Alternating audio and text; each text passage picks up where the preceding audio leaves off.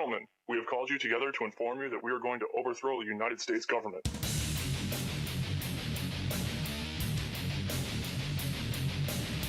You still think that jet fuel brought down the World Trade Center?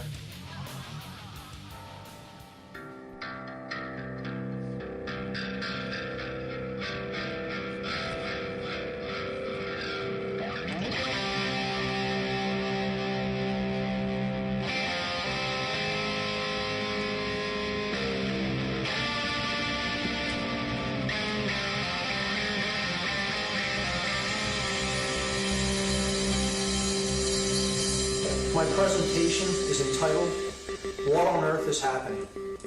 And there's no question mark at the end of that because this is my attempt to explain just that, what on earth is happening on our planet.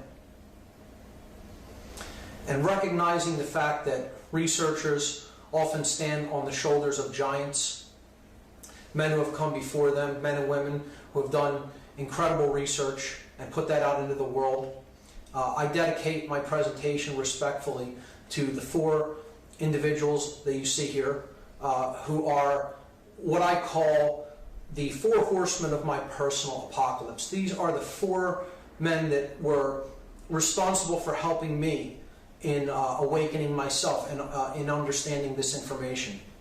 And that is David Icke up in the upper left there, to the upper right, Michael Tessarian.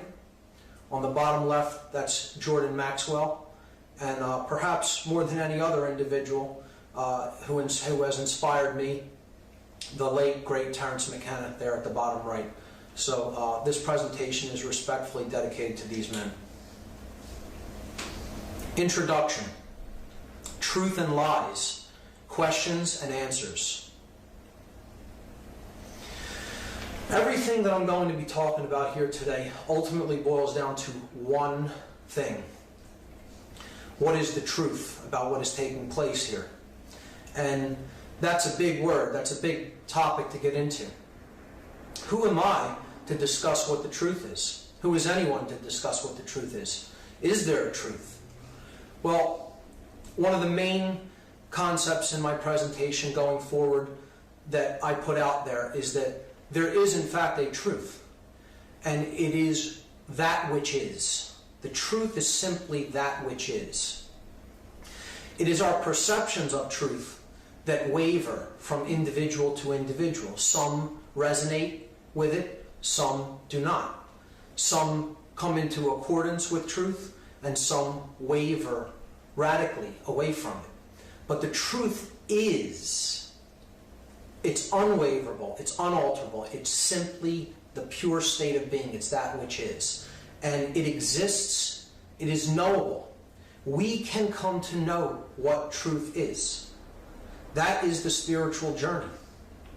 So that's what this entire presentation is ultimately about, getting to the truth. Philosophers have often made comments about truth. Like William Blake, he said that truth can never be told so as to be understood and not be believed. Poet and author William Blake made that statement. In other words, if you can speak the truth in a way that it is easily understandable to people, they will recognize it as such. Philosopher Arthur Schopenhauer, he said that every truth passes through three stages before it is recognized. In the first stage, it is ridiculed. In the second, it is opposed. And in the third, it is regarded as self-evident. George Bataille said that the truth is paradoxical to the extent of being exactly contrary to the usual perception. Very true statement there. Most people see things often exactly the opposite of how they really are, and they stay attached to that belief because it's more comfortable for them. So the truth can often be seen as paradoxical because it's exactly the opposite in many cases to the usual perception of most people. George Orwell said that during times of universal deceit, telling the truth becomes a revolutionary act. And indeed, what you're witnessing is an act of revolution in the times that we live in. The questions for the entire presentation are as follows. These are the questions we'll be really attempting to answer. Who are we? What is the purpose of human life? Why do we hold the beliefs that we do about ourselves and the world? Why do we act the way that we do toward ourselves and others? What is happening in the world today, and why? Why, most importantly. And finally, how can we improve ourselves, and by doing so, improve the world in which we live? Because ultimately, I believe that is most people's goal in life if they're a truly self-examined individual. They want to improve themselves and they want to improve the world, leave this world a better place than they found it. So these are the greatest questions that humanity has ever asked of itself. And these questions have answers. These questions are answerable. The answers are out there. The answers are discoverable. It's up to us to discover the answers to these questions. So the enemy of all truth, if you're on a quest for the truth, there are blockages, there are roadblocks involved, and lies and deception come up all the time when one is going off in search of the truth. So we want to understand how that dynamic works in this process. If there's anybody who knew a lot about lying and evil, it was this man, Adolf Hitler. He made this comment about a lie. He said, make the lie big. Make it simple. Keep saying it and eventually they will believe it. A technique for propaganda. If anyone knew more about lying than even Hitler, it was this man, the Nazi minister of propaganda during the Third Reich, Paul Joseph Goebbels. He said, the bigger the lie, the more it will be believed. Contrary to what you would think. You make the lie even bigger, even more extravagant, even more encompassing, and more people will actually believe that. Which brings me to the concept of the biggest lie. So the biggest lie that we can ever be sold, or that we can ever personally buy, is simply the lie that there is no truth, or even if there is, it's undiscoverable. So why bother to even go out and search for it? This ties in with the philosophy of moral relativism. And it's a dangerous and slippery slope when you go down that path. Because if there is no truth, then there is no right or wrong either. So there is a truth. It is knowable by us. It is our job to find out what the truth is. So if you buy the biggest lie that there's no truth out there to discover, that it's all just perception, then you're headed down a path in which there is no right or wrong either. And it's up to anybody to decide, what they think is appropriate given any particular situation. They're not really making a decision that is born in true conscience. It's just what is right for me, I'm going to do, regardless of the consequences, because I don't believe that there is actual truth to live in harmony with. So that's the most dangerous lie of all to buy. And unfortunately, most people in the world have bought this lie, that there is no truth. And therefore, the spiritual journey for them never really begins, because they're never really striving for something beyond themselves. So it's a very important thing to overcome and to get past before you go deeper into this journey. You have to believe that truth indeed does exist. Otherwise, you're not really actively searching for it. So in our search for truth, where do we go for answers? What sources do we have to go to? Well, most people go to what I call the Big Four, and they are politics, religion, science, and the New Age movement. And each one of these is an ideological system. It's an institutionalized system of thought. And each one of them differs in various ways, but most people will go to one of these four institutionalized systems in their search for truth.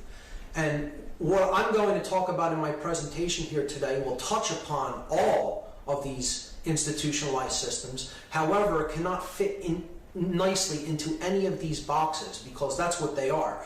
They're boxes for consciousness. They are paradigms. They're acceptable ways of looking at the world, outside of which it is discouraged to look outside of. So if you're looking into any one of these given systems of thought specifically, you're not going to find the whole truth encompassed within any one of these systems of thought, because that's what they are. They're systems, they're boxes, they're confines, so to speak. And the truth is too big to be put in a box. It exists outside of any boxes, outside of any limitations. So we have to expand our perceptions to look beyond all of the current social and political and religious paradigms and scientific paradigms in the world if we're really going to endeavor to find truth. So the truth is outside of all of these. We cannot limit ourselves to any one specific institutionalized thought system if we're truly serious in our search for the truth. So part one, I'm going to start with the solution. This presentation is in 3 sections.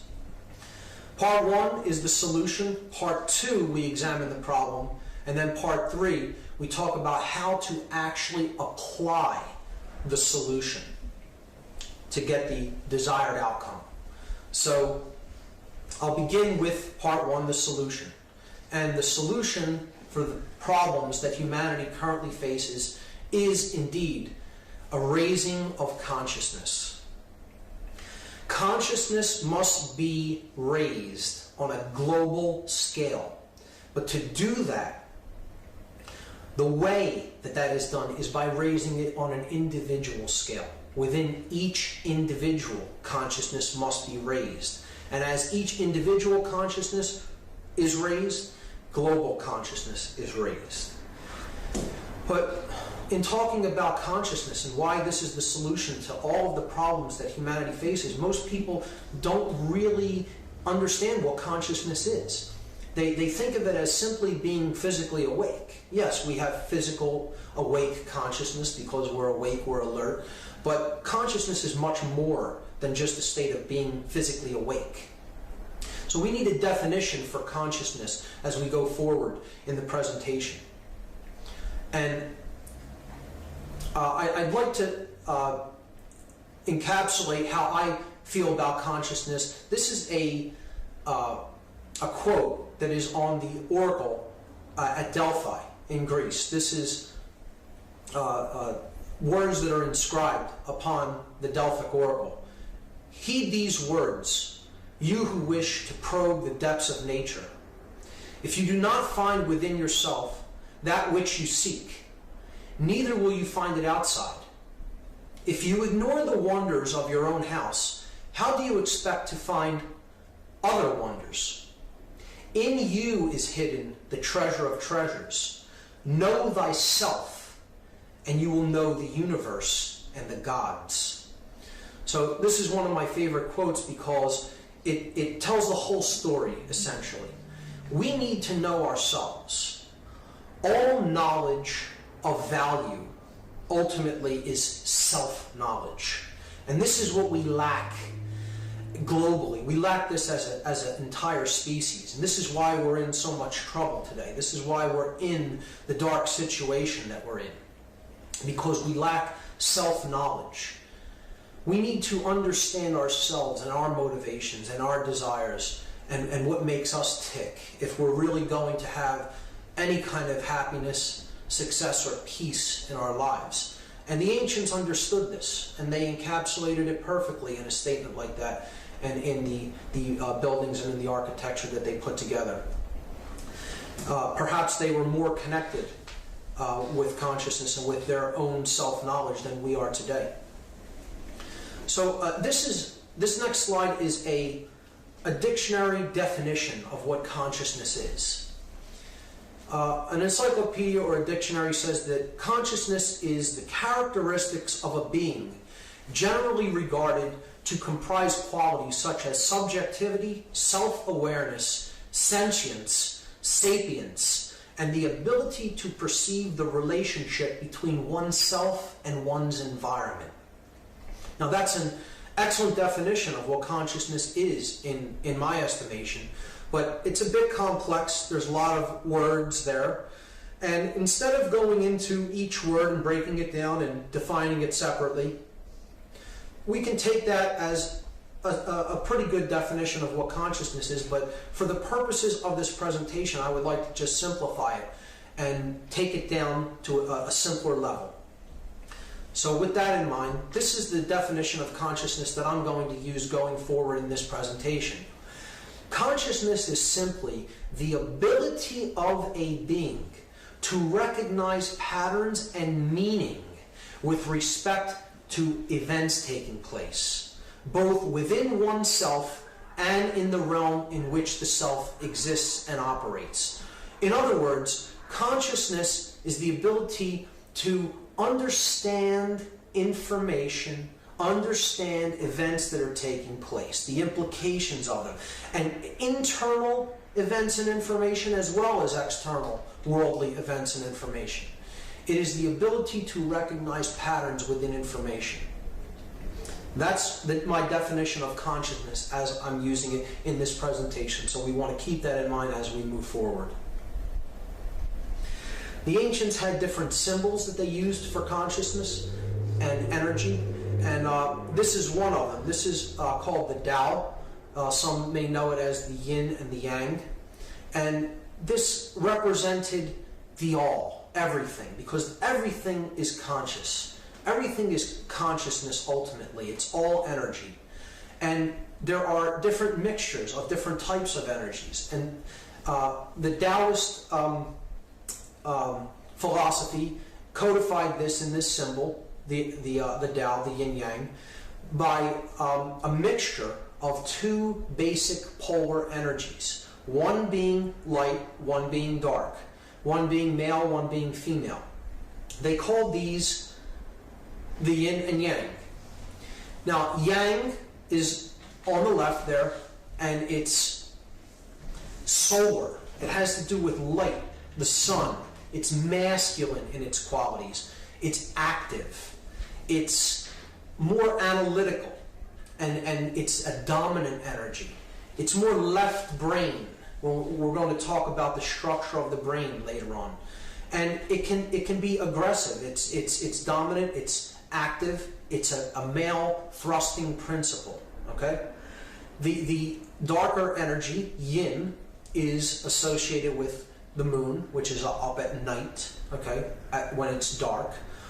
It's a more feminine or passive energy. It relates more with intuition than with analytical thought or logic. It's more submissive than dominant. It's more right-brained. And it deals with concepts of compassion and nurturing. So the ancients looked at this as these are the qualities that are in all of us, not just men and women. It's not just male or female. This masculine and feminine energy is indwelling in all of us, whether we are male or female. And we have to strike a blend, a perfect blend, or an equilibrium of these two types of energies, male and female, yang and yin. So what we're going to talk about later is how one of these energies is really seemingly dominating the other more in the modern world. Another mode or another symbol that the ancients used to explain what consciousness was is the triangle, because they recognized that consciousness was a threefold aspect within an individual. Basically, an individual expresses their consciousness in three basic ways, and all other ways that they express themselves are offshoots or variants of these three basic modalities of consciousness. So in the ancient world, this was known as the law of three, or the triune aspect of the individual. And here's what they are: our thoughts, our emotions, and our actions. See, our thoughts are the creator of our experience. Everything that exists has to first exist as a thought to come into manifestation. So our thoughts can be seen as the creator God, the creator of our experience. So I have it labeled here, the Father of the Trinity of thought, emotion, and action. And thoughts arise from what we call mind. The second part is our emotions. This is the yin aspect of consciousness. Okay, so the thoughts are the holistic quality. It's the essence. Emotions are the yin aspect. This is the feminine aspect of consciousness. This is the spirit in which we do things, our emotions. So this is the sacred feminine, or the mother of the Trinity, the Holy Spirit, if you will. Okay? This is the internalized expression of our consciousness, how we feel. And then there's the male aspect, what we do. So we have a thought, we feel a certain way about it, and then we take action in the world in relation to our thoughts and emotions. So our actions are the third aspect of our consciousness. And we perform actions with the body.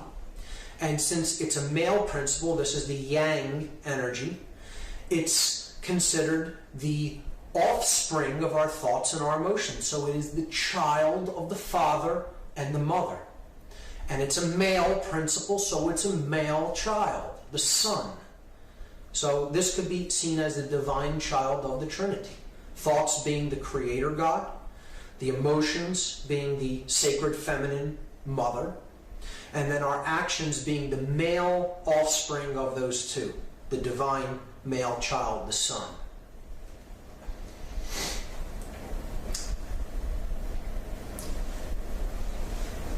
So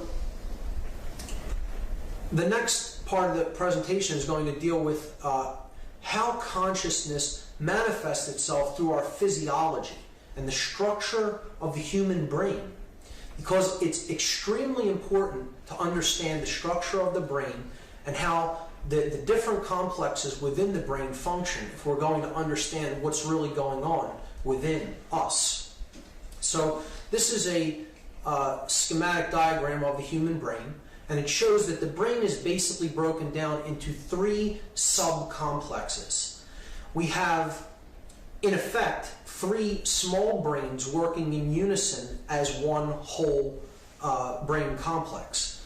And the three complexes within the brain are the R complex, or the reptile brain.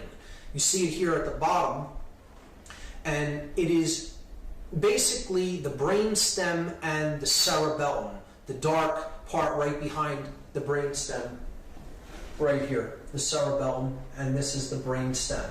So this part of the brain governs our survival instincts.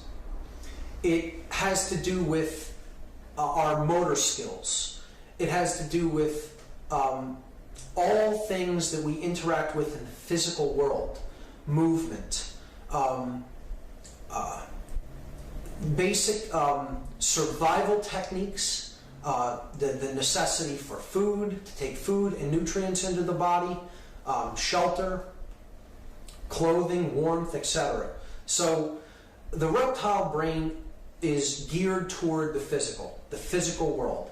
And it is focused upon survival. That's what helps us to focus on the physical things that we need to do to survive on a day-to-day basis. The R complex, or the reptile brain.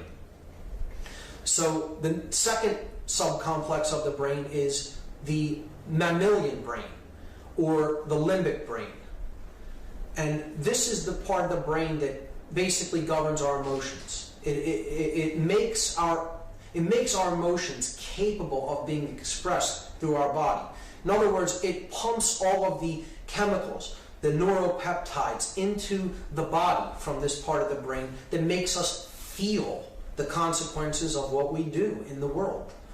So this is the limbic brain, and it can be seen as the intuitive part of the brain since it generates our emotions. It's comprised of the hypothalamus, the hippocampus, the amygdala, and the pineal and pituitary glands. So that's the midbrain. And there's a third part of the brain that most people, when they see it, they think that that is the entire brain, the gray matter of the brain. And it is simply one of the complexes of the brain, but it is by far the most complex and by far the part of the brain that gives us our human qualities, and that is the neocortex. It's called the human brain. This is the part of the brain that is responsible for higher order thinking within a human being. It makes higher order thinking possible.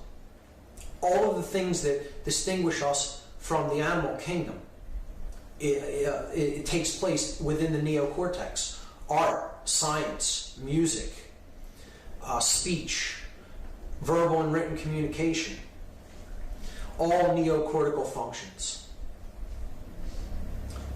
So these three parts of the brain can also be seen to be symbolic analogs of consciousness, of the trinity of consciousness, as we have already talked about.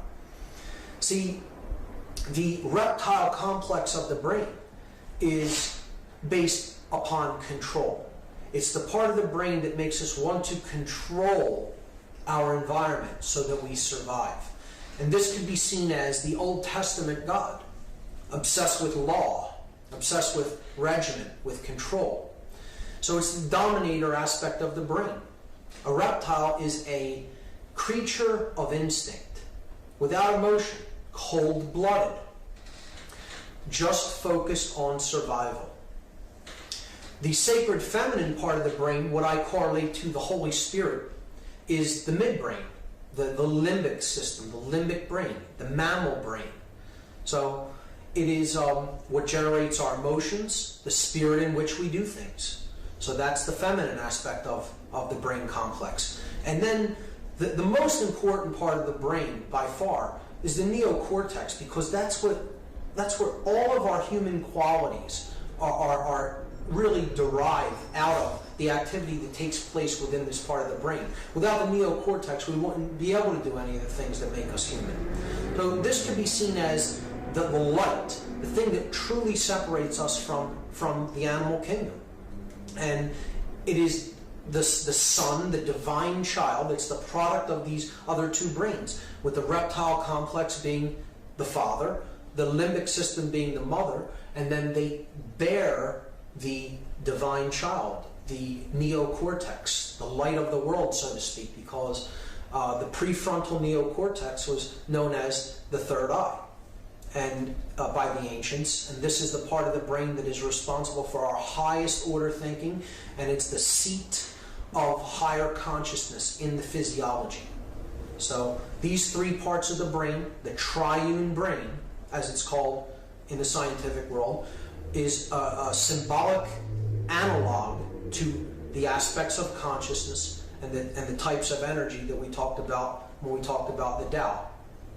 So absolutely important to understand how these components function and what happens if they become imbalanced, which we'll talk about later in the presentation.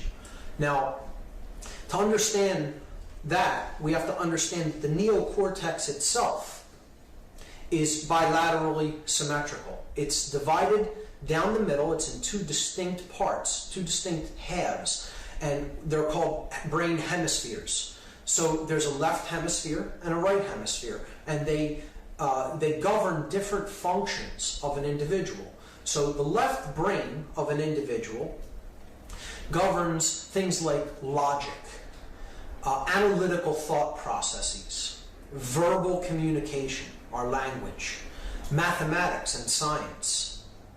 Okay, anything that requires analysis and logic. Okay, so it's the masculine side of the brain. Hard facts, hard figures, physical worldliness, reason. Okay, the right brain functions entirely differently. It's more holistic. It governs holistic thoughts, spiritual thought. It is intuitive. It's where our intuition is derived from. It's the creative center of the individual. So artistic capability is derived from this part of the brain. All kinds of creativity, music, etc., art, comes from this part of the brain. So it's the feminine aspect of the brain. So you have a male side of the brain and you have a female side of the brain. And it isn't that one is better than the other. It's that they need to be balanced, just like the yin and yang energies. They need to be balanced to come to a state of wholeness, of working in unison with each other, and equilibrium. And that's a truly ordered individual, a person who really is truly awake in consciousness, has a balanced brain. They're using both brain hemispheres in conjunction with each other. When that is done, the prefrontal neocortex that governs the highest order thinking within the individual really comes online. And that's kind of the opening of the third eye, so to speak. And that only happens when these two brain hemispheres come into coherence with each other.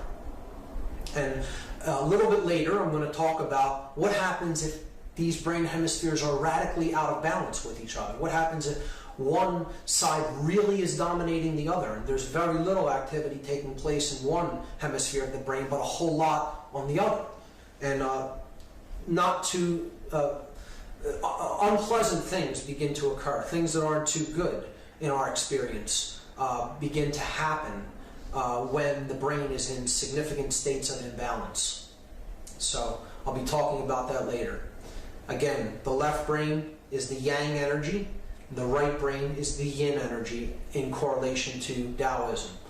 So the symbols for these, which will become important as we go forward and talk about symbology, are the upward pointing triangle. In the ancient world, the upward pointing triangle seen here was known as the blade. This is a symbol representing male energy, or yang energy. It's a rudimentary phallic symbol. It's an upward pointing triangle. It's like the tip of a spear, okay? Or it's, like I said, a rudimentary phallic symbol. These are thrusting elements, a spear, a penis, male active thrust, okay? The opposite of that, yin energy, is the inverted triangle. Okay, so you just are taking it and you're using its opposite, an inverted triangle. This is like the shape of a womb, the shape of the lower portion of the female anatomy that bears children. You know, it's like a chalice that holds wine or blood. You know, the Holy Grail is a concept of this inverted triangle. It was known as the chalice in the ancient world. So you have the blade, and that represents the yang energy, the left brain, and then the chalice, the inverted triangle, that represents the yin energy, or the right brain. So keep those symbols in mind and how they correlate to consciousness and how they correlate to the brain as we go forward, because we will be seeing them again. The next concept I'll talk about is polarity. So polarity is how seemingly opposite forces work in the world, and I'm going to talk about how they're really, the differences between them are really illusion. That there really is only one ultimate force that's at work in the world, but it kind of has split itself in two, and it works in different ways to really help us to have an experience in the physical world. So polar forces could be looked at as hot and cold, good and evil, young and old, hot and cold. Let's take light and dark as an example. It's only one thing, light and dark. They're not really opposites. There is only light energy. See, it's either present or it's not present, in which case you have darkness. You can't go into a completely lit room and shine darkness into a room.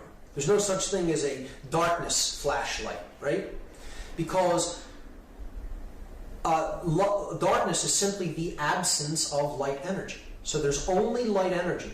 We look at light and dark as two polar opposites, but they're really not. There's really only one thing there. There's only light or its absence. So that's going forward with this section, that's what I want you to keep in mind. The things that we really see as opposites, as really warring against each other, energies that are warring against each other, are really only one thing, or its absence. Scientist Dr. Masaru Emoto, I believe is his name, does experimentations with water crystals where he exposes simple water to energies, to vibratory energies, to emotions. And he then takes the water molecules and he photographs them under high magnification to see if their structure changes depending on proximity to certain forms of consciousness, like high level of joy or high level of fear or anger, things like that. And this beautifully organized water molecule crystal that you see here formed when the scientists placed water in the presence of high joy and love within certain individuals. So it became ordered. And this brings us to the first polarity. Okay, the first polarity is that which brings order and is the good emotion. We only basically have two emotional polarities. Every other feeling that you could possibly feel is an extension of one of these two basic polar emotional forces at work in the world. So the first one is that which makes us feel good, and it's that which brings order. And it is the energy of love, the polarity of love. And giving an idea of what I mean by the love polarity, the love energy, going forward throughout this presentation, is it is not this Hollywood or romance novel idea of love. It is the expansive force of consciousness. If you look at the images here, it's individuals that have opened themselves up to what is and are in harmony with that which is, with truth, and with understanding and knowledge and light. And consciousness and love is that aspect of consciousness, the expansive aspect of consciousness, that which flowers and does this and opens us up to that which is. That's what love really is. Okay? Its polar opposite is the opposite of the energy that makes us feel good and which brings order. This is the energy that makes us feel bad when we experience it and which brings to our experience chaos and disorder and disarray and pain and suffering. And it's interesting that this scientist, Emoto, took water, the same water that he had just previously exposed to a high vibratory energy of consciousness and love and joy, and he then exposed it to people totally in shut down consciousness, fighting amongst themselves, in fear and anger, and just being generally nasty to each other. And this is what the same water ended up looking like. The crystalline structure completely broke down, and there was just chaos in the structure of the water. And it shows you that our emotions and what we think and what we do have an effect on the physical world. The external reality is a reflection of what's really going on inside of us. So this is water that's been exposed to the negative emotional polarity. And that emotional polarity is fear. Fear is the opposite polarity of love. It is the absence of love to varying degrees. And this is the force, this is the polarity that brings disorder into our experience. It brings chaos when it arrives within us. It can never create order. Love is the polarity that brings order. Fear is the polarity that brings chaos. This is the energy that shuts consciousness down.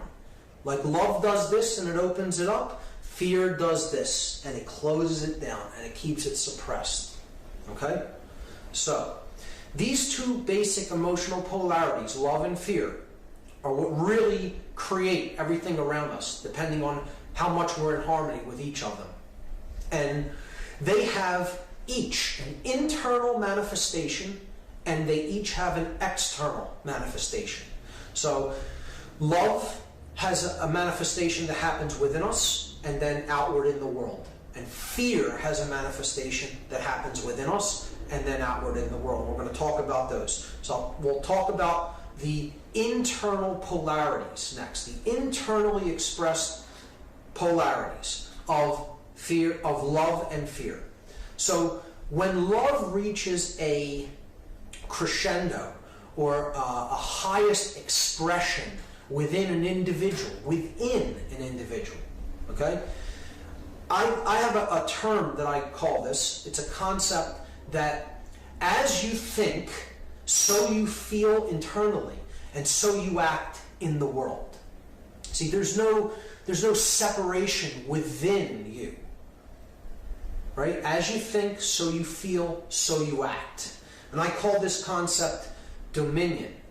It means that you are in rulership of the only thing you're really allowed to be in rulership of. You're in rulership of the kingdom of self.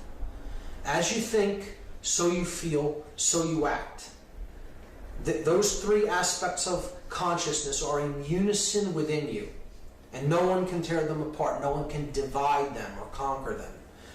People can't get you to do something that you don't feel is right. You act in a way that you say you think and feel, and then you act that way in the world. There's no contradiction within. That's the state of dominion. Its opposite is when fear runs rampant within an individual, and you have opposition within the self. The consciousness is shut down. The individual does not really understand what's taking place within themselves or around them, because they're essentially unconscious. The opposite of consciousness being the ability to recognize patterns taking place within and outside of oneself. This fear that runs rampant within an individual, it reaches a crescendo, or it reaches a final expression within an individual, and this is the state of confusion. Confusion is the internal polarity of fear residing within an individual. An individual goes into a state of shutdown and confusion. They do not understand themselves, and they do not understand the world. And often when they're in this state, they don't want to do any learning because they're operating in lower forms of consciousness. And that's not where we can really do learning and to get out of this mode, which it becomes like a cyclical process. The individual becomes trapped in it. So these two polarities, love and fear, have an external manifestation. This is extremely important. Two of the most key concepts that I'm going to be discussing going forward in the presentation, I'm going to talk about right now. When love, the polar energy of love, reaches its highest vibratory state within individuals, the community around the individuals begins to express something. And something is becoming born in the external world when individuals have the love energy dwelling within them. And this is the highest expression of love manifested outwardly in the outside world that we see in our experience. And that is freedom. Freedom is the highest goal of the quest for truth, of the spiritual quest. It is one and the same as the quest for the divine. And if spiritual teachers aren't really teaching that to people, I don't believe that they're doing their job, because it's all about freedom and about very little else. Freedom is what the end result is all about. Okay? It is the highest expression of love in the world around us. When love is present within an individual, they are working toward true freedom. The opposite of this force, the opposite of this manifestation in the outside world, is if fear rules within the individual. The essence of fear rules, the individual goes into the state of confusion within. So the polar energy of fear is ruling their consciousness, it's shutting consciousness down, and then internally they're in that state of confusion. When someone is in a shut down state of consciousness and confused, the way that they then almost invariably act in the external world is the desire for control. Control is the polarity of fear that reaches its highest expression and then is born out into the external world. And it is based on the dynamic of fear. It is based on the polar vibratory energy of fear. Not strength, not power, but fear. A controller wants control because he is in fear. External control is an illusion. It does not exist anywhere in three-dimensional manifestation. It is a complete illusion that we buy into because our consciousness is shut down through fear and confusion. And this dynamic cannot ever create order in the world, being based on fear. You saw what fear does to the water molecules, and ultimately it creates chaos in the external world. The only way that we would be able to create order is through freedom. Impossible to do it through control, because control is based in fear, and fear creates chaos, as we've seen.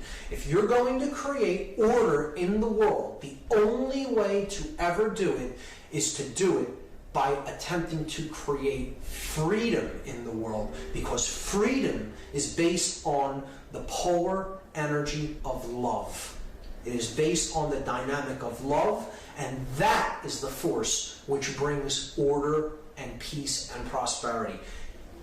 Trying to create any kind of control through, any kind of order through control is only going to get you chaos. It cannot ever create order or peace. So with that being said, the next concept to understand is direction. We understand how these polar forces work, what they do within ourselves and in the external world. We have to ask ourselves some basic questions about the direction of our lives and how we've lived, how we are living, and what if we continue on the path we're on, what we're likely to see in the future. So we're looking for our compass. We're looking for our emotional compass, okay? The direction that we want to set ourselves in life. And we can do this, we can try to set this compass for direction by asking some basic questions. Are we moving toward an expression of love, or are we moving toward an expression of fear? Both within and in the outside world. Which one of those basic polar forces are we really moving toward, if we are honest with ourselves? Based on our available knowledge of ourselves and the world around us, we have to make an honest appraisal of where we are and where we are headed. We have to have an understanding of the past. Not studying the past is extremely dangerous, because those who don't understand what has happened in the past, it is very true that they are often doomed to repeat it in cycles, because they don't get the lesson. So an understanding of what happened in our past can help us to orient our direction for the future. We should learn from the past, from the mistakes of the past.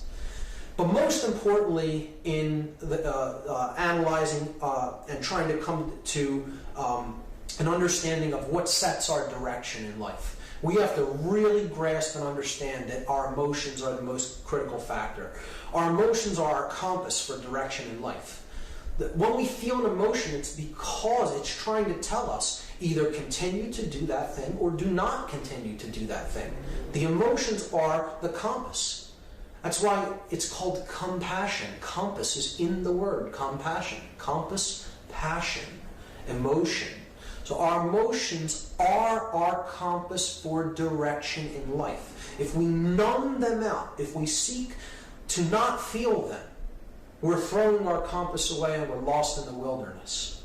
So your emotions are there to be felt, not to be numbed out as many people are striving to do in the modern world.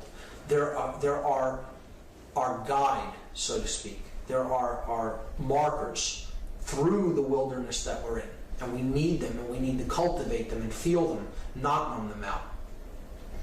So worldview is the next concept to grasp. And this really is what most people suffer from, a poisoned worldview, as I'll talk about in part 2.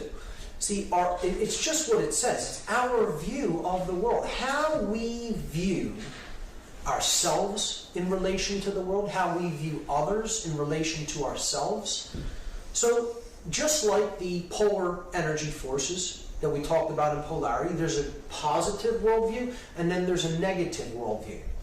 So the positive worldview is one that sees ourselves as, yes, an individual, unique expression of individuality, the monad of consciousness, if you will, the individual unit. But it recognizes that we are unique and we're an expression of the whole and we're part of the whole. When that drop is in the whole ocean, there's no separation. It is the same consciousness, it is the same energy, it is the same substance, it's made of the same thing. And we need to see the world more in that holistic sense if we're going to come through these problems that we're facing, that we see in the external world. It's because we see ourselves as fundamentally separate from everyone else. See, it doesn't mean we have to lose our uniqueness. We can still understand that we're completely unique, like a beautiful snowflake, and there's only one like that. You know, it's not to throw away the idea of individuality, because that is of total importance. That is of critical import to understand that each individual is a unique expression of consciousness within the whole. So the value of the individual is infinite, and it must be respected at all times. But it's not to say that the individual shouldn't also understand that they are part of a living system. See, we belong to the whole system of the earth, the whole complex that is this living, breathing planet. We can't separate ourselves from our environment, from our ecosystem. We belong to it. We are part of it. And human nature, you know, this is really what worldview really gets down to. How do we see human nature? Do we think of human nature as fundamentally flawed? Do we think of it as fundamentally evil or vile? You know, I think this is what human nature really looks like once all the external tapestries are stripped away and all the non-essentials are stripped away. Human nature is fundamentally good, not fundamentally evil or flawed. That's a poisoned worldview. If we're to heal the problems within ourselves and in our social structure, we need to recognize human nature for what it is. It's good. It's all the conditioning and the mind control factors that go into poisoning a person through information that they take in over the course of their lives that makes them do the things that they do, the harmful things that they do. It isn't that's human nature. And we need to really be focused on working toward true freedom if our worldview is a positive one. And if we really understand what we're here to do and what a positive worldview is really seeking to create, to accomplish. When we take this worldview, this positive, connected worldview, this unified, non-dual worldview, these are the states that emerge. Higher levels of consciousness and awareness, dominion within the self, understanding of our motivations, our desires. And states like this is what emerges, what you see here. Peace, harmony, justice, truth, freedom, order. They can only be created with a positive worldview.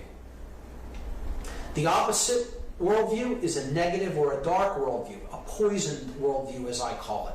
So it's the worldview that sees that, again, that little drop up there as completely cut off and separate from the whole. This is one big, huge mass of consciousness, but I'm completely separate from it, and I have no relationship to that whole. I'm just a number. I'm one of the faces in a mass of faces, and I can't really affect any change. I'm just a number. I'm powerless. My nature is fundamentally flawed. We come into the world in a state of corruption and sin and brokenness. And you take this worldview, your life will become a reflection of that worldview. Your consciousness will slowly begin to shut down until you're in a state that resembles sleep or hypnosis. And you will have all kinds of susceptibility to techniques of mind control, which I'll be talking about. And when we take this negative worldview, then we want to lash out against everyone else. We're cut off. We're separate from everybody else. We're in a state of internal confusion because our consciousness is shut down. And then we want control. We want to feel better about ourselves by taking external control over someone else. And all that's doing is ignoring the basic problem. The basic problem that a controller does not know oneself. They don't really understand the modalities of consciousness that are indwelling within them. And because they're in that state of internal confusion, then they seek for external control over others. You're only going to create chaos, suffering, disorder, disharmony, and ultimately enslavement by looking at the world in that way. These are the states that a negative worldview brings into manifestation. A being that is shut down in fear, totally oppressed, or looking to oppress others, like a sorcerer or a big brother type. So that is worldview. The next concept I'm going to introduce is magic versus sorcery. These are very real forces. These are very real energies that are being used all around us at all times in the world. And they're very real, but they're quite different from the Hollywood interpretation or definition. A real magician or sorcerer isn't, casting lightning bolts from his fingertips, but he is using forces at work in the world to create what he wishes to create. And here's the definition of magic. This is what magic actually is in the real world. Magic is a science. It's a science and art of influencing change to occur in accordance with the will. Now that's a very important term there at the end. Will with a capital W. Okay? Whole books, whole volumes have pretty much been written about what that means. And this does not mean the practitioner's egoic will, my desire, what I want to see happen, what I want to see done. This is the will of the energy of creation. It is the will of love. It is the will of that polar force that wants to create order, the divine intelligence inherent in creation, in the energy of creation. Now, you can call that whatever you want. I have no problem calling that God. I have no problem calling that the divine. This is the divine will. But you could think of it however you wish to think of it. So that's what magic is. The science and art of influencing change to occur in accordance with the will, capital W, the divine will. Let thy will be done, not my egoic will. Okay? Magic's goal is the state of non-dualism. We talked about this before. This is the state of dominion, the state of not being able to be torn apart internally. This is the state of as you think, so you feel, and so you act. You are non-dual. You are one within. Your three aspects of your consciousness are one and cannot be torn apart. As you think, so you feel, so you act. That is magic's goal. A true magician is trying to bring the state of non-dualism into being, not only within himself, but with anyone else that he may have the ability to influence and inspire. And the process of this, of a magician's process to create the state of non-dualism is known as alchemy.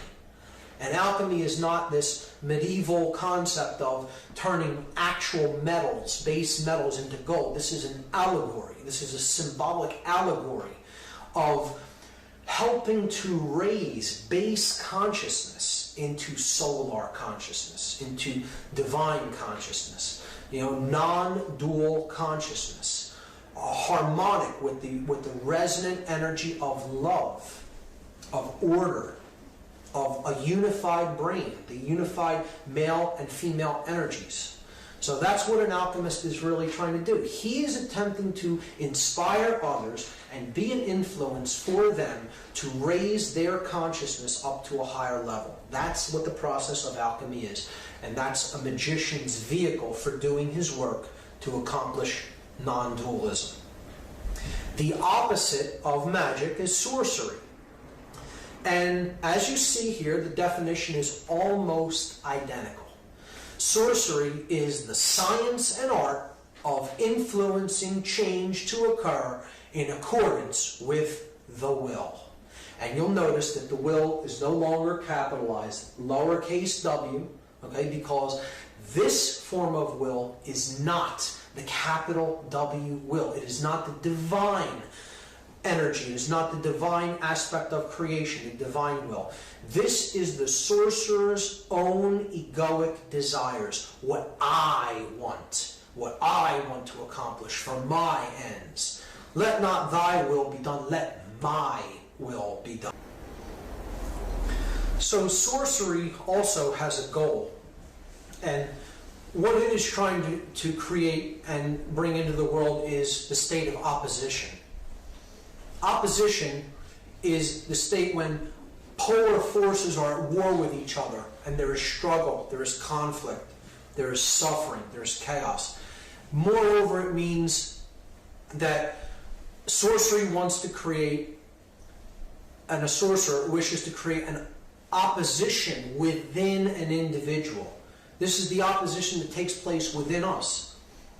We aren't unified in the way we think, feel, and act. We may think a certain way or feel a certain way about something, and yet we do something that's in opposition to that. So we're torn apart from within. The three aspects of our consciousness are not unified as one. They are torn apart. So in that aspect, the person is in internal opposition, where they are crucified within themselves. It can be seen as. And the actual methodologies that are used to accomplish this state of opposition, both within an individual and in the external world, is the sorcerer's tools of illusion and manipulation. It is getting people to believe in something that simply is not real and that does not serve their interest in the world, does not serve who we are and how we are really meant to live. And it creates disharmony and strife and suffering in the world. They want to try to get people to believe that way because it may benefit them. Even though it doesn't benefit the whole, it may benefit them so that they profit and they come out on top and everyone else suffers. That's what a sorcerer is really trying to do. And they use illusion and manipulation, playing people off against each other, manipulating them, getting them to see things that they want them to, in a way that they want them to see it, getting them to believe in things that aren't real, don't serve them, and yet then people develop an attachment to it. And that's really what creates all suffering. So that's what magic and sorcery is really about as they are used in the real world. So the next concept in consciousness that we have to understand is what really keeps us as a species in a state of general unconsciousness. What are the barriers to our self-realization? And look at the word realization. I'll be talking a lot about the meaning of words going forward in the presentation. To use one's real eyes, to realize something. When we realize it, we are making it real, realizing it. Okay? So it's bringing something into manifestation. Well, what are our barriers to realizing the true self, the true essence of who we are? The barriers to the realization of the true self. Okay, not the egoic self, but the real essence of who we are. Here are the four main barriers to the realization of the true self. The five sense illusion, ego identification, the prison of the left brain, and institutionalized belief systems, which we've already talked a bit about. So I'll take them in order. The five sense illusion is the first barrier to the realization of the true self. This is the idea that only what we are able to perceive with our sensory organs is real. And anything that lies outside of that sense perception cannot exist. That's what this concept is, the five sense illusion. This first image over here on the left is the visible bandwidth of light energy that we are able to see and decode as color in the human eye. And you see, this is a blow up of it here, but over here, this little strip right here, okay, is in fact all of the visible colors of light that the human eye can perceive. There is an infinity in the spectrum to the left and the right of frequencies that the human eye cannot decode as color, yet they exist. Sound is another example.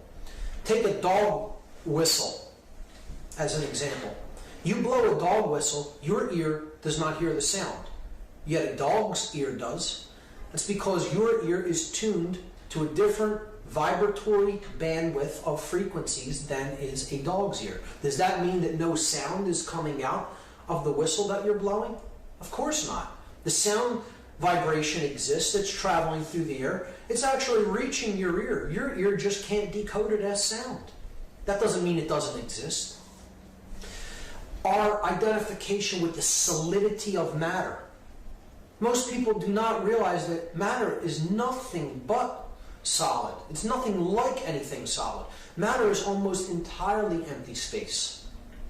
The atom is almost entirely empty space. The nucleus of an atom, if you made it the size of a baseball, the electrons, what we term the electron shells, would be city blocks away from the nucleus, and all in between is empty space, vacuum.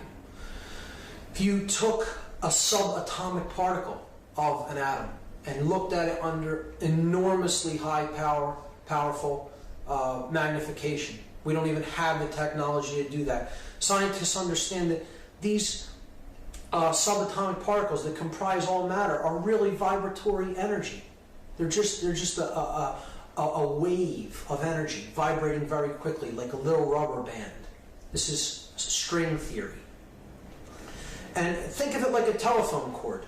If you took a telephone cord or a jump rope, okay, and just kept whipping it faster and faster and faster and faster and faster and faster, eventually you can make it look like there was a ball there if you were able to move, to whip it around fast enough, but it's not a solid object.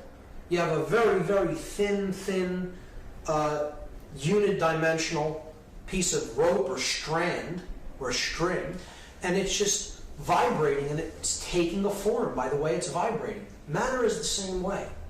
Matter is not solid. It's simply energy and vibration.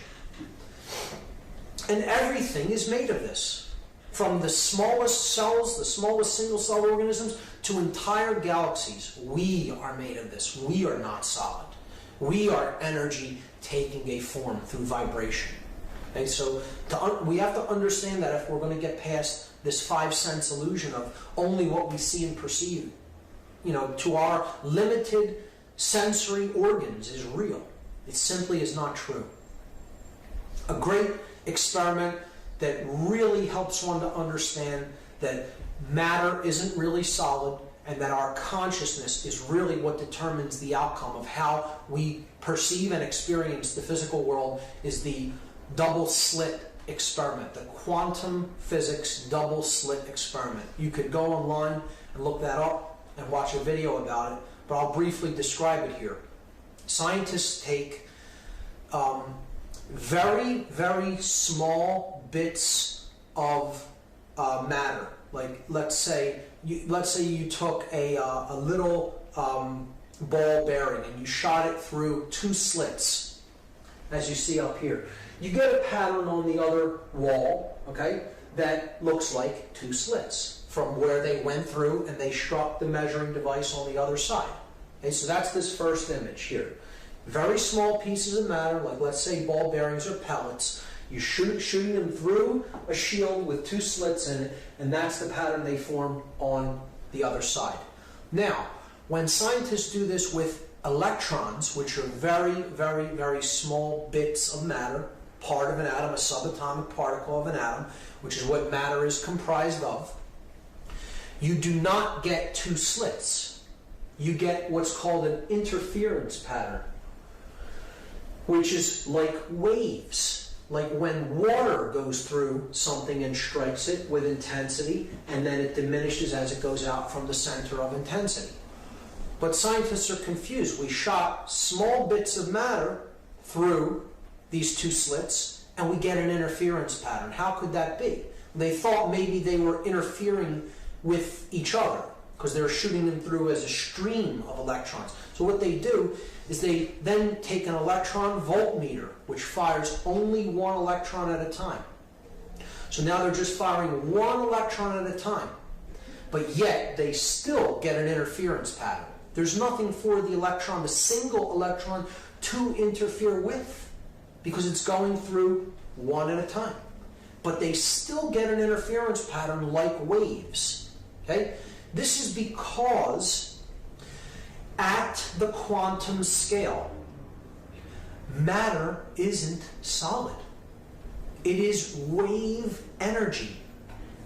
And the electron is leaving that electron voltmeter as a wave, and it's passing through that double slit as a wave to strike the wall as a wave.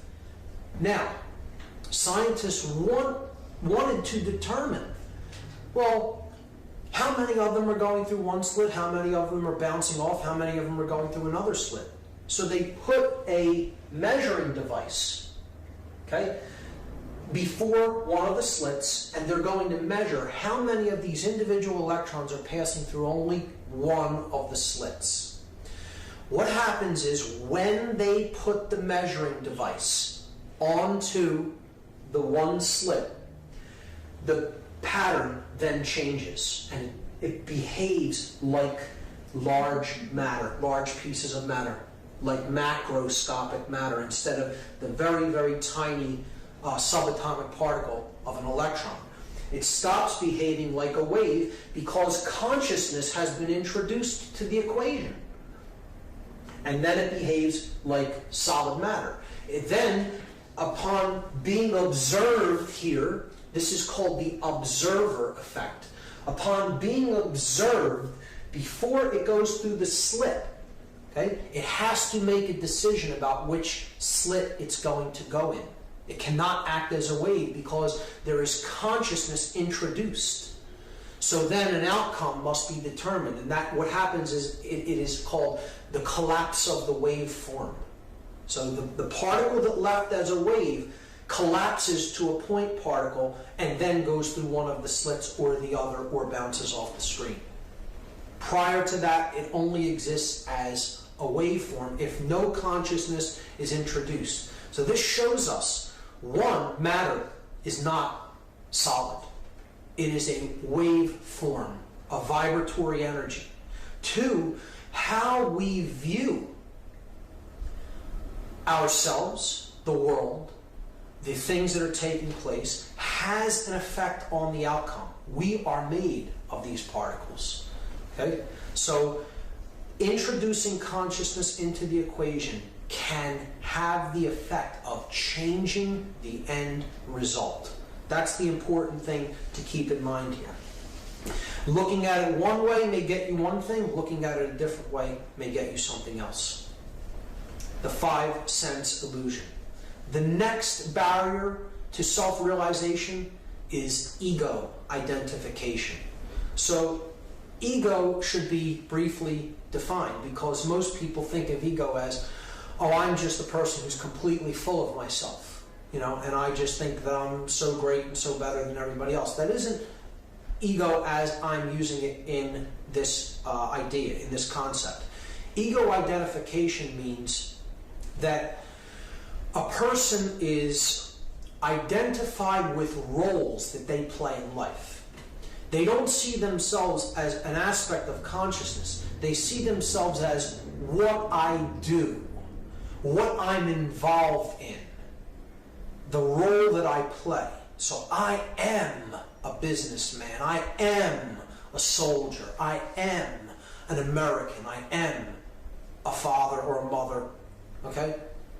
You're identified with the roles that you play in life. These are simply vehicles, expressions for consciousness to have an experience in the physical world. They're not who we actually are underneath. We are the expression of consciousness, having an experience in the physical world. These are roles we play in life. They're not actually who we are. But we often tend to get into the trap of identifying with these roles so much, so completely, that we define ourselves as these roles. And that's where we can get into trouble. The next barrier to the realization of the true self is the left brain prison. So we talked about the hemispheres of the brain and how the left and right brain play very different roles in their functions. And what we have to understand is that shut down modes of consciousness are very frequently caused by left brain imbalance. And this is, we'll talk about why that is later, and what happens to the brain when it becomes imbalanced toward one hemisphere or the other. So the next barrier to the realization of the true self is what I call, what many researchers have called the left brain prison. This is getting trapped in the functions of the left brain only and kind of ignoring the right brain functions of holistic thought and intuition. And this is a product of our culture, actually, which stresses reading, writing, math, verbal communication, written language, science, logic, reason.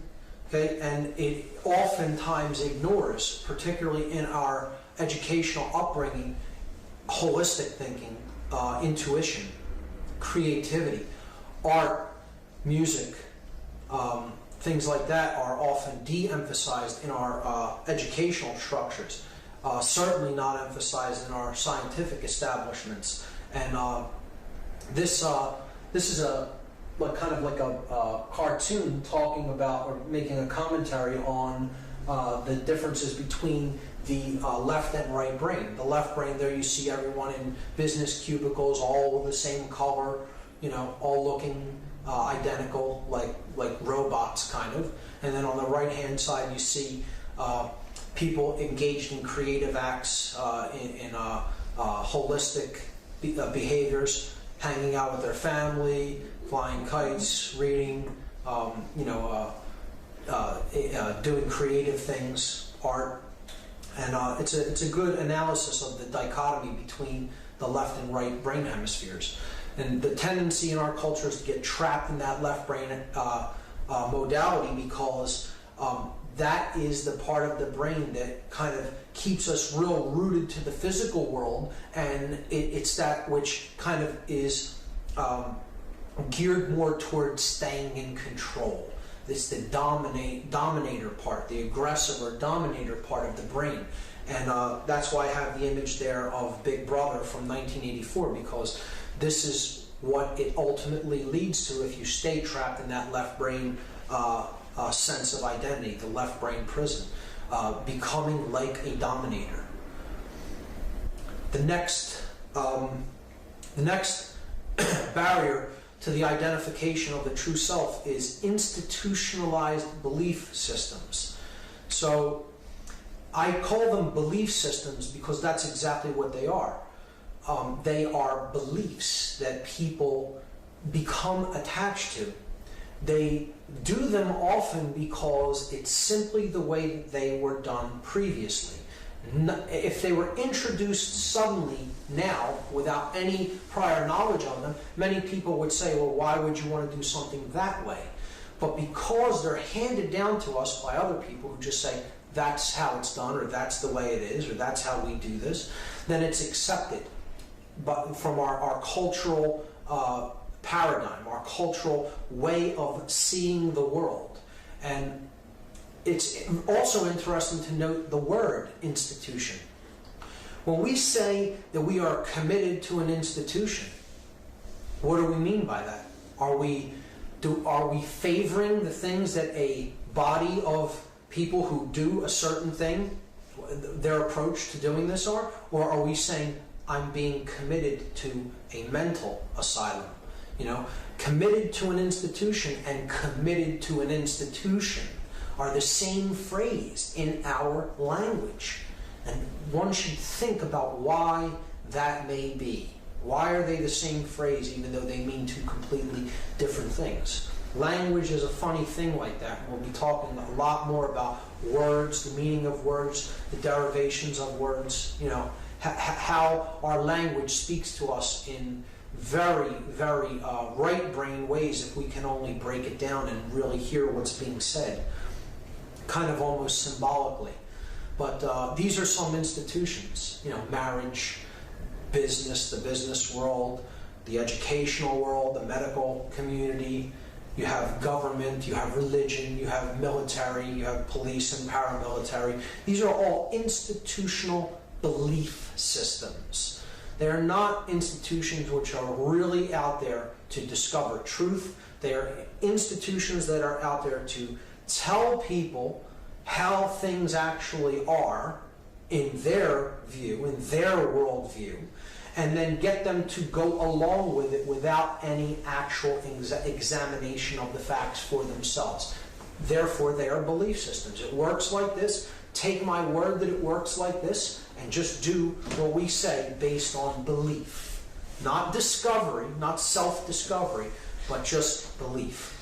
And that's why I think that institutional belief systems are one of the biggest barriers to self-realization, because they don't really take the individual into account. They absorb the individual rather than encourage the unique expression of an individual. With that having been said, the next section is the true self versus the false self or the lower self. So the higher self versus the lower self. That which is the real self versus the self that is engaged in and trapped in illusion. So this is what the qualities of the true self are. When we are born in conscience, when we are born in consciousness, these are the qualities that the individual takes on. The true self exists in a state of dominion and non-duality. So as they think, so they feel, so they act. And they cannot be separated from that way of living their life, way of being in the world. A true self understands and works toward true freedom. They really grasp the concept of freedom. They understand it as the highest expression of love in the world around them, and they're working toward higher and higher expressions of freedom. The true self practices alchemy to bring about the true will. So the true self is a magician in the truest sense. He is not serving his own egoic will. He is serving the will of creation, the will of the divine, that which wants to bring higher levels of consciousness into manifestation. The true self is concerned with the alleviation of suffering for all beings. That's very critical. The true self recognizes that another being's suffering is his own suffering. And he or she suffers as long as there is even one other being that suffers.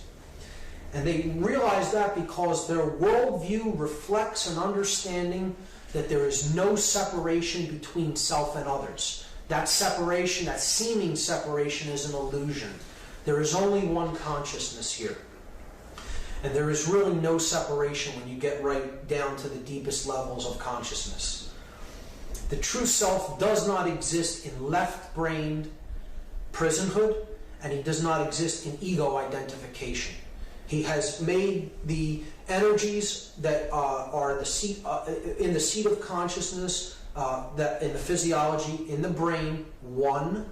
Okay, that he's united the polarities of left and right brain, of male and female, the chemical wedding, if you will, it's been called. And he's operating from a perspective of whole thoughts. Okay? And he's not ego identified.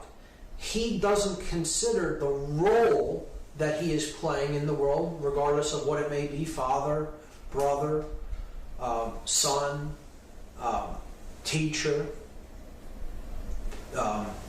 any job that he may do. He's not identified with that as his identity. Okay? It's not who he is, it's what he happens to be doing at any given moment. The role he's playing.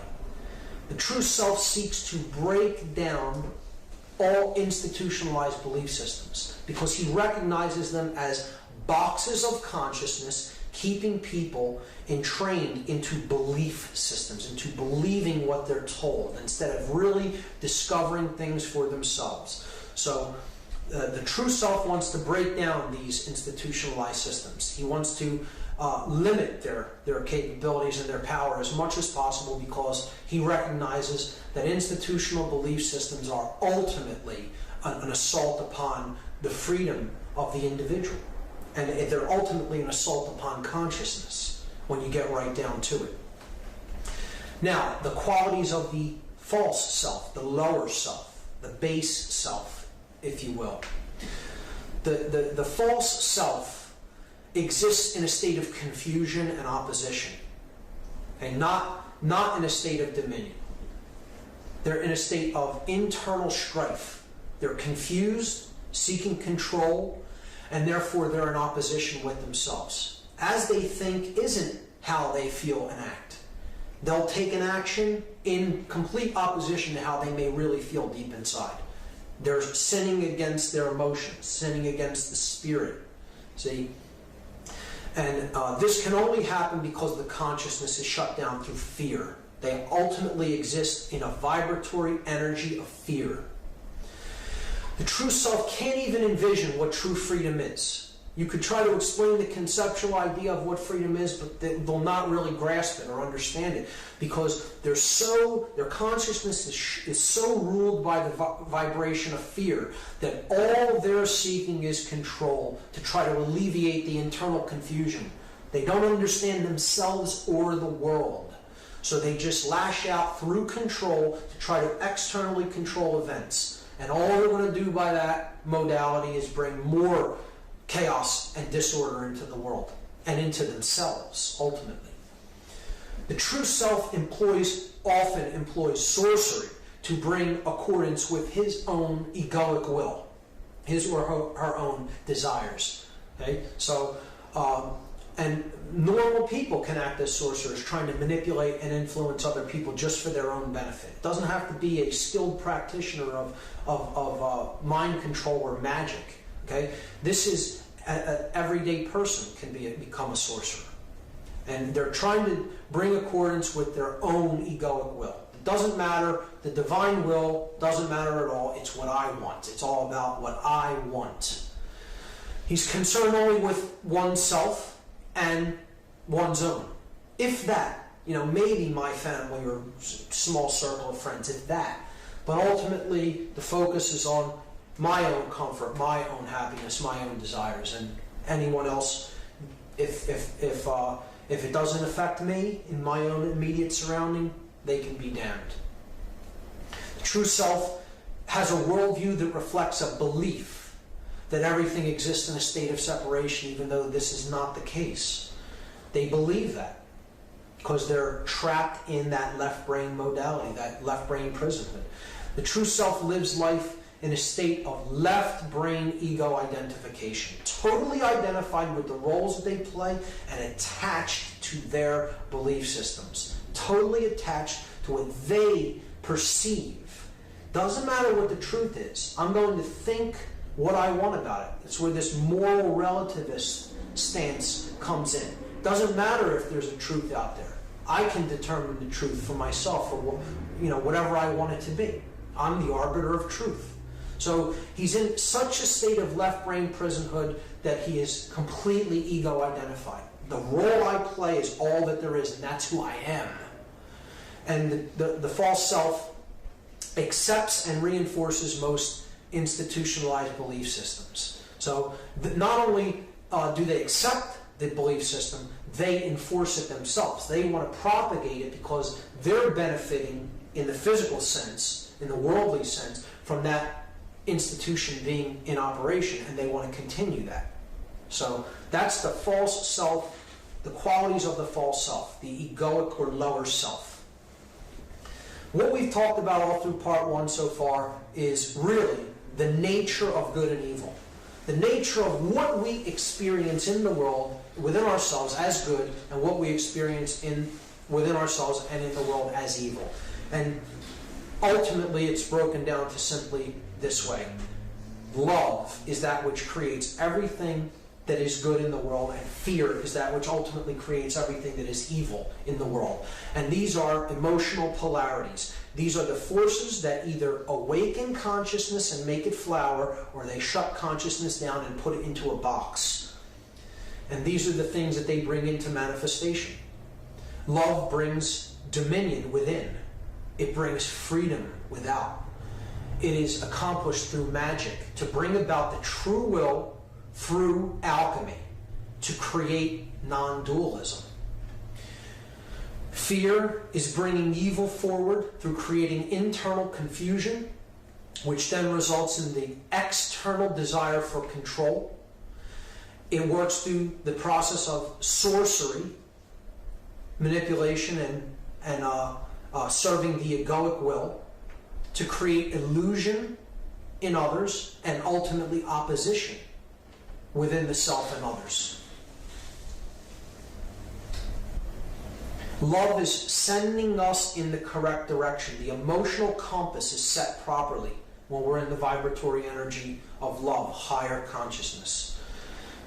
Its goal is oneness, to bring about the true self, to open our minds and hearts up to higher and higher levels of awareness, of consciousness, to help us to understand that we are but one thin slice of a multi-dimensional world of infinite consciousness taking place all around us.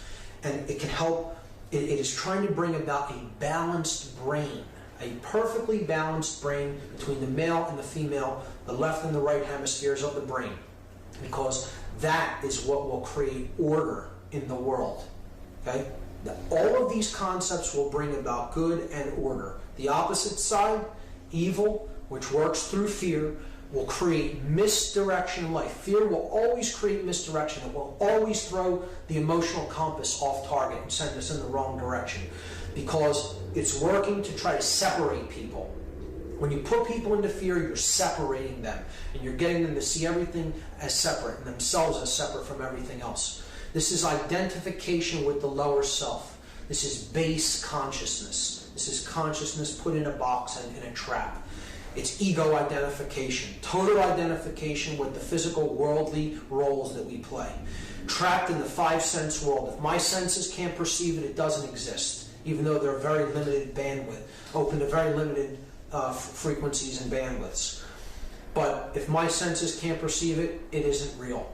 And this is accomplished by keeping people largely in left brain prisonhood.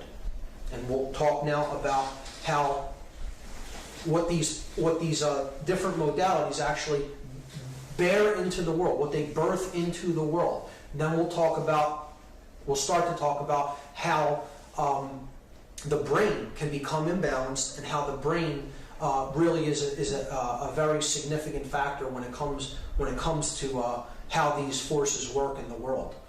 So when our thoughts are in balance, when they're in harmony, okay, we are in the vibration of love. Okay, this is the essence of consciousness. This is the force that helps consciousness expand, and it ultimately is derived from how we think. When we are in that vibration, our emotions are acting as one, and they're helping us to create the unified consciousness of dominion. So as we think, we feel, we act, and we cannot be torn apart. And when we do that, then our actions are also in harmony, and we're working toward true freedom. So it happens from our thoughts in a vibration of love. Internally, our emotions are in harmony and in check, and we're not ruled by them either. We own them as well. We're in dominion. Okay, so we know what's going on within. Then we put that into practice in the outside world to create freedom, which is the highest expression of love in the world. So the pyramid of love is built upon dominion within and freedom without. There's no other way to get to that state. There's no other way to create good in the world. Order, peace will come from these polarities being in operation within the self and in the outside world. You're not going to create it any other way. It's simply how the organizing principles of the world work. These are the energies we are working with, and this is how they work. The opposite of this effect is if our thoughts are in complete disharmony and they're ruled by fear. We are in the fear vibration with how we think. Then our emotions are going to be completely out of order. Often they are going to rule us instead of us using them for our benefit, and we're going to be in a complete state of confusion within. And then our actions are going to be geared toward trying to take external control over others. And the only thing that's ever going to create in the world is chaos and evil. That's all you can create with those polarities. You know, trying to say that you're going to create good and order in the world through control is like saying, I'm going to take my wet laundry that I just washed, and I'm going to dry it by pouring more and more water on top of it. You'll never dry it like that. It's an impossibility. You're adding the opposite polarity than what you want. And that's what people in fear-based consciousness, in internal confusion, that don't really understand the self, that have not made a study of their psychological and emotional makeup, are going to create nothing but chaos in the world through trying to control things externally instead of understanding what's really going on inside of us. So that's how that pyramid works.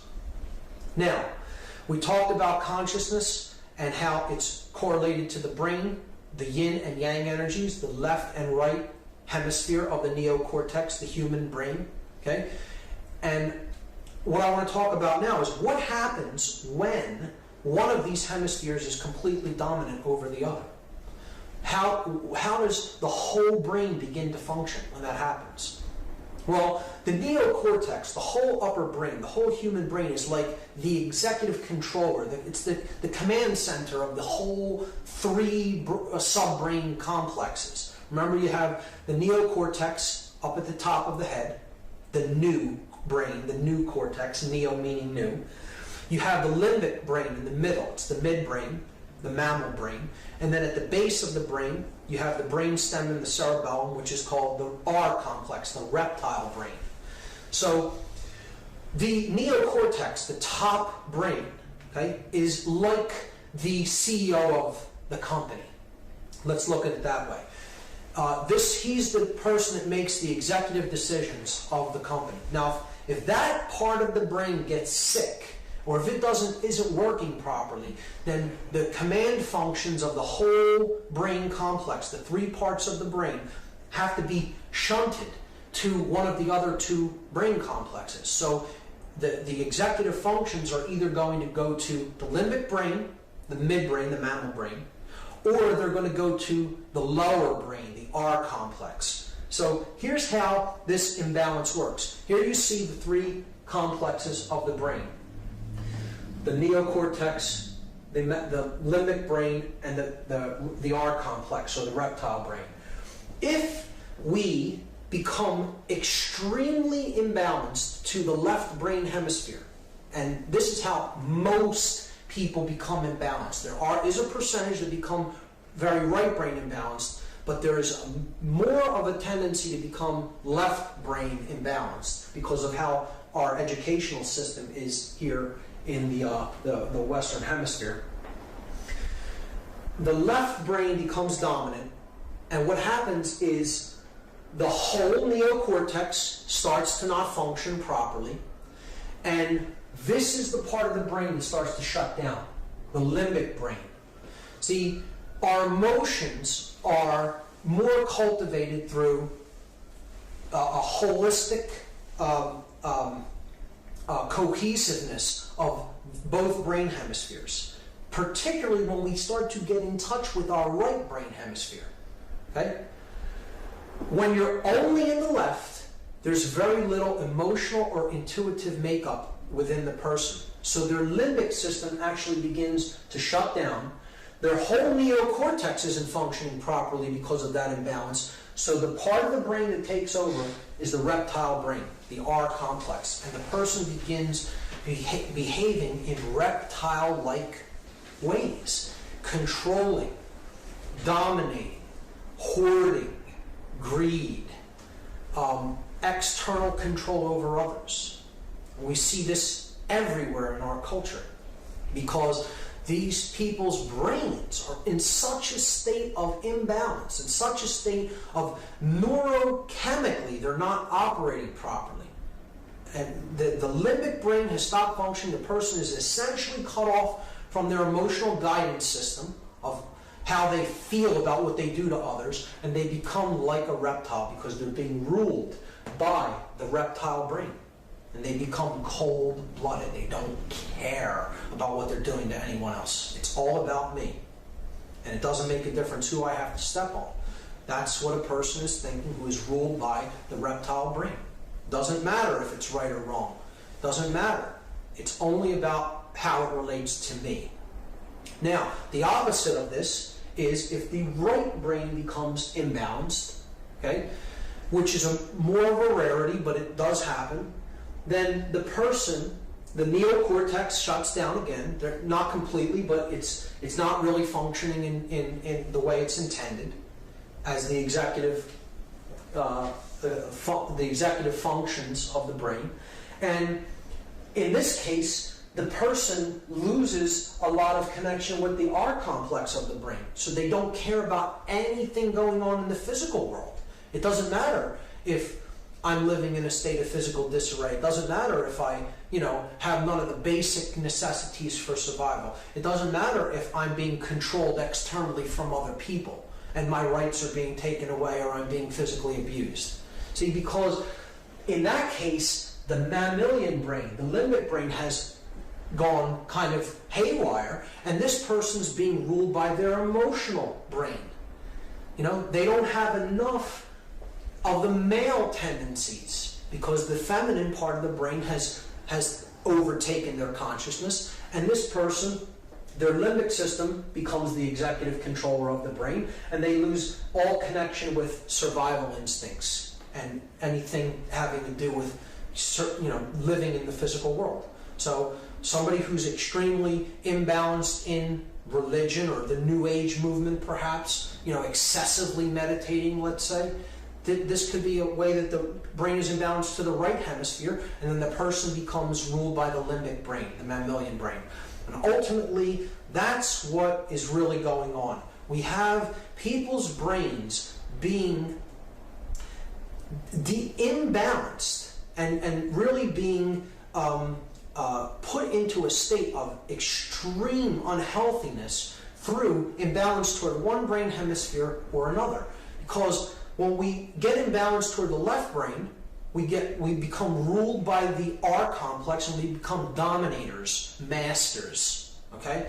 When we're ruled by the right brain, then we lose all connection with physical survival and don't care what happens to us anymore. We become ruled by our emotions, and we become like slaves. So this is why this brain imbalance is really occurring. There's a force out there that wants to create a world of masters and slaves, ultimately. They want the brain so imbalanced, it wants the brain so imbalanced that there's some people who are so left brain imbalanced they become dominating controllers, and some that become right brain imbalanced and they're willing to capitulate to any form of control that is thrust upon them. And ultimately, there's a little of both kinds of imbalance in most people, and they become like a master and a slave simultaneously. They want to rule over whoever they can below them, and then they'll take orders from whoever is above them in this hierarchy of control. So this is an actual brain scan taken from a science journal of what the brain looks like when it becomes heavily imbalanced. This isn't physical holes in the brain over here. These are areas of electrochemical deadness. So there's no neural firing in the black parts of the brain, the real dark areas. This person's brain that's labeled normal here, it's a bit difficult to see on this slide, but this person's brain is in what's called global EEG coherence, global brain coherence. The electrochemical activity is distributed equally about both hemispheres of the neocortex. You're looking at the neocortex from underneath, this being the top of the brain here. So this is the front of the head, that's the back of the head. Okay? So that would make this the left brain hemisphere and this the right brain hemisphere, if you could visualize that. So look, picture it as if you're taking the brain and lifting it up like this. Here's my left side of my brain. I'm lifting it up like this. You're seeing it from underneath. So that's the left brain hemisphere. That's the right brain hemisphere. I'm sorry, it's backwards. This is the left brain hemisphere here, the left brain on that side, and that's the right. So if you tilted this down this way, that would be the front of the head. Okay? Now, here, the brain is labeled violent because I'll tell you about the person, the types of individuals that were scanned for these two images. This person was not given a standard Western educational upbringing, did not watch a lot of television, did not eat a Western diet, meditated a small amount on a daily basis, and they have global EEG coherence. This person was brought up in a Western educational system. They watched many hours of television a day, didn't really do a lot of reading, never meditated, ate a very Western fast food type diet, and that's what their brain ended up looking like. You can see that really the real damaged part, the real electrically dead part of the brain is right there on the right hemisphere. See? Because they became like a controller, and it's labeled violent. This person had violent tendencies and had problems, behavioral issues, and possibly, I'm not sure if it ended up in problems with, law, but that's what a left brain imbalance neocortex ends up looking like. That person became very heavily left brain imbalanced, and you can see all the areas of electrochemical deadness of the brain. So that's what brain imbalance does to the brain physiology. It's measurable, it's provable. This is a type of scan that shows this type of imbalance, and this is called a PET scan. There's other, even more advanced scans called SPECT scans that you can look into to show the neocortex and how brain imbalance begins to affect the electrochemical properties of the brain. So what we're really going to look at in part 2 is how this imbalance is at work in the world and how it's ultimately creating all the problems that we see in manifestation in the outside world. And what we're seeing is that consciousness is ultimately being torn apart in most people by the imbalance to the male energy. And it is the suppression of emotions, the sacred feminine, the Holy Spirit, the Divine Mother, the feminine aspect of consciousness, our emotions, that is really what is driving this. That our emotions are being so numbed, kept down, ignored, and ultimately killed. The sacred feminine is being killed in our world, and that's our emotional aspect of consciousness. And when that happens, the yang energy begins to dominate because we're out of touch with the feminine aspect of ourselves, the intuitive, compassionate side of who we are, and we're being ruled by this yang energy, the male dominator principle of energy. When in fact what we need to do is unite these and help them to come into equilibrium and exist harmoniously in all individuals. That's the ultimate goal.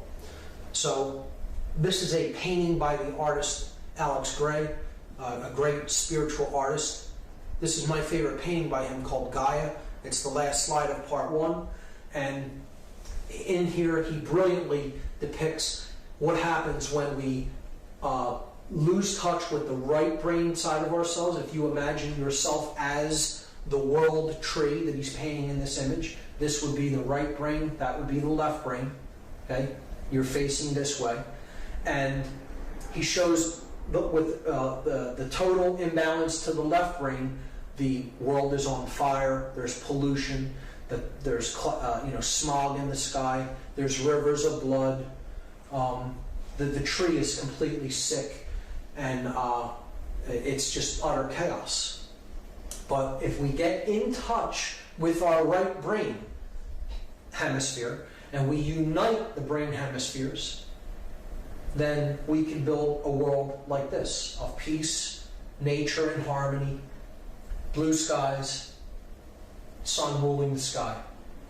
And it's just a great depiction of what going into certain modalities of consciousness through the left and right brain can bring into manifestation in the world. And that's why I think it's a great painting by a great artist, and it's a great place to end part 1. And in part 2, we will look at what happens when this type of brain imbalance comes into fruition in our world, and that's exactly what has happened.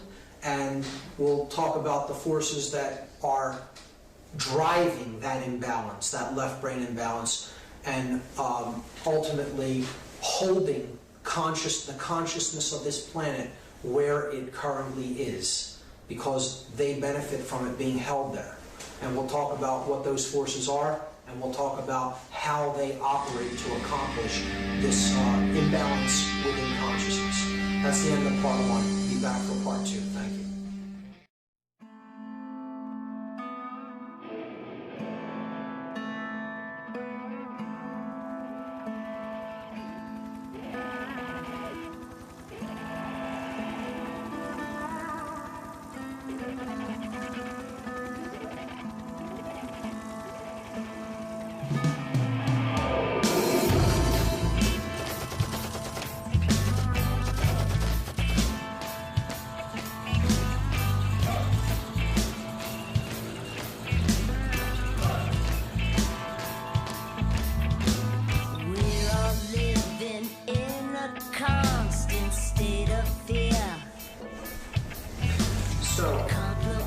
Part 2.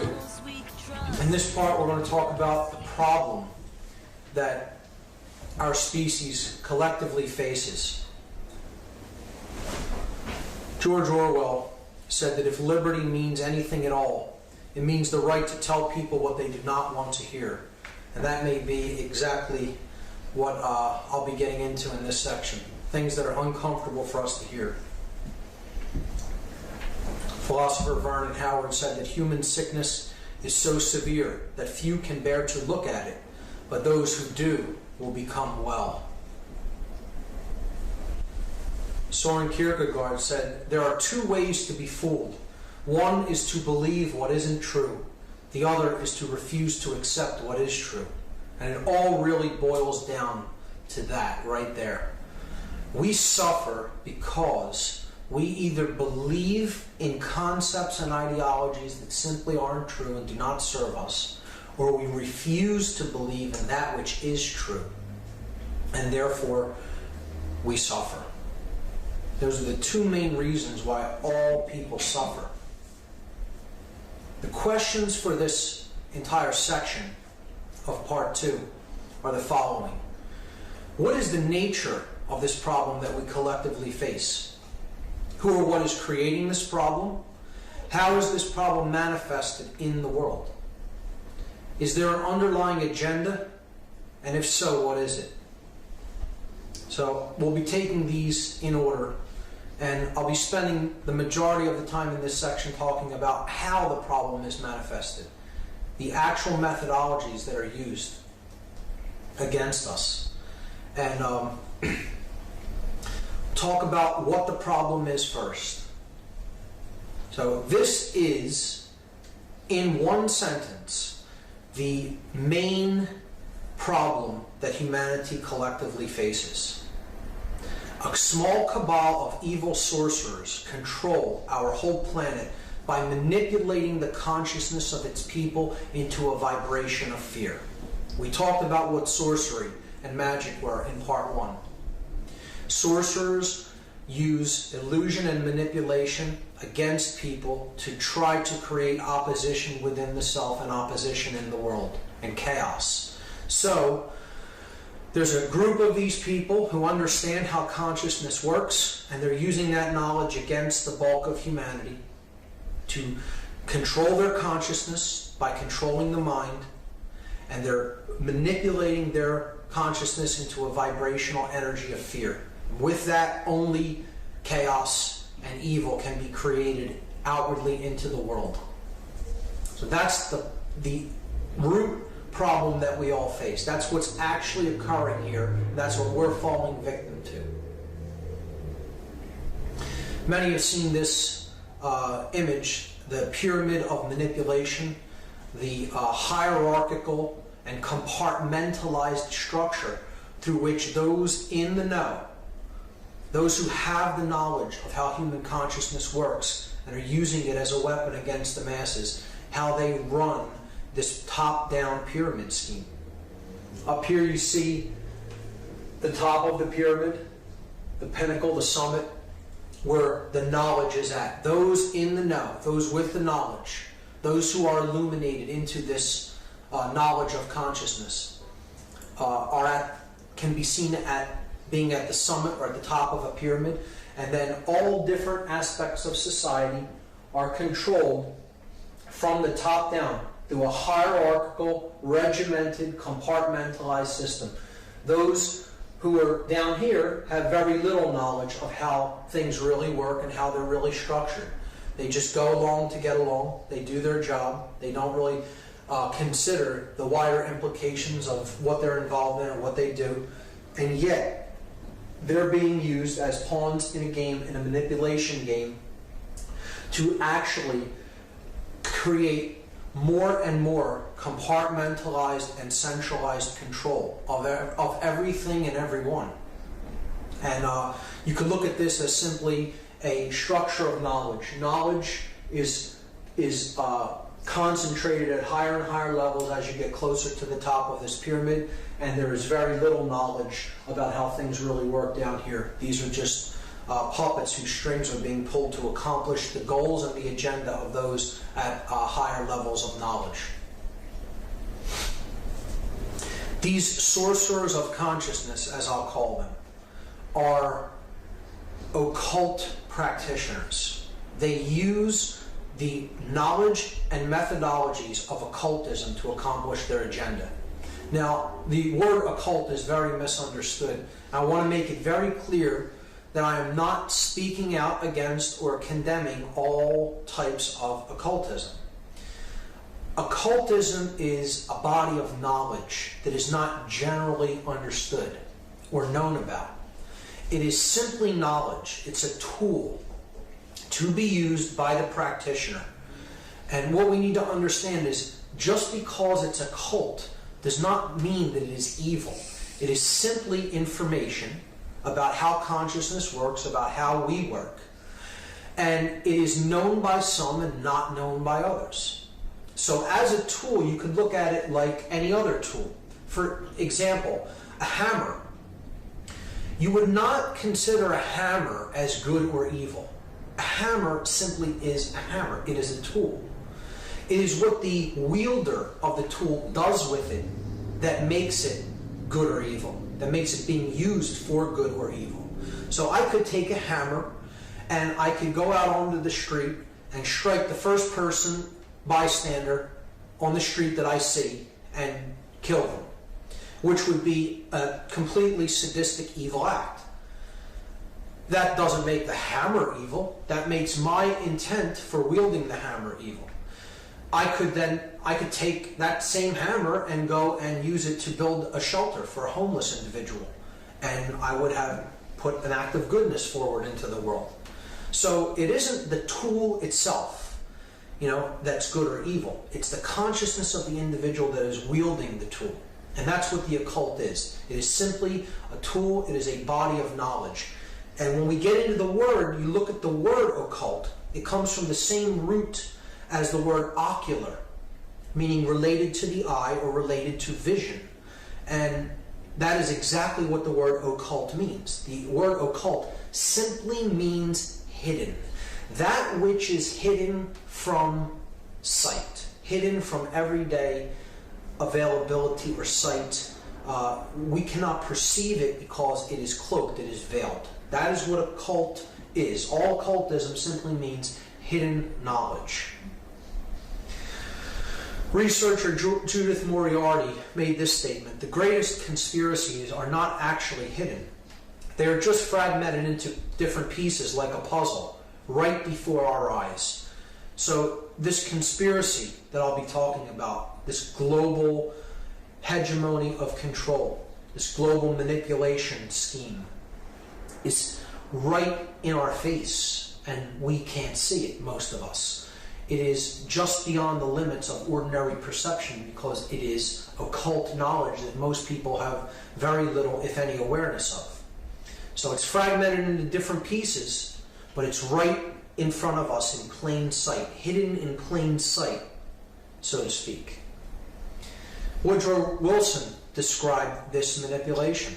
He said that we have come to be one of the worst ruled, one of the most completely controlled and dominated governments in the world. No longer a government of free opinion, no longer a government by the conviction and vote of the majority, but a government by the opinion and duress of small groups of dominant men. And you would think that an individual like this would understand how the government had come to be structured. This section I'm just going to lay out. I'm not going to go into great detail about how all of these groups are interconnected and related and their histories, because that information is there to be gleaned from a number of researchers who have done intricate, detailed work, made a life's work of understanding these groups and their connections. I'm simply going to lay out an overarching idea of who the hidden occult controllers of this planet are, and give you a general idea of the types of organizations that they work through. So any organization that is globalist in nature, that is working toward a world government, toward greater centralization of power, think tanks that are interconnected and working toward common worldwide goals and worldwide laws. I simply refer to these organizations as globalists because that's what, in fact, they are. Organizations like the United Nations, the G8, G10 family of nations. You have the roundtable think tanks, such as the Council on Foreign Relations, the Trilateral Commission, the Bilderberg Group, the Royal Institute of International Affairs, the Club of Rome, and many others. In the bottom right there you see a collage of different members of an organization known as the Project for the New American Century. These are globalist think tank organizations that are working toward greater power in fewer hands. That's the main thing to keep in mind. Centralization of power and organizations working toward that aim. World politicians are simply puppets for these greater organizations that are trying to centralize power more and more. If they're on a scene level, they are probably not very high up in the hierarchy. They are controlled, and they are simply performing their tasks as they are laid out by their masters, by those who really are pulling the strings behind the scenes. But world leaders that are in senior positions of governments are certainly involved in this process of global manipulation. Military leaders, strategists, planners at high levels, very involved in this manipulation. Much higher up in this hierarchy and organizational structure are globalist bankers, such as the Rothschild banking dynasty, the Rockefellers, and many other financial institutions that are really calling the shots behind what we see playing out at governmental levels throughout the world. Royal family members of all nations, the royalty of England, Spain, the Netherlands, Saudi Arabia, and many other countries. So royalty is not simply figurehead. It is involved in these organizations. It does direct the agendas of these organizations, and it does have intricate interconnections with the banking dynasties that are really calling the shots behind what we see playing out at the scene level within governmental structure. Religious and New Age ideology leaders certainly play a role in this to cover the spiritual aspect of the deception. Media moguls that control the information that we are presented with. And again, it's not my intent here to go through all of the interconnectedness between these organizations, nor to present a all-encompassing tapestry of how they work. It's simply to give you an overview that this is the body of individuals, and these are the organizations that they work through. The research is out there and has been compiled by many researchers, and you could look into that for lifetimes if you so chose. Theodore Roosevelt made this statement: behind the ostensible government sits enthroned an invisible government, owing no allegiance and acknowledging no responsibility to the people. Former president making this statement. You would think, again, that someone like this has some knowledge of how things are really structured in the power centers of the world. And he's telling you right there, out in the open, that there is an invisible government that owes no allegiance to the people. Now, the body of knowledge that these sorcerers have available to them, where it is derived from, is what many researchers have called the mystery traditions. The mystery traditions of consciousness. Again, it is not to say that this body of knowledge in and of itself is evil. The sorcerers that are doing this work of manipulation, this great work to hypnotize and enslave humanity, they are the inheritors and the perverters of this body of knowledge. It is not theirs. It does not belong to them. They happen to come into contact with it through their, perhaps, bloodlines, their involvements, okay? And they are taking this awareness, this knowledge of how the human consciousness works and how it can be influenced, and they're using it for their own ego-identified worldview and benefit. So they're the inheritors of this knowledge, and they're the perverters of this knowledge. They're using it in a perverted, irresponsible fashion to serve their own egoic will. And this is the ancient secret society networks all throughout the world that have their roots back as far as ancient Egypt and Babylon and even farther back. They had this body of knowledge. They continue in many ways to preserve this body of knowledge. Some of them for a positive purpose, some for a negative purpose. So it isn't any one given secret society that's orchestrating and controlling it all.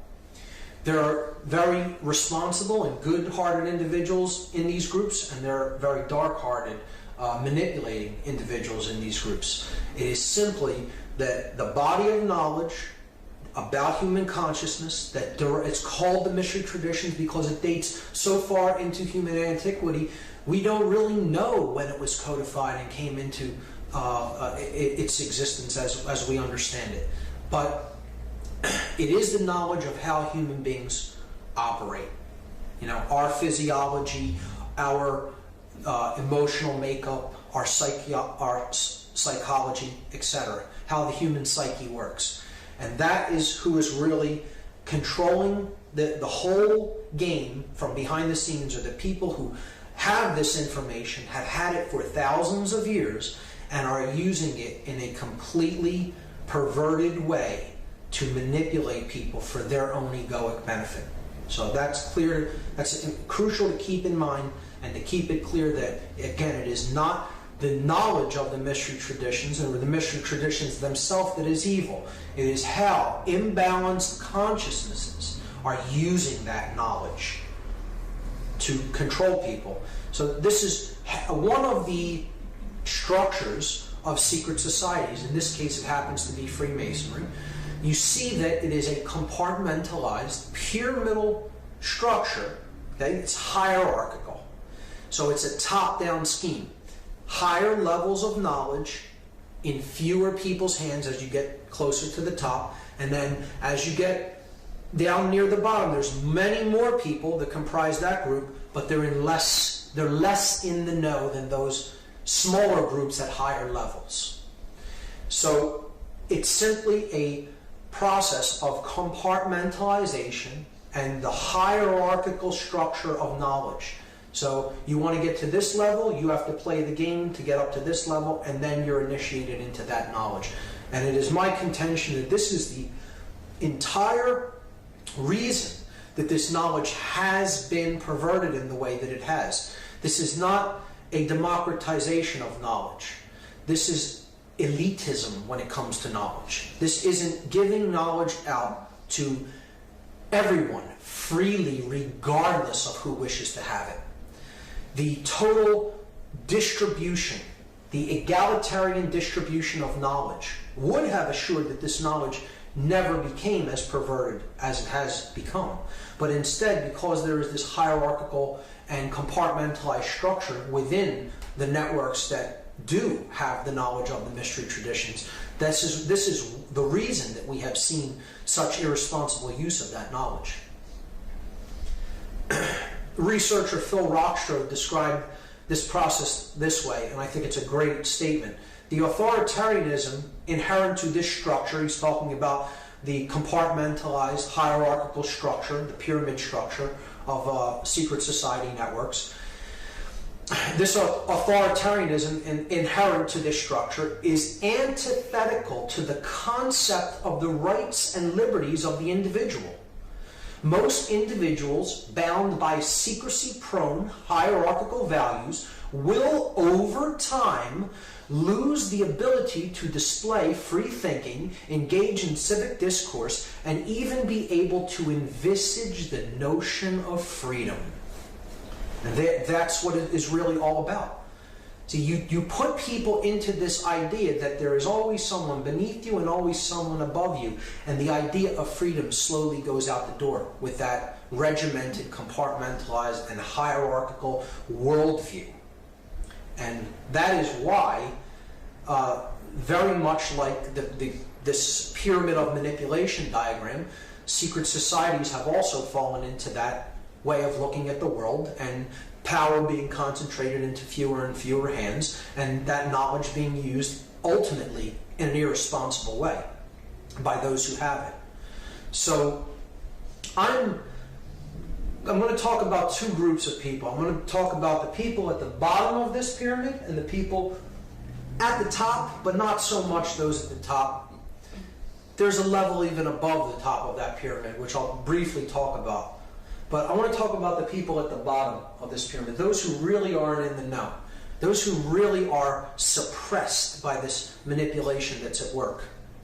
And the group that I perceive as being the most suppressed, the most damaged by this level of manipulation that is taking place. You would think it's just your average citizen, your average person, but it really isn't. There is a group that is even more manipulated, that is even more held in deep levels of unconsciousness and fear, and in being cut off from their true divine nature, being cut off from the ever-present and ever-flowing dynamic energy of consciousness and love. And these are the people who I would consider at the very, very bottom of this pyramid with the most weight pressing upon them. And it is the controllers of the world, the military and the police. These are the people who are the most victimized by this hierarchical structure of manipulation.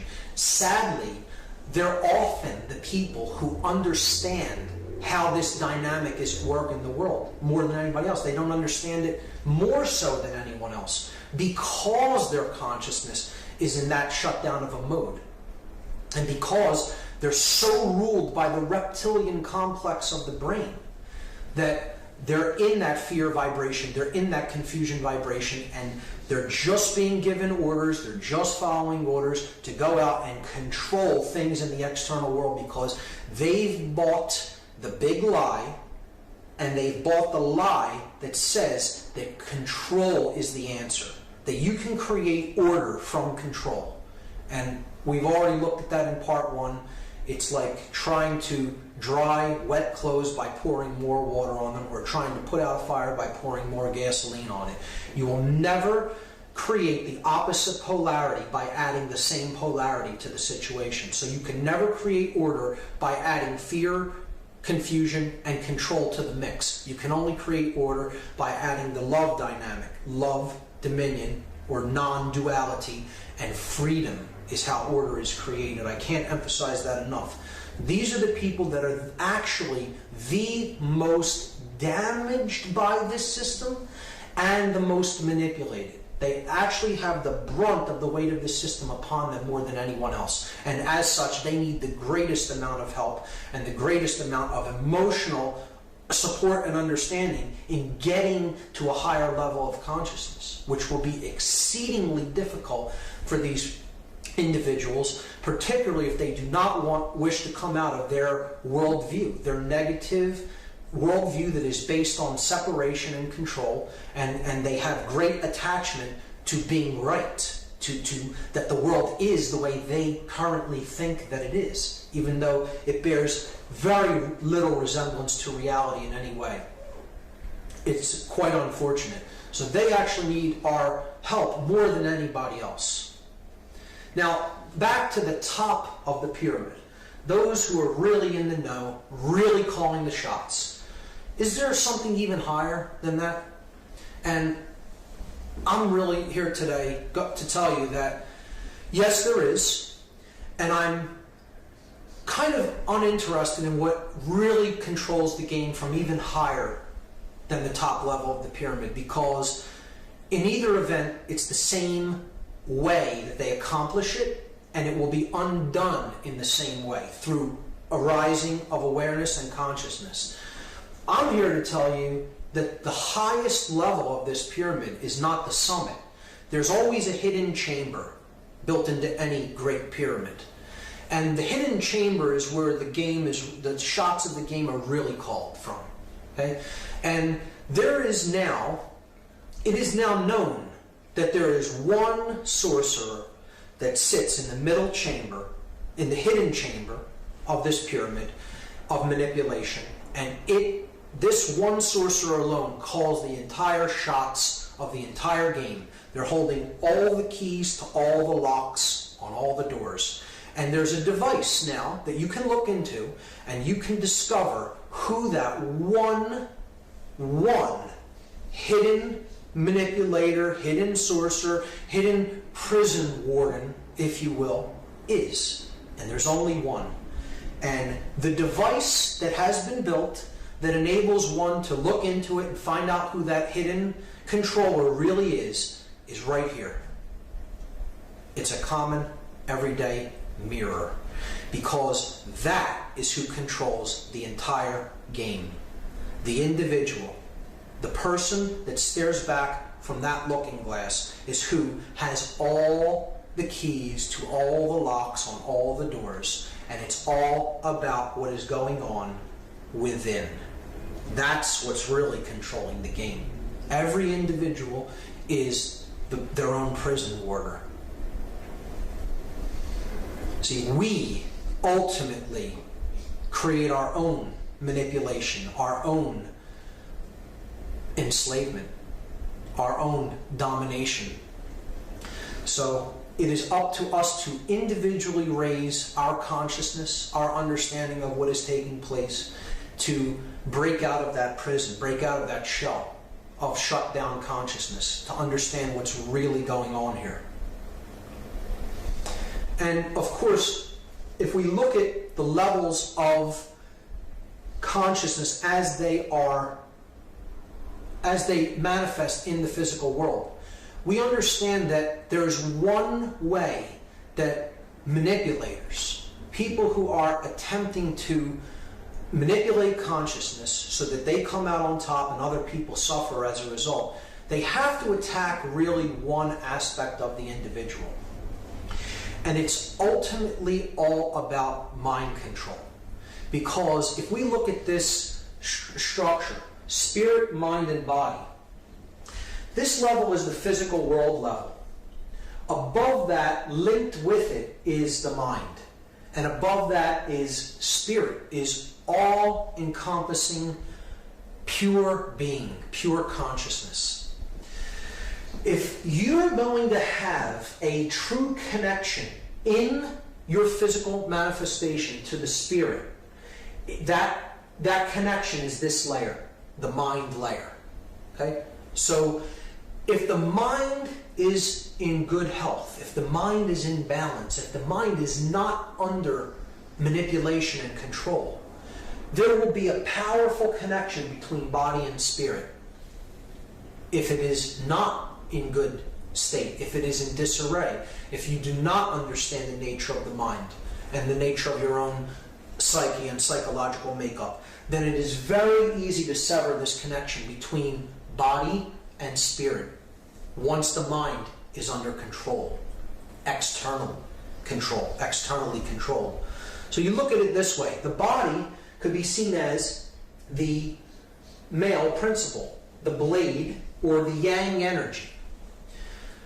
Conversely, the spirit is the opposite aspect, the opposite essence. It is that which is not physical. It's the yin, or the feminine aspect. See, the body rises up to meet the spirit, and the spirit descends to meet the body. So they meet at this realm. This is where body and spirit meet, and they mingle in the realm of mind. So the blade and the chalice combined could be seen to represent mind, and it's a symbol that we've all seen. It's the Star of David, or the Seal of Solomon, as it has been called. It's the seal of body, and spirit coming together at the layer of mind.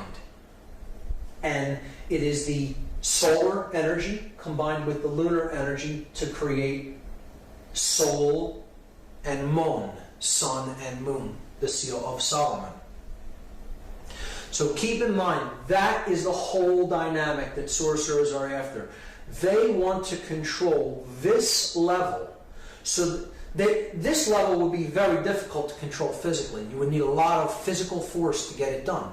You control this level, people will police themselves. They will mind control themselves, essentially, through public opinion and through indoctrination down to generation upon generation. The control that they're after is in this level, and if they control the mind, they de-link the body from the spirit. And that's the whole game that they're after. That's the whole thing that they want to perpetrate. Mind control. So this whole next section of the presentation is going to be about methodologies of mind control, consciousness control, how to control what you think, how you feel, and how you act. Okay? The methods of manipulation that are employed against us, members of the human species, by people who have this occultic knowledge and use it for their own egoic benefit. I call this the methods of manipulation, and as many researchers have called it, particularly Michael Tessarian has termed this the war on you, because it's the only real war that's being waged out there. There isn't a war on poverty, there isn't a war on homelessness, there isn't a war on ignorance, there isn't really a war on terrorism. There is only a war on you and your consciousness. That's what the real war that's being waged on earth is really being waged upon. It's the war on your consciousness, on your mind. So we're going to look at the methods of manipulation. And they're very varied in their attack pattern. They're very, it's multi-tiered. Okay? It's very spread out and throughout all different areas of life, these methods of manipulation. So it's a multi-tiered attack on our consciousness. And I've chosen 14 of what I consider the most prominent methods of manipulation to go through in the presentation. And I've chosen 14 as a symbolic number, which we'll get into later and you'll understand why. But here's what the methods of manipulation are that are used against us. Obfuscation, worldview poisoning, the exploitation of primal fears, the divide and conquer technique, indoctrination through what we call the education system, controlled opposition, the financial system, the monetary system, the control of mass media and information, food and medicine, in quotes, the illusion of time, the denial, hassle, ridicule factor, what I coined the DHR factor, religion, specifically religion as binding, which we will get into, the use of symbolism in a mentally subversive way, in a mentally subversive fashion, and what I call chaos sorcery, what other researchers have called the problem, reaction, solution method, or the Hegelian dialectic. So I'll be taking the first 11 of them up to the DHR factor. It will be a small analysis of each one. But then for the last three, religion, symbolism, and chaos sorcery, I consider those the real heavy guns of the war, so to speak. They're the real weapons, the big three of the weapons. And I'll be taking those at length. I'll be going through those specifically. So that will take up the bulk of part 2. So I'll begin with obfuscation. This is the first method of manipulation that the mind control sorcerers use against the human population. So obfuscation kind of looks like this. You see an elaborate ornate mask here. If you saw that coming at you, you might not be so worried about it. It seems like an ornamental style. This is how something has to be packaged to us. It has to look ornate. It has to look pretty. It has to be packaged and presented to us in a nice way.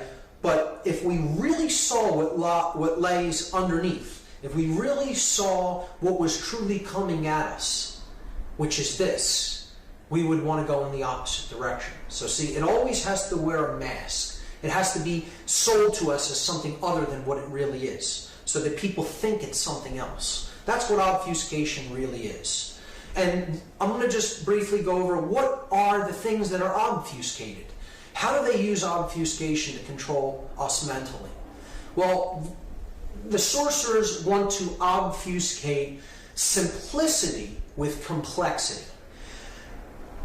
In fact, everything that I'll talk about in this presentation is quite simple, taken in and of itself. The tapestry may be ornate and may be a lot of information to take in, but each individual component is simple, and that is because the truth is always simple. It's always easy to understand truth. Truth never comes at us with great levels of complexity. It's always something simple and elegant, just like we find in nature.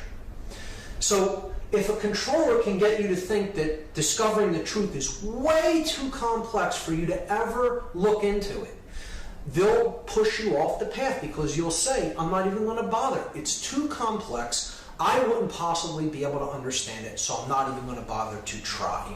Okay, so that's obfuscation of simplicity with complexity. Controllers obfuscate principles with laws. Principles are based in conscience of doing the right thing because one has consciously recognized it as the right thing. Law is that which strives to create obedience based on a dynamic of fear of punishment.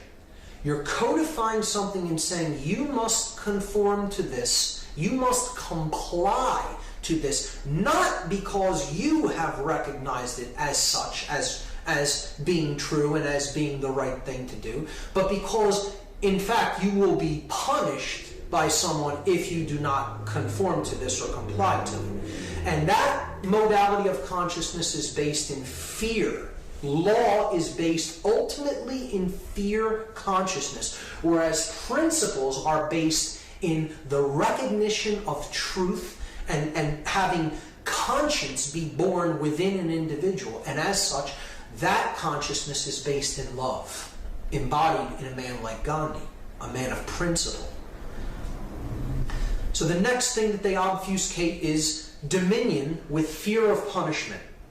So this is a person who rules the kingdom of the self. They've activated the energy within them. They have united the male and female polarities, the yin and the yang, and they have raised their consciousness to a vibration of the solar mind, to the love energy dwelling within them. And they don't take actions because they fear the punishment if they don't do or do not take a certain action. They take an action because they themselves understand and have recognized that that action exists in harmony with natural law, with the natural order of the universe, with the truth. It resonates in truth.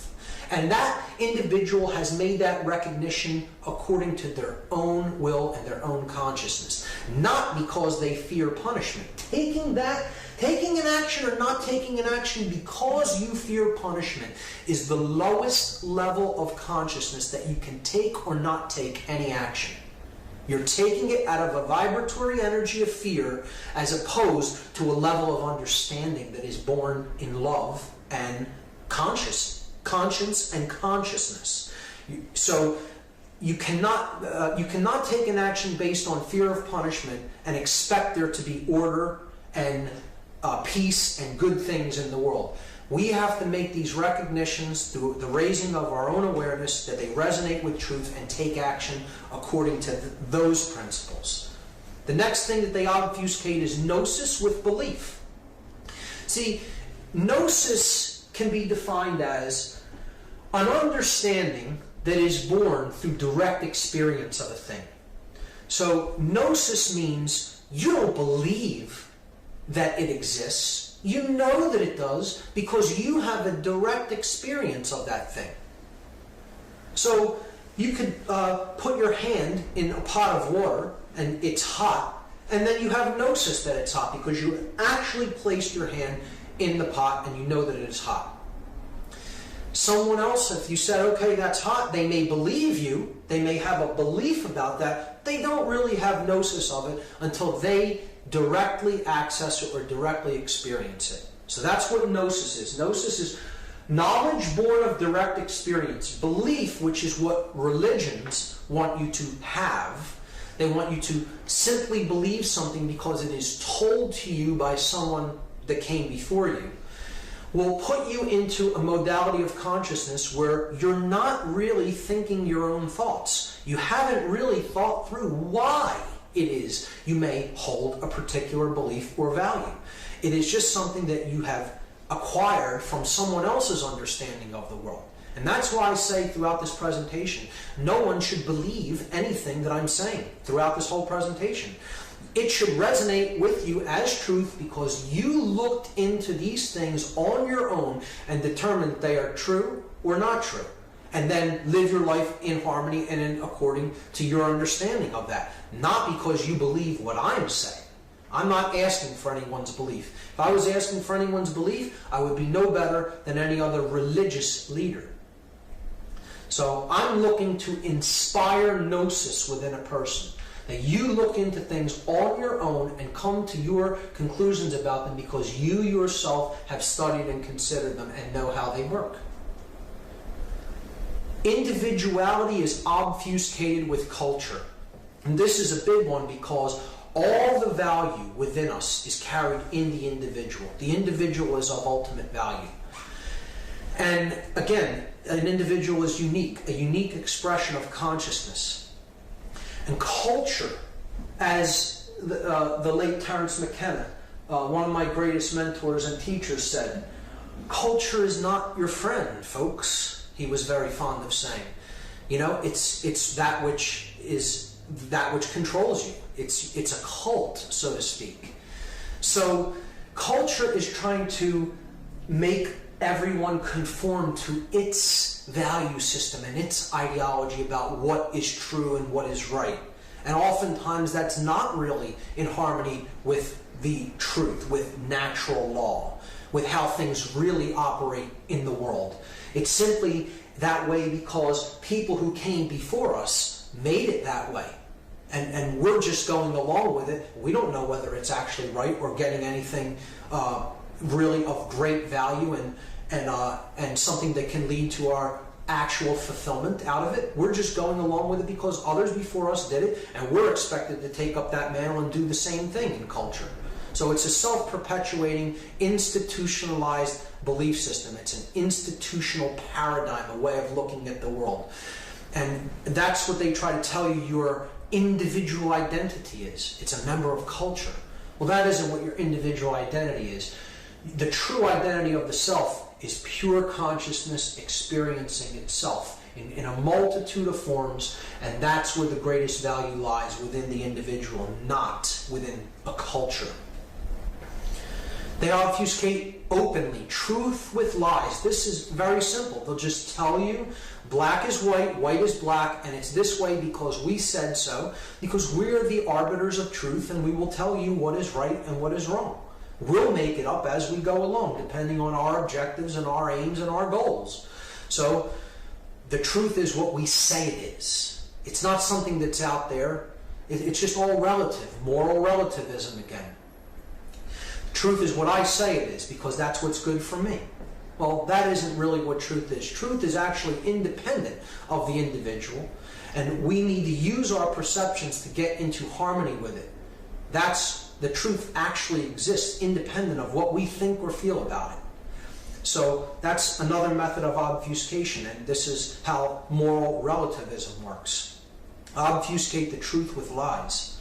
Obfuscate good with evil. Get everybody believing that they can they'll continue to do things that really aren't good for them, but they'll end up getting something good out of it. This is the hamster in wheel syndrome. You know, I'll keep doing this and getting one result, but expect to get another result, which I can never get by doing this, but I'll continue to run around in the wheel anyway. See, they want you to believe that you can get that which is good by really doing things that are harmful ultimately, you know, and are not in harmony with nature, in harmony with natural law, in harmony with the truth. So people are really living this here. They're living that which is going to get them that, and they think it's going to get them this. And it'll never work that way. And that's what attachment is all about. Attachment to doing things one way, thinking a certain way, and you expect that somehow magically, even though it's never gotten you what you want, it's going to suddenly get you what you want one day. And unfortunately, it doesn't work that way. The next method of manipulation is worldview poisoning, as we talked about a bit in part 1. Worldview poisoning is through constant application of repeating certain phrases, repeating certain concepts, and putting ideas into people's minds, you get people to look at human nature in a certain way, as damaged, as fundamentally flawed. Even upon coming into the world, we're born in an evil state, we're born in a damaged state, in an impure state. And that isn't really what human nature is. We have to see this for what it is, a method of worldview poisoning. We don't come in evil, we are conditioned through those who have come before us and through the bad information that we take in and accept as truth. That's how we become flawed in our ways of looking at the world and of being in the world. This is what human nature really looks like.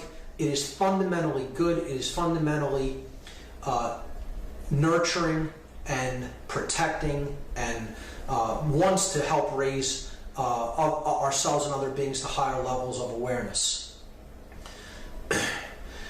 Another way that the worldview is attacked is by getting people to identify their value with a number or a group of possessions. So this has to do with how we view mentally our value as an individual. Do we look at ourselves as how much money we make, how much money we have in the bank, what kind of car we drive, what kind of clothes we wear, what kind of house we live in, you know? Or do we recognize that no value can be placed upon the individual because the individual is of infinite value? And the individual is an expression of infinite consciousness having an experience in the physical world. And if we look at that as our value, then we can't be brainwashed, we can't be mind controlled, because we'll recognize the spiritual nature of ourselves in others that we're around. In other words, that which is divine in me recognizes that which is divine in you, as encapsulated in the phrase namaste, or by the Mayan, in la catch. I am another you, you are another me, because this is our true value. The controllers want people to think, to mentally believe that there is no such thing as change, that there is a static state. It has always been this way, it is this way now, and it will always be this way, and this is simply untrue. This is another method of worldview poisoning, another methodology to control consciousness. I'll often say to people, so much change is occurring, it's almost impossible to keep up with it. And people often respond, nothing's ever going to change, it's always going to be this way. They're a victim of this worldview poisoning, that it is impossible to create change, because they think that change has to be something that happens instantly on a global level. It doesn't work that way. The global change is happening slowly by individuals changing themselves, their own consciousness. We have to change and become the butterfly, and that's how change happens on a global scale. Okay? So change is possible. Thousands of people alive today are evidence of this, and it can be done. It often happens in small steps, and it happens by each individual being the change, changing themselves.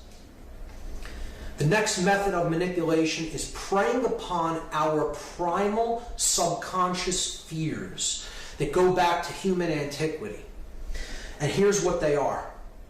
Our primal fears are fourfold. The fears that are the deepest rooted in the subconscious mind are the fears of darkness, the fears of predators, the fear of abandonment, and the fear of chaos. So the controllers know this, the sorcerers know this, those who are using mind control understand that we are motivated to avoid these fears. So they use them against us all the time. And here's how it works. See, the sun is the greatest friend of mankind. There would be no life without the sun on this planet. Could never exist without the sun. Sun provides energy, light, heat, warmth, food, okay, for plants to grow and other animals to live. So there is no life without the sun. The ancients understood this quite readily, and that is why the sun is revered and worshipped in many ancient religions and cultures. Winter is a time of the sun not being present, so along with that you get the cold, you get die off of plants, you get the scarcity of food, you get animals coming in and encroaching territory, and things becoming a more dangerous place. So you're looking to the father figure, the strong male dominant father figure, for protection of those that aren't as strong and are as physically able to control the surroundings.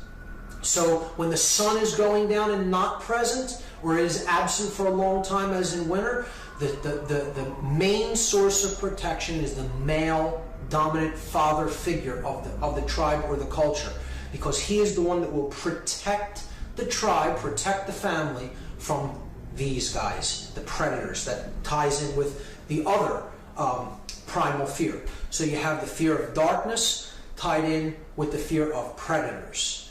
And if the father figure abandons his people that he is protecting, then they are exposed to the influence of predators. So there is where the fear of abandonment ties in to this story about how these subconscious fears have been working on us since the dawn of mankind, since human antiquities.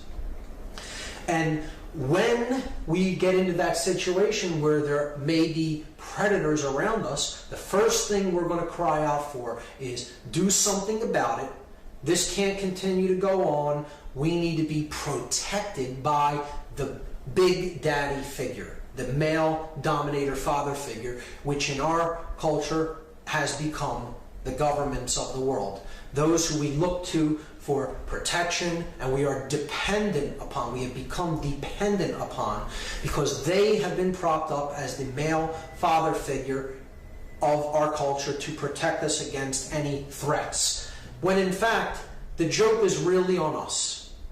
Because a predator, if you break the word down, is simply a predator, one who has come before another. And again, this ties in with the ancient mystery traditions, the ancient secret societies that had the information of consciousness, and these are the people who are ultimately in control now, who are calling the shots from behind the scenes, and they are predators to our level of awareness. They've had this knowledge for thousands of years. They know we don't have it. For them, it's almost as simple as shooting fish in a barrel, because they have all this knowledge about how we work. We have very little knowledge about how we work, and many don't even desire to have it. That's one of the main problems. And they have become the predators, our predators. They're telling us that they're going to prop themselves up as our protectors, but in fact, because of the levels of knowledge they have and how they're using it against us, they're actually our predators, our predators. The next method of manipulation is the technique known as divide and conquer. So I have here an image of Caesar, who used this in the Roman Empire to conquer lands that he absorbed into the Roman Empire. For example, when Caesar was attempting to conquer Gaul, he would have sub-regiments of his army attack certain towns in the region Gaul, which we now call France, to create conflicts between neighboring tribes. He would blame it on, have them blame it on another tribe, and then he would watch the chaos ensue and watch them fight amongst each other. While he was sitting back, his armies had lots of rations, lots of supplies, were well rested. When all the fighting was done and their forces were weakened, he would send his legions in and annihilate the enemy with minimal losses. The divide and conquer strategy. Get people fighting amongst themselves so they do not have any reserves or strength for fighting the real enemy that's keeping them all down. And they divide us on whatever principles they can, whatever ways we can possibly see ourselves as separate. They use the divide and conquer through sex, male and female, through race, any differences in race, region of the world, ethnicity, through age, young and old, through religion. I'm Christian, I'm Islamic, I'm Jewish. Through class, the rich and the poor. Through politics, Republican versus Democrat, conservative versus labor. You look at nationality, the United States versus Mexico, Canada versus the United States, France versus England. You know, any ways that you can get people to see themselves as separate, you're reinforcing this method of manipulation and mind control, because people are easier to control and dominate if they are warring amongst each other. The indoctrination system that we laughingly call education in the Western culture. Western education has become almost entirely left brain. And we talked about what the imbalance in the brain does to the brain chemistry and the brain physiology. Our culture is actually a system of indoctrination toward the left brain. Reading, writing, and math. Science. The absence, largely, most programs that get cut from school are artistic, creative programs, music, things like that.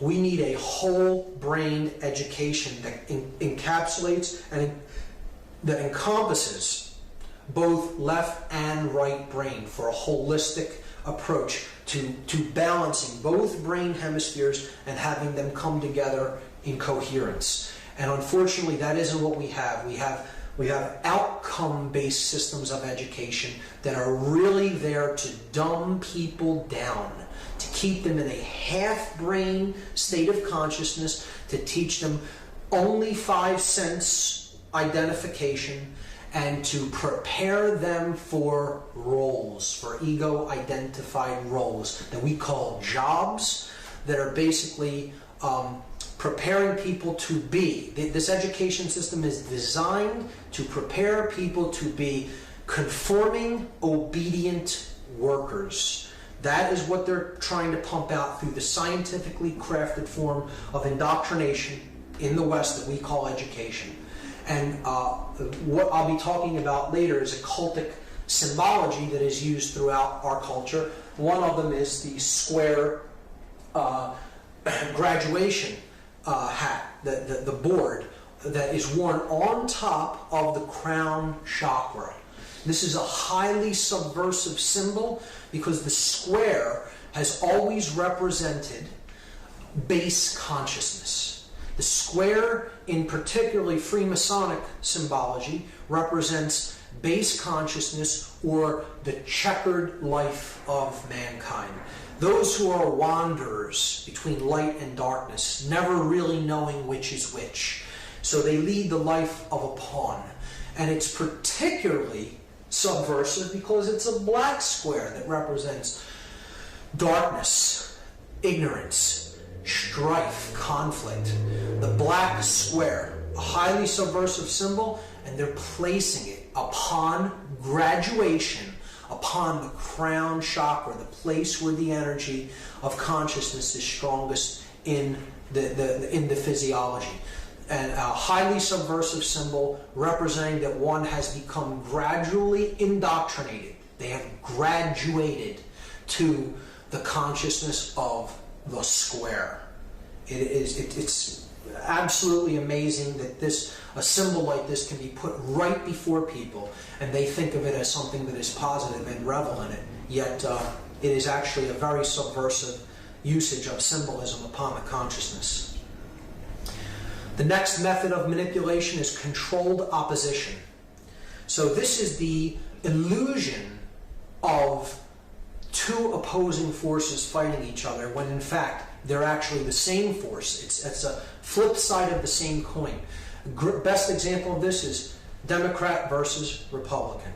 There is no difference between the two. There is only really one political party doing the agenda of the manipulators behind the scenes, the international banking dynasties and the occultic controllers that call the shots. This is a great political cartoon here. The two-party illusion is the first aspect of this controlled opposition. Again, no difference between Republican and Democrat. They're two wings of the same bird. Vote all you want. The flight plan does not change. The body, they're both connected to the same body and they're flying to the same place. And if you need any clearer example of this, look to the 2004 election scam, the election fraud between John Kerry and George Bush, because they're both members of the elite order of the Skull and Bones, Yale fraternal order based on a dark sect of Freemasonry, what I would call a rogue lodge, and it is the order of death. It is that which worships the force that brings chaos, because they are the chaos magicians. They are the chaos sorcerers. They are bred to be these left-brain dominant controllers and manipulators that use occultic ideologies against people to manipulate them. And these two men are both orders of members of the same fraternal brotherhood of Yale University, the Skull and Bones. A bit about the symbology of the skull and the bones. The skull is where thought takes place. The bones, the crossbones, are what we use to perform action. But you'll notice that there is a lost mode of consciousness here. There is thought and action, but no emotion. The sacred feminine is removed from the equation because the sorcerers of consciousness are those who use their intelligence and their will to act, but have no emotion. So they are the skull and the bones. They don't care about the consequences of their actions in the external world and what their actions do to others. They're only using their egoic will, the bones, and their cleverness, the left brain consciousness, the left brain aspect of human thought with no connection to the wisdom or the nurturing or the intuition of the right brain to do whatever they want to do their egoic will. The flip side of this controlled opposition is the New Age movement. And this may somewhat upset some people who are into New Age ideologies. I don't think all New Age movement ideologies are bad or negative or shouldn't be looked into. I certainly think they should be looked into. I think meditating in the proper context is a great form of experiencing pure awareness. However, I think that the New Age movement is largely co-opted, and it is being used as something to get people never to look at the negative. To say, don't look at that, that's negative. You're being negative by saying that people are being manipulated. Speak no evil, see no evil, hear no evil. And that ideology isn't going to get you anywhere. That's not going to get you closer to the understanding of why things are the way they are. That's an ostrich with his head in the sand syndrome, as far as I'm concerned. So the New Age movement can imbalance people toward the right brain if they're not careful, and they keep going into these ideologies that says there's no such thing as anything negative. Don't look into any of the negative. It really isn't going to get us anywhere in understanding why things are the way that they are and how they got that way. We need to confront the negative, not be totally absorbed by it or to completely get lost in it, but we need to look into it, confront the dark recesses of the psyche, and the origins of the human ego and the human attachment to the physical world, to understand why evil has come into manifestation to the extent that it has in our world. If we're really going to solve these problems, we have to go into those levels of the deep, dark recesses of the subconscious and confront the shadow there where it lives, if we're going to come out of it and be reborn in wisdom and understanding. So that is controlled opposition. The next method of manipulation is one of the biggest, and it's one of the hardest to transcend and rise above because of how ingrained the belief in the financial system is in our world. So the financial system is basically a system of enslavement, and it is based on the principles of fiat currency and debt, which we will talk about. One of the originators of the Rothschild banking dynasty, Meyer Rothschild, made this statement: "Permit me to issue and control the money of a nation, and I care not who makes its laws." Because he knew that all you really had to do to take control of the direction of a nation is to control how its monetary system works and control the way that the money is printed, the interest rates, to charge interest on it, and to control the amount of money in circulation. And what we have in effect today as our monetary system is a system of fiat currency. Fiat is a Latin word which means "so be it," let it be. And this is exactly what our monetary system is. Money is printed at the whim of money printers. They simply say, let it be. The Federal Reserve System, a conglomeration of corporate, privately owned banks that has nothing to do with our system of government. It is wholly privately owned and operated, and it essentially controls our government, our lawmaking body, and our lawmaking decisions in Congress. And this fiat currency system is actually a system of printing money at the whim of the money masters in order to create one thing, and that is debt. Our money system is essentially nothing but debt, because every dollar that is printed carries debt with it. The amount of money in circulation never equals the amount of debt that is owed. So it is a self-perpetuating system of debt that can never be paid off. It just grows larger and larger and larger. Thomas Jefferson warned against this type of a monetary system. He said that banking institutions are more dangerous to our liberties than standing armies. If the American people ever allow private banks to control the issue of their currency, the banks and corporations that will grow up around the banks will deprive the people of all property until their children wake up homeless on the continent their fathers occupied. He understood it perfectly. He warned us against this practice of fiat currency and giving too much power and sovereignty to corporate banking institutions. The next method of the financial system is taxation. And taxation is one of the clearest forms of indentured servitude, at least it is to me, than anything else that I've ever looked at. If you're saying to someone, for whatever reason, you must give me this much of what you make, and I will determine how much of that you will give me, I can't understand how anyone can look at that and not understand that that is a form of slavery. You're saying that the product of your labor is not your own. It does not belong to you. It's essentially saying that your physical body that you use to put your labor into effect in the physical world does not belong to you, and it is owned by someone else who can tell you what you will and will not do with your earnings. So this slide should upset a great deal of people, because these 4 months are essentially the months of the year that your average middle-class American works for nothing. All of this money is given to the state. All the money you make on all of these days, January, February, March, and April, are all given to the state through various forms of taxation. Then you're taxed on what you buy as well.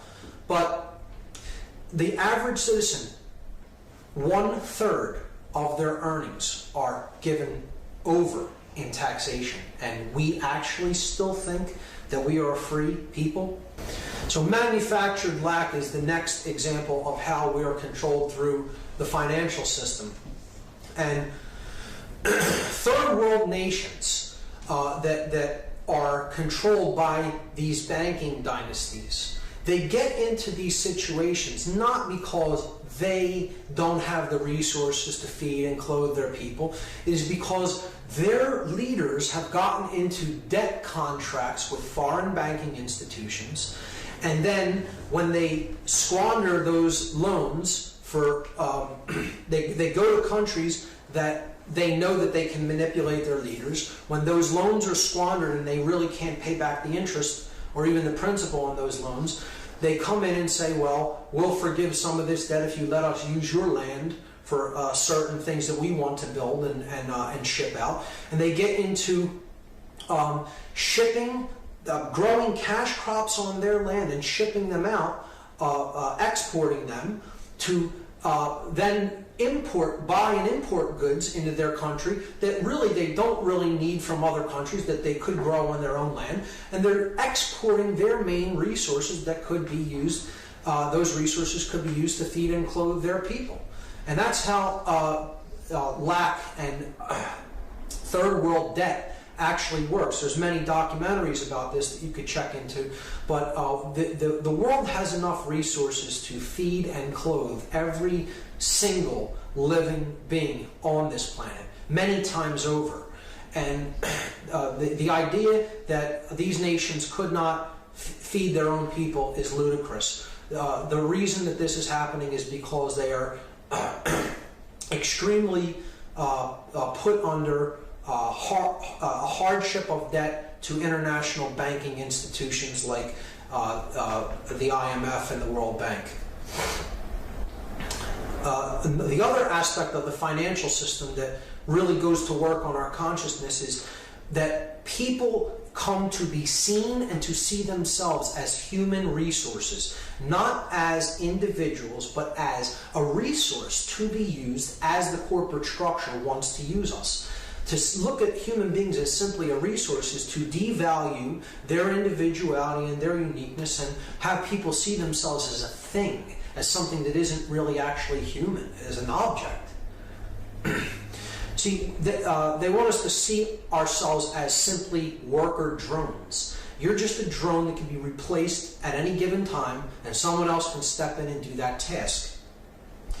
It was described beautifully in the allegorical movie The Matrix by the character Morpheus, who said that humanity has simply been reduced to one of these, a battery, to power the structure of the Matrix, to power the machine world. And that is what we are when we see ourselves and we allow ourselves to be seen as human resources. Ultimately, the financial system boils down to one word: slavery. It is what is used to really chain us and get us to see ourselves as workers, as a worker race of people, and it's used to actually keep us in servitude, to serve interests that really we don't benefit from. We think we do, but in essence we don't. Things continue to go on as they are, benefiting an elite class, a very small elite class, while millions of people go hungry and starve. And there's no reason for it. The financial system is slavery as long as a differential profit motive monetary system is in existence. Human beings will live under slavery. Until we recognize that there are only people and resources on this planet, and we use our power of will to properly distribute the resources to the people as they need them and as we wisely use them, and not in destruction of the earth, looking at the earth as something that we own, but something that we are ourselves a part of, and we use and manage these resources efficiently. Until we do that and get away from a profit motive differential source of seeing money, seeing goods okay, and services, there will be human slavery. And I will go so far as to say that is exactly as it should be. Everything is now exactly as it should be. Based on our level of consciousness, we are getting what we are creating through our consciousness. This isn't something that is happening to us. That's why I say we are in the hidden chamber of the pyramid controlling the shots. It is up to us, what we put into manifestation through our thoughts, emotions, and actions that determines what happens to us collectively.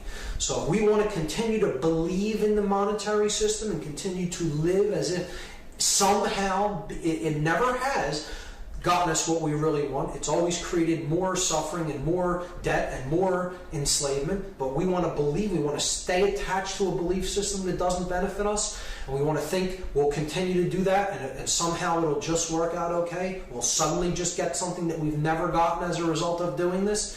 We're going to continue to be enslaved. And again, it should not be any other way. When we change our consciousness, the shackles will come off. The next method of manipulation that is used upon us by the sorcerers of consciousness is the control of our mass media. The information that we get to hear through mainstream channels on any given day, the mass media, companies like CNN, CBS, NBC, ABC, Fox News, Time, New York Times, The Washington Post, these are all tightly controlled hierarchical systems of scientifically crafted information dispersal that can be summarized under one word: propaganda. These are propaganda corporate entities. They are pumping out a worldview, a vision of seeing the world, a way of seeing the world that the people who own these entities, which are approximately now 5 companies, want us to perceive the world. So these are the disseminators of the mind control through society to get people to think not for themselves, to not get people to learn how to think, but to tell them what to think. And you'll hear all forms of negativity, all forms of violence, of dog-eat-dog world, of man's hatred of other men, of rioting, of natural disasters, any kind of fear-based mentality that they can pump out into the culture through the media, they will do it, because it is all about keeping people in fear. Fear. At least that isn't happening to me. I better shut my mouth and go along and just keep my head down and just do what I'm doing. Don't think about things too much. Don't question things too much. Be glad with what you have, that it's as good as it is, because look at what's out there. Keep people in fear. Make them think, it's great that I even have what I have now, because they'll never really think about how they're spiritually impoverished, morally impoverished, psychologically, mentally, and emotionally impoverished. You keep pumping the modality of fear into them.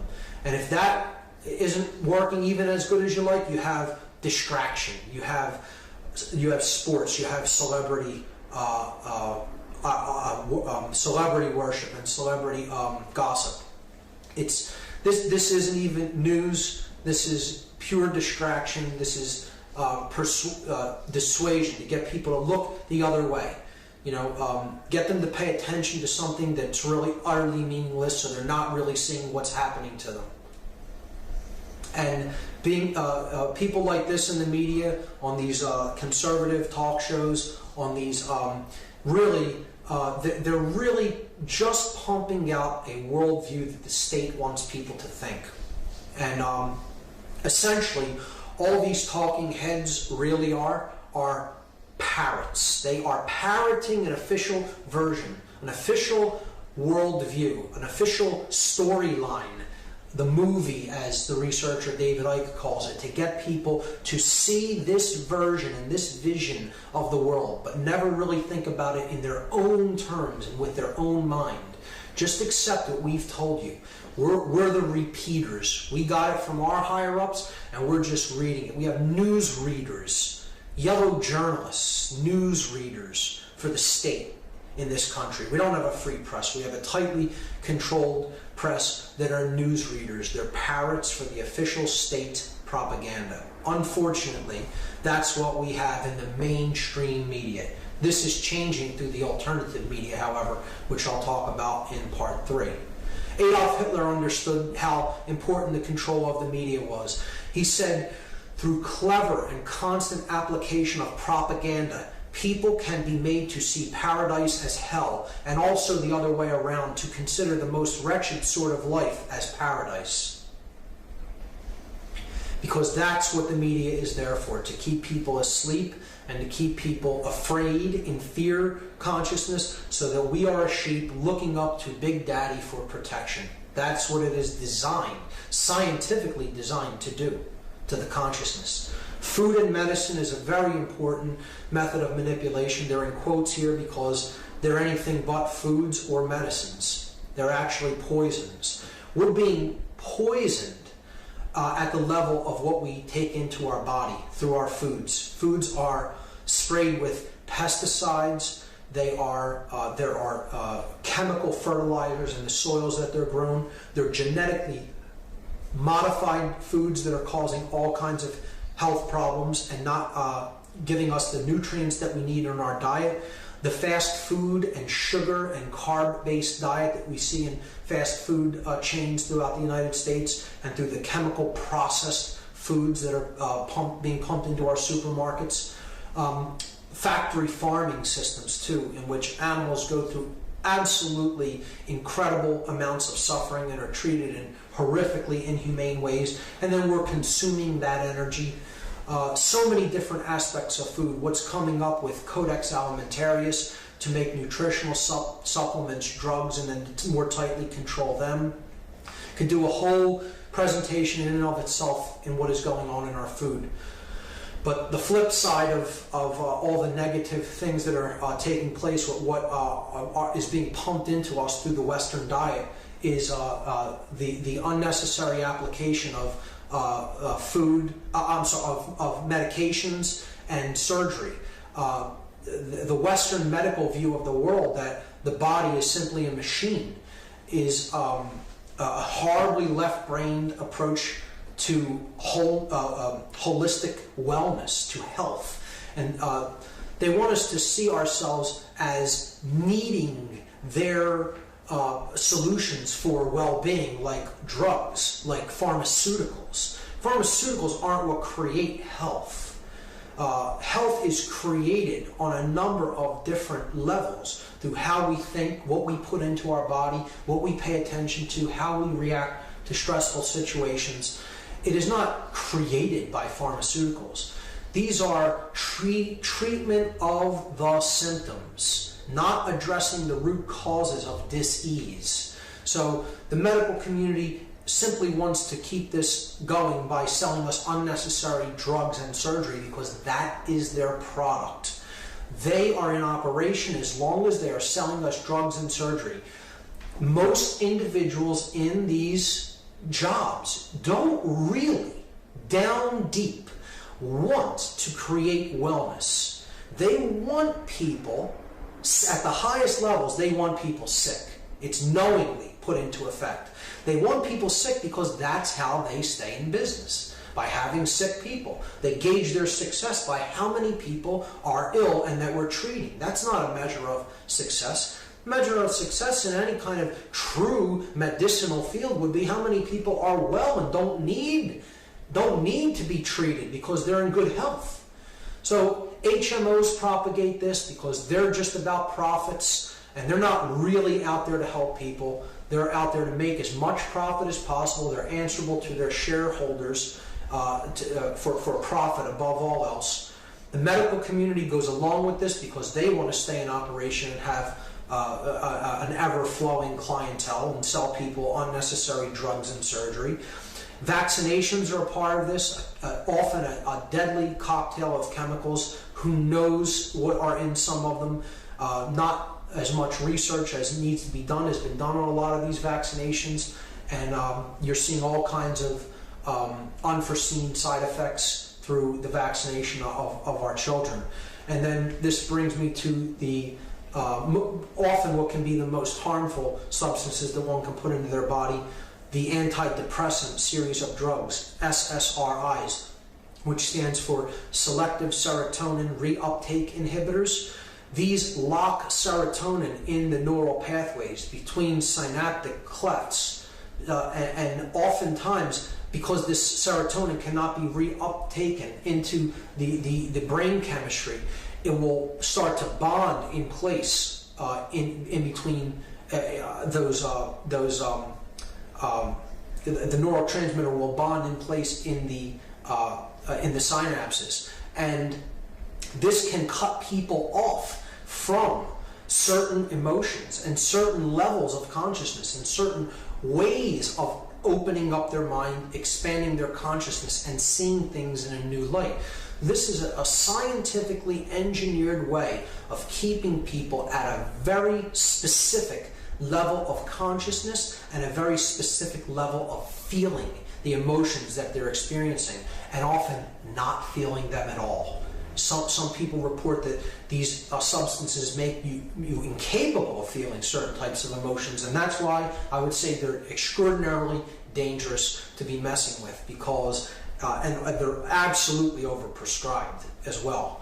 But they're dangerous to be taking and messing with, because anything that really permanently affects serotonin levels I would view as a dangerous compound to put into the body. We are meant to feel certain emotions because our emotions are our compass for our moral direction in life. You start to play the numbing out of emotions game, and you're heading on a very slippery path into robot consciousness, let's put it that way.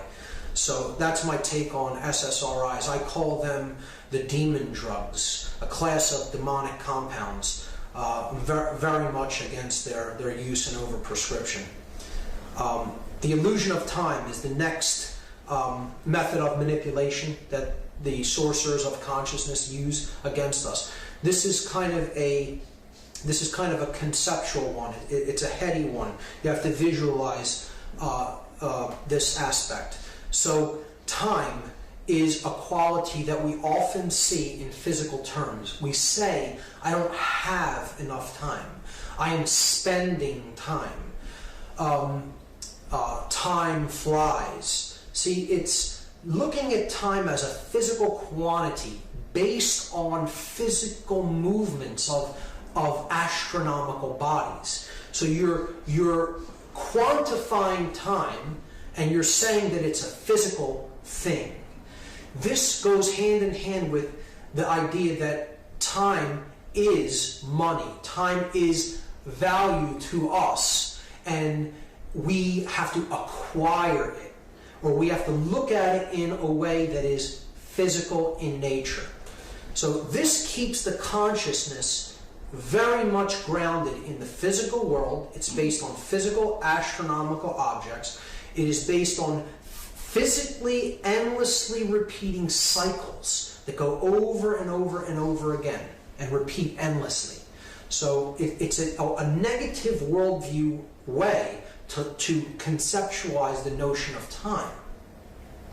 This is a great depiction of what I look at as present moment awareness, or the idea that time is actually an illusion.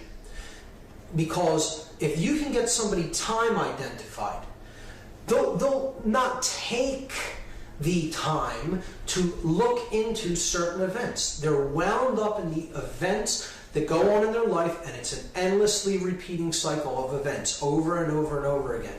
Nobody dissuading from going off of the usual path of what they do on a daily basis, and they're locked in an endlessly repeating cycle. This is a depiction of the Gnostic crucifixion, where it's a symbol. This is a symbol about time, in effect.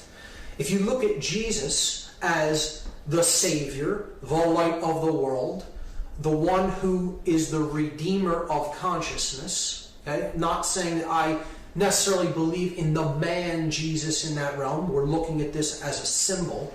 He is crucified at Golgotha, a Greek word which means the place of the skull. So the light of the world, the awakened consciousness, the savior of the world, our consciousness that is born in the prefrontal neocortex of the brain, that the third eye, so to speak, the light, right, is crucified. He's put to death at the place of the skull. This means that the light of the world can be put to death in the mind through psychologically being identified with time. So psychological time is represented by the two thieves that the light of the world is crucified among. This is the thief of the past. He robs from the present moment awareness. What is happening now? What we're experiencing now at this moment. The present moment. The gift moment. This thief is the future. He also robs from the present moment. So if you can keep people's consciousness identified with time, they are always either in regret over the past or in anxiety over the future. They're never really rooted or grounded in the present moment, the gift of consciousness, the light of the world, understanding what's going on within you now and around you at any given time. True present moment awareness. We'll talk about that more in part 3. The last method of manipulation before I get to the big 3 is the denial, hassle, and ridicule factor. So this is threefold. The first one is denial. Again, the ostrich with his head in the sand. Don't look at these things. They're all negative. Why would you bother spending your time analyzing the negativity that's going on? Well, because if you don't understand the problem, you're not going to make an accurate diagnosis. You need to look at the negative so you can make a diagnosis. Dia in Latin means, or in Greek means through, and gnosis means knowledge. A diagnosis happens through knowledge. And if it means looking at the negative, what's the underlying cause of the symptom you're experiencing, you need to do it. You cannot continue to exist in denial that these things are taking place. This is a serious psychological condition known as cognitive dissonance. It's simply seeing with your own eyes the negativity that's going on in the world and yet still saying it isn't that way. No, I deny that it is that way. It isn't how I see it happening before my own eyes, but I still choose to believe that it isn't so. That's cognitive dissonance. That's serious. It's a serious psychological condition of denial. Hassle is the second factor of the DHR factor, denial, hassle, ridicule.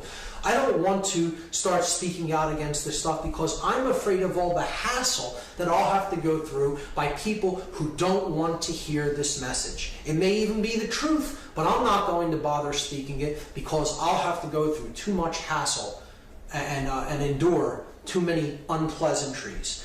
Well, that also won't get you any change. That will also keep you controlled. It will keep you actually enslaved. You will not really make any changes for the better in your life and actually work toward true freedom and true peace, prosperity, or order if you stay in the modality of the hassle-free zone. And the third, of course, is ridicule. I don't want to talk about these things because not many people know about them or understand them, so I'll be seen as the guy in the tinfoil hat, the weird guy who, talks about strange things that people can't really understand or comprehend and don't know about or want to know about, so I'll just shut my mouth and not say anything. And this is another way that we police ourselves. These methods are how the sheep become the sheepdog and police themselves. Denial, hassle, ridicule. We fall prey to these. We're not really working toward true change. We're not really working toward true freedom. So now I'll start to discuss the big 3 heavy guns of manipulation. And the last part of this part 1, part A of the problem, part 2, okay, is religion. And the second half of part 2, the problem, we'll pick up with the subversive use of symbolism, and then we'll go into the last and potentially the biggest method of manipulation, chaos sorcery. But we'll look into religion now. And it is one of the big three methods of manipulation, and it is essentially, all religions are essentially one thing in disguise. They're presented to us as different, essentially different ideologies, and they all do have a core of truth to them that is very well hidden, it's very well concealed, it's there. You have to go through a lot to get to it. But religion in and of itself is technically a disguise for something. And I look at it as a binding, as a magical binding, which we'll see. Thomas Paine, who is one of my personal greatest philosophical influences, one of the people who is really one of the core philosophers of the American Revolution and the principles that founded this country about freedom and about sovereignty.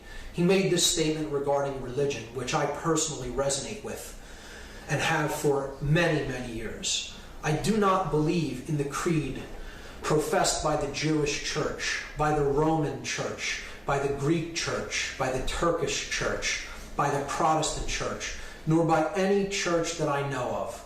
My own mind is my own church. All national institution of churches, whether Jewish, Christian, or Turkish, appear to me no other than human inventions set up to terrify and enslave mankind and monopolize power and profit. That is what organized religion is really about. It is a methodology of control, specifically mind control, through fear. Through fear of the unknown, through fear of the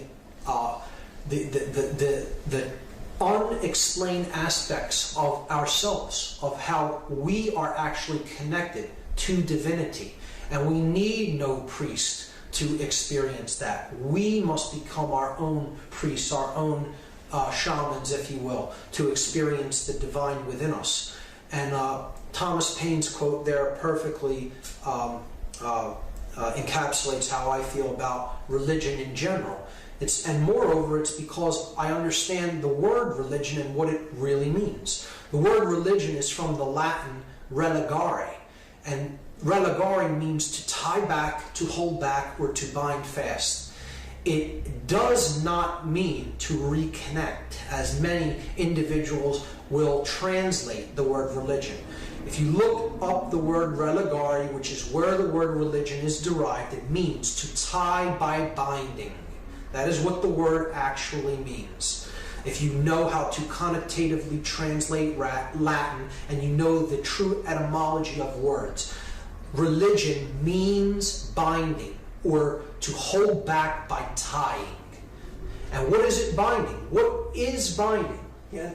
Here, to prove the point, in a Latin dictionary, I look up the verb religare, and it says to tie out of the way, to bind fast, or to moor. I'll be presenting a couple of these, dictionary lookups just to prove the actual etymology of the word, so someone doesn't have to take my word for it. So religion is binding, but what is binding? What is binding in actual magical practice, in occult circles, in occult parlance? What does binding mean? Well, binding is a magical term, and it is descriptive of a class of spells intended to thwart or hold back the progress of an opposing force or practitioner.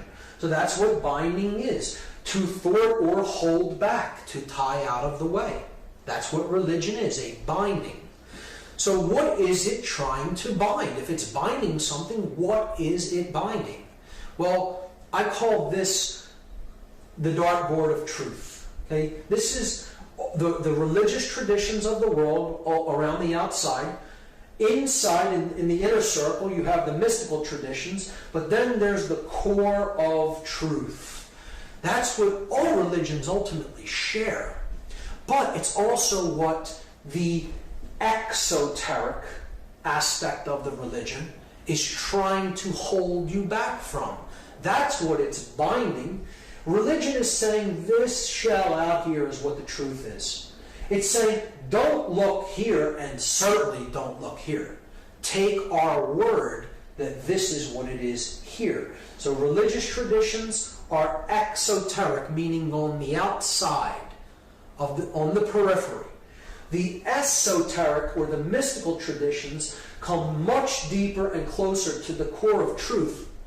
They may not be at the bullseye, at the very core or the heart of the truth itself, but they're much closer. They guard the inner sanctum, the holy of holies, the true secrets, the thing that really connects people to truth, that is indwelling. So that's what we want to get to. We want to get to that bullseye. Religions are here to act as a shell to prevent us from getting to that core. And that's what they're binding.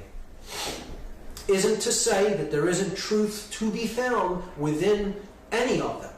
But to look, again, it's a box for consciousness. You're looking into any given religion, you're not seeing the whole picture.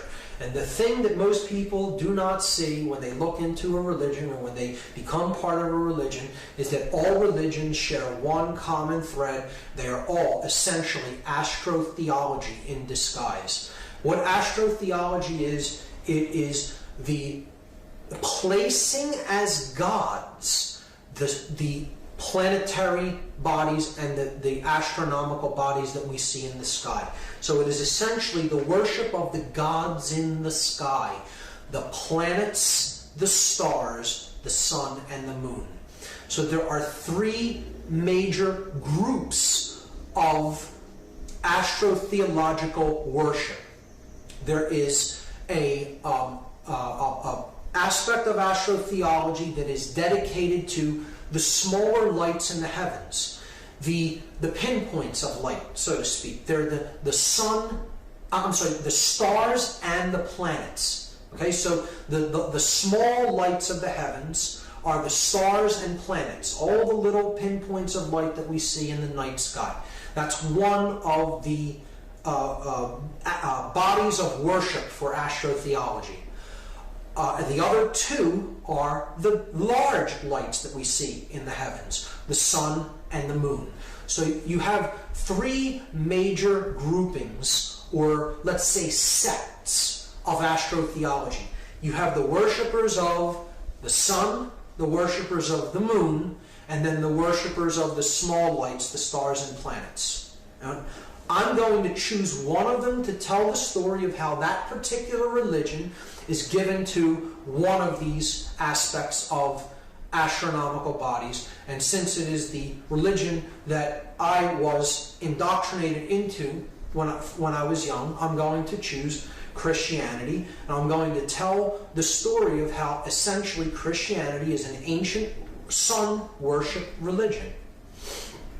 So I'm going to use, there are many different cultural myths and cultural religious ideologies that I could have went to discuss the story of the sun, but I'm choosing the Egyptian culture because I think it's probably the clearest example. This is one of the gods of ancient Egypt known as Horus. Horus, H-O-R-U-S. Horus was known as the golden falcon in Egyptian cosmology. He was the sun god, the solar disk that rises in the east and he flies across the sky in an arc. Okay, he flies across the sky in his solar arc. He makes an arc across the sky until he reaches the west at sunset. So Horus is a golden bird. He's a bird that is gold, the falcon, and he makes his trek across the sky daily. The word horizon it means the zone of Horus. Hori, H-O-R-I, is the genitive or the possessive word for Horus. It means Horus's or of Horus. Zone, the horizon, the zone of Horus. That's where Horus appears during the day, on the horizon. The horizon. He makes his trek across the sky, and then he goes into the west at sunset. Okay? So Horus has three main family members that you need to understand the role that they play in this story. He has a mother, a father, and a brother. His mother is depicted here, Isis. Isis is the goddess of the night sky in Egyptian cosmology. She is often also identified as the moon goddess. So, at night, when the sun is not up, the moon is the queen of the heavens. She rules the night sky. Her cloak is the dark cloak that the stars are embedded in. Okay? So she's the goddess of night, and the moon is her presence when the moon is out and you see it at night. So this dark, feminine moon goddess that also represents the cloak, the black cloak of the night sky with all the stars embedded in it, each day gives birth to the rising sun. She gives birth to God's son, the son that is owned by the God of the heavens, Osiris, the Father God, the Creator God. Horus is the son of Osiris. He is the Creator God's son. Here you see the solar disk above his head, and the divine mother, Isis, gives birth each day to the solar God when the sun is born of the night sky. Horus is depicted right here. He is touching Osiris on his right temple. His dark brother, Set, depicted right here, okay, is touching Osiris in this picture on his left temple. This is the idea of conscience. This is the idea that Horus is the right mind. He is the connection to the right brain. See, he's touching Osiris on his right side of the brain hemisphere. So this is moral action. He's the male principle that's born of the feminine principle of emotions. Right? This is the goddess of emotion. The feminine goddess, the Holy Spirit, our emotions. And our emotions are what give birth to proper moral action. So he is the light of the sky. He's touching the right brain, right? On the left, you have the god of darkness. He's known as Set in the Egyptian pantheon of gods, in Egyptian cosmology. Set is the one who comes at night when the sun is setting. This is where we get the word set, the sun set from. And he conquers the light. He conquers Horus, and darkness prevails. So this is one who is in ignorance, if one is in worship of Set. This is the dark god. It's associated with darkness, ignorance, and the light going out. And look, he's touching the left brain, which tells you if you're too left brain, your actions are not in moral rightness. You're not in the light, you're in the darkness, where the light is put to death. So this is like the concept of the devil on one shoulder and the angel on the other shoulder of conscience. One's whispering in your ear to do the wrong thing, one's whispering in your ear to do the right thing. And Horus was known as, he's a god of uprightness, of righteousness, the savior of the world, the god of light, the solar disk. And Set is the god of darkness that conquers the light. So you see here the Trinity. Osiris is our thoughts. Isis, our emotions. And Horus and Set, our actions. One is born of moral uprightness, and one is a god of darkness and ignorance. It's a beautiful moral symbolic analogy, if we take it as an expression of consciousness symbolically and not as physical gods in the sky. So here we see another statue from ancient Egypt of Osiris, the middle pillar, our thoughts, and then you have Horus, the male principle of action, alongside Isis, the feminine lunar goddess of emotion. Here you have again the yang principle, the yin principle, and the mixture between the two. The coming together of the male and the female.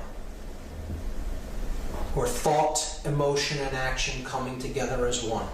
So here on the left we see Horus as the child with his mother Isis, and on the right we see the comparable image of Mary with the Madonna with the child of Jesus. Now there's a couple of reasons why they are a virgin goddess, and they give birth to a male child that is not born of a male sexual union with a male. The reason for that is Isis represents the intuitive brain. She represents the midbrain, where conscience and intuition come from. When one conquers the reptile brain and is getting in touch with the right brain of conscience and intuition, one has conquered the father, the controller part of the brain, the oldest part of the brain, the reptile brain, and it is a virgin birth. The feminine limbic brain is giving birth to the neocortex, the divine male child of proper moral action into the world. So it's a virgin birth. We're going to see how even that idea is covered over by astrotheological ideas, and it's just looked at as that's the place where the sun is born in the zodiac, which we'll get into. And look at these images of Mary, depicted as the queen of heaven with her crown on in each example. She is the moon goddess. She wears the dark cloak with the stars embedded in it. The cloak of the night sky with the stars. And in each example, here in this example, you actually see the crescent moon at her feet. She is the lunar goddess. And in each example, she is giving birth to the child of enlightenment, the moral solar principle of proper moral action. Here you see Jesus depicted as laying on hay, which is actually the radiant rays of the sun. Here you see him coming out from beneath the cloak of the heavens, being born, the night sky bearing the solar male child during the day. And here you see from her cloak, here is the sacred heart of Jesus being born in the flames of the sun. So in every example, you're seeing the Queen of Heaven, the night sky, the lunar goddess, giving birth to the child of moral action, the sun. Now, to understand how the story of consciousness, which is Christianity, there is a real religion of Christianity underneath the astro-theological trappings of it that it is wrapped in to sell as a binding. And that's it. It is the story of how proper moral action is given birth to in the world. It's a virgin birth because the R complex has been conquered. The limbic brain is our intuitive brain that governs our emotions, and we feel those emotions, and so it helps to give birth to the properly balanced neocortex, the savior of the world. So, to understand the story as an astro-theological metaphor, we have to understand two basic concepts in astronomy that aren't too complicated. One is what creates the seasons of the year, and the other is what is the precession of the equinoxes. So I'll take the first one. What creates our seasons? Our seasons are created simply because of the tilt of the earth in relation to the plane that it orbits our sun in. That's all. It has nothing to do. The earth doesn't vary in great distance from the sun as it makes its journey around it during the year. It is a slightly elliptical orbit, but for our intents and purposes, we can consider it as a circle. So it has nothing to do with distance from the sun. It is simply the tilt of the earth on its own axis of rotation. That's the only thing that really creates our seasons. So let's look at this. Here the sun is at I'll start at the autumn equinox. The autumn equinox, the sun is directly at the equator of the earth. Okay, so see that angle that the sun is making with the equator of the earth? It's right at the equator, right at that point. Okay, so the sun is right at the equator, 0 degree, no angle. If you went to the equator and looked straight out, at that day, the sun is right at the equator. It's not in the northern hemisphere, it's not in the southern hemisphere.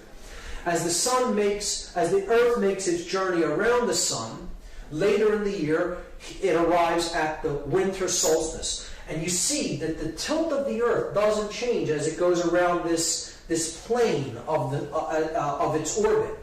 Here, it's making a different angle with respect to the sun. So look at where the sun is striking the earth at. It's striking the earth in the southern hemisphere. Here's the equator, here's the northern hemisphere, here's the southern hemisphere. So the angle that it's making is toward the southern hemisphere. So the sun started here and now it went down to here. So now, at this point, the winter solstice, the sun is now at a 23.5 degree south angle.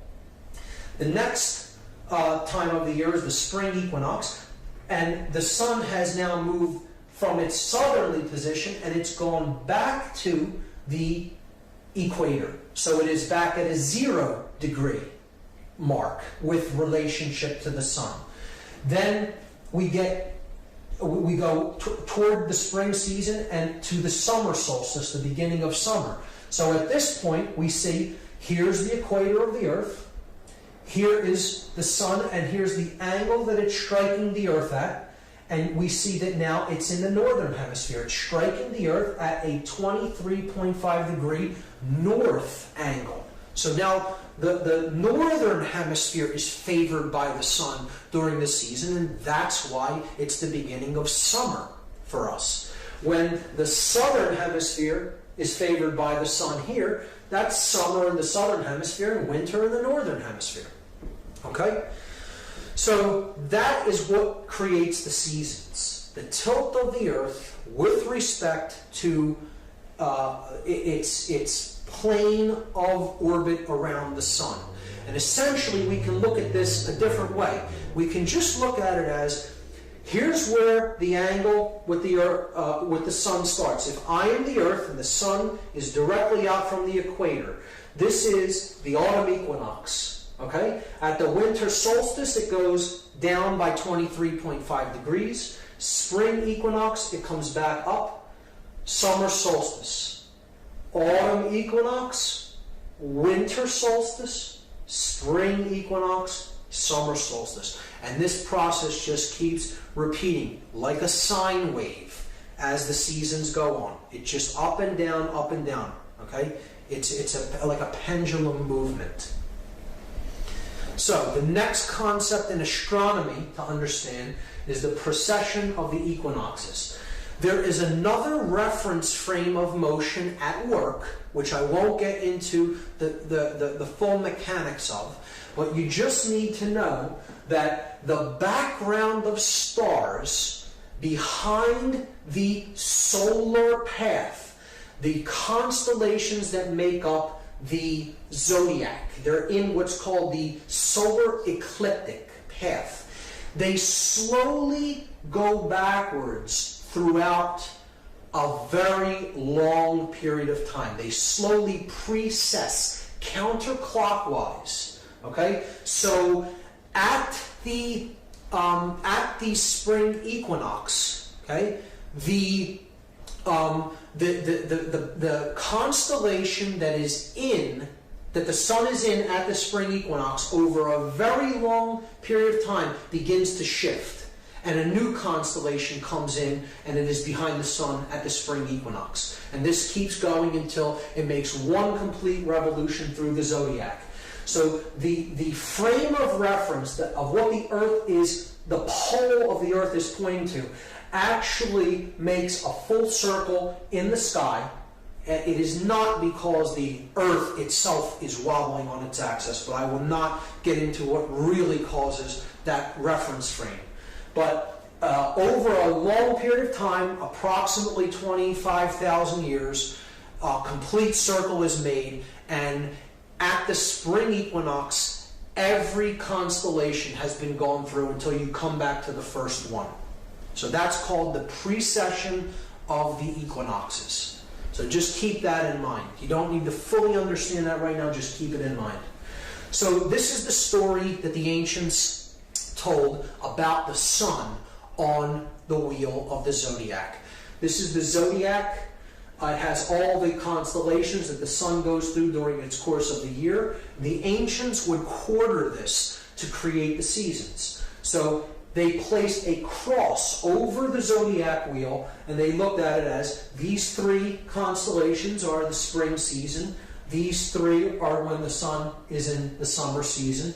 These three are the autumn season, and these three are the winter season. Okay. The ancients then placed the sun on the cross of the zodiac, and they would tell its story of its journey through the houses of the zodiac, through the constellations during the course of a year.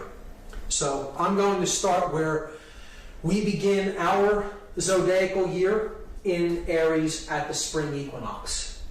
So the sun here is at 0 degrees. It is at the equator, and it's starting to make its journey up northward into the northern hemisphere. So during these 6 months, the sun's in the northern hemisphere. During these 6 months, the sun is in the southern hemisphere. So here's the point of the 0 point, and it starts rising. Now when it hits Taurus, the bull, the midpoint of the spring season, the sun has become a charging bull. He's gaining strength because he's rising in the northern hemisphere. When he hits this point, this is the summer solstice, the sun has gone as high in relation to its angle of the latitude of Earth as he's going to go. So he's at his highest point in the northern hemisphere, 23.5 degrees north latitude of the Earth. This is known as the Tropic of Cancer. That line, the latitude on the Earth, is called the Tropic of Cancer. And because the sun is entering the house of Cancer, the constellation of Cancer, at that point during the year. This is the summer solstice. It is the longest day of the year as far as light goes, because the tilt of the Earth makes the northern hemisphere of the Earth favored.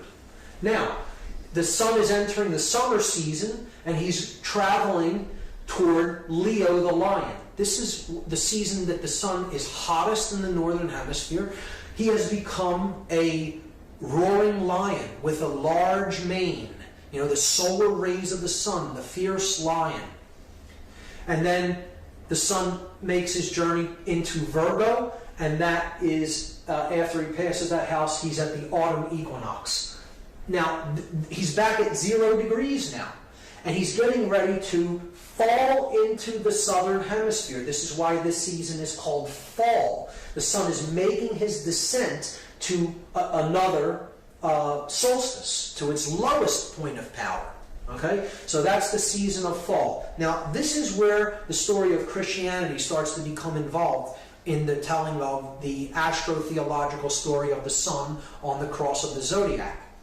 And it is because at this time of the year, when the sun is in Virgo, getting ready to make his journey into the southern hemisphere, into Libra, while the sun is in Virgo, in the constellation of Virgo, when it is rising at the beginning of the day, there is a constellation beneath the house of Virgo, known as Crux.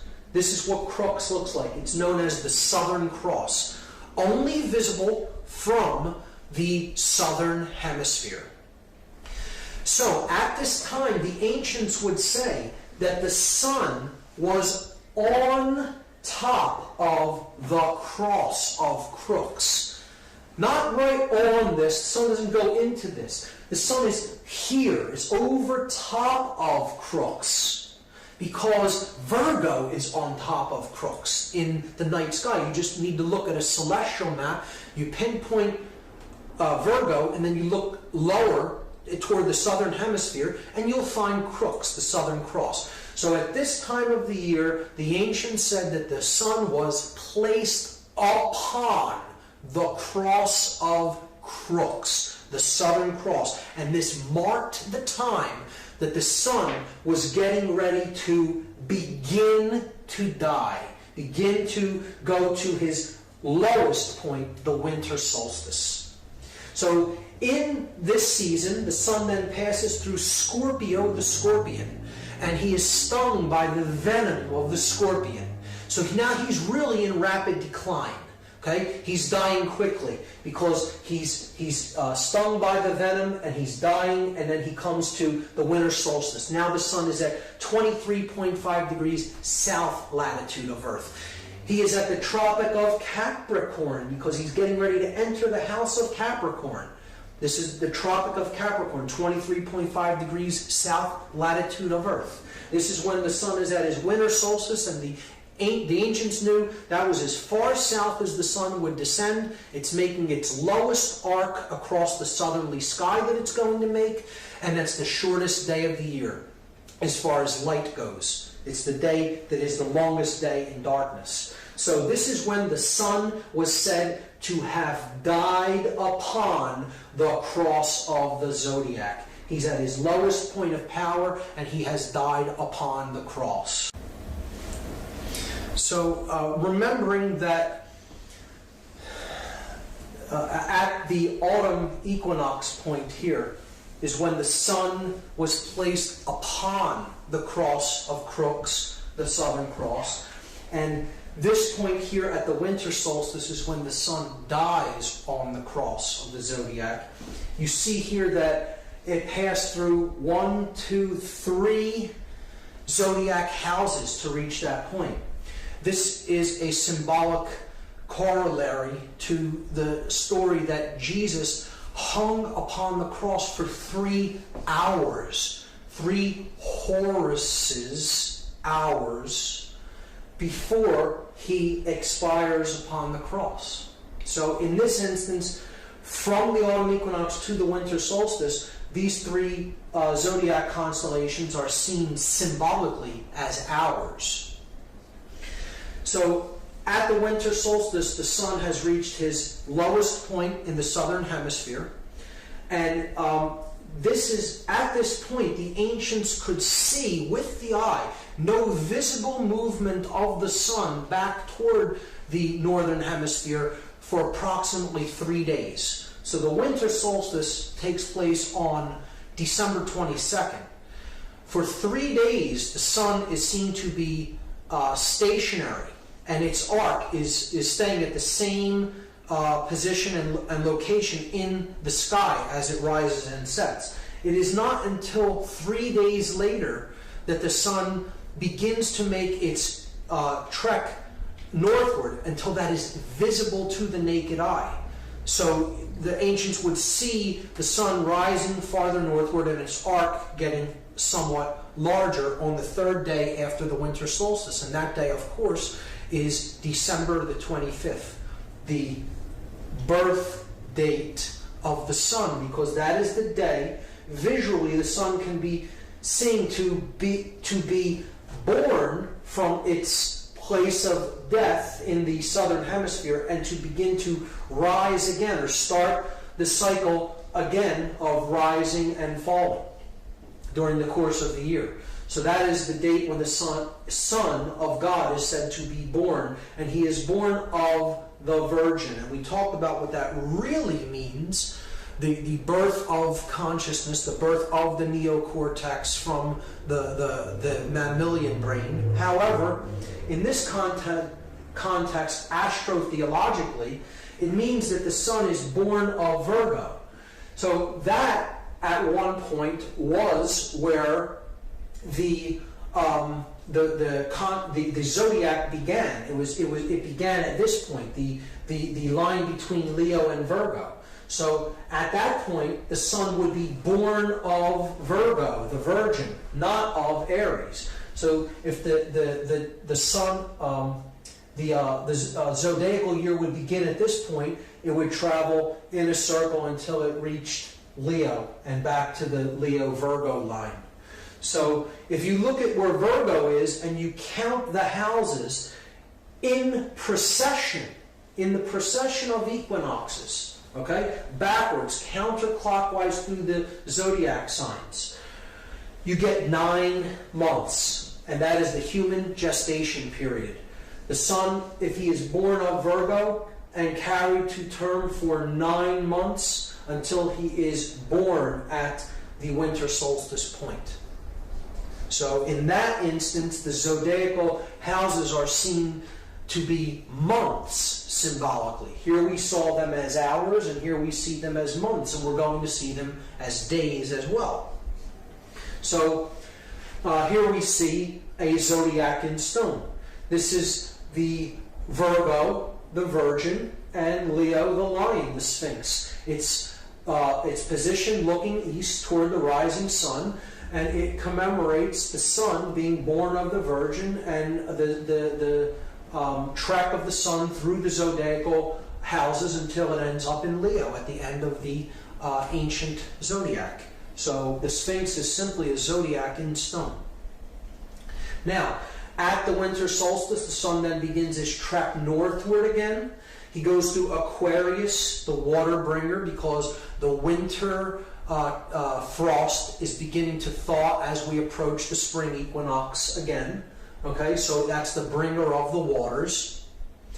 And then the sun comes back full circle to the spring equinox, the 0 point again, when it is back at the 0 point, the equator.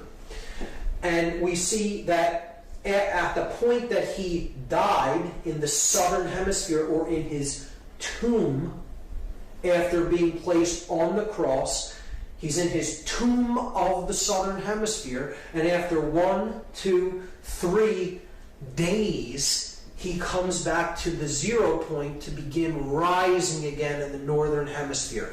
So this is the rebirth of the sun. This is the emergence from the tomb of the southern hemisphere to the favored northern hemisphere. And that day is Easter Sunday. And think about the day. East, star, sun, day. All concepts associated with light, the sun, and the sun is a star. It rises in the east. It's up during the day. So Easter Sunday happens at a different date every year. It happens on the first sun day, the day of worship for Christianity, is a solar religion, a solar astrotheological religion. And it occurs the first sun day after the first full moon, because again, the lunar moon goddess must become full to bear the sun, after the spring equinox, or the rising of the sun from the spring equinox, out of the tomb of the southern hemisphere.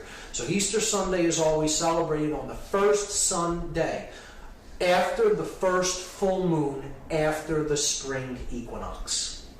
And this story of the sun savior that has 12 helpers, the 12 constellations of the zodiac, who is the light of the world, the way, the truth, and the life, performs miracles, rises from the dead after 3 days, has a virgin mother, is the Son of God.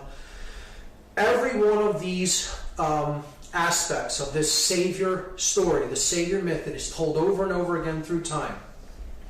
There are over 40 incarnations of this Sun God. Every one of the names that you're about to see scroll by is one of the names of this ancient Sun Savior figure that comes from the East, has miraculous powers, redeems the world through the light, again, has 12 helpers, is the Son of God, has a virgin birth, performs miracles, etc.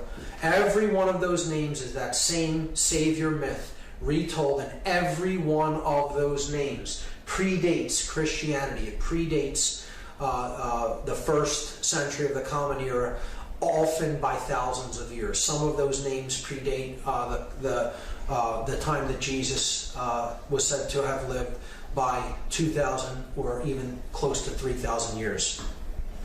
Now, this is not to negate the understanding, the underlying moral lesson that Christianity has to teach. There is a core of truth. There is a religion that perhaps an enlightened avatar that walked in the land of Galilee at the first century was attempting to bear into the world and really help to awaken minds of his time.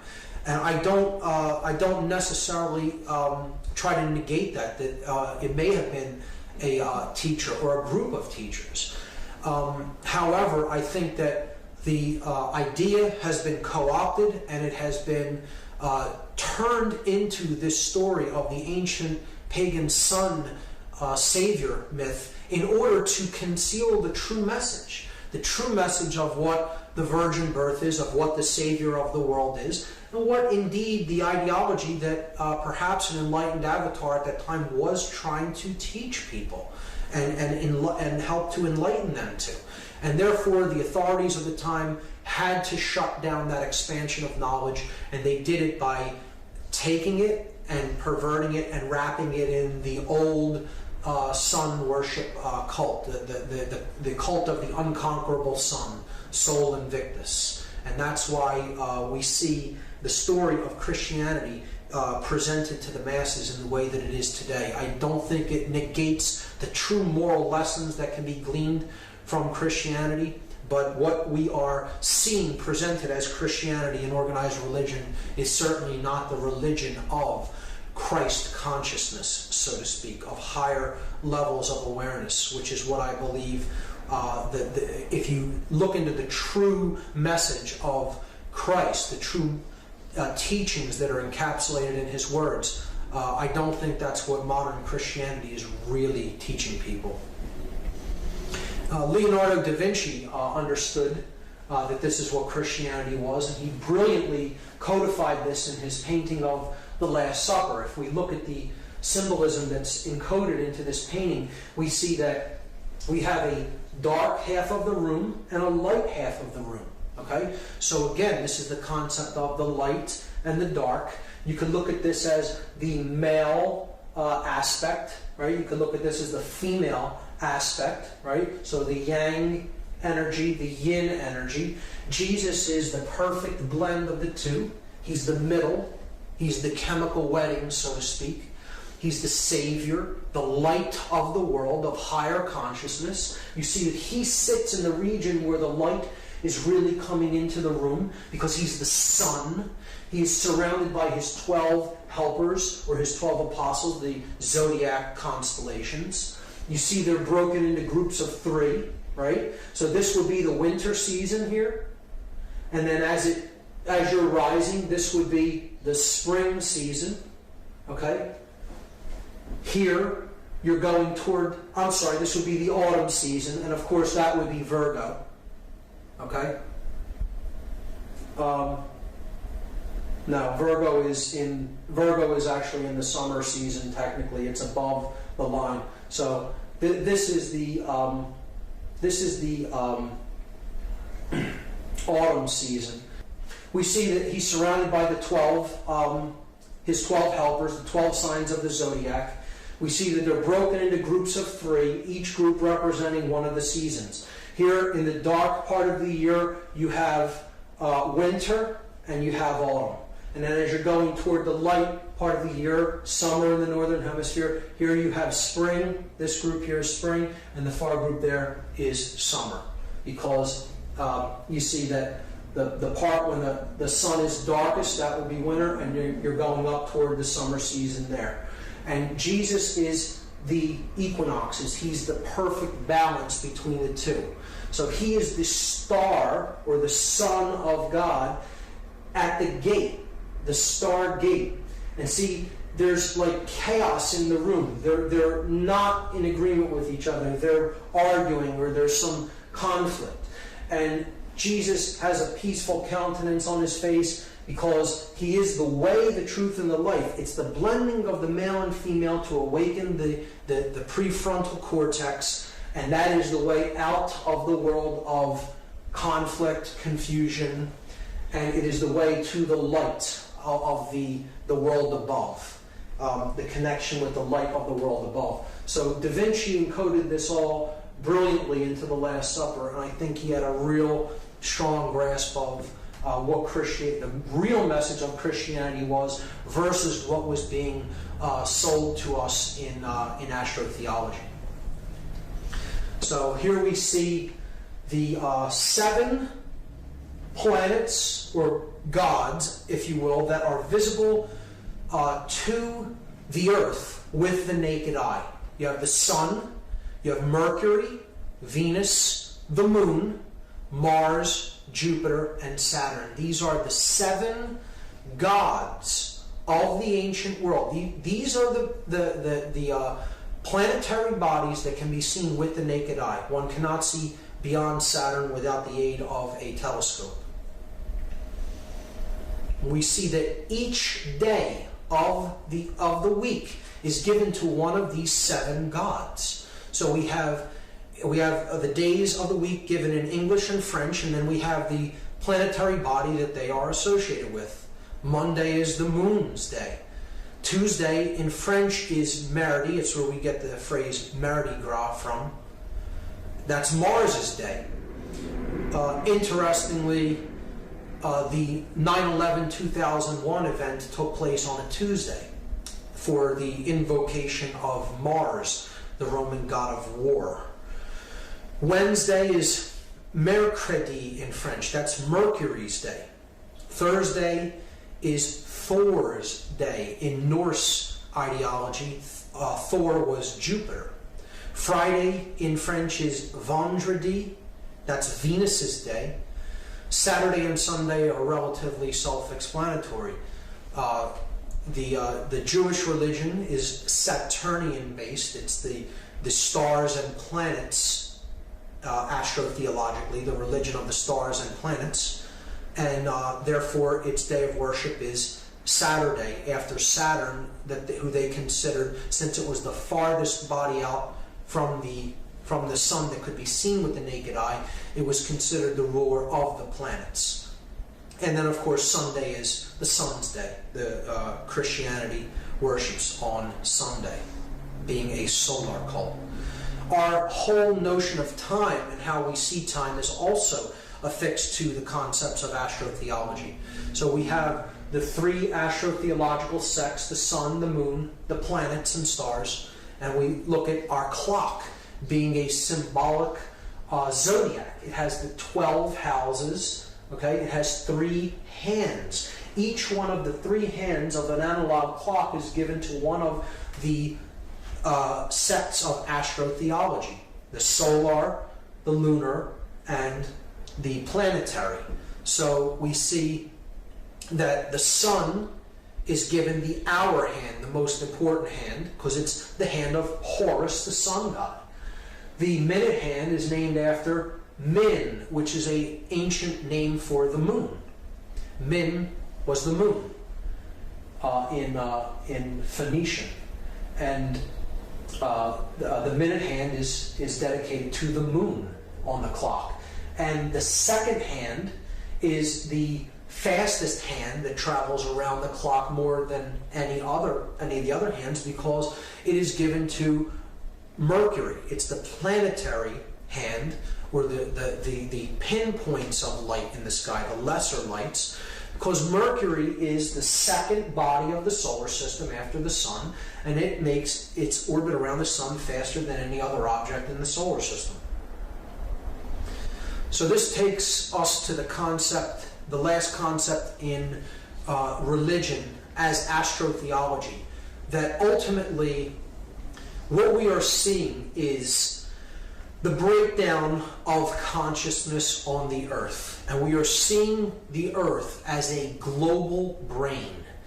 This is a very critical concept to understand. It will help people to understand why the events that are playing out in the regions of the world that they are are happening the way that they are and in the locations that they are. So if we look at the earth, if we consider that the earth is a living brain, it is actually one consciousness, one brain. It has two hemispheres. We have a Western hemisphere and an Eastern hemisphere. So if we symbolically correlate this to the concept of the bilaterally symmetrical brain, we can place the structure of the brain on top of the earth map. So we have a left hemisphere of the brain and we have a right hemisphere of the brain. So you want to picture that you're actually looking kind of this as the back of the head. So this area is let's say this is the back of the head, okay? And this is the left hemisphere of the brain, that's the right hemisphere of the brain. So you need to envision your head looking this way, okay? Picture your eyes looking that way. This area of the earth is your left brain. This area of the earth is your right brain. And if you understand how religious ideologies are structured on earth, this begins to make a whole lot of sense. Because we have three basic astrotheological sects that each correlate to a major world religion. The solar sect of astrotheology is named after the god Horus, and Horus's name in other Egyptian cosmological studies was his name was Amen-Ra. Amen-Ra is the name that is invoked when Christians pray a prayer and then they say the word Amen after the prayer is said, to invoke the sun god of Amen-Ra. What he really represented was the sun at his zenith, at his highest point in the sky, Amen-Ra represented. So it is the sun not at each horizon, at the rising horizon, he could be called Horus, the golden falcon. At the setting horizon, he is Set. But at the zenith, his highest point in his arc across the sky, he was known as Amen-Ra. And often this was just shortened to Ra or Ray, where we get the word rays of the sun from. So it's another name for the sun god Horus. And we have seen that this is the religion of Christianity, and its symbol is the sun on the cross. There you have the sun behind the cross right there. And I'm going to place the blade as this Western left hemispherical religion, the male religion. So the symbol I'm placing on the sun here is the blade, the upward pointing triangle representing yang energy, male energy. The moon cult or sect of astrotheology is named after the moon goddess Isis, depicted here. So this is Isis. The moon religion is the predominant religion of the Eastern Hemisphere, and it is Islam. Islam's main symbol is the crescent moon.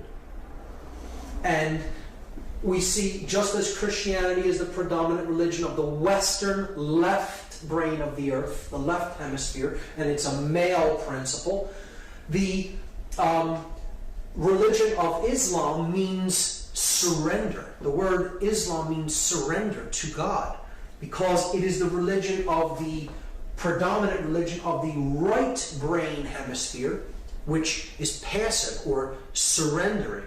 So Isis correlates to the right hemisphere of the earth and the right brain hemisphere of the human brain. And on the moon, I'm going to place the inverted triangle known as the chalice.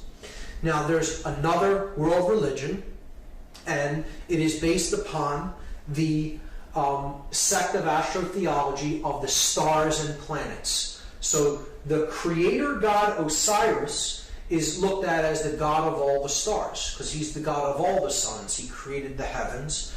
And in Phoenicia, Cana, he was the ruler of the planet Saturn. Saturn is the planet that is farthest from the sun that can still be seen with the naked eye. So his orbit is seen to encompass all other planets. As such, he's the ruler of the planets that revolve around the sun, that have orbits around the sun.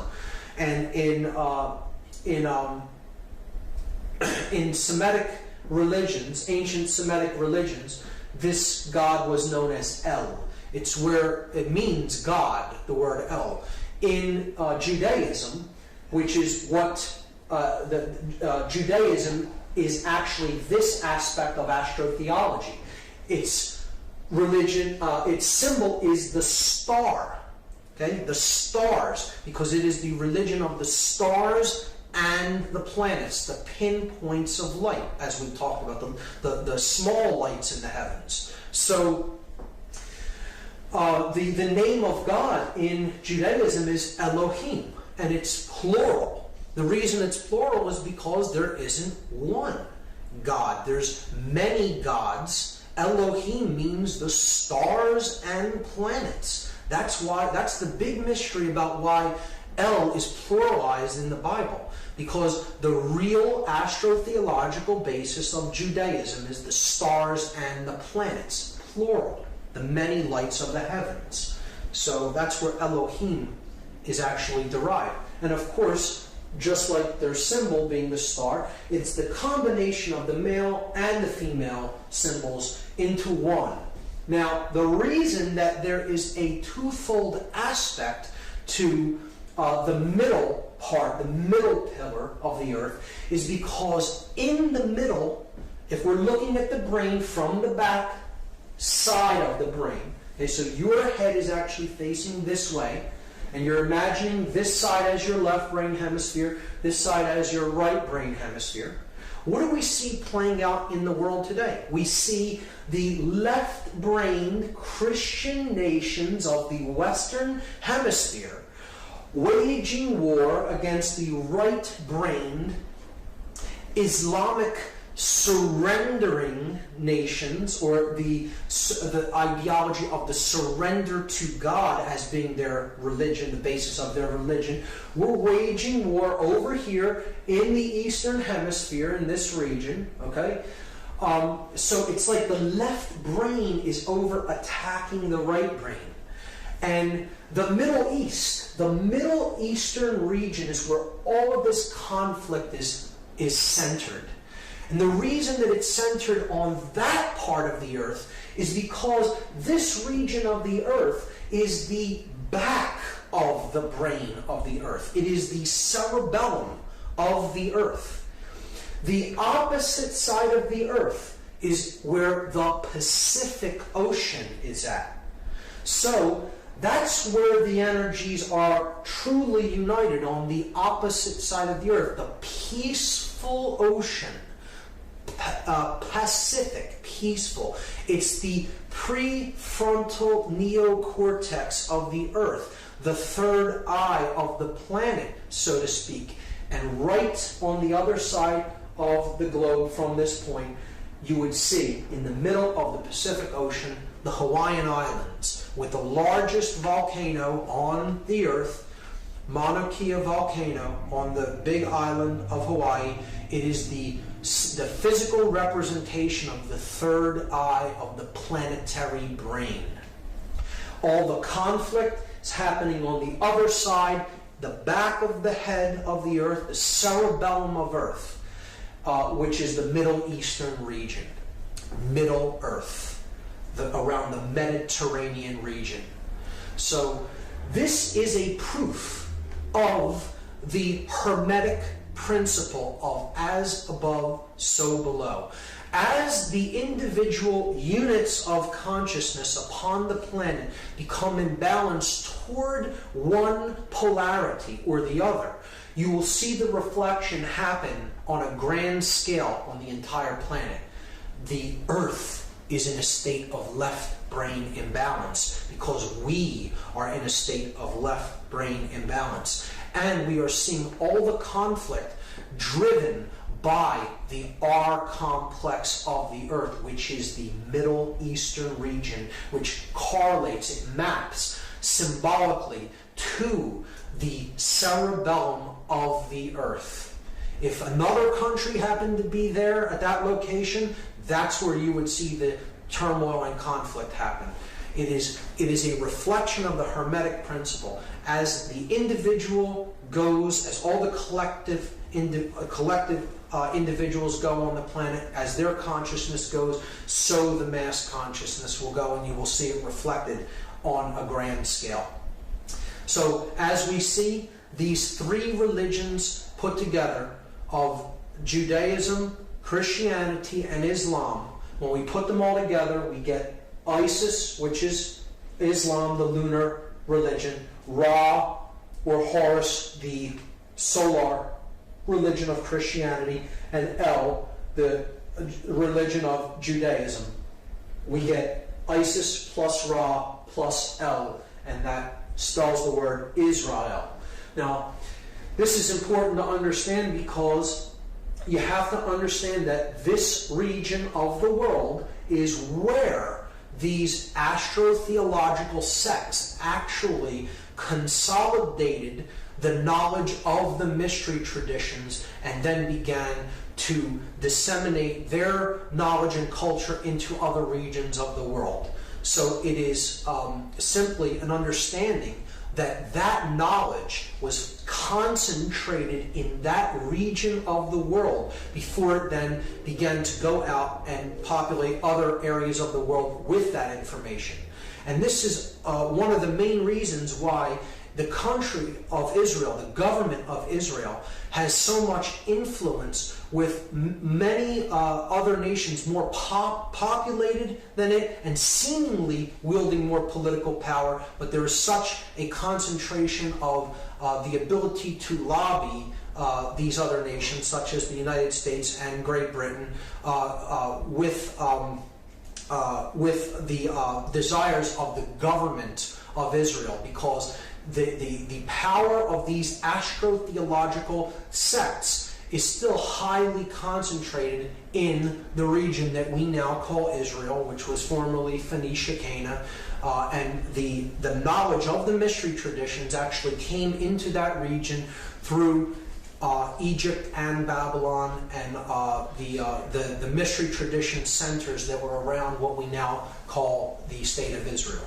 So that explains why Israel is so influential in what is taking place in the Middle East region of the world, and it explains why the ties with larger, more populous nations are in place. It is in no way any kind of a commentary on the nationality or the religion of the people of that region. It is simply a commentary on the government of Israel and why it wields the amount of influence that it does. So that is religion as binding. The next method of manipulation, the next big gun of manipulation that I'm going to talk about is the subversive use of symbolism, the mentally subversive use of symbolism, particularly in Western culture and particularly through advertising. So, symbolism is everywhere. It is omnipresent. It is all around us. It is in just about everything we see in our daily dealings in the physical world. It's stamped on just about everything. And it's a language. Symbolism is a language.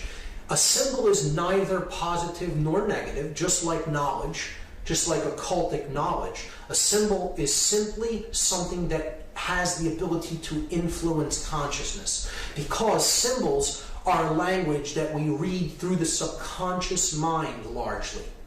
And we often can get a message through symbol immediately through symbolic language. We get the message immediately, even if we do not really understand the symbol at a conscious level, because it is not really speaking to the conscious mind unless you know the language of symbolism.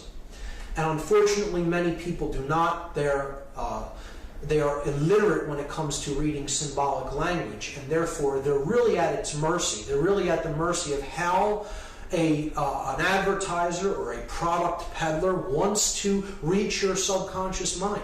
If you're not aware of how they're using symbols to reach the subconscious regions of the mind and the subconscious awareness. So we have to become symbol literate if we're going to be able to use symbols ourselves, if we're going to be able to protect ourselves against unwanted influence and usage of symbols.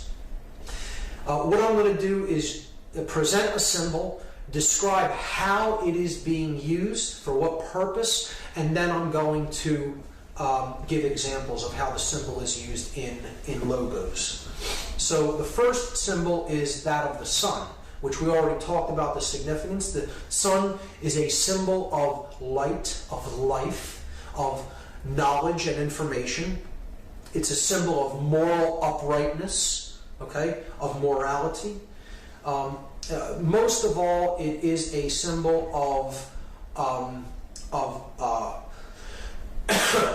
knowledge, of awareness, of enlightenment, of having knowledge and being able to use it to do the correct things that will lead to awareness and will lead to order in life, will lead to prosperity in life. That's what the sun has traditionally been a symbol of, however, wherever it has been used in iconography. And we see this employed by companies that want you to trust them, want you to identify with their products as something that is used for life, that is used for lifeblood, so to speak, that is used to represent enlightenment even. So here we see it used in oil logos, in gasoline companies. So you see it here, Sun Oil Company, Gulf, with a large orange disc representing the sun behind it. The sunflower of British Petroleum, and Dutch Royal Shell gasoline, which is a symbol of the sun coming up over the horizon with the rays. Even though it's encased in the outer shell, it still is clearly an image of a rising sun with the rays of light coming up over the horizon.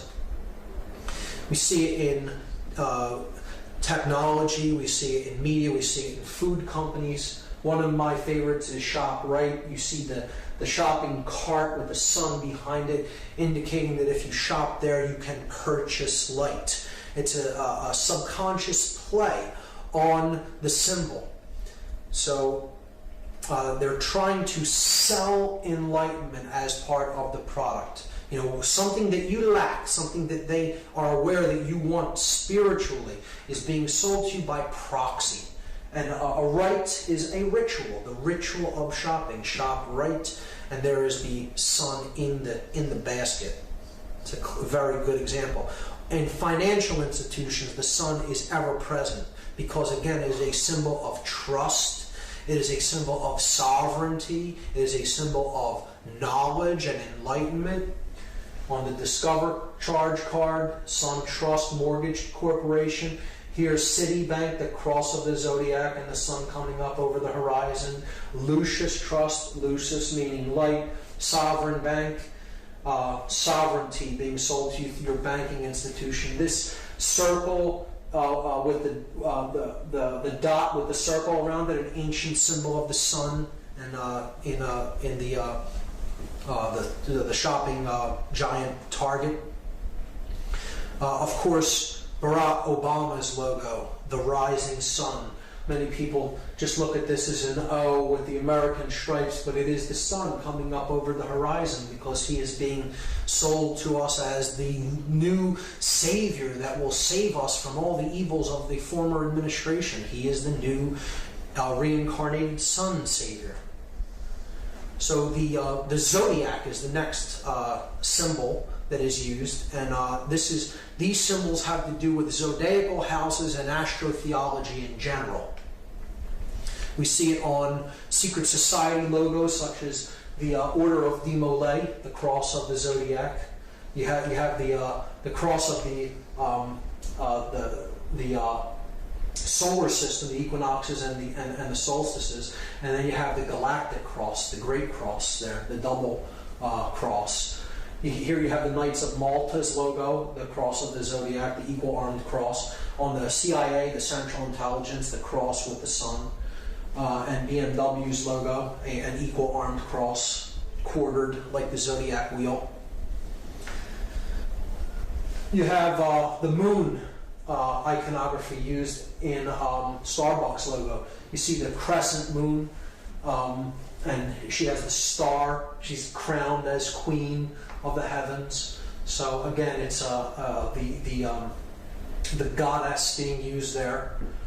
The horns of Aries, often used in different corporate logos. You see the ring of Saturn used over and over again. Here's more rings of Saturn. Mercury, the planet used there. Specifically Pisces, the two fish. See examples of how this iconography is used. Here we see the sacred geometry of the Vesica Pisces used in MasterCard's logo, the unification of male and female into the womb of creation, the one womb. And this symbol being the female sex organ, the channel for men, the Vesica Pisces, male and female uniting. Again, on Krull's logo, we see it used as the depiction of Jesus, the fish, because the sun is now currently in the house of Pisces, the fish.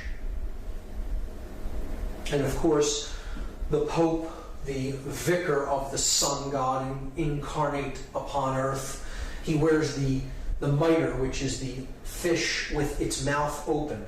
And here you see the astrotheological cross, the equal armed cross of the sun on his forehead. Here you see it again on his sash. And he carries the image of the cross with the sun god upon it. The inverted pentagram.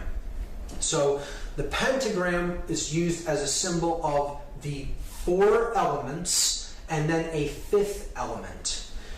The four elements being earth, air, water, and fire, the material world. But more specifically, what those elements represent is earth is our resources. It is what we have to work with, the things that we can put into use for ourselves in the world and how we use them. And it is our makeup, our genetic makeup, our natural abilities. That's what earth represents. Air represents our intellectual makeup, the powers of the mind, the powers of air, our intellect. Water is our emotional makeup, how we use our emotions to change consciousness in the world. And then fire is our actions, the male principle, what we do with what we have. So those are the four elements, but then they all must be governed by the fifth element, and the fifth element is ether or spirit. It is the actual pure essence of consciousness, the essence of who and what we really are, that we must connect to unite the other elements. So it is love, it is higher consciousness, it is spirit. And in its correct upright form, you have the four elements at the bottom and then the point facing up to represent spirit. The inverted pentagram is the symbol of the opposite of that. It is the material realm, the earth, air, water, and fire, the elements ruling over spirit, the fifth element, which is why an inverted pentagram is a negative connotation of this symbol. It's a reversal of a powerful, positive, connotative symbol, the upright pentagram. But the inverted pentagram means that the spirit is being thrust downward and is being ruled by the material realm. And here we see it in the Order of the Eastern Star. Here we see it in the Victoria Police logo. Here we see it in the official emblem of the Church of Satan. And here we see an upright pentagram for the Fraternal Order of Police, But I'm going to refute that symbol as actually being upright, and I'm going to tell you that its real orientation, if you study the iconography inside of that circle there, you will not orient that temple as it is in all Masonic tradition unless you flip that pentagram over, and then you're seeing it for what it really is being used for, particularly in its usage with the Fraternal Order of Police. The blood drop is another symbol that is used, not as widespread as some of the others, but as certainly in as powerful of a way. And this again represents life force energy, the blood drop. It is our life blood. So we see this in often oil companies and financial institutions. Commerce Bank, Luke Oil, oil, money, these are your lifeblood. Pemex oil from Mexico, Getty, here's the combination of the blood drop with the solar disk. The triangle and all-seeing eye, or pyramid and all-seeing eye. So this is a symbol of intelligence. This is a symbol of higher consciousness. This is the symbol of awareness. And here's how it is being used. AOL's logo, the CBS eye. There's a symbolic speech synthesis in there, CBS. That's what you will be seeing if you watch CBS. You will see BS. Fidelity Investments. You see the pyramid with the all-seeing eye at the top, crowned in light. Knowledge at higher levels, darkness below, in ignorance. Those below, the highest levels. Arco, here's the symbol of a pyramid with the capstone missing as seen from above. Here we see in Masonic iconography the all-seeing eye above the compasses and square. Here we see it on the reverse of the Great Seal of the United States, which is on the back of the dollar bill, which I'll be explaining in detail. The Information Awareness Office, and of course British Intelligence, MI5's logo. The pyramid, the cap missing, and the eye in the middle of it. The owl is a powerful symbol of the elite. The owl is, I guess you could say, the mascot of the sorcerers. It is the animal most identified with consciousness that is aware, yet is using that knowledge to suppress those who are not in the know. And we see it most widely used in the Bohemian Club. This is an organization of elite occultists that meet once a year in the Redwood Grove, about 70 miles north of San Francisco. And they have rituals in this grove that are actually derived from ancient Babylonian ceremonies. And they have a stone owl there that represents an Ammonite god that was, children were often sacrificed and immolated to this god. This god's name was Molech, or Moloch, and it was often depicted as a bull god. The owl kind of has been used to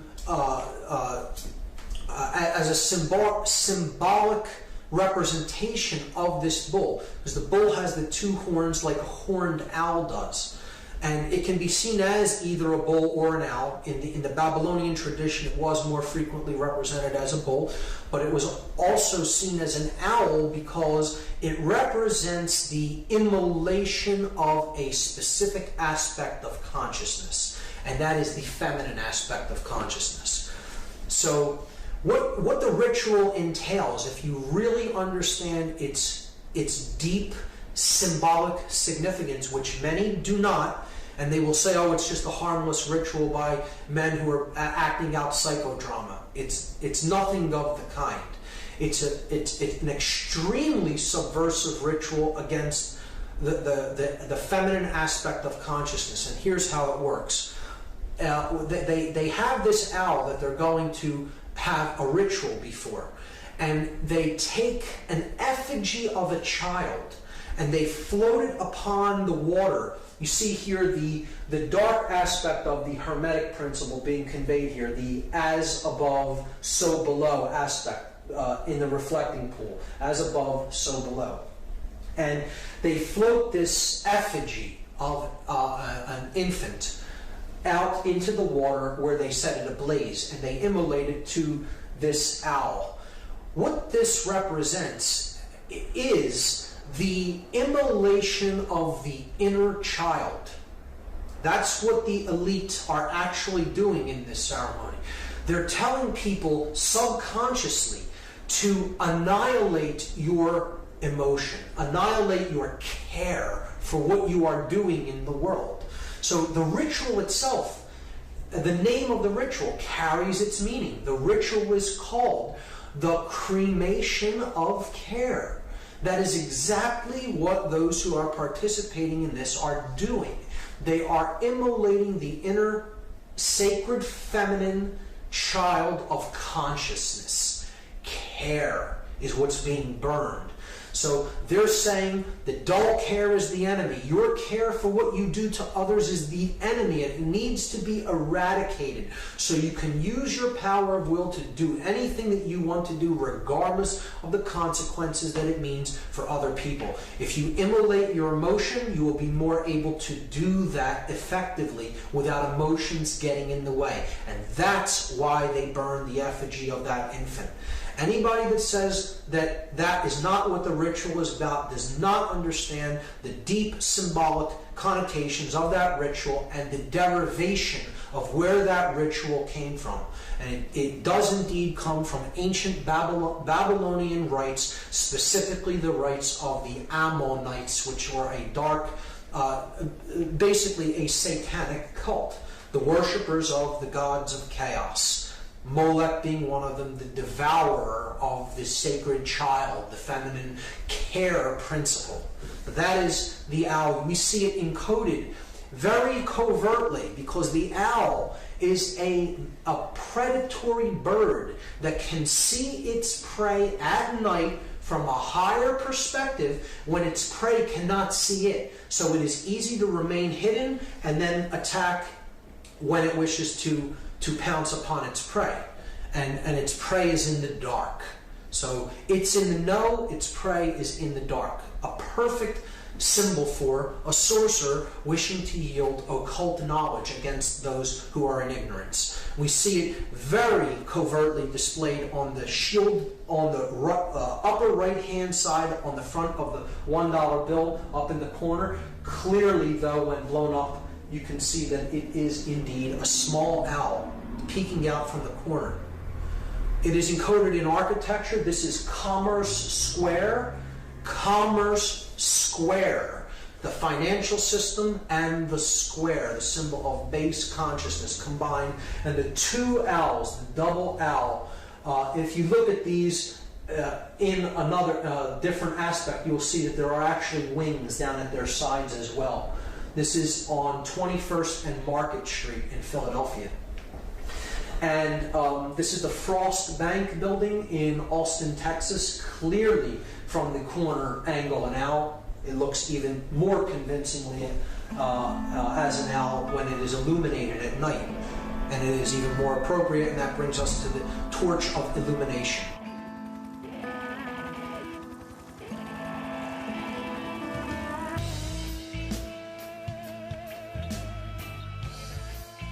The illuminated torch.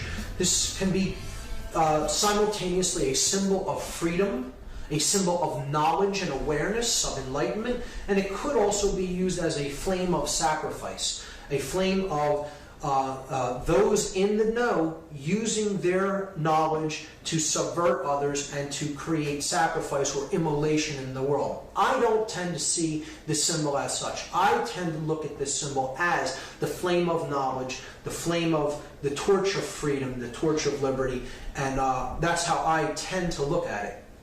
But It goes back to the Babylonian queen, the Babylonian version of Isis in the Trinity. So you had, just as you have God the Father, God the Son, and the Blessed Mother, okay, in the Christian Trinity, the Holy Spirit taking the place of the feminine, of course, in that Trinity. But you have the Egyptian Trinity of Osiris, the Father God, Isis, the Mother, and Horus, the Divine Child. In Babylon, you had this same Trinity. You had Nimrod, the Father, Creator God. You had the Son, which was Tammuz, depicted here, and he's sitting on the lap of the sacred feminine goddess, which was known as Semiramis in this culture. So this is a depiction of her on an ancient coin, holding the cross of the cross of the sun, and a version of the chalice, which could also be seen as a torch. So you have Semiramis depicted here, the rays of the sun reflected from the moon. She is the moon goddess, illuminated, the queen of heaven. She's holding the torch of awareness, of liberty, of freedom, of enlightenment. You see it on the back of old American dimes. You see it in Columbia Pictures logo. You see it on Amoco's gas company logo. So in direct relation to the Queen of Heaven is the symbol of the dove. So the dove is how the moon goddess is depicted as being a crescent, a white crescent moon. The white crescent moon, as it makes its trek across the sky, looks like a dove, a white bird. So, you could imagine this piece as the wings as the crescent moon, and it's making its trek across the sky at night. So this is why the dove was associated. The bird, the dove, is associated with the lunar feminine goddess, just like the falcon was associated with the male solar god, Horus. And the word dove in the French language is columbe, C-O-L-U-M-B-E, columbe. This is why we have so many usages of the word of the word Columbia or Columbus in American symbology. The founder of the country is named after the dove. His name was actually Cristobal Colon, and he was a member of a secret society network. Here you see him giving a secret society hand gesture in this painting. But he was renamed Columbus after the goddess Columbia. See, it's the feminine goddess named after the dove, Columbe. We have the District of Columbia, the name of the capital where the male dominator phallic energy, the seat of male dominator power, is rooted in the United States. And look at where it's at. It's named after the sacred feminine, the dove, Columbia, and it is situated between two states. It is situated between Maryland and Virginia. Maryland, named after the goddess of the Christian Trinity, Mary, and the Virgin, Virginia. So right in between the two feminine states named after the goddess, you have the male phallic symbol of power also taking the name of the goddess. This is a symbolic rape, if you ask me. This is placing the phallic symbol directly in a slot between the two sacred feminine states. The male dominator energy of concentrated, centralized power of this country erected right between the two feminine states of Maryland and Virginia. Here we see the goddess depicted on Columbia Pictures. You have Columbia Records, Columbia Broadcasting, Columbia University, with decidedly Masonic symbology on the shield of Columbia University, with the three crowns representing the three Blue Lodge degrees, with the square of base consciousness depicted there as well. But we have to understand, again, that the goddess represents the intuitive side of our consciousness. It represents conscience, the ability to know right from wrong. And that is a protector energy. It is also the aspect that gives birth to the male principle, the savior of the world, the enlightened neocortex. Here we see Mary, the sacred feminine, the limbic brain, the queen of heaven. She's giving birth to the immaculate heart of Jesus, the savior of the world. She is standing on top of the serpent here, the reptile. She's conquering the R complex, the limbic brain, where emotion is born, where care is born in us. Okay? When we listen to our intuition and listen to our inborn knowledge of right and wrong, we conquer the reptile aspect of ourself and we give birth to the Son of the Godhead. And here you see the dove above her head, and here you see the 12 stars depicting the 12 houses of the zodiac. In this image is even more clear how she is a feminine protector. The Queen of Heaven, illuminated by the rays of the sun, is wearing the dark cloak of the heavens, the dark cloak with the stars embedded in it, because she is the Queen of Heaven. You have the crescent moon, because she's the moon goddess. She's being crowned by the angels as the Queen of Heaven, and she is acting as the protector of innocence, the inner child, conscience, care. And again, she's giving birth to the male savior figure, the neocortex, the divine child, the Son, Jesus, and she is holding the serpent at bay. In that case, the sea serpent or the reptile. The limbic brain holds the reptile complex at bay when we make a deep connection with it and we get into our intuitive side and we care. That's where conscience is born from. And that's why this goddess is seen as a protector. She's seen as the watcher of the torch of freedom and liberty, because we have to get in touch with that sacred feminine side of ourselves in order to truly bear conscience and freedom into the world. Here we see in the modern Christian Trinity, the goddess has been removed and replaced with the dove. You have the Father, the Son, and the Holy Spirit represented as the dove, but there is no divine mother. The feminine has been removed and it's been replaced just by the symbol that the sacred feminine goddess was given in the ancient world, the dove, Kalun.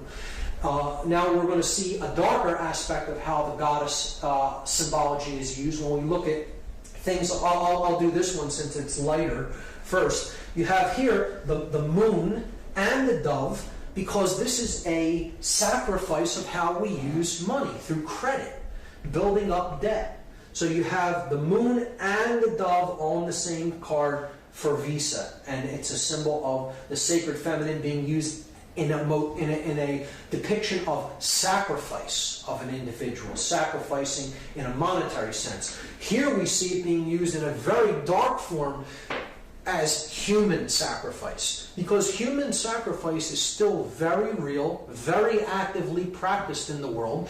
It just isn't the practice of carrying people up a pyramid as how it was done in the past, or sacrificing them upon an altar with an obsidian blade or a dagger of some sort. Now, human sacrifice is carried out with the knowledge of everyone around us, and it is done willingly. People go off to sacrifice others and themselves in the act of war. War is modern day human sacrifice. And here you see the goddess with her wings depicted on a war memorial. And see, this is the goddess herself being sacrificed. A lot of researchers believe that it is them sacrificing people to the goddess. It isn't so much that they're sacrificing to the goddess.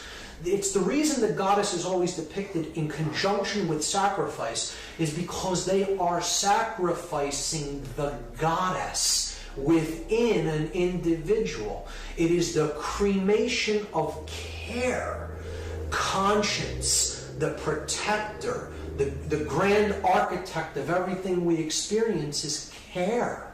So this is the goddess herself depicted as being with these men as they are sacrificed along with the goddess. That's what war is. It's a ritual sacrifice of the sacred feminine in an act of sacrifice, of human sacrifice. So another use of the sacred feminine symbology and imagery when it comes to human sacrifice rituals or attempted human sacrifice rituals, we see this through different events that have played out that have the sacred feminine or the name of the sacred feminine embedded or encoded within the ritual or the scenario. You have the murder of Princess Diana, which I do not believe was an accident. I believe she was taken out because of her connections with the royalty of Britain, and her name was Diana, a Roman name for the goddess Diana. We saw the Superdome incident where thousands and thousands of people were hoarded into this dome looking like a feminine breast and left there without supplies, essentially to die. And FEMA did not get to this region for days after Katrina hit. And the conditions in there were horrendous. And I believe that is a deliberately designed thing that was done to try to maximize the amount of death and suffering that happened in that feminine breast, the Superdome, a symbolic representation of a breast. And the two large school shooting incidences could be seen as very clear examples of mind control, of trauma-based mind control, were at Columbine High School, again, Columbia, Colum, the dove, Columbine, and Virginia Tech, the Virgin, Virginia. Again, two names of the goddess. Again, human sacrifice rituals in disguise made to look like totally disconnected incidents.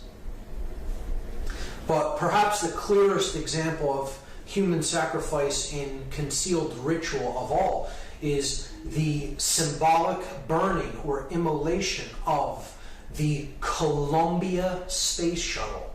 Again, the Columbia, named after the goddess Columbia, Colum, the dove. And it's the white dove. And it's burning up, being immolated as it re-enters the Earth's atmosphere. And we see the crew was a 7-member crew.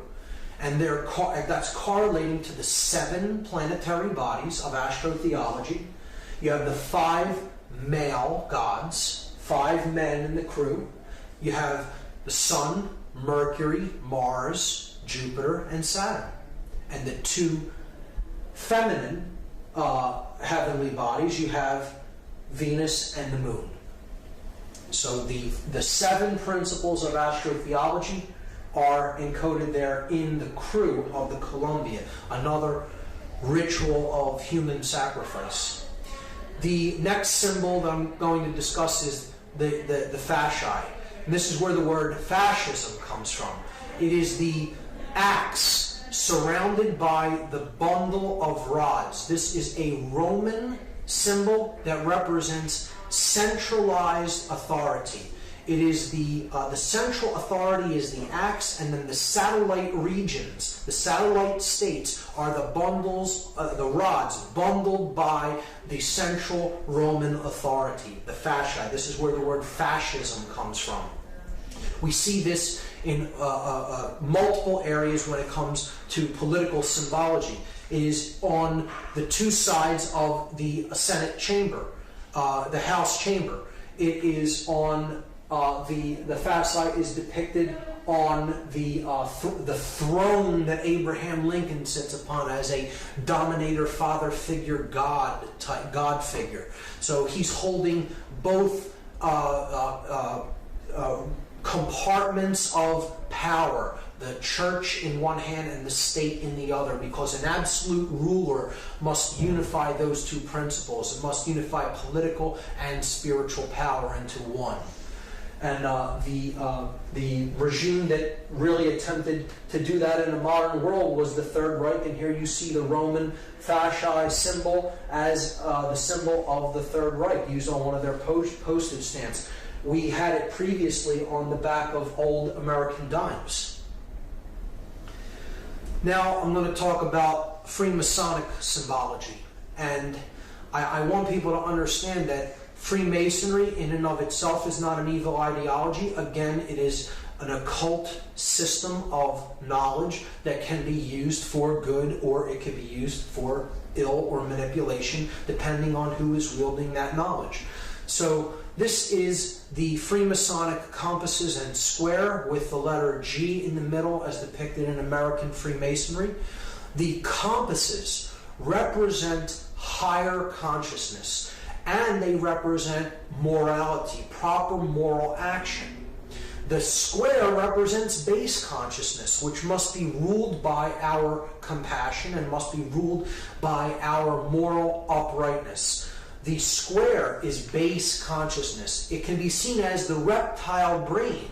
If you look at these three components as the three complexes of the brain, okay, you have the R complex being the square. You have the neocortex with its two hemispheres being the compasses, and you have the midbrain, that which gives birth to the conscience, care, as the G in the middle of the two. It represents the goddess, the grand architect of the universe, which is care.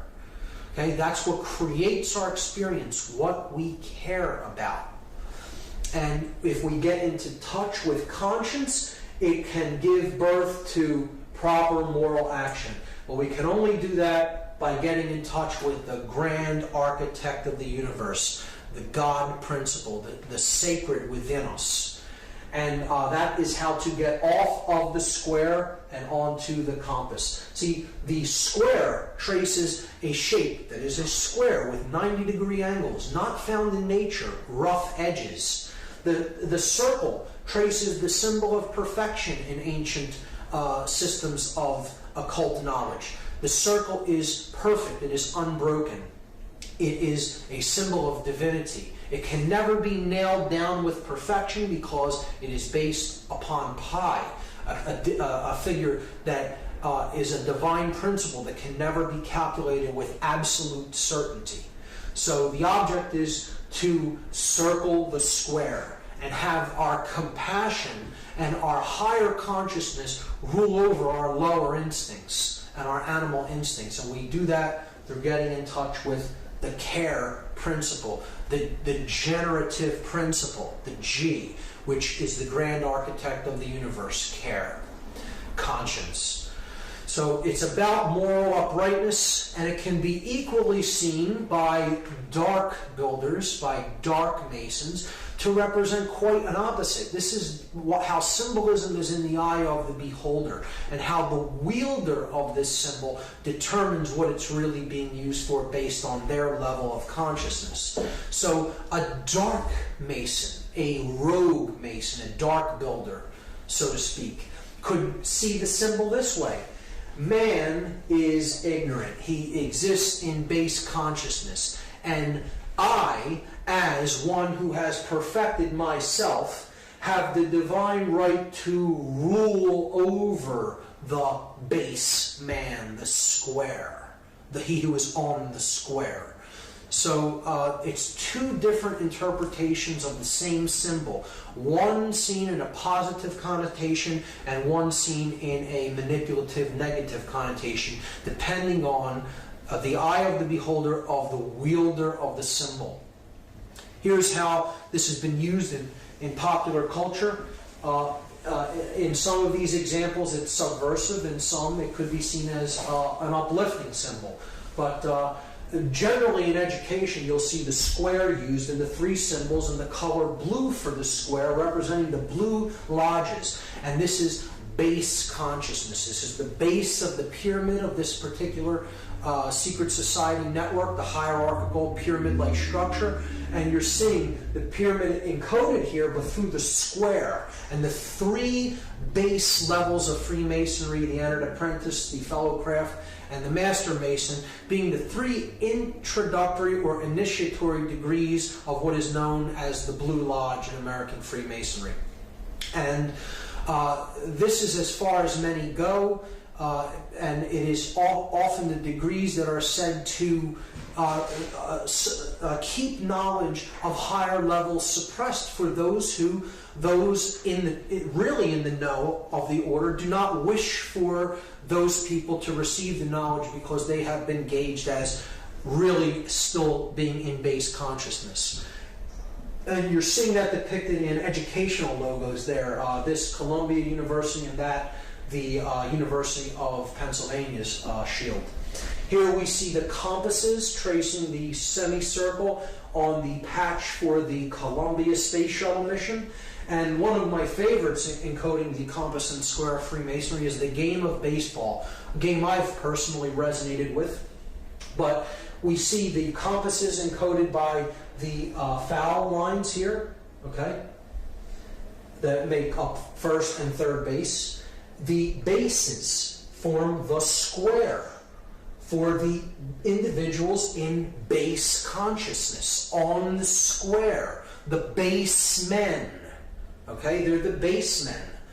And the middle here, the mound of creation, the primordial mound, is the limbic brain, the generative principle, the feminine aspect that throws the feminine seed into play.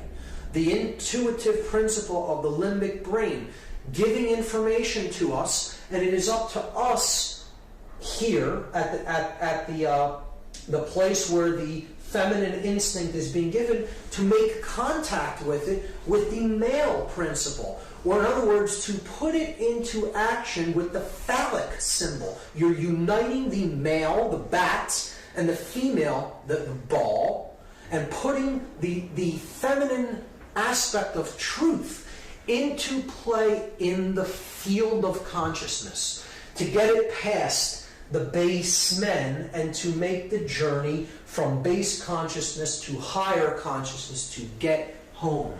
The game of baseball is completely Masonically designed. I don't see that as a negative influence. I'm just pointing out an example of how that symbology is used in the game of baseball. I personally look at that as a positive understanding. The picture being the feminine aspect, care, the grand architect of the game. So in these examples, I do see it as subversive.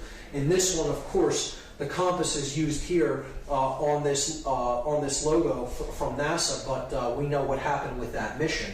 So could be a illusion that dark Masonic elements may have been in control of that particular sacrifice. Who knows? The game of baseball, clearly Masonically designed. I look at that as a positive connotation of the symbolism. In a very negative connotation of the symbolism, we see how the Freemasonic network is used all throughout the United States in control agencies, in agencies of male dominator control, in this example being police. And these examples are certainly Blue Lodge degrees, Blue Lodge orders, lower orders of Masonry, and I would look at the individuals belonging to these groups and other fraternal orders of police as being on the square. And if anybody thinks that when someone tells you in Freemasonic parlance that you're on the square, that they're paying you a compliment, you have no idea what the term means, because you've just been insulted by being told that you're on the square. It's not a symbol of being fair, of fairness and uprightness. It is the square in Freemasonry is most certainly a symbol of base consciousness, of not understanding the true self. And when someone is told that they're on the square in Freemasonry, it is essentially an insult. And we see that this network of secret societies is actually at work in these controlling orders of police. And I look at that as a very subversive symbol, because these fraternal orders have more allegiance to the secret oaths that they've sworn than to actually do the job to uphold the Constitution and to protect the public. And it can be really used as a means of one hand washes the other. I'll do a favor for you if you look the other way in this instance, or do what I tell you to do here. And it's really a way that freedom can be subverted through this hierarchical order, particularly when it is used in conjunction with controlling bodies like the police. So this is an extremely important symbol that's going to carry over into what we talk about next. This is the first degree Masonic tracing board, and I'm going to cover this from two angles, a positive connotation and a negative connotation. So here we see, first, there are directions. This is a map. You see north, south, east, and west. So we are standing at the west, looking east. The west is down here, the east is up here.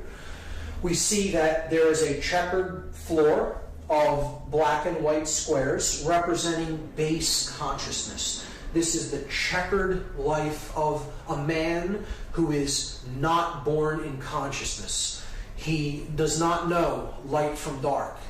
He is a wanderer, a pawn in the game, so to speak. One who can be positioned. However, his master may wish him positioned, the chess master of the game, who sees the whole board from above, from a higher level of consciousness, and takes the pieces and positions them as he will.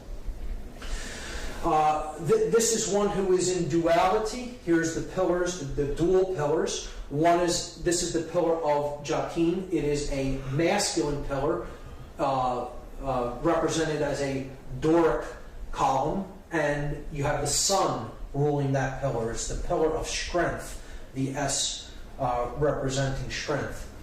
The feminine side of the pillar is the pillar of Boaz. The B at the bottom stands for beauty. It is a Corinthian pillar, a latter ornate feminine pillar, and the moon sits above that pillar.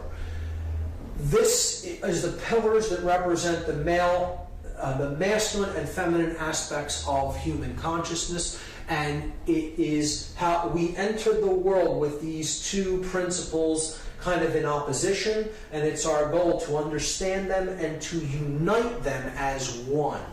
To use our willpower. This is the pillar of will or wisdom, which the W stands for. It is Jacob's ladder. Jacob, as described in the story of Genesis, goes to a higher level of consciousness. He experiences God consciousness. He comes back down to the earth and understands that really the journey of life is to get back to that level of pure awareness and pure consciousness. And that is the end of the journey, kind of. It's like you enter in this dual state, seeing things as separate, and then the object is to make it through the realm of duality, the checkerboard floor, and unite the two principles as one, and then you're born into the stars, into the light of conscience and consciousness. So that's the journey up Jacob's ladder. And we see here in the background the stones known as the ashlars, the rough ashlar representing the soul in need of work, and the perfect ashlar representing the state of perfection to which we seek to attain. The initiates are going up the ladder in the 3 basic degrees of masonry. Entered apprentice, who is still on the floor, the fellow craft, who is in the middle, who has not received the key, which is tied here to the ladder, but he's at the G, where conscience is beginning to be born, the care principle, and the master mason, who gets the key to unlock the star gate, the sun, so to speak, is bringing himself to a place of balance and understanding and enlightenment.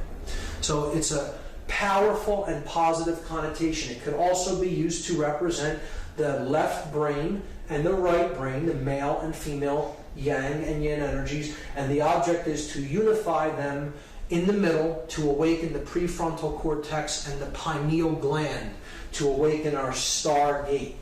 Okay, and that's in the direction of the east. The direction of the light, the rising sun, is in the east. We don't want to be headed west. That's the direction of base consciousness, and darkness, the setting sun. The sun sets in the west, of course.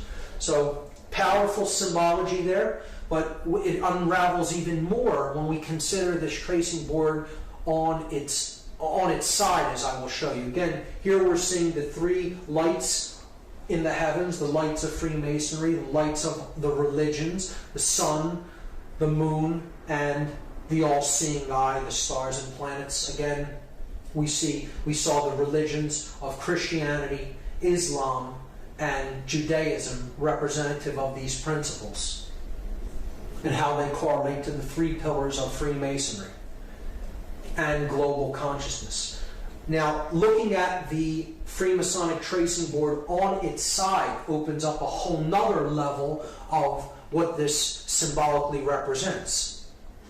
So again, we're given directions. Here is the west, here is the east, this is the south, and this is the north. Understanding what we now understand about astrotheology, we can now understand what this whole scene really depicts. It depicts the spiritual journey of man out of the prison vibration that is on the earth, identification with the physical world of matter. This is the earth. It's black and white, the colors of a prisoner, okay? The prison planet, so to speak. And these are the lines of latitude and longitude of the earth. This is the Earth's equator, right here, the middle pillar. This is the Tropic of Cancer. This is the Tropic of Capricorn. In the southern hemisphere, the Tropic of Cancer in the northern hemisphere. Here we see the light of Freemasonry, the sun in the east, away from the earth. And this is the sun at the summer solstice. This is the sun at the winter solstice, when the northern hemisphere is in darkness, depicted as the moon there, or not in enlightenment, right? This is the pillar of mercy, because when the sun is up there, the sun favors the northern hemisphere, shows mercy upon the northern hemisphere. Boaz is considered the pillar of severity, because the sun does not favor the northern hemisphere when it is at the pillar of Boaz, or the Tropic of Capricorn. And this is the equator. This would be balance, or the equinoxes, the all-seeing eye, is the place that opens up when the hemispheres of the brain come into a perfect state of balance. So this is the journey of the initiate. From darkness, starting here on the earth in darkness, and then proceeding in a stepwise fashion to a place of balance. Okay, this is emotion. This is the sacred feminine principle of emotion. You have to care enough to begin the journey. You go higher. You're trying to reach a place of balance between these energies, and then you can get that key right there to unlock the stargate. Okay, to unlock, and that's accomplished through action. The male principle of putting your emotions and your thoughts into action. And that is how you get off of the base consciousness and to the stars. Powerful iconography, powerful symbology being used here if you know how to read it. Now, in a negative connotation, a dark builder, a dark mason, may want to look at this symbol in a perverted way. So here's a reversal of it.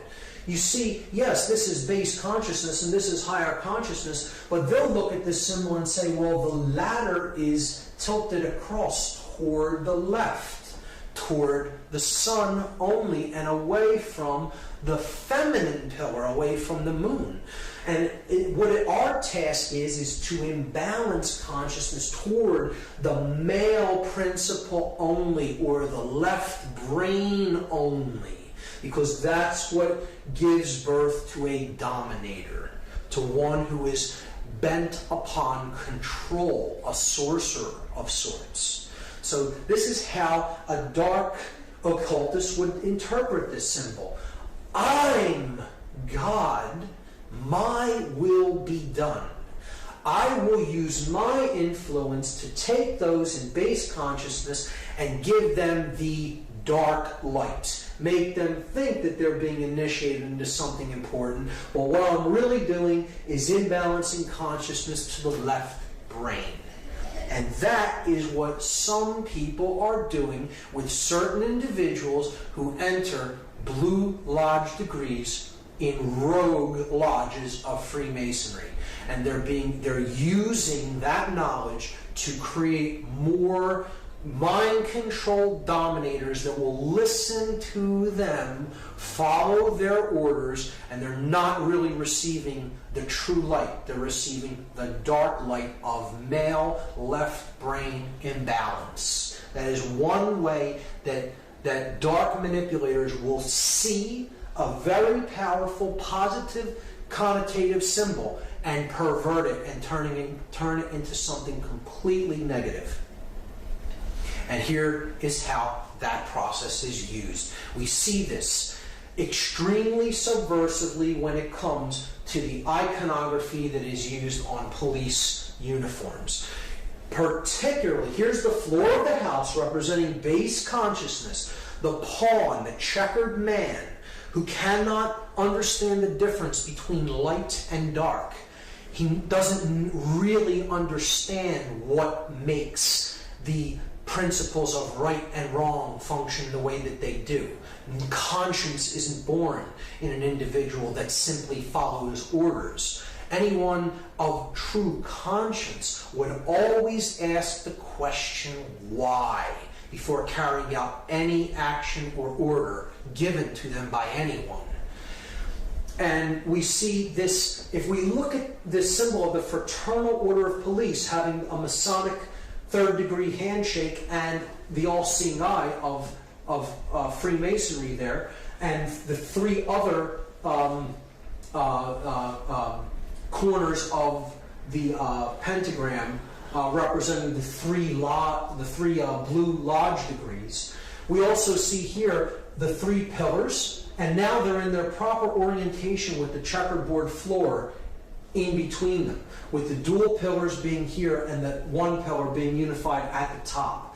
And in that orientation, we see that it forms an inverted pentagram as opposed to a right side up one, just as it is here in the Victoria Police's logo, clearly an inverted five-pointed star, and it is placed along with the checkered floor right around the Temple of Solomon, and then directly on top of the prefrontal neocortex, the third eye.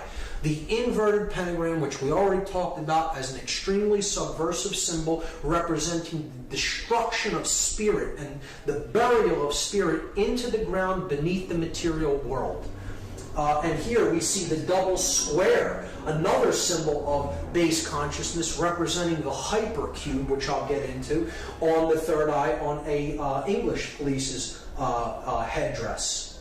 So, and there again, the checkerboard floor of the house wrapped around the Temple of Solomon. The temple, the sun and the moon, the left and the right brain. And that's what the symbol actually represents. The Masonic tracing board represents in Freemasonry the Temple of Solomon, the temple within man. It is a representation of the brain, the temple within man, the Temple of Solomon, the brain complex.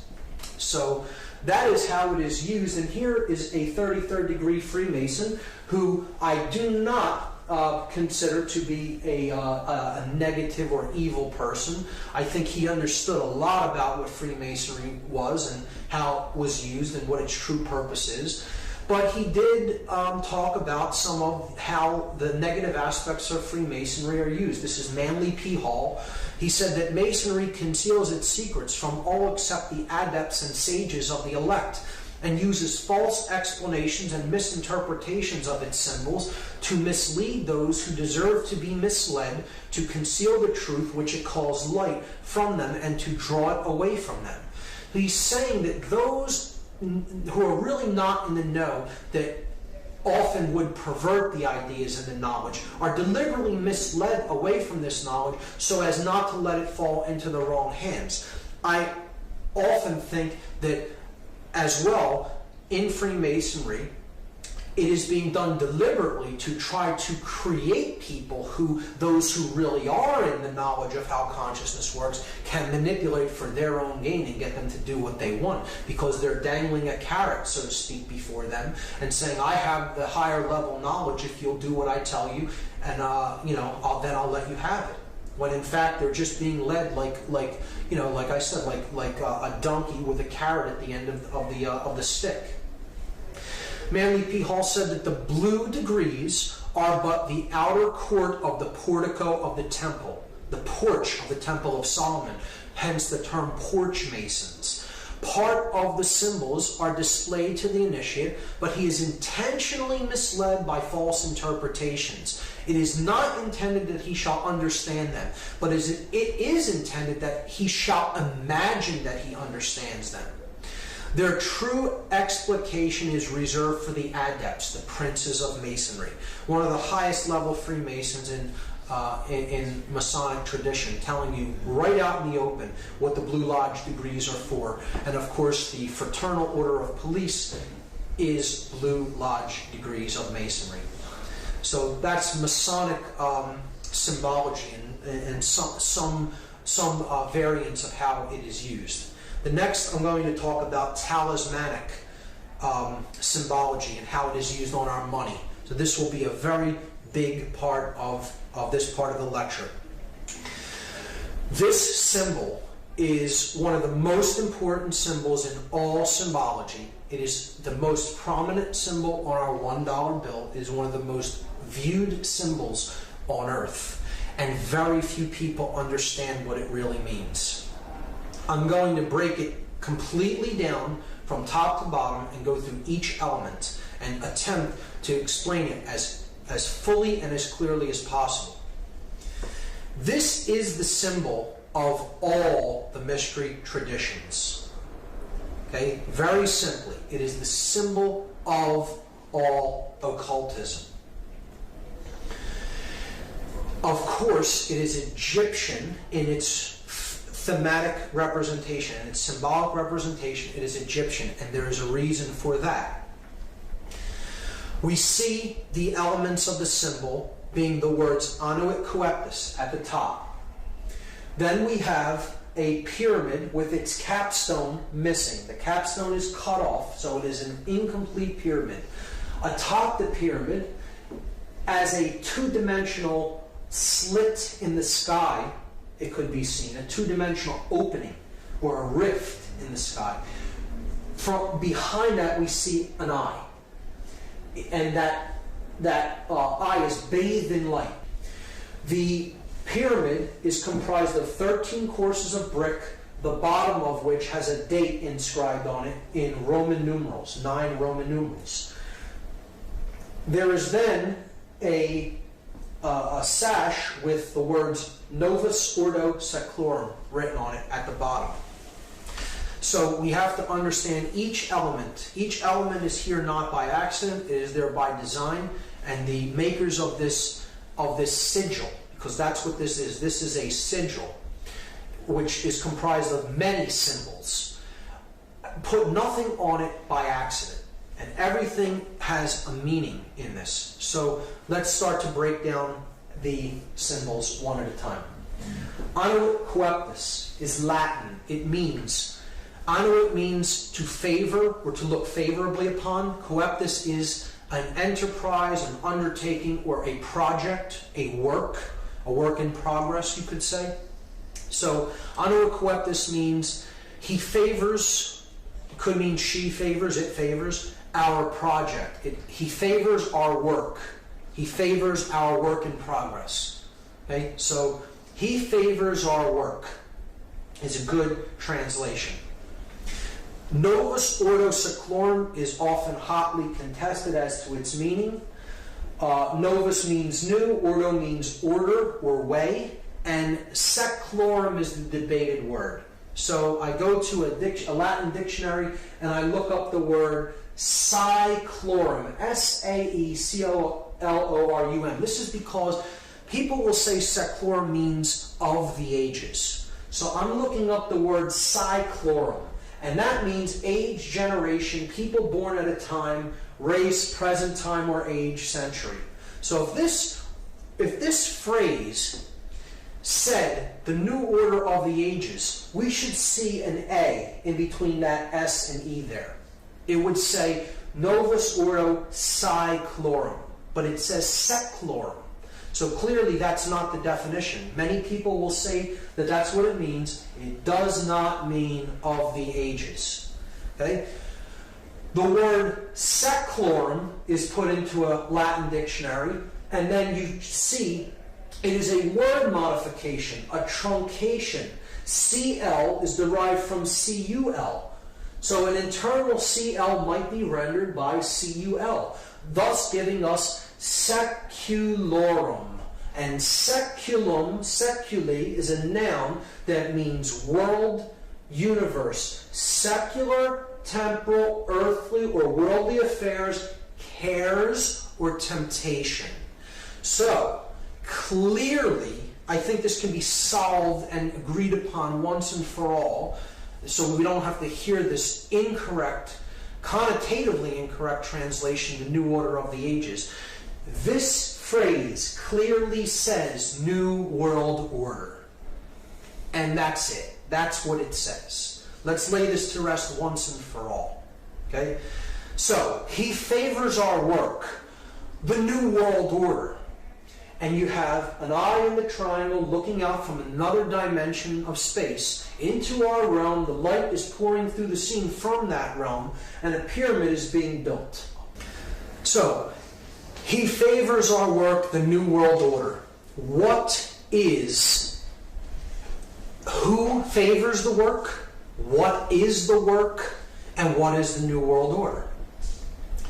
So, clearly, this is the being that favors the work. This project is the work that's being done. Okay, this is the incomplete project. This is the date that the project could be begun or finished, depending on how we look at the seal. So, we have to understand a little bit about Egyptian cosmology and the main solar god, the solar disk, which we looked at as Horus, as Ra. Set is the dark incarnation of it. Really, all of these principles could be encapsulated as one solar god known as Aten, or Aton. Depending on the spelling, it could be spelled A-T-O-N or A-T-E-N. So, Akhenaten of 18th dynasty Egypt was actually named after this. He's a pharaoh of 18th dynasty. He brought in the concept into Egyptian cosmology of a one God that is the overarching ruling aspect of everything, known as the Aten. And he named himself after this god. Akhenaten means the spirit of the Aten, the solar god. So that is the being here, the Aten. Now that could mean a couple of things depending on how we look at this symbol. But let's just let it be seen as it is the solar principle, the solar god, the god of light, the bringer of light. So it could be also seen as the word Lucifer. Lucifer comes from two Latin words, lux meaning light, and fere meaning to bear or to bring or to carry. So it is the bringer, the carrier of light. Now, this could mean two different things. We have to understand that Lucifer and the Aten are the same basic principle, the same symbolic principle, and they are essentially, they are a dual god. There is a light aspect of the sun god, the one that brings true light of awareness. And then there is the dark aspect of light. So one can be truly illuminated and really possess the light, really possess the knowledge. And then there is one who can be born into the dark light. Those who have knowledge of how things really work, but the way they're using it is for the ego. Being my will be done because I view myself as God and separate from everyone else, and I am out there to manipulate and rule them. So either way you look at that symbol there, it is the Aten or Lucifer. It doesn't matter whether you're looking at that symbolically as positive or negative, and I will go over both interpretations, both the positive and negative. However, it can in both aspects, this entity could be seen as Aten or Lucifer. Keep that in mind. If you take the compass and square symbol and place the apex at the top of this symbol, and the base at the same base level where the pyramid meets the ground, you're going to see a very interesting thing emerge. If we just trace the 5 points of the compasses and squares, the 2 compasses, the 2 edges of the square, and then the middle part that both share, the line of symmetry between them. So we go down the compass edges, and we see that the compass points point to 2 letters. The 2 end letters of this sash, okay? N and M. N from Novus, M in Seclorum. Then we go up the place where the square is used to measure from, the inside edge of the square. And we see that that also points to 2 letters, and they are also both on the opposite edge of this phrase, Anuit Coeptus. So we have the A in Anuit and the S in Coeptus. And now we come down the horizontal axis of symmetry. And we see it reaches 1 letter that is exactly in the middle of this sash, the O from Urdu. These 5 letters, if rearranged, are an anagram for the word Mason, M-A-S-O-N. And this is the symbol of all Masonry. It is the symbol of all builders. And who are the builders? We all are the builders. We are all collectively on this planet the co-creators of our collective experience. Whether we are doing that creation unconsciously or consciously creating our experience, we are the builders of this world. And this is what we've built it into, what we currently have right now. So, who are the builders? We are the builders. But there's 2 different types of masons. See, there are masons that build with stone. They build the pyramid upward. They're building with stone. If you connect these 5 symbols as they are connotatively used in this seal, they form an inverted, skewed pentagram. And an inverted, skewed pentagram, if you look into dark occultic symbology, is always used as a symbol of pacts. It's a symbol of pacts, of promises made, to be something to be fulfilled, to be delivered upon completion of something else. So again, we saw that these 4 arms represent the material world, depicted as the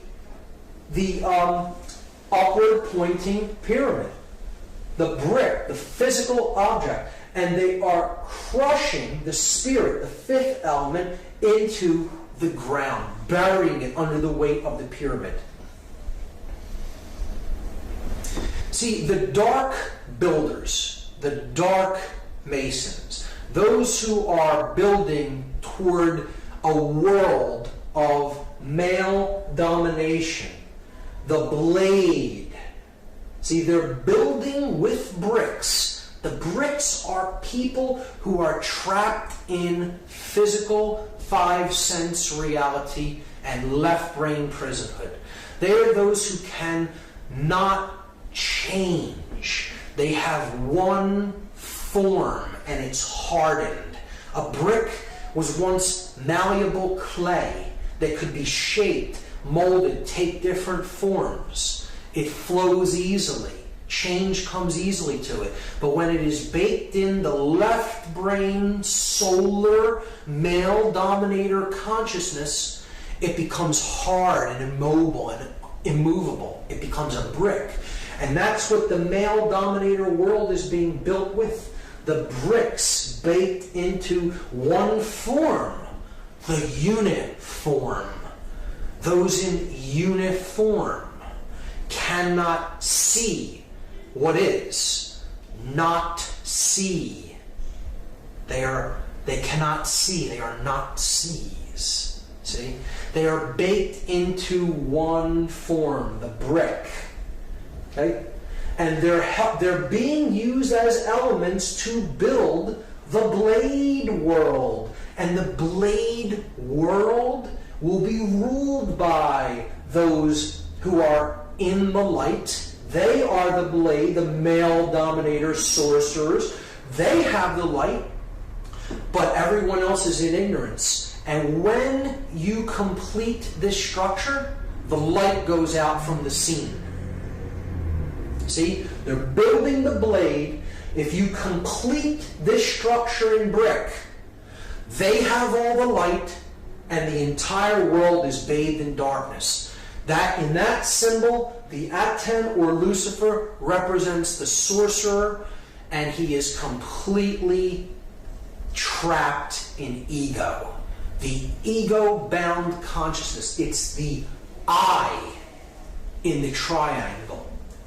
I am God, the sorcerer says to the world. And I will make everyone in this world and the entire world in my own image and likeness. But I will have all the light, and the light will be blocked out to those in ignorance and in one form. And the male dominator world will be born into existence, and it will bathe the world forever in darkness. That's the negative connotation of this symbol. See, you'll notice it's the blade without the chalice. See, these other 3 points make the chalice, but it's gone. It's ghosted. Just like it's been ghosted through human sacrifice, through the cremation of care.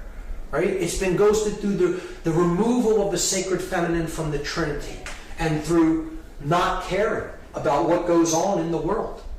The sacred feminine is removed. It's ghosted. But the male principle is embodied in stone. And that's the project, that the New World Order project that the Dark Masons, the builders with brick, are building into manifestation. Now, there is a light side of this symbol. Again, he favors our project, the New World Order. If the true God of creation, the true bringer of light, the awakened neocortex, the prefrontal cortex, the opening of the third eye, the stone the builders rejected, the Christ consciousness, so to speak, the true bringer of light, right? The true aspect of Aten, the solar mind, right? If we, as the other kind of Mason, are trying to do the work that he favors, the true bringer of light, the true God of creation, and create the positive New World Order, our job as the builders of this project is to remove the brick from the top down, a little at a time, from those who we can help to work, smaller groups, gradually removing and helping people to change in larger and larger and larger groups. And if that pyramid is razed to the ground, is removed from the scene. There's nothing to block out that light of creation. And it comes down and joins with the earth. So the earth is not bathed in darkness of the male-dominator blade world. Instead, it's bathed in light because the bricks are gone. Those who cannot change are gone. They've made the change, the metamorphosis, the transfiguration, the transformation in consciousness. And they've been raised to a higher level of awareness. So that's the opposite, the positive New World Order. Masons often tear stone down. And the light mason, the light builder, the light worker wants to tear the stone down so the light comes down and join up with the earth to create the positive New World Order. And in that aspect, this is a powerful, magnificent symbol of the true mystery traditions. The object is to remove that pyramid of male domination and bring the light down to the earth. So we see that this is the symbol of Solomon encoded into it. The male aspect, here's the the yang, light aspect of consciousness, combined with the feminine yin, dark aspect of consciousness to create the seal of Solomon. As above, so below. The Hermetic principle encoded into the seal of Solomon. See, depicted there.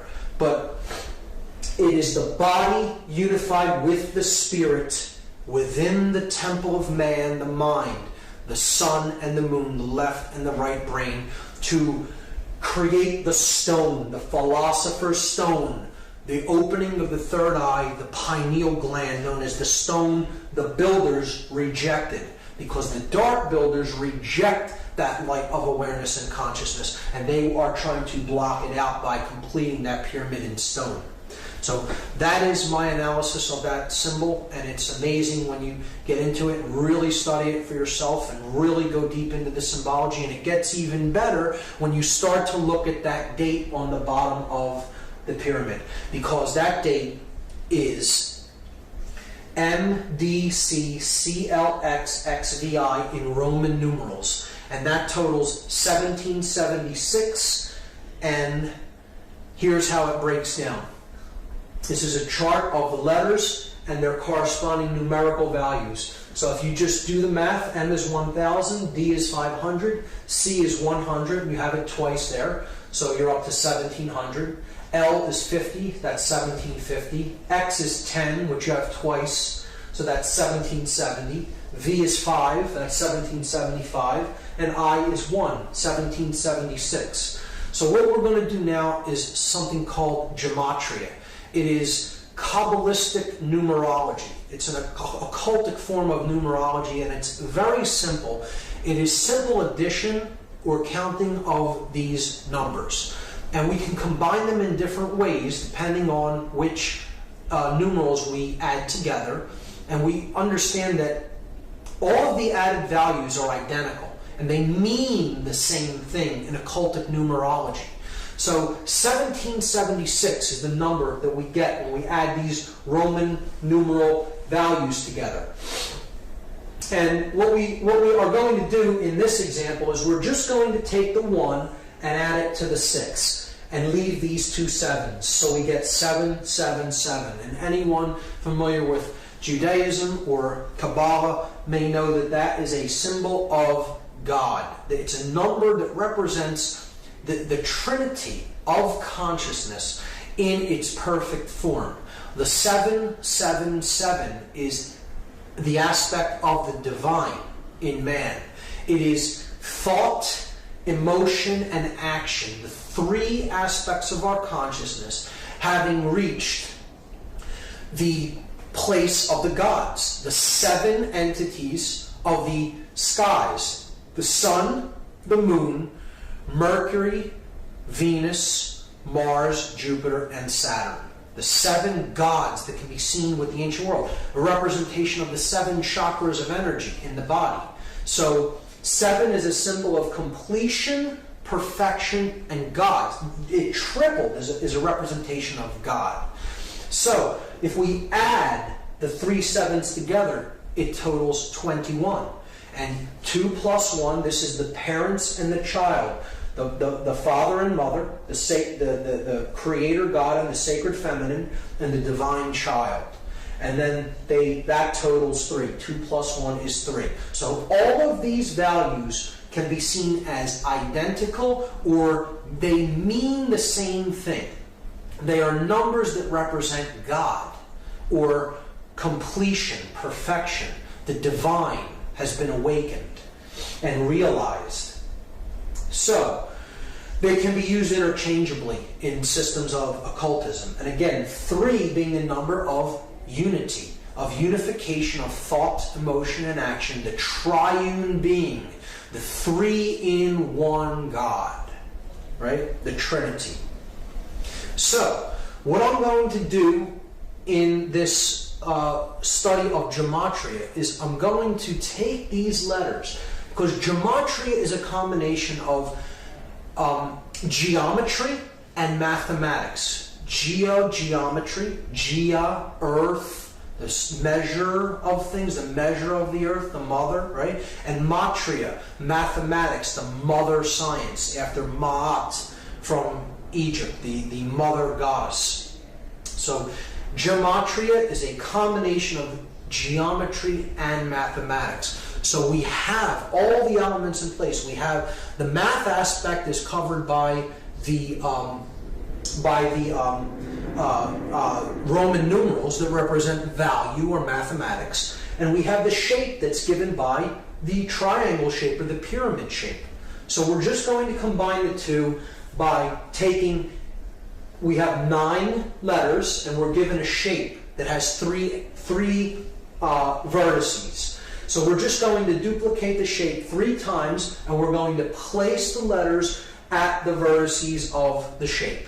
So we'll start with M and put it at the top of the first triangle, and then D, C at the base, and then repeat it 3 times. M, D, C, C, L, X, X, V, I. And now we're going to substitute the numerical values for the Roman numerals. So we get this. We get 1,000, 500, 100. 100, 50, 10. 10, 5, 1. So you see a pattern emerge there. At the top of the pyramid, in every example, we see a clear pattern. 1,110. Now, in mathematics, those are known as powers of 10, or powers of 10, at 10, powers of at 10, at the top of the pyramid. Because at 10, no matter how you look at it, is at the top of the pyramid. This is a play on words that works out in the English language, and it is not an accident. These are perfect numbers of base 10 numerology, base 10 mathematics. And the powers of a 10, the powers of at 10, are indeed at the top of the pyramid. At the bottom of the pyramid, we have 500, 100, 50, 10, 5, and 1. If we add those for each base, we have 600 at the base here and 1,000 at the top. 60 at the base here, 100 at the top. 6 at the base here, and 10 at the top. We can then simply remove all the zeros, because zeros don't add to anything in gematria. So they can be removed. So we see that it simply boils down to this. 1's at the top, 6's at the bottom. And now we can combine them into one pyramid. And you have at the top 1, 1, 1, where the 3 pillars, the 3 aspects of consciousness, thought, emotion, and action, the 3 pillars of Freemasonry. At the bottom, 666. 666, the number of beast or base consciousness. And noticing that 3 correlates to 777, because if you add 777, you get 21. If you add 2 plus 1, you get 3. So 777 and 3 are identical. So you could simply substitute 777 for anything that totals 3, like 1 plus 1 plus 1. 1 plus 1 plus 1 is 3, so we could simply put 777 up there and substitute for 111. They're identical because they both add to 3.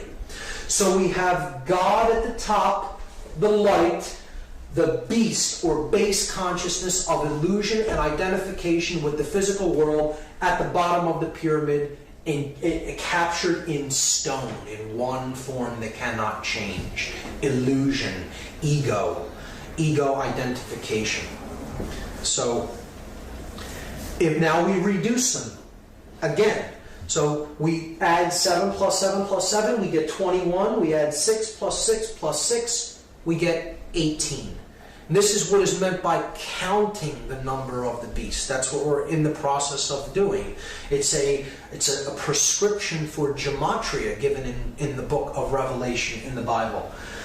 We add 21, and of course, as we saw, that totals 3, the number of God, and 18, 1 plus 8 totals 9, the number of ego and illusion. Why is 9 the number of ego and illusion? Well, here's why. The number 9 has very significant mathematical properties, and they are shown to us in addition to the number 9 and in multiplication of the number 9. So this side of the table is an addition table, this side of the table is a multiplication table. 9 plus 1 is 10. 1 plus 0 reduces to 1. We're simply adding the final result, the digits of the final result together. So look, we're back at where we started adding to 9. 1. So adding the 9 was like adding 0. Okay? 9 plus 2 is 11. 1 plus 1 reduces to 2. It adds to 2. So we're back to 2. So again, adding the 9 was like adding the 0. You do this with any number. 9 plus any number gets you back to the same number once the result is added together, or what is called in gematria reduction. You're reducing a 2-digit or 3-digit or 4-digit value down to one number. You will ultimately come back to the same value that you started with, because to add 9 is to add illusion, or to add ego, or to add base consciousness. And when you add the beast, when you add base consciousness, you can never affect any change in value. You bring no value to the equation. You are adding 0. You are adding nothing. You are adding illusion. Now, the multiplication of 9 is a different result. 9 times 1 is 9. 9 times 2, 18. Add the 1 and the 8, you get 9. 9 times 3, 27. Add 2 plus 7, you get 9. 9 times any number, no matter what it is. You add the resultant digits, you will come back to 9. So what this is saying symbolically is multiplying base consciousness only gets you more base consciousness. You can never create anything new with ego and illusion and base consciousness.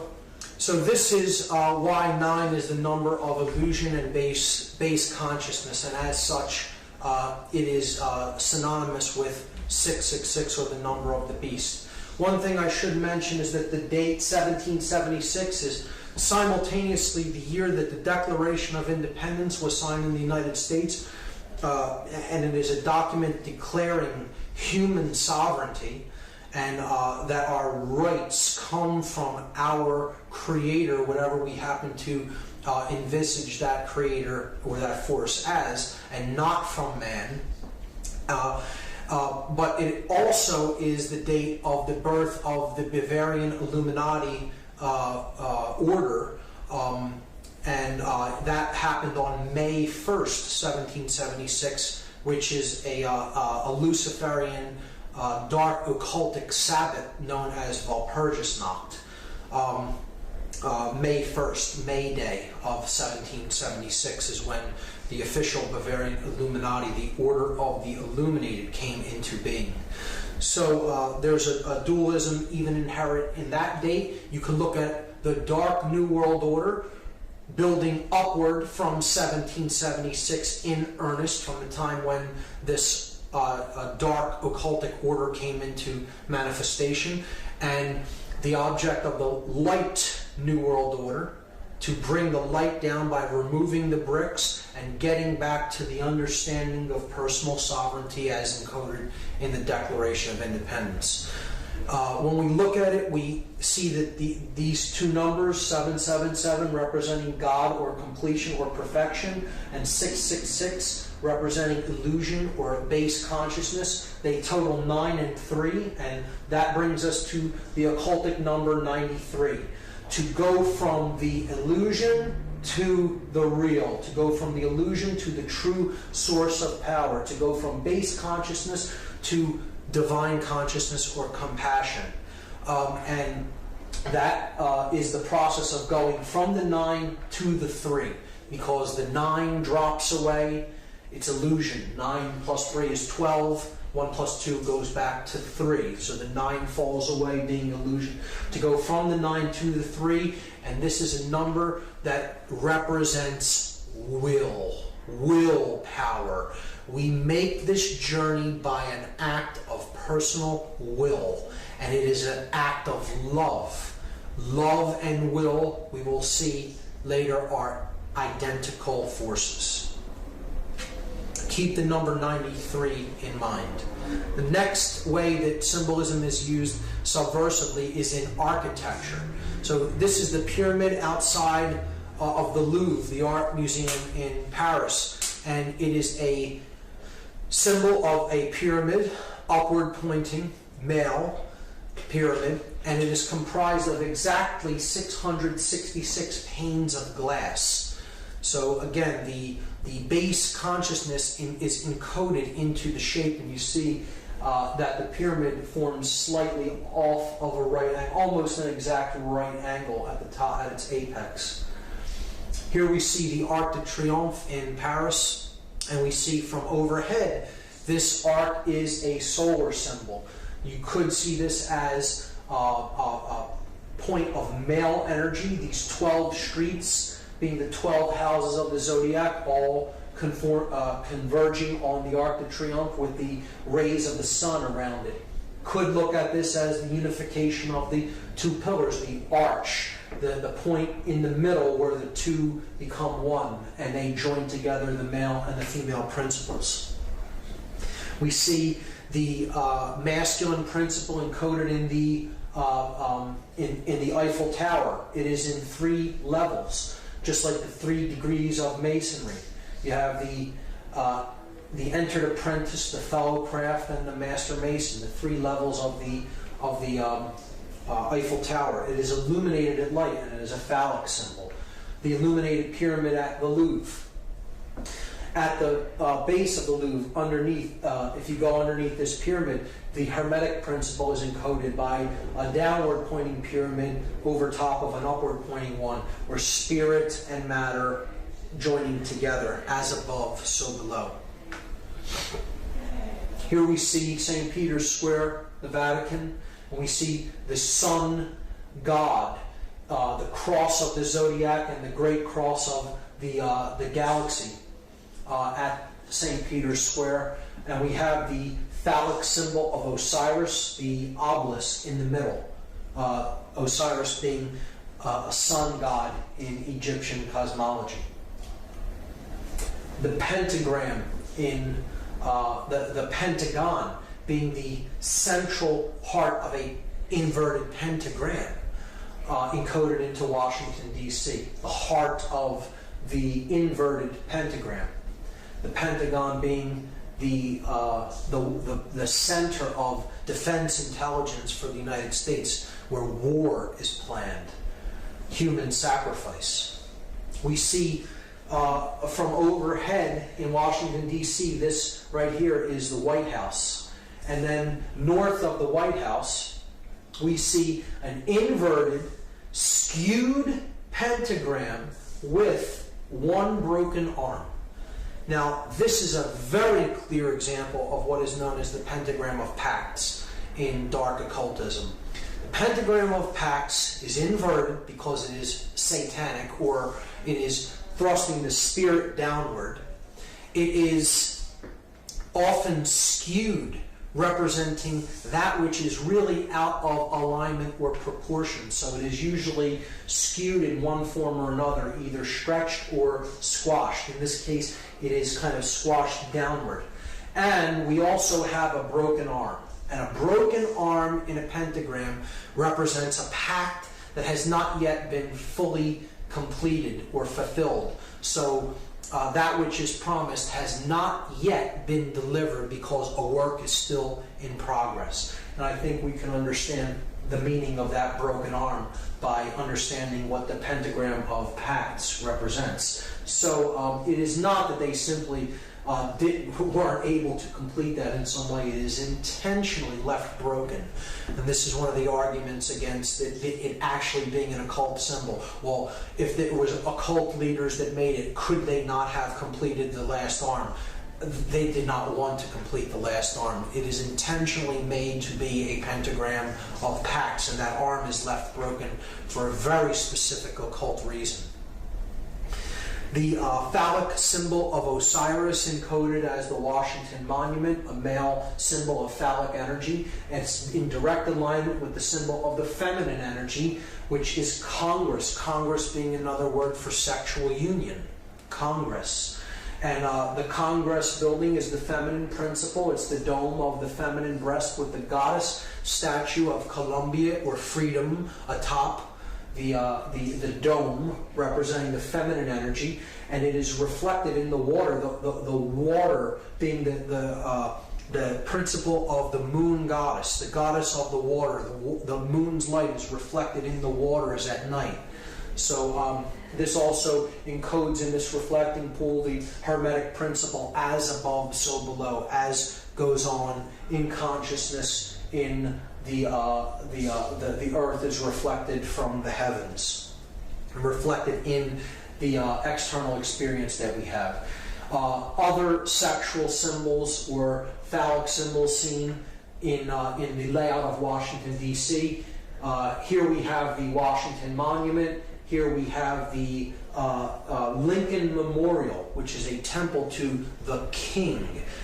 It's a reflection of Osiris the king, ruling as over the dominions of church and state, as we saw with Lincoln in his king's chamber, so to speak, holding the symbol of the fasci on both his left and right hand while seated upon his throne. And if we look at the street system that connects these two monuments, we just make a red. We can make a red outline of the street system around these two monuments and just fill in that area, and that is what it looks like. It is clearly a phallic symbol that is directing male energies encoded into the actual layout of the streets. People who believe in this system of geomancy, or tapping the energy of the earth through the types of lines that you place upon the earth, believe that this is directing male and female energies in certain ways and in certain proportions. So you have the feminine egg here next to the male phallus. This is called the ellipse on the south side of the White House. Again, Lincoln holding the fasci, the symbol of the fasces is the symbol of Roman centralized authority, encoded in the central axe around which is the bundle of rods or staffs. Now, east of that Washington Monument phallic symbol, we have a 13-level pyramid. Again, 13 on the back of the dollar bill, a solar number, the sun and the 12 houses of the zodiac, with the 14th level being the unification of the earth, air, water, and fire, culminating at the 14th level of the pyramid. 1 plus 4 is 5. So you have the earth, air, water, fire, and spirit unified at the top level of the pyramid.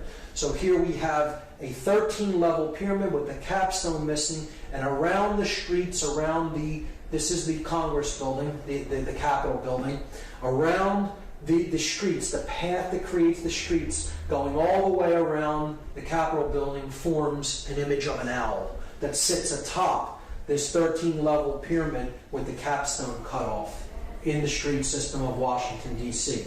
If we trace the pyramid and then we trace 2 streets that shoot off from near the top of the pyramid, we see that there is a Freemasonic compass and square encoded into the layout of the streets as well.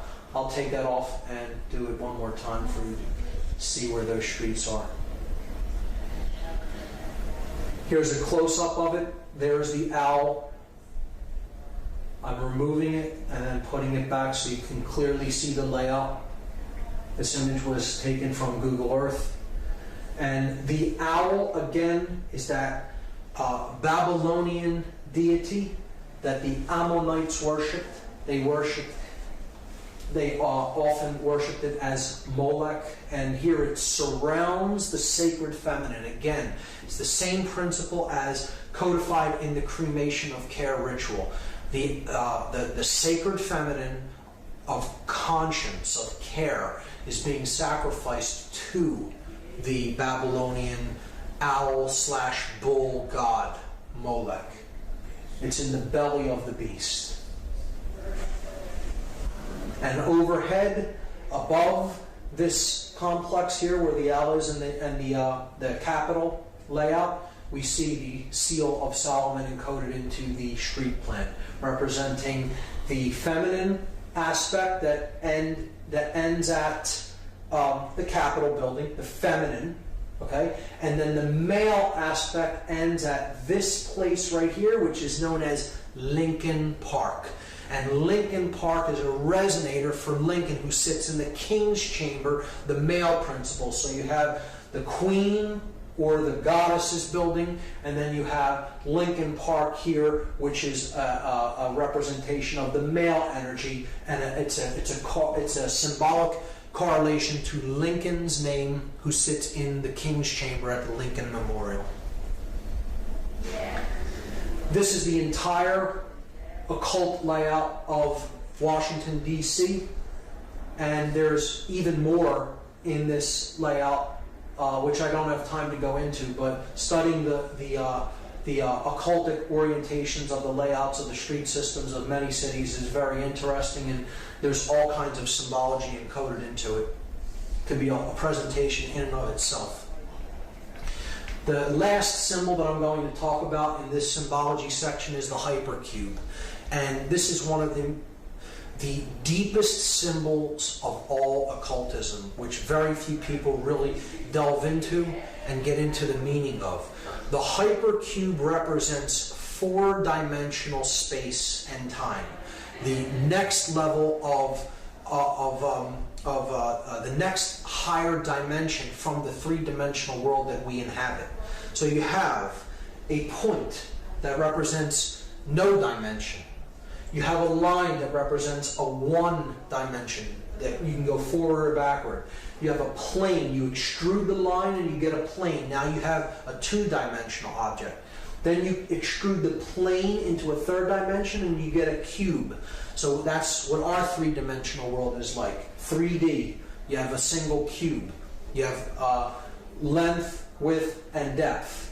But then if you extrude a cube, you take the cube and you pull it and you extrude it that way. You get what's called a hypercube. So this is a 4-dimensional object. It is derived by unfolding a cube into all of the dimensions of each one of the planes of the cube. And you get this object. When you look at the hypercube ideology, it is representative of the mind existing inside the construct of matter. So you have matter being the outer part of the cube, and then mind is the inner part of the cube. Okay, so this correlates to this level of body, mind, spirit levels of consciousness that we saw in part 1. And we see that the hypercube is derived when we combine matter, represented by the red square, and spirit, represented by the green square. We see that that is everything that is. Okay? That is the universe, or the world of matter, the world of spirit, coming into manifestation as matter to experience itself subjectively. And that is the large cube that is derived from that union. See, that's the large cube. The unification of body or matter and spirit is the large cube. And then the inner cube is the mind. That is where body and spirit combine. They merge in the realm of mind. So that's the inner part of the cube. So if we put the outer cube over top of the inner cube, we see that the hypercube is actually a cube within a cube. And again, this part of the cube in the center is the experience of mind. This part of the cube in the outside is the physical world of manifestation that the spirit comes down and inhabits to create that which can have experiences. This is the two-dimensional projection of this four-dimensional object, a cube rotated around in every plane that it can be rotated in. It's a complex, heady idea. If you look on the internet for some graphic depictions or animations of a hypercube, you can get a clearer idea of what it is in your mind. But the idea is that to look at the cube in a dark way, the hypercube in a dark way, means that you are seeing the physical world as a prison, and that's the large box. The big box on the outside is the physical world that imprisons spirit. See, this is a negative worldview that says all the physical world is really a prison. And it's a horrible thing, a horrible place. It's not a construct for experience of spirit to descend into physical form so that it may come to know itself more fully. It's a horrible thing that is, a prison. And that's the way that a dark occultist looks at the dark hypercube and the hypercube symbology. The inside of the cube is the mind that is held captive within the body. So you have the prison of mind being held in the larger prison of the physical world of matter. And this is its two-dimensional projection, which looks like an octagon. So this is a symbol of mind control. The octagon is a symbol of base consciousness. It is the symbol of the controlled mind, the small cube, being held in the large cube, the prison of matter. So it's a dark worldview concept that represents the double prison. The prison of mind held in the cage of matter. And what do we see the hypercube or the octagon used to represent? We see it as a male dominator sport that involves the potential of destroying the brain. Extremely violent male dominator sports. Cage fighting, where the brain isn't respected. Go into a cage and smash your opponent into unconsciousness and do all kinds of damage to the brain. The octagonal hat, the 8-cornered hat that law enforcement officers wear. It's another total assault on the consciousness of people who take the jobs as enforcers or controllers.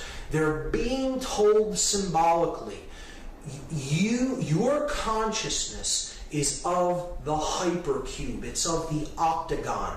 The octagon is placed on the crown chakra, just like the square. We saw in the other example, the double square on the English police's hat, right here on the forehead, on the third eye.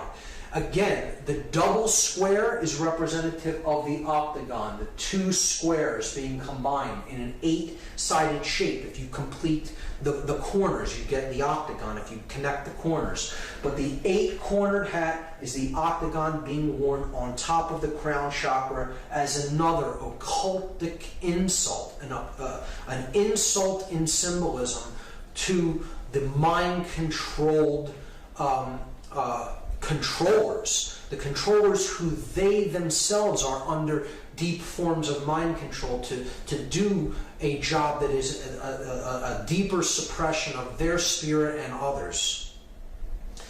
Because the hypercube is seen in one more place, and it is ubiquitous. It is everywhere. It is on every metropolitan street corner, the stop sign. Encoded in red, and it has the word stop written on it, and this is saying to the consciousness, stop. Stop the journey. Stop your movement. Stop the progression of spirit. Just stop and stay in the double prison. Stay in the hypercube. The prison of mind encoded and captured in the prison of matter. The hypercube is one of the more difficult symbols to really grasp the deep connotative understanding of the symbolism of it, but once you understand it, you will see it in many places, and it is definitely used as a subversive symbol in most instances, particularly in cage fighting, in the uniform and emblems of controllers, particularly the 8-cornered hat of police, and most ubiquitously in the stop sign that we see all over Western culture. This brings us finally to the last part of the methods of manipulation, and the last one is the biggest of them all, chaos sorcery. What has been known as the Hegelian dialectic, or problem, reaction, solution. And we're going to talk about what the Hegelian dialectic is, and we're going to see an example of how this is put into action when we analyze the 9/11 occult ritual. The Hegelian dialectic is what chaos sorcery really is, and this is an ideology that was formulated by George Hegel, a German philosopher. The Hegelian dialectic is a framework for guiding our thoughts and actions into conflicts that lead to a predetermined solution. So the solution is already predetermined before anything happens. The people who are putting this into effect want a certain outcome. This is outcome-based framework, an outcome-based framework. It's saying this must occur. This is the end result that we want, and anything else is undesirable and we will not settle for. It's going to happen this way. We just have to convince people that it has to end up happening this way. So what you do is you guide thought and action into decision making that ends up how you wanted it to begin with. This is accomplished by manipulating consciousness into a circular pattern of thought and action. So again, it's a manipulation of consciousness. It's ultimately about mind control. The synthetic solution to these conflicts cannot be introduced unless those being manipulated take a side that will advance the predetermined agenda. The agenda is already predetermined. We just need to create a synthetic conflict to make this come into manifestation the way we have it originally planned and designed. So, this is Hegel's dialectic. And it is not so much that Hegel is an evil person in his own right. this is another perversion. How chaos sorcery is used as an example of the Hegelian dialectic is it's a modified version of this dialectic for a dark purpose, for manipulation. The researcher David Icke has called this problem, reaction, solution. And it's a great term for it because it describes it perfectly. You create the problem to get a reaction and then you offer the solution. The solution was already predetermined. But I like to call it chaos, confusion, opportunity because I think it more accurately describes what the process that's taking place is really about. You want to create chaos. You need a chaotic situation created because the reaction that you're looking for is confusion, not knowing what to do or how to act appropriately to the situation. Once confusion enters the mix, you have fear-based consciousness. So the person is willing to accept all kinds of limitations and control to go back to order. And therefore, that's your opportunity to bring in your predetermined solution and get them to go along with what you originally wanted. David Rockefeller described the Hegelian dialectic perfectly. He said, "We are on the verge of global transformation. All we need is the right major crisis, and the nations will accept the new world order." And it's not the light one that he's talking about. This was the major crisis that they introduced. The events of 9/11, 2001 was an example of the modified Hegelian dialectic. It was an example of chaos sorcery. It was an occultic ritual of human sacrifice that involved three major examples of occultic symbology and ideology in the work to create the synthesis that they were looking for. And those three occult schools or occult ideologies that were employed on that day, the symbolism of which was employed on that day, was Kabbalah, Tarot, and Freemasonry. Now, before we get into any confusion at all, I want to state emphatically that I do not believe that any of these systems are evil in and of themselves. It is how occult sciences are used, occult knowledge is used by the practitioner to what end that determines whether they're wielded for good or evil. So it is not these practices or these systems that are of knowledge that are evil in any way. They are simply knowledge, and it is how they are used. Let's get that straight right off the bat. So these three systems of occult knowledge all encode within them the understanding of human psychological makeup and human consciousness. And the ritual of 9/11 is ultimately about the destruction of that knowledge and keeping the truth down, keeping our awareness down, destroying our awareness, destroying consciousness. So we're going to look at some examples of this occultic iconography and symbolism that was used on that day. The most glaring example of which is in tarot. This is the tarot image known as the Tower. It's a card that represents the end of an old way of things and the birth of a new way of things. It's the destruction of something that is old and worn down and the building of something new in its place. One thing is being cleared to make way for something to be put up in its place. Okay? So that's the Tower. It is depicted as being struck by a bolt of lightning, on fire, with people toppling out of the windows. And that is exactly what we saw on the day of 9/11, 2001. We saw towers that were struck by forces.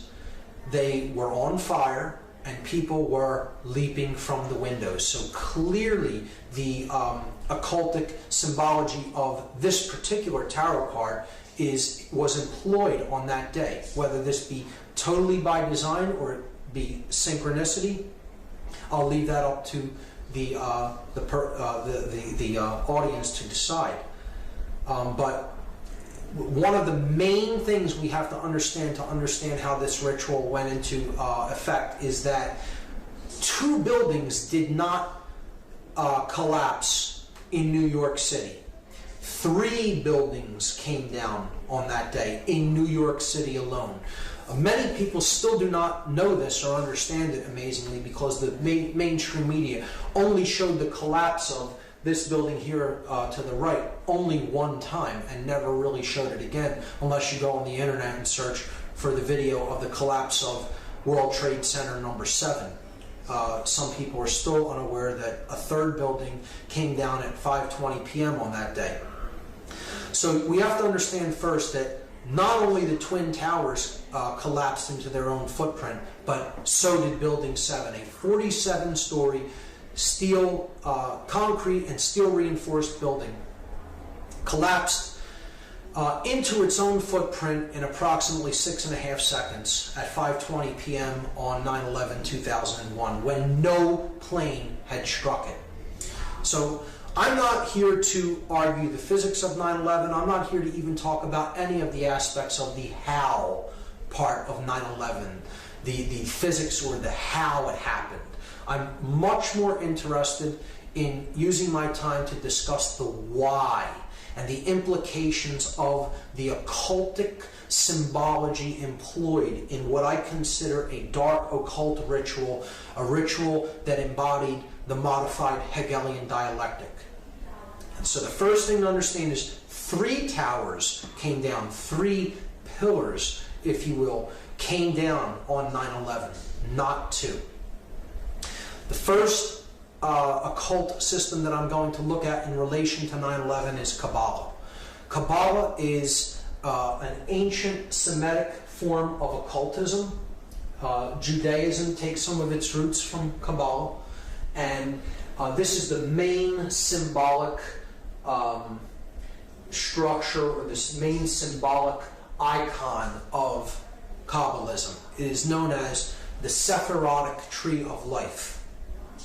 This is known as the ladder to God, okay? The levels that go up in consciousness to God. And there are 10 of these spheres on the tree. If you count them, there are 10 total. This is 1, 2, 3, 4, 5, 6, 7, 8, 9, 10. They're known as, these spheres are known as Sephirot. So the 10 Sephirot comprise the Tree of Life. Now, in the books that describe this symbol, the Sephirotic tree, they're the Zohar and the Sefer Yetzirah. They look at it as that there are only 10 Sephirot. There are not 9 and there are not 11. This is specifically worded into these books. To speak of there as being any more or less Sephirot is considered like a blasphemy in Kabbalah, because there are only 10. So this is where part of the name, the name of the ritual comes from. Not 9, not 11, but yet we have the ritual happens on 9/11. And we'll talk about the occult significances of the numerology as well when we explore that. But in Kabbalah, 9 and 11 are considered blasphemies against the 10 Sephirot, if you speak of there as being any less than 10 or any more than 10. And we also see that the symbolic numbers, the numbers of these buildings are symbolic when we relate the ritual to Kabbalah, because the buildings that came down were the Tower 1, which is the male tower. Okay? It has a phallic symbol on top. This is Tower 1 in the numbering system of the World Trade Center. The feminine tower is tower number 2. And then this building is World Trade Center 7. So if we add them together, we get 1 plus 2 plus 7, and that equals 10. So we see there are 10 Sephirot. The building numbers total 10. So they're bringing down the 10 in the buildings, and they're bringing down symbolically the 10 Sephirot. You see, in the Sephirot, there are 3 pillars, 3 columns. You have this left-hand path known as the path of severity. You have the right-hand path that is known as the path of mercy. Again, these are corollaries to the Freemasonic pillars. This would be the pillar of mercy, which is Jachin. This is the pillar of severity, or Boaz. And then you have the path of mildness, or the path of will. Will to ascend in consciousness. This sphere representing base consciousness, and this sphere representing cosmic consciousness. Without going into very deep explanations of what each Sephirot represents, just understand that this middle pillar is the synthesis between these two. This represents too much male aspect or control. This could be too much capitulation to control. You can look at it that way, with this path being severity, this path being mercy. You could look at it as this path is not being a controller and also not being a slave. It is not being a dominator nor capitulating to domination. Therefore, the middle way, as it is called in Buddhism, the unification of male and female, the chemical wedding. It is the ascension from base consciousness through connection with conscience, the heart chakra, and attaining cosmic consciousness or higher level awareness, represented as the crown Sephirot. See, if you collapse these in, right? If you were to take these 3 levels and collapse them in right into the middle pillar to bring these dual aspect Sephirot into one, you would see that this really represents the chakra system.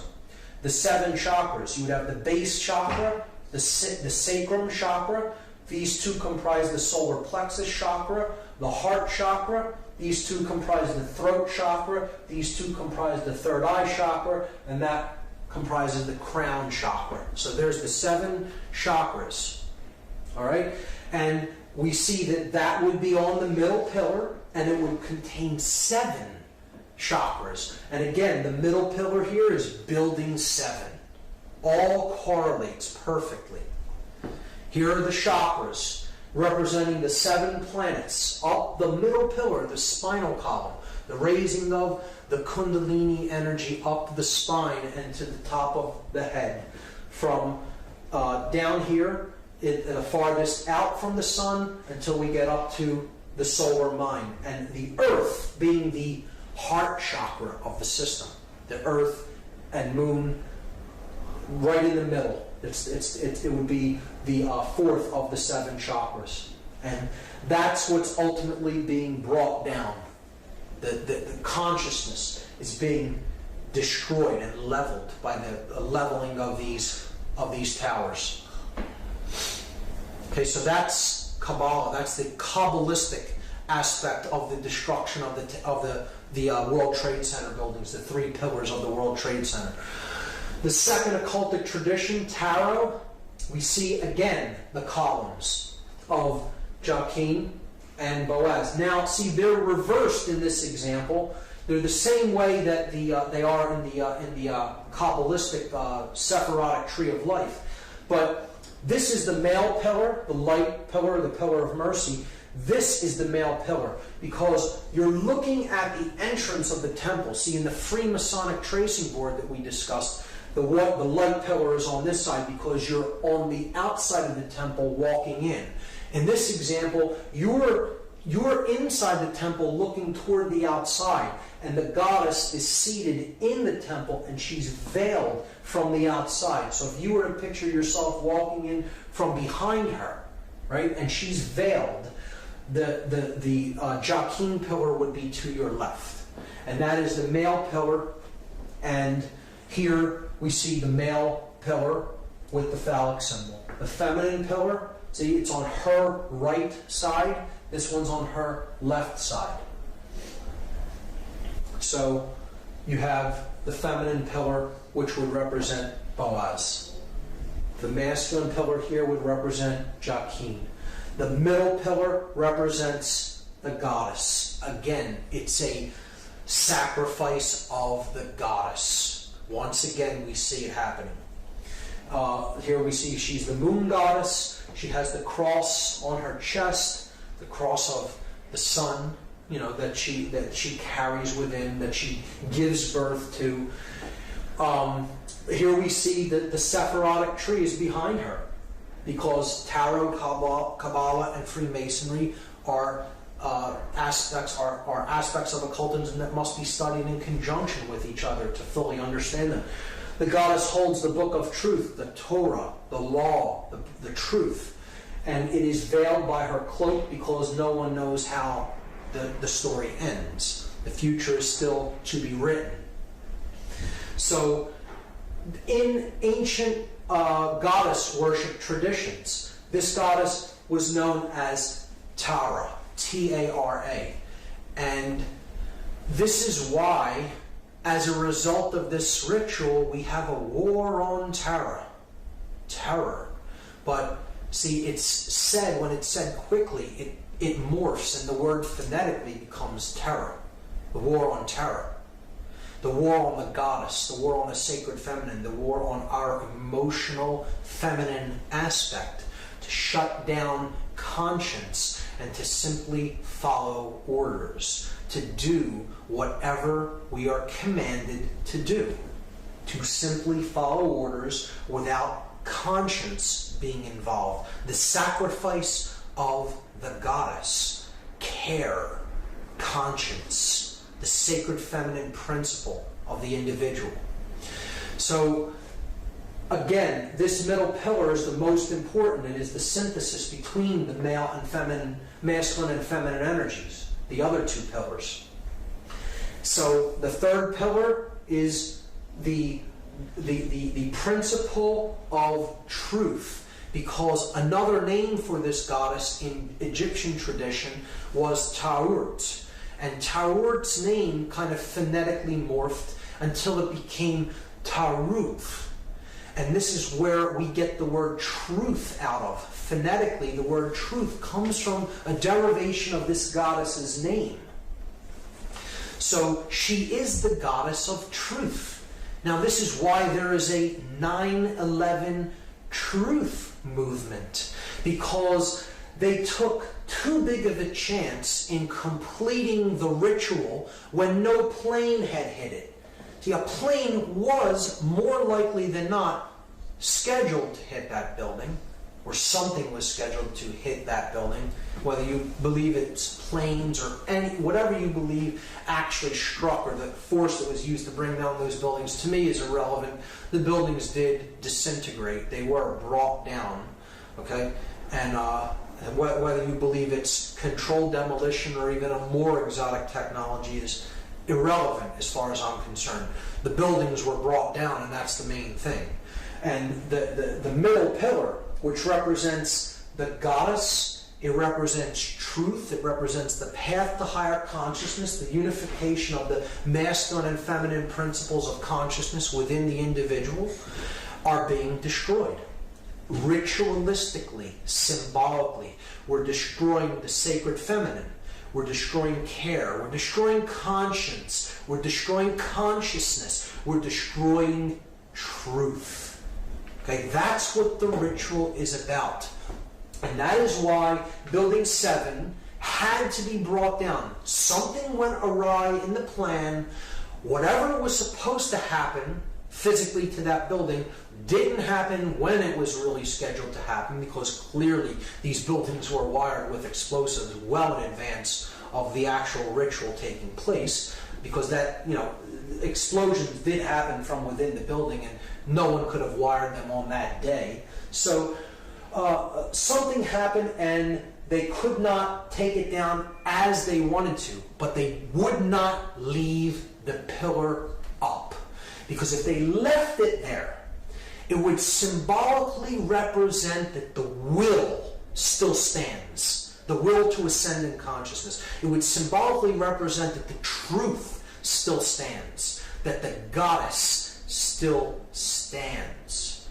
And they could not do that. They had to complete the symbolic interpretation of this mass ritual by bringing the middle pillar down, even if nothing had appeared to strike it, and that's why they brought it down at the end of the day. So that is the tarot aspect of it, and how the goddess ties into it. It is a symbolic sacrifice of the sacred feminine, of the goddess, once again. And now a clear example here of the three pillars that we've already seen in the Freemasonic tracing board. Again, the masculine or solar pillar of Joachim, the feminine or lunar pillar of Boaz, and then the pillar of Jacob, Jacob's ladder, the middle pillar, the one that gets you through the Stargate. Okay, it gets you to the all-seeing eye, right? The all-seeing eye, directing the entire operation, right? Takes you past that, through the Stargate, to the realm where the true light is at, the intelligent principle of the universe. And this middle pillar is the synthesis between these two. So this is thesis, this is antithesis, antithesis, antithesis, and this is synthesis. That's the Hegelian dialectic. You are combining thesis with its antithesis to create the synthesis that you are looking for. And that is the ladder to higher consciousness, to higher ground, so to speak, from which you can see the entire game board. You can see the whole floor of the house, as they call it in Freemasonry. You're seeing it from a higher level perspective, and from that, a controller can play two sides off against each other. See, the one who achieves this level, the highest ground, the third pillar, the middle pillar, really sees things that one in base consciousness from the lower perspective, the dual perspective, cannot see things from. So they can be easily played off like a puppet master playing off two puppets on strings against each other. So that's how the Hegelian dialectic works, and that's exactly how they used this event. They're playing off two sides against each other, the Christian nations against the Muslim nations, when in fact, those who want the synthesis created the whole thing. They orchestrated the entire thing. And they got their synthesis, rushing off into wars with countries that really did not have anything to do with the events of that day, because it was a highly orchestrated occultic event controlled by the hidden sorcerers from behind the scenes, and this entire operation was directed from that all-seeing eye, the Pentagon. So bringing down the middle pillar at the end here could represent, well, once a puppet master climbs up to a higher level to control two sides against each other, he has to destroy his ladder so no one can come up to reach him where he's at to discover that he's the one pulling the strings. See, in that symbolic context, that's why they destroyed the middle pillar there. So in any context, it works. To understand also in Freemasonry, Hiram Abiff is a representation of truth or conscience, right? He is the middle pillar here. He is the grand architect of Solomon's Temple, the greater architect. Hiram, king of Tyre, being the lesser architect, representing the square. Hiram Abiff represents this G in the middle, the grand architect. He is the grand architect for Solomon, who represents the compass on the Masonic compass and square. So he is also a manifestation of the truth that is the synthesis between the male and female aspects. See, and he's wearing a blindfold. Truth is blind. And again, it could symbolize an initiate who is initially blind, and then he gradually becomes the all-seeing eye through his ascent to the higher level of awareness. He begins on the floor of the house, blind to the light. He ends up at the all-seeing eye. Again, a symbolic understanding of consciousness as a journey from darkness into light. And this, again, is a representation of these pillars are a representation of the Temple of Solomon. And the original Temple of Solomon is the Giza complex. These pyramids are the mystery tradition's embodiment of the temple in man. That's what they were representing then. And the buildings in New York City are a rebuilding of this symbolic temple in New York City. Just like they were built in Giza, like the Temple of Solomon was built in Jerusalem, and then it was razed to the ground, and another version was built.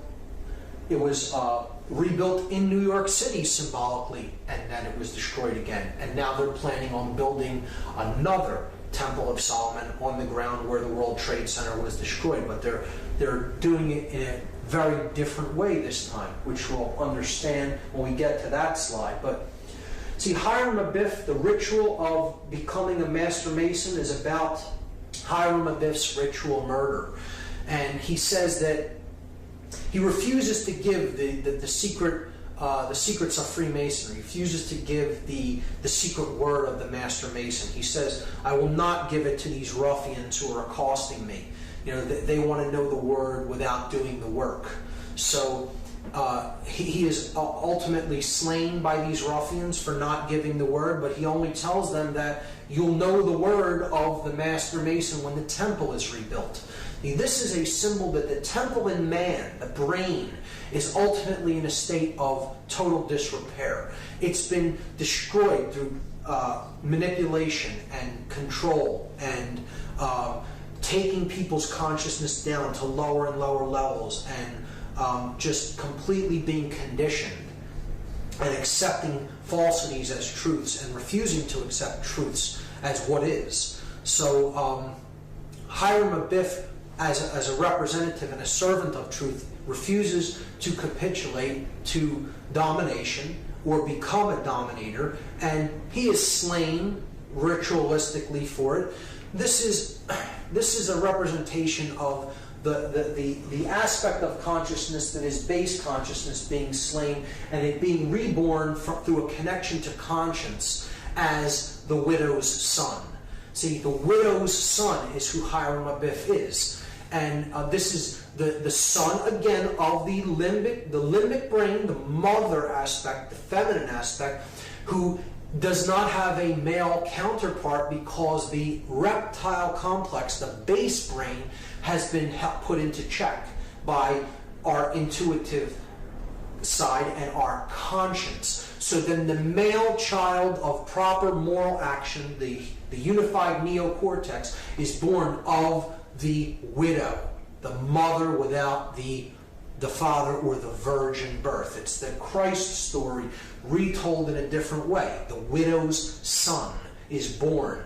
The unified neocortex bears the person of proper moral action because they're being born of the intuitive feminine part of the brain, and the male dominator reptilian part of the brain has fallen away, he's fallen dead. Okay, so that's what the story of Hiram Abiff is about. And he's saying to the ruffians, those in base consciousness who threatened to kill him for not giving the secrets of Freemasonry, you'll know the word when the temple here is rebuilt. And the word, the lost word of Freemasonry is equilibrium. That is the lost word. Because equilibrium is what we're striving for between the hemispheres of our brain. and the masculine and feminine polarities that are indwelling within us. So they have to come to a state of equilibrium, and then the temple will be rebuilt. The brain will operate in global coherence across both brain hemispheres, and the third eye will be opened, and cosmic consciousness will be awakened. That is what this story is about. That is what the ritual murder of Hiram Abiff is about. And we'll keep that in mind when we understand that there is a new temple being built on the ruins of the old temple in New York City. Again, the complex of the World Trade Center is a symbolic representation of the original Temple of Solomon, the pyramid complex at Giza. Rebuilt in Washington, D.C., here we see the 3 pillars at Giza, 2 extremely large towers or pillars, and 1 small one. And we see it rebuilt here, the 2 large towers and then the one that is less than half of the size of the other 2. This sphere here is a representation of the Sphinx, okay, at the base of these columns. So these columns are also a symbol of the Babylonian gold-headed man depicted in the dream of Nebuchadnezzar in the book of Daniel, a prophetic book in the Bible. The gold-headed man represents centralized authority, pharaonic rule, or total hegemony, the unquestioned global ruler, the one world order, the church and state unified in the head of gold. And as dynasties went on, power diminishes. It goes through the Silver Age, then it goes into the Bronze Age, and eventually you have the separation of church and state. And you have the iron legs of the separation of church and state, and then you eventually get to the clay feet if you study this symbology in Daniel. And it's understanding how power is amassed, and eventually through time it is diminished until they're trying to get back from this level to this level. And that is what the dark New World Order would be. The destruction of the 2 pillars and the combining of them into one centralized authority, one world state and religion. That's what the New World Order ultimately is about, the dark New World Order. So they're destroying these 2 iron legs. They're destroying the iron legs of the Babylonian gold-headed man to try to get back to one centralized authority of church and state. These pillars could be seen symbolically as church and state being destroyed. So where do we see the concepts of church and state? We see them in tarot on the death card of the major arcana. So we see the rider, death, on the white horse, coming with the flag, the black flag that has the inverted pentagram on it, the destruction of spirit. He is running down a king, and he's getting ready to run down a pope or a priest. So this is the ruler of state, this is the ruler of church or religion, and he's running them both down, destroying church and state. And you see in the background the 2 pillars with the setting sun in the background. The light going out from the world between the 2 columns. Highly symbolic. This is a representation of the new temple that they're building. In place of where the 2 pillars stood, they're planning on erecting one from where the 2 stood. The thesis and antithesis destroyed, the synthesis is created. The phallic symbol, the one male phallic symbol, erected in place where the symbols of church and state symbolically once stood. You know, obviously they weren't buildings that really represent that, but they're symbolic analogs to these concepps. And putting the 1 pillar up in the place where the 2 stood is the rebuilding of the destroyed Temple of Solomon in New York. The sun and the moon, and now only the sun or phallic symbol, the male tower, remains. That is what 9/11 was about. Incidentally, the Freedom Tower is what that building is going to be called, and it's scheduled for completion in the year 2012. I'm sure to correlate with other dark prophecies of apocalypse or Armageddon, and which isn't what I see 2012 as being at all. I see it really being the birth of consciousness, because they're not able to put consciousness down. Their ritual failed. There is hope in the fact that the Building 7 stood, and they had to bring it down and essentially screwed up the entire thing by really making people come online and understand that this was an inside job and this was an occult ritual, by bringing down that middle pillar when nothing had hit it. So that was the ultimate mistake in this whole ritual enactment, and as far as I'm concerned, they did not fulfill the agenda that they were trying to fulfill by this ritual being enacted. Instead, they initiated a great awakening within the human population. As the researcher Michael Tessarian is fond of saying, did 9/11 shake us up, or did it? So now, just as we did with the reverse of the Great Seal on the back of the $1 bill, I'm going to examine the gematria, the occultic numerology involved in the 9/11 event. These are the numbers of the 3 flights that struck these 3 buildings. The North Tower was struck by Flight 11, the South Tower was struck by Flight 175, and the Pentagon was allegedly struck by Flight 77. Now, there is another flight that was involved on that day that crashed in Shanksville, Pennsylvania by an unknown act of will, shall we say. And this was Flight 93, and it is my contention that Flight 93 was indeed headed for World Trade Center number 7, Building 7 of the Trade Center, not to Washington, D.C., as is claimed. And this, to me, makes much more sense than it heading toward Washington, D.C., because I believe it was there to strike a building that had already been wired to allegedly collapse, as the 2 Twin Towers were, and that was Building 7. And the flight not making it to that building meant that they had to make a decision about whether to pull that building or to allow it to stand, and we know what they chose.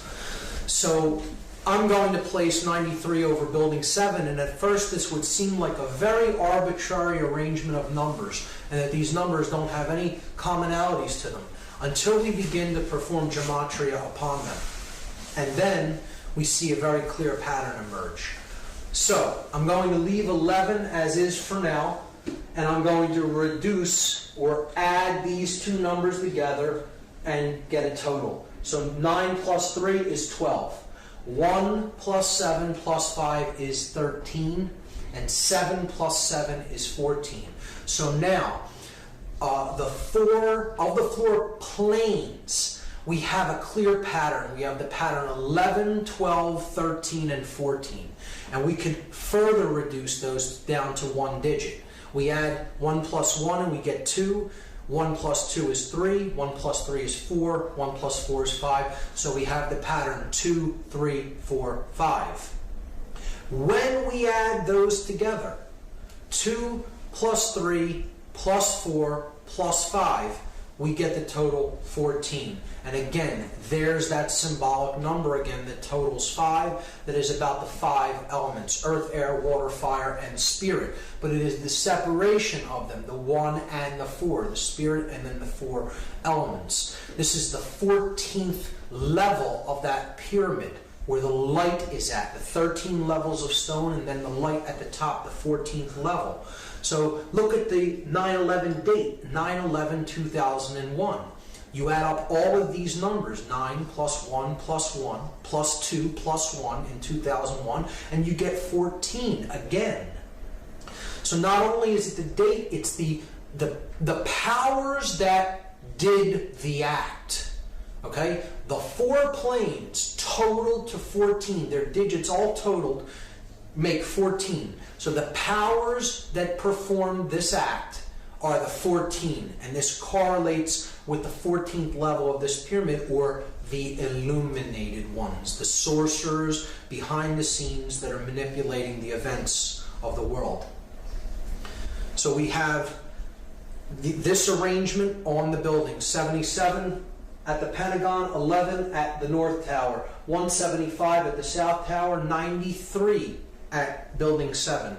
If we add the two planes that struck these towers together, we get the number 186. 175 plus 11 is 186. Now, these are the planes that struck the twin towers, the North and South Tower. What if we equally distribute that number between the two buildings by dividing it into two? 186 divided by 2 is 93. So there is 93, 93, 93 on every building, and we've already seen what 93 represents. It represents the will to ascend out of illusion, out of base consciousness, and into cosmic awareness or higher levels of consciousness. 93 is the number of willpower and of love. It is essentially the same force, the force that expands consciousness, love, or will to ascend, to put what we think and feel into action, to use our willpower.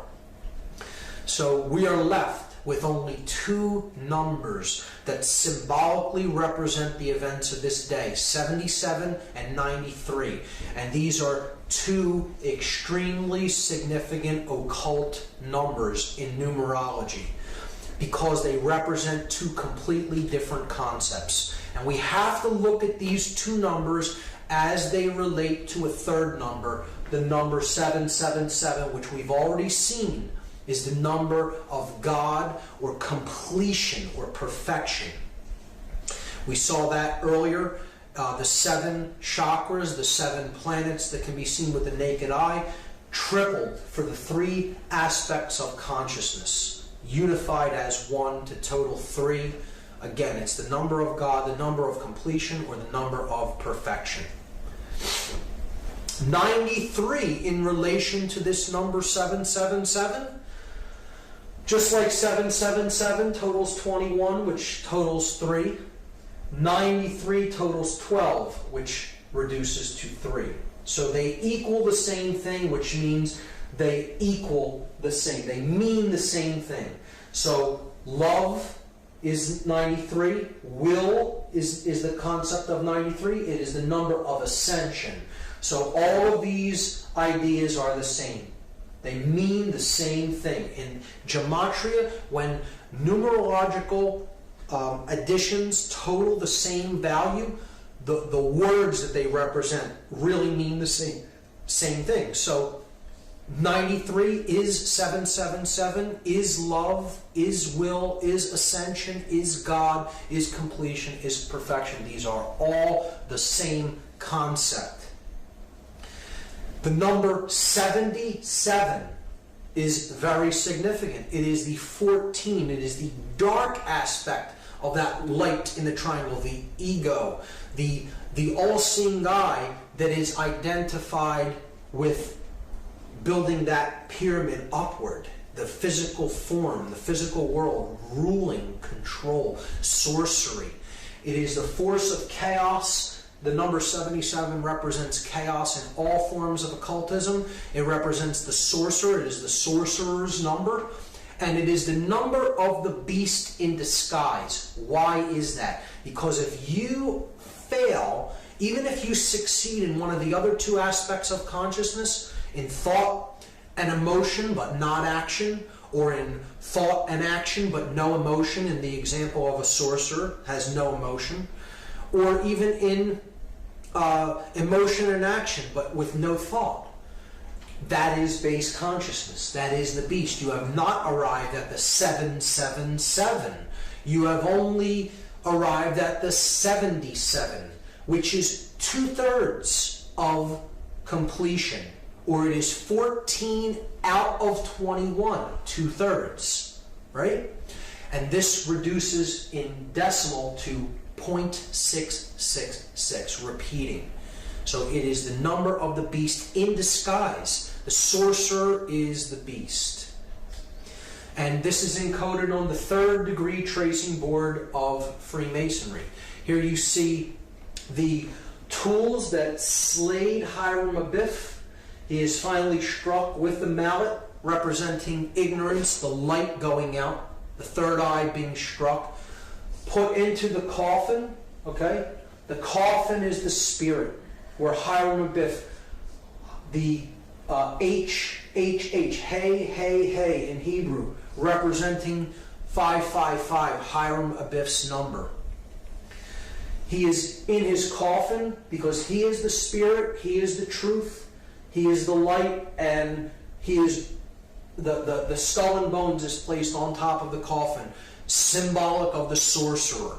The sorcerer who conquers his spirit, so that the skull, cleverness, thought and cleverness, left brain cleverness, plus the will to act, reigns over the spirit. The sorcerer has cleverness, he has the will to put his cleverness into action, but he has no conscience. The conscience is entombed in that coffin. And an individual such as this is headed west. They are headed toward the realm of darkness and death, to the west, not toward the realm of light, to the east. And here symbolically is the sprig of acacia, and that represents the hope of resurrection in Freemasonry. So this is the hope that one who has destroyed their own spirit through their usage of their intellect and their will to act in an egoic fashion may indeed still be able to resurrect the spirit and come to a place of moral uprightness and conscience. So that is what this tracing board represents, and it is the 3rd degree tracing board. It is saying you may now be initiated into some of the mystery, into some of the knowledge, but you must use that with spirit intact and not use it as a sorcerer. Otherwise you are headed west and you are not headed toward the true realm of light, which lies to the east. And I think that's a great allegorical explanation for morality. And we see, therefore, that the two numbers that this ritual reduces down to is 77 and 93, and the positions that they are in is all telling. The purpose of the ritual is so that the sorcerers that are consider themselves the all-seeing eye of consciousness, okay, are destroying others' ability to find truth, to give birth to conscience, and to rise in consciousness. And they're destroying that ladder to the higher realms of consciousness. Or if we replace 77 and 93 with their symbolic analog, 77 the number of the beast in disguise, 93 another variant for 777 the number of God. Look at what this ritual is really about symbolically. It is about the beast reigning above God, the beast becoming God and destroying God. That's what it's ultimately about. That's how dark this ritual really is. It is about the ego and illusion conquering the spirit and conquering higher consciousness. We can see that it is encoded in the date itself. 9/11 reduces to 9/2. We're just adding the two ones together. And there we have symbolically the entire ritual encapsulated in the name. 9/11 is 92. See, it is not 93. It's one short of love, of ascension, of will, of God. It is falling short of the divine. That's what this whole event was about. That the idea that human will is falling short, and now the time of the beast is upon us. See, 92 out of 93, falling short of love, will, ascension, God, reduces to 11 out of 12, which reduces to 2 out of 3, which again is the number of base consciousness. It is the number of the beast when it is reduced to its decimal format. And that's what the whole ritual of 9/11 was ultimately all about. It is about the destruction of the ladder to God, bringing down the Kabbalistic tree of life, the 10 Sephirot, 1, 2, and 7, bringing them down to destroy the ladder with which we can use to ascend in consciousness. It is about the destruction of the truth and the goddess, a human sacrifice ritual. Those people were ritualistically sacrificed in this evil doing. And it is about the destruction of the sacred feminine, of care, of truth. Another ritual to immolate the goddess of care. The goddess that represents the earth, Terra. Again, you hear politicians say, if you are not with us, you are with the terrorists. Tara, the goddess, the Mother Earth. Terra is the name for earth. If you're not with us, you're with those who side with the earth and the Mother Goddess, right? And it was also used to create the Hegelian dialectic, the bringing down of thesis and antithesis to create synthesis, the sorcerer's middle pillar. That's what the event of 9/11/2001 was all about. An occult ritual to bring about the dark, modified version of the Hegelian dialectic. Chaos, confusion, opportunity. General Douglas MacArthur talked about the Hegelian dialectic. He said, our government has kept us in a perpetual state of fear, kept us in a continuous stampede of patriotic fervor with the cry of grave national emergency. Always there has been some terrible evil at home or some monstrous foreign power that was going to gobble us up if we did not blindly rally behind it. Create the chaos, get the confused, fearful reaction, and then that's your opportunity to offer the solution that you had in waiting. Hermann Goering perfectly understood this, one of the highest ranking officials of the Third Reich, the Nazi regime. He said, naturally the common people don't want war. Neither in Russia, nor in England, nor for that matter in Germany. That is understood. But after all, it is the leaders of the country who determine the policy. And it is always a simple matter to drag the people along, whether it is a democracy, a fascist dictatorship, a parliament, or a communist dictatorship. Voice or no voice, the people can always be brought to the bidding of the leaders. That is easy. All you have to do is tell them they are being attacked and denounce the peacemakers for lack of patriotism and exposing the country to danger. It works the same in any country. And that is what we saw on 9/11.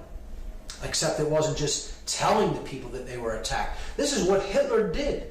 Hitler burned his own Reichstag building, the German parliamentary building in Germany, and he blamed it on the communists, even though his Gestapo really did the fire. They lit the fires at the Reichstag, and he blamed it on the communists as an act to usurp more political power and be appointed as Supreme Chancellor.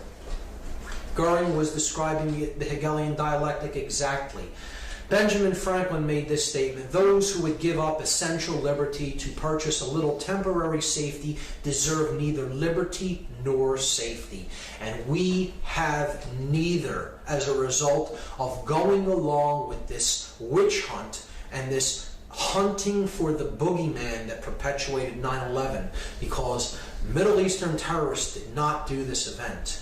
It was a stage-orchestrated occult ritual that has nothing to do with Islamic fundamentalism whatsoever. Voltaire said that those who can make you believe absurdities can make you commit atrocities. If you go along with what simply is not true, you can be led into any number of atrocious actions. And Really, that's what the ritual was all about, to keep us in a perpetual state of fear so that we are easier to control. And that's what the whole fear of terrorism and the terror alert system is all about. See, just like Hitler burned his parliamentary building, we had our Reichstag fire called the 9/11 event, and it's just about an attack on civil liberties and our rights and our right for freedom of speech, and just to curtail all the God-given rights that we already possess as an attack on our personal sovereignty. And people will be willing to give up more personal sovereign rights if their consciousness is shut down through fear. They bought into the fear, and now we're going off in other lands that really had nothing to do with this event, and we're waging war and killing millions of innocent people as a result of this total fraudulent staged event. And these are the atrocities that we're committing because we've believed in this absurdity. The murder of children, torture, now seen as acceptable in many circles, absolutely reprehensible actions perpetrated upon people that do not deserve to be treated like animals, which is what they're doing to many of the prisoners that they're holding in oftentimes secret prison camps. And it's just a further perpetuation of suffering and fear into the world that is a self-perpetuating cycle and creates more and more of the same dynamic: fear, disorder, chaos. That's what the whole event was about. Encapsulated in the 33rd degree of the 33rd degree of the Order of Freemasonry is this symbol, the double-headed eagle, which represents he who sees the past and the future, because ultimately the same force is controlling both and directing both. And it's about order out of chaos. Deus meum quae jus is a Latin phrase that means God and my right. God and my right, like the divine right of kings. And ordo ab chaos, another emblem of the 33rd degree, chaos, sorcery. Our brand of order out of our brand of chaos. Now, there is a positive interpretation of this emblem and of the phrase ordo ab chaos. Order does indeed arise from chaotic situations when you look at putting water into a vessel and taking it from one level up to a higher level. That is the way consciousness ascends. It has to be a chaotic event, but then it comes up to a higher level and then it maintains equilibrium and order again. So that is a way of seeing this principle in a positive way, but in this event, certainly dark occultists manipulating sorcerers are orchestrating this event as an example of chaos sorcery, chaos magic, to bring about their Hegelian dialectical order out of the chaotic events that they themselves orchestrated. And that is the final method of manipulation. So now, the last thing I'm going to do in part 2 is talk about what is the globalist esoteric agenda. What is the ultimate agenda that the globalists want to see brought about? Why are they doing all of these things? Why all of this manipulation and mind control? What is the end game? What is the end result of what they're trying to accomplish? What is their agenda? And J. Edgar Hoover, former FBI director, made this statement: the individual is handicapped by coming face to face with a conspiracy so monstrous he cannot believe it exists. The American mind simply has not come to a realization of the evil which has been introduced into our midst. It rejects even the assumption that human creatures could espouse a philosophy which must ultimately destroy all that is good and decent. See, this is why we're in such denial, why we're in such cognitive dissonance about all of this. People will say, I don't care if I had absolute definitive proof that this is exactly what happened and how it happened. I won't believe it anyway. I will choose to believe in something that isn't true because my mind can't go there. It's too uncomfortable for me to accept. And this is the condition Hoover, right here, a former FBI director, is describing. He's describing cognitive dissonance, psychological denial that comes from the refusal to accept the fact that things are as bad as they are. David Rockefeller described this New World Order, what they're trying to put into effect. This agenda, he described it. He said, "We are grateful to the Washington Post, the New York Times, Time Magazine, and other great publications whose directors have attended our meetings and respected their promises of discretion for almost 40 years. It would have been impossible for us to develop our plan for the world if we had been subjected to the lights of publicity during those years." He is thanking the media for their silence and complicity in not exposing the agenda of these global manipulators and their plan for the world. He said, "The world is now more sophisticated and prepared to march toward a world government.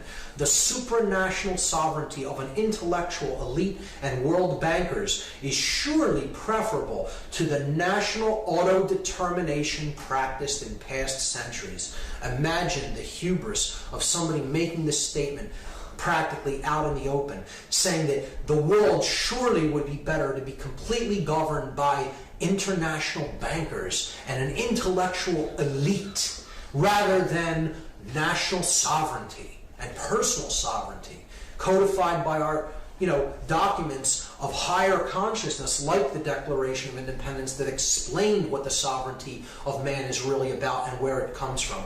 And he's saying out in the open, why have that when you can have rule by international banking dynasties? This is what the agenda is all about. The elite want to get back to the Babylonian gold-headed man. They want to get back to 100% total control of all the resources and all the minds on the planet as God on the earth, the all-seeing eye in human form, that which is omnipresent, omnipotent, and all-powerful. All-powerful, all-knowing, all-seeing, present everywhere. So this is the rulership of church and state in one. Church and state are obliterated and they are replaced by one sovereign, ruling, global elite class that runs the state and the religion, and they're one and the same. Just like Nazi Germany tried to do, but this would be the new version, the Fourth Reich, Nazi Germany on technological steroids, taken to a whole new level by advanced technology. 1984, as written out by George Orwell in his brilliant novel, like the Ingsoc Party. Total 100% control of everything that is true, everything that is believed, everything that is done. They are the arbiters of truth. They're God on earth. That's what they want to accomplish. They're putting this into practice through trying to eliminate national sovereignty through the erasure of borders and to create national superblock states of nations, like they're doing with the European Union and like they want to try to create with the North American Union of Canada, the United States, and Mexico. Their plans for this have been slowed, but I think they're going to use the economic crisis to try to put them into a more forward state of advance.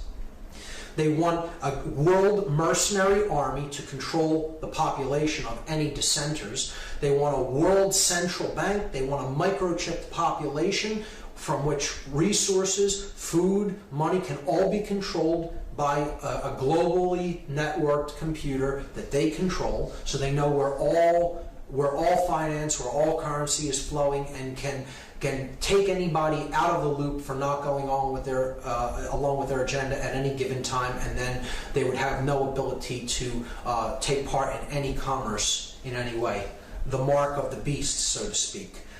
A total surveillance grid, a technological surveillance state. Big Brother is watching you, getting us used and acclimatized to always being on camera, always our actions always being watched further and further centralization of control, and further people policing themselves. That's what they ultimately want. The destruction of the sacred feminine aspect of our consciousness, our emotions, through the numbing out of our emotions, through our food and medicine, particularly the overprescribed antidepressant SSRI drugs, a total state of left brain prisonhood in which people become more and more controlling and dominant toward the left brain, even females, and they become subservient to those of higher levels above them. So a race of masters and slaves. A continuing human sacrifice through endless conflict and war, wherever they choose to do it, to decrease the surplus of anybody's daily produce, and to keep the blood of human sacrifice flowing into the earth. They believe that they have to continuously sacrifice people. This goes back to the ancient rites, where the ancient priest class, this demonic priest class, would actually believe that they had to keep blood flowing in human sacrifice for the sun to make its journey across the sky each day. It's that level of perversion and sickness in this occultic ideology that wants and desires to have endless human sacrifice through war. To have a population of completely disconnected from spirit individuals that are completely hypnotized, shut down in consciousness, totally blindfolded, have the blinders on, and have become pure sheep. They've become their own sheepdog. They police themselves, and they have become golems. They've become creatures, literally creatures without actual consciousness of their own, that are completely programmable and are owned by someone else. They're totally created beings that are made by someone else. See, that's the definition of a god, is it not? It's a being that is capable of creating another being in its own image and likeness. And that's what they want to create. They want to create a being that looks like that. That's how they look inside. That's how much they rage against what is. They are actually that golem on the inside, and they want to create that in the external world, because that is how they ultimately feel about themselves and the world. Julian Huxley described this total scientific dictatorship. He said that a really efficient totalitarian state would be one in which the all-powerful executive of political bosses and their army of managers control a population of slaves who do not have to be coerced because they love their servitude. This is a person who studied eugenics and mind control, and he was explaining what the New World Order that they're trying to build really is. Slaves that love their enslavement because they have become so dependent on the big daddy state. What this all boils down to, once again, the New World Order is about human enslavement. It is about slavery, a society of perfect evil. Perfected evil is the state when every being in a society is both simultaneously a master and a slave.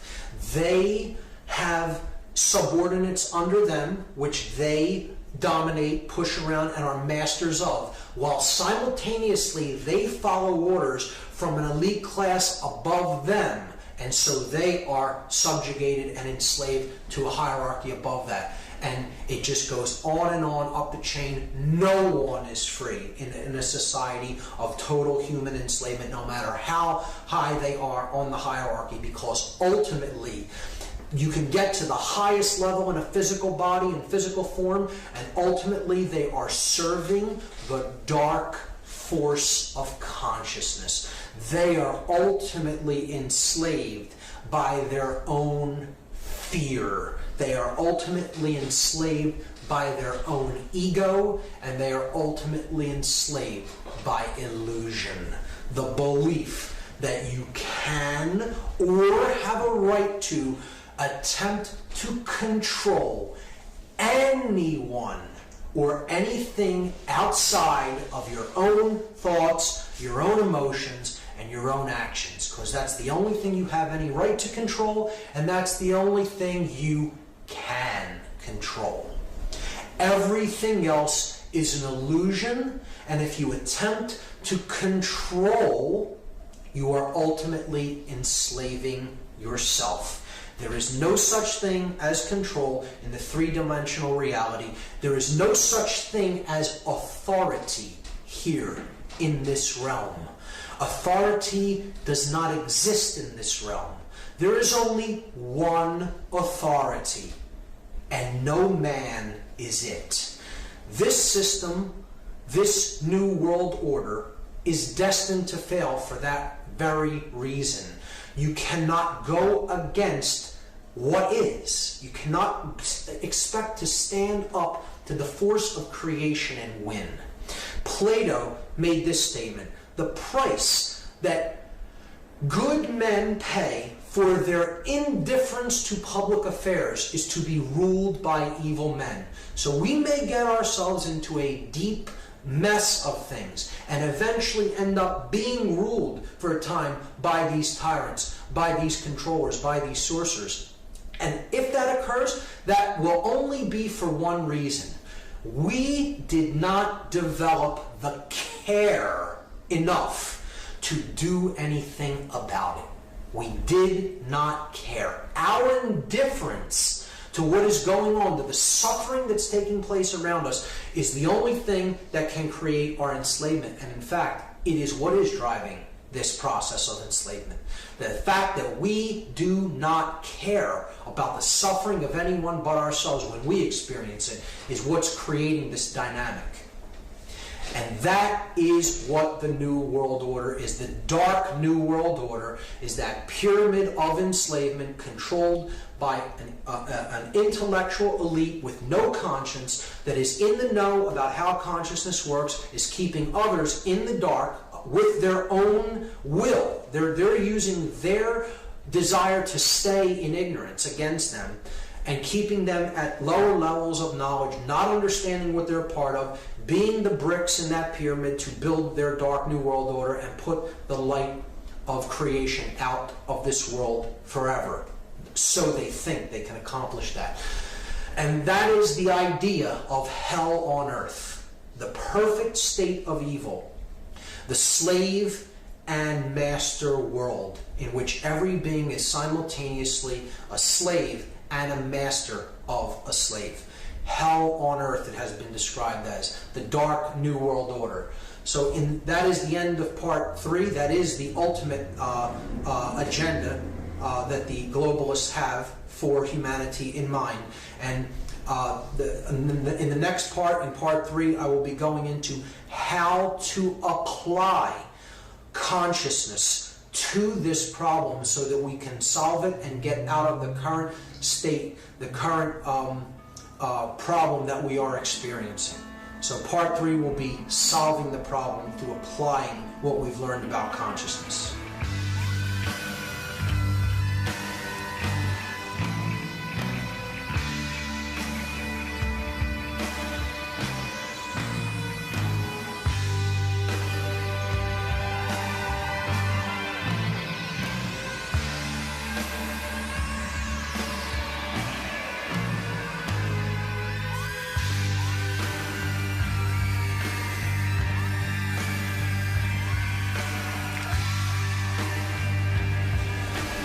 So this is the third and final part of the presentation. Part 3, solving the problem. This is about how to apply the solution that we learned about human consciousness to the problem that our species is currently experiencing and going through. And again, the solution was consciousness being raised on a global level by raising it at the individual level. That is what we all really need to be focused on and working toward expanding our own awareness. Albert Einstein described the problem that we're experiencing in consciousness.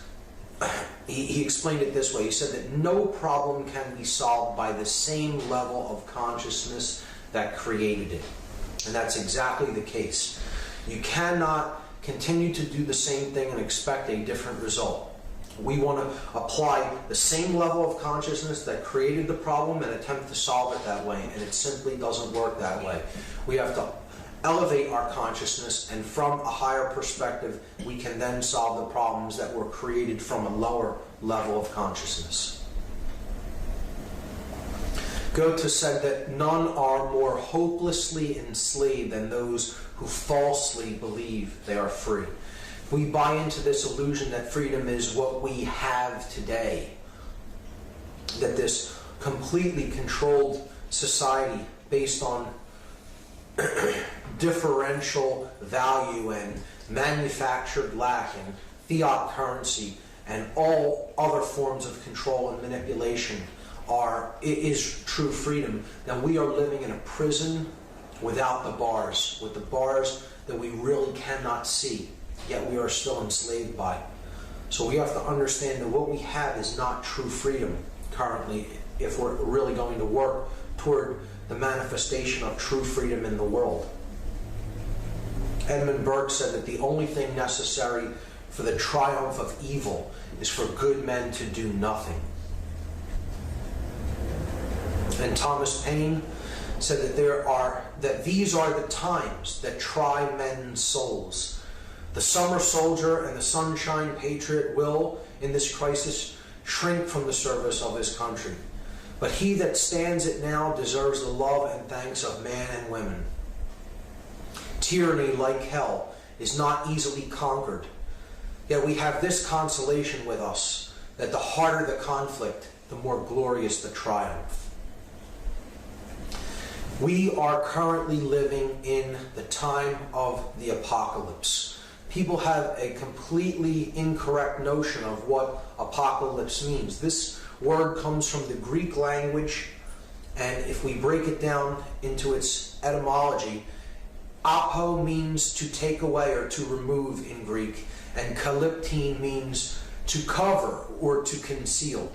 So it's a veil of sorts. So the apocalypse is the taking away, the removal of that which has been concealed, the lifting of the veil.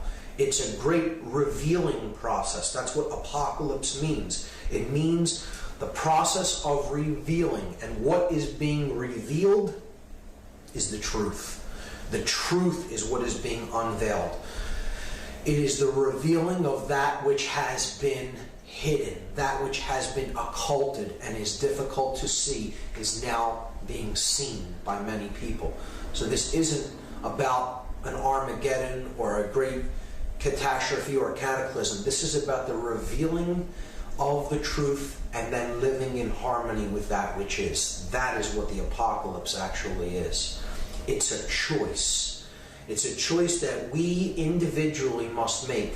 And it's beautifully put in the allegory, The Matrix. We have a choice between the red pill and the blue pill. The red pill will wake one up from the illusion and get them to see what is, and they will find out how far this rabbit hole really goes. The blue pill will keep them in illusion, keep them in ego-bound consciousness, and they will stay asleep. So the choice is ours. It is a choice between love and fear, the force that awakens consciousness and the force that shuts consciousness down. This is the time that many ancient cultures called the falling away of the masks. The masks are falling. That which is hidden underneath is being revealed. The true nature of things is being revealed, and our souls are being revealed to each other for who and what we really are and the forces that we really serve. I have a concept that I call ABLE. It's a very oversimplified model of how this consciousness divide is actually at work in the world. And it's an anagram for the modalities of consciousness that we see at work. So if you look at the whole earth and you look at the divisions that exist in consciousness on the earth, we see that people really kind of break down into one of four categories. There are two very small groups, people who really are consciously aware of what is happening. One is what I call the enemy, and one is what I call the awake or the aware. So Abel stands for the aware, the blind, the lost, and the enemy. The enemy are these sorcerers of consciousness that have the understanding of how consciousness works and use it for manipulation and use it for evil purposes. The lost are those who cannot see and really aren't capable of seeing. They are so identified with illusion and so trapped in ego that they've really kind of lost the ability to become aware through an act of their own will. And it would take an immense amount of reversal and innumerable forces to even begin to show a small bit of light to people in this shutdown mode of consciousness. So unfortunately, there are many who are in such a state of shutdown consciousness that they can essentially be considered lost. And there is very little chance of them awakening in a human lifetime. There's another group that are simply blind. They're simply not quite seeing what is going on, but there is an inborn desire and there is willpower still there in those individuals, and they have the potential to really see what is going on, provided that they simply remove some of the blinders and some of the last remnants of things that they are attached to really see what is actually going on. And then there's the aware, people who are coming into the light and are awakening to the knowledge of truth of what is actually occurring on this planet. And they are trying to help raise awareness in others to awaken, to help others to awake. You know, you can't actually create that process yourself. You can't really wake someone else up. Someone can only wake themselves up through looking into this knowledge on their own. It's a process of self-initiation. You can be an assistant in that process. That's what an alchemist is. He's an assistant to the process of awakening. He doesn't actually do it for anyone else. Each person is actually their own magician in that process, and they actually awaken their own consciousness. An alchemist can only hope to be an assistant to that process. So the concept of there is only one will, there is only one law ultimately, and there is really only one sin. The one will is the ascension of consciousness, the evolution of consciousness, the ladder that leads from lower levels of consciousness to higher levels of awareness and suffer. We live in harmony with that which is, we prosper, and we can attain order and peace and harmony. If we live in opposition to that which is, the truth, then we're going to be oppressed and enslaved. That's simply how the dynamic works. There is only one sin, and that one sin is tyranny. Whether it comes under the administration of an emperor or a queen or a Führer or a president. Tyranny always comes as a liberator. It always claims to be the liberator and that which is going to bring freedom and prosperity and order, but it ultimately ends up in one way. And these images are disturbing, but this is what tyranny really brings. Tyranny brings enslavement, and ultimately it brings death. It brings things like concentration camps, death camps, such as these disturbing images from the Third Reich. It brings a boneyard ultimately, and cooperating with tyranny is also part of tyranny. So it's not just those who are really doing it, it's those who are cooperating with it in any way. And I would term those who are cooperating with the process of tyranny as the selfless. And this doesn't mean selfless from a perspective of, I'm not selfish. This is the capital S selfless. Those who have been robbed of the true connection with self. This is selflessness. These are those who have become Golemized, those who have been cut off from the spirit. So I'm going to look at the concept of selflessness from two perspectives, from two allegorical perspectives. And the first is the movie Lord of the Rings. Look at the beings that are portrayed as the figures that are completely cut off from self in Lord of the Rings. You have Gollum. The ring brings him premature brings him unnatural long life. It brings him suffering and attachment to the concepts that the ring embodies. Worshipping materialism, worshipping power. He's unwilling to let go of these things. He's unwilling to let go of ego. So he becomes a shriveled husk of his former self, Smeagol. The orcs used to be elvish creatures. They used to be elf-like beings, and then they became these monstrous beings, the orcs. The ring wraiths have no face. They're depicted as completely selfish, selfless. They have no identity underneath their mask. They're a total husk. And of course, you have the all-seeing eye, the dark consciousness of Sauron, who is disembodied. He totally doesn't have his former self form. He is completely a disembodied consciousness, a husk of his former self that is completely done in and is completely changed into something of that is completely not what he formerly used to be. So that eye just represents total ego, total illusion, and he is not anything of what he used to be.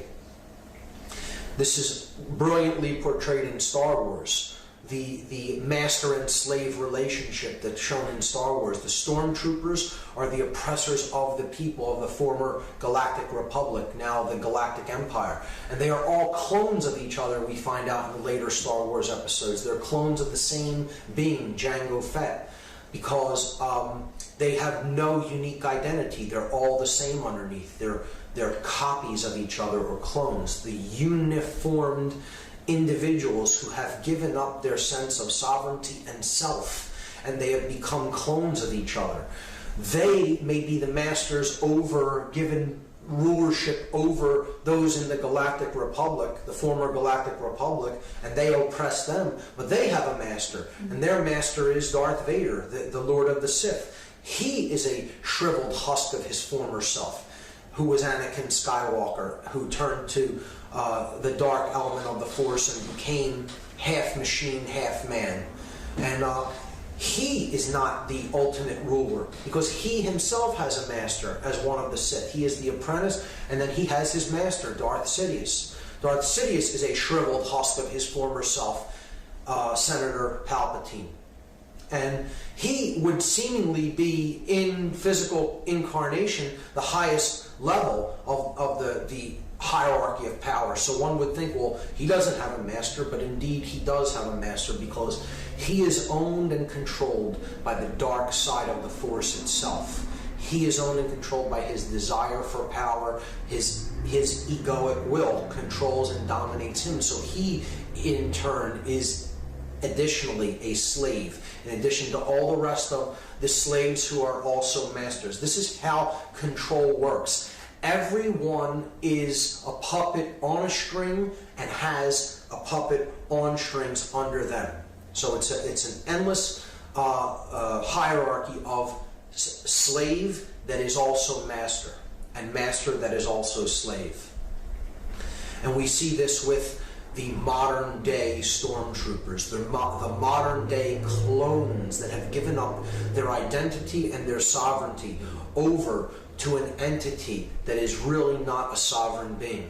The state, the government, the military body, the organization.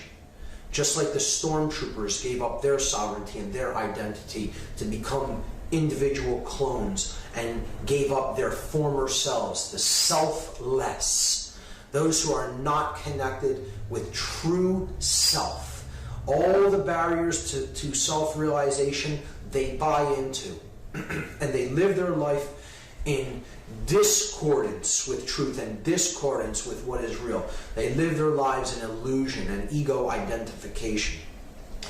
And they don't really see that they're really simply being used as pawns in a game, and they are the chess pieces on the chessboard, on the floor of the house, as it is said in Masonic parlance. and they are simply moved by their chess masters who do see things from a higher level of consciousness. They can see the whole game board floor, but the individuals that they manipulate, these individuals, do not see the entire game for what it is. They see only the square or two in front of them or to the side of them, as a pawn in a chess game would. The chess master can see the whole board, but they cannot.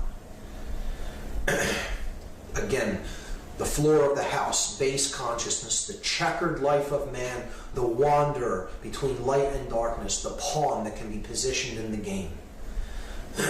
And ultimately they are the bricks in the pyramid of manipulation, those who are being used to, unknowingly used, without their direct knowledge, by those in knowledge in the light above them. In their ignorance, they're being used as one of these bricks to build the pyramid of male dominator manipulation, the new world order system, to build the blade, the male dominator world. What we have to understand, the concept that we really need to understand going forward to enact these solutions, is what personal sovereignty is. We have to understand the conceptual idea of sovereignty at a deep level, understand what it really is, what it means, and how we can exercise sovereignty in our own lives. Sovereignty means that we are a unique being and we are free by the nature of our birth into the cosmos. Our rights do not come from any man or any group of men or any organization. Our rights are inborn by the very nature of us being born into the world. We are all sons and daughters of God. No matter what you want to look at that concept of God, that creative generative principle as, we are all individual, unique expressions of that consciousness. We are all born free into the universe. No one can ever take that freedom away. They can believe that they have the right to do so, but ultimately they do not possess that right, because ultimately there is no authority in this realm. Any claims of authority are simply that, beings that are claiming authority over others, and others who actually accept and believe their claim that they have authority over them. But it doesn't exist in actual manifest reality. It is only a claim and a belief by those who accept the claim of authority. There is only one authority and no man is it. This is enshrined, this principle of sovereignty is enshrined in the Declaration of Independence, a very high consciousness document. The language is extremely specific in the Declaration of Independence, and it reflects a high level of understanding and a high level of consciousness and an understanding of sovereignty. It says that we hold these truths to be self-evident. So it's not a belief, it's a truth. It's not questioned as a belief, it's self-evident. It's a truth that is self-evident. The language is very specific. It isn't a belief that we happen to kind of resonate with. It's a truth that is so obvious we recognize it as being self-evident. That all men are created equal. Created equal. That implies a creator. Okay? They are endowed by their creator. An endowment is a birthright. It is something that you come into the universe already owning, already possessing. It's a birthright by their creator. The creator is that which has endowed this right to us, has given it to us as a birthright with certain unalienable rights. Unalienable means these rights can never be separated from the individual. They cannot be made alien to the individual. Among these are life, liberty, and the pursuit of happiness. A very high consciousness document, and I think in our modern day and age in this country, we've really lost sight of these truths. We've really lost sight of what sovereignty really is. We need to go back and look to the consciousness of the individuals that comprise documents such as this and understand really what they were saying and what these these statements that were made meant. And again, it's a declaration. It's a true statement of that which is, of independence, of no dependence upon anyone else, because we recognize our own personal sovereignty. The enemy of all personal sovereignty is what I call satanic illusion. This is the force. The word Satan or shaitan in Hebrew means the adversary, he who opposes, the oppositional force that tries to create strife and chaos in our life. That's what Satan really is. It's that force. And it does that job by illusion, through illusion and manipulation. It tries to get us to identify with things that aren't true and aren't real. That's what illusion is. Something that isn't true, we latch onto it, and because we latch onto it and refuse to detach from it, and we live according to something that isn't really true. We don't live in harmony with that which is, with truth. We try to live in disharmony with the truth because we're attached to an illusion that we've bought. All you can get out of that is suffering. You can't get any order out of that. You can only get chaos out of it.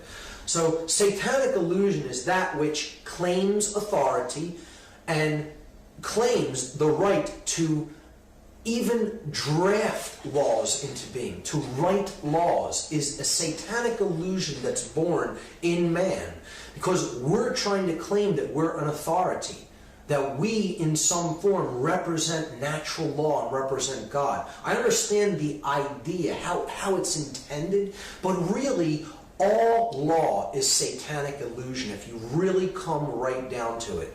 Because if a law is in harmony with natural law, with higher law, with cosmic law, it need not even be codified or written down. If one recognizes natural law as such and lives in harmony with it, there is no need to write that down. It's a redundancy. Conversely, if any law is in opposition with natural law, then it need not. Conversely, if law is not in harmony with natural or cosmic law, it really need not be obeyed. It can be thrown out, because one cannot be coerced into living in disharmony with natural law. And that's what all these new punitive laws that are coming in by this rogue administration and others that are to follow it really are. They are in disharmony with the natural law of creation.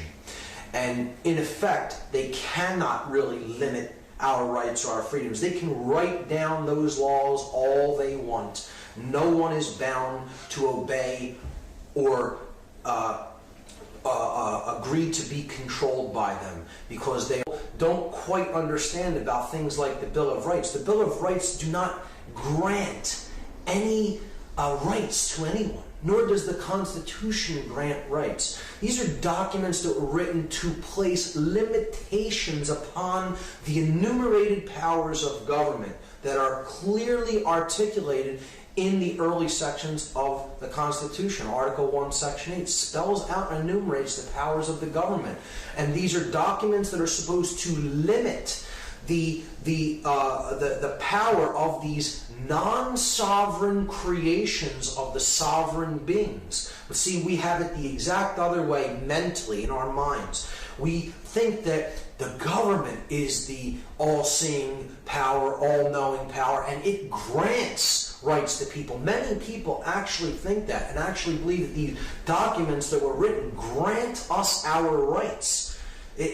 Nothing could be further from the truth. These documents are supposed to be written limitations on governmental powers and written enumerations of the specific powers that the sovereign beings of the world, of the country, are granting to a governmental body to be allowed to carry out. So the way I look at satanic illusion is that ultimately all law is satanic illusion. All government is satanic illusion, because it is externally imposed.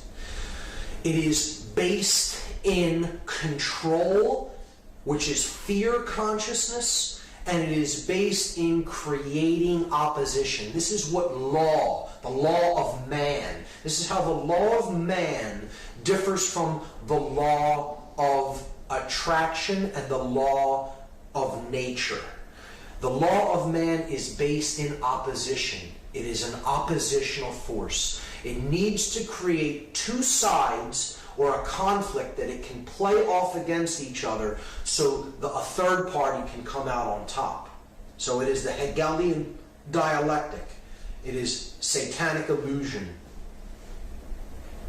Bill Clinton made this statement: if the personal freedoms guaranteed by the Constitution inhibit the government's ability to govern the people, we should look to limit those guarantees. He actually made that statement, that he thinks that the government has the right to curb people's God-given rights and freedoms. A non-sovereign entity, known as the government, has a right, in this gentleman's estimation, to curb the inborn birthright freedoms of sovereign beings born into the universe as free beings. He made that statement, and I believe that he believes that.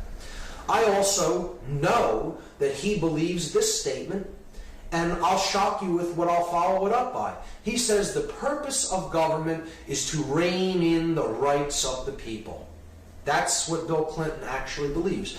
The purpose of government is to rein in the rights of the people. So knowing what I now am espousing in this presentation and what I've stated throughout, you would think that I disagree with this statement.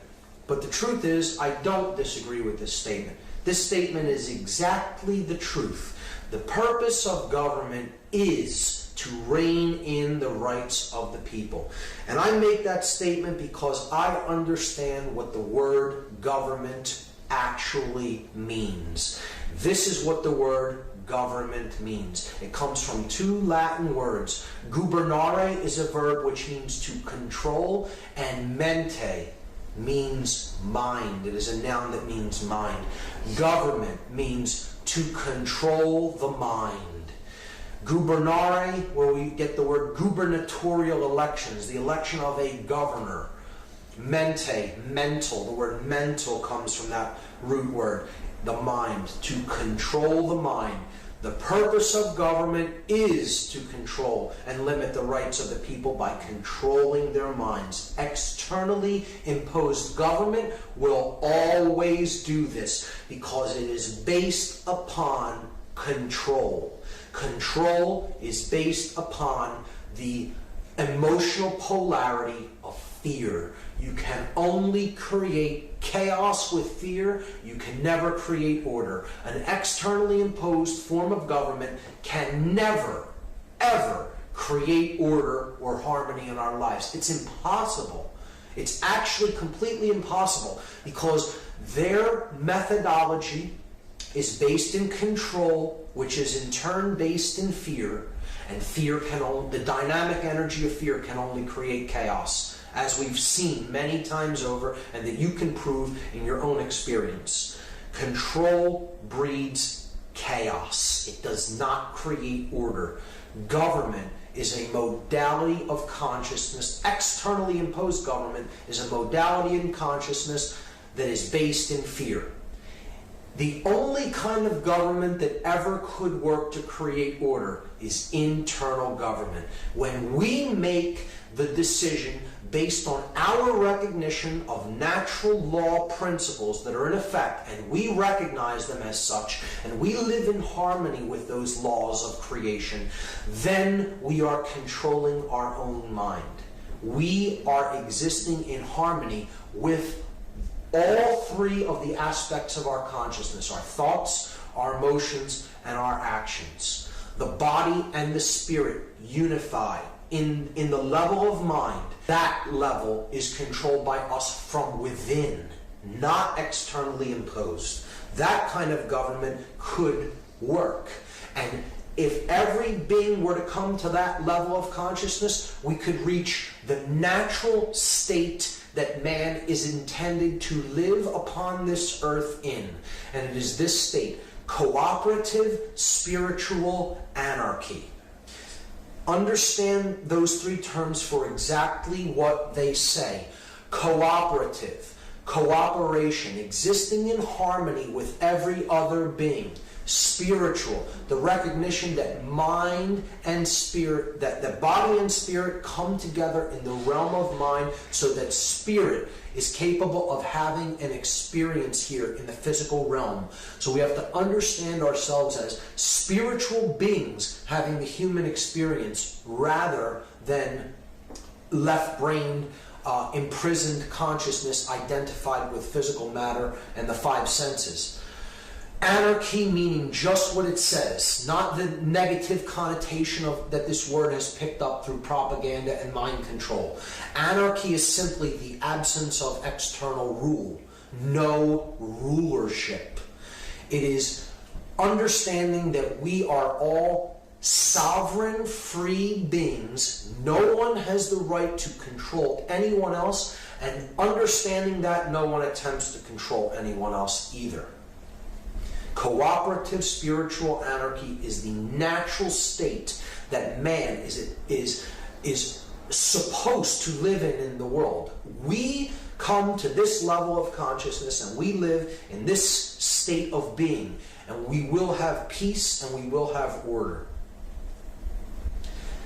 Bakunin, the father of modern anarchist philosophy, said the liberty of man consists solely in this, that he obeys the laws of nature, natural law, because he himself has recognized them as such, and not because they have been imposed upon him externally by any foreign will whatsoever.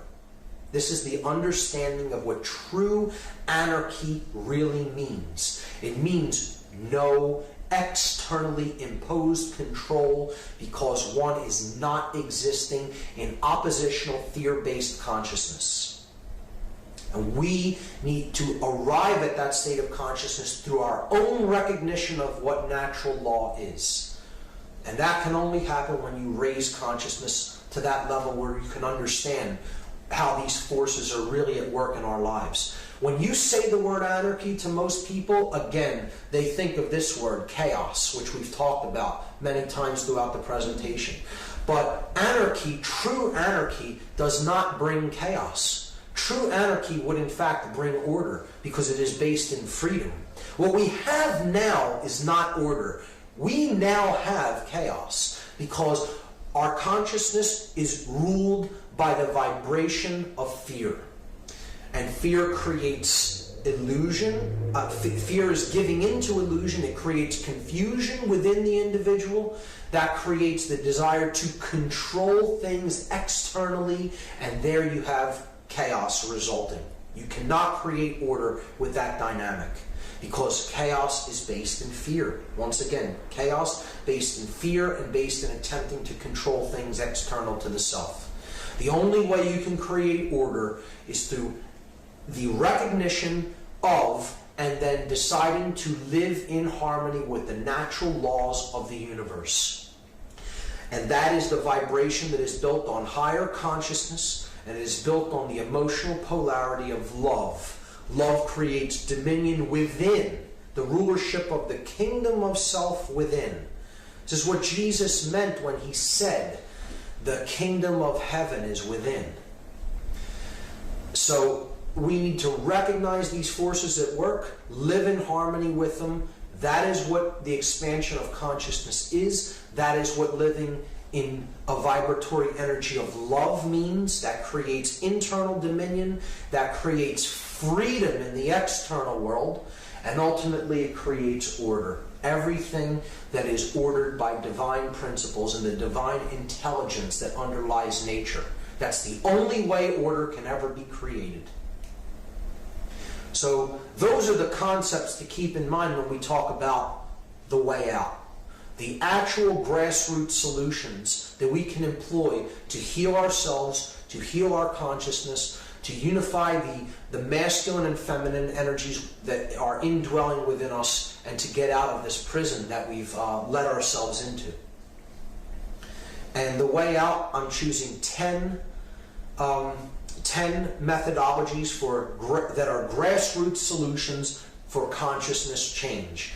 10 again being a symbolic number representative of consciousness. We need to heal our individual worldview healing. We need to change the quality of our attention, of the information that we pay attention to, what we take into ourselves. We need to develop true present moment awareness. We need to change our diet and get onto healthy foods, whole foods. We need to detach from the current monetary system to the extent that it was within our capability to do so, because our monetary system, again, is a fiat system of currency that equals debt and enslavement. We need to practice the non-support of dominators and the dominator culture as a whole. The non-support of it, not the support of it, but the non-support of it. We need to develop what I term mindfulness, or what many ancient philosophers called mindfulness. We need to learn how to use entheogenic compounds in a conscious context. The use of entheogens can play a role in this transformation. We need to practice the power of positive thinking, and then we need to help others, be an assistant to others in the process of their personal awakening. So these are the 10 methodologies for grassroots, that are grassroots solutions for consciousness change, and I will take them one at a time. Worldview healing is the first grassroots solution for consciousness change, consciousness elevation. This is also known as the techniques of shamanism. Shamanism is essentially indigenous cultures' name for worldview healing.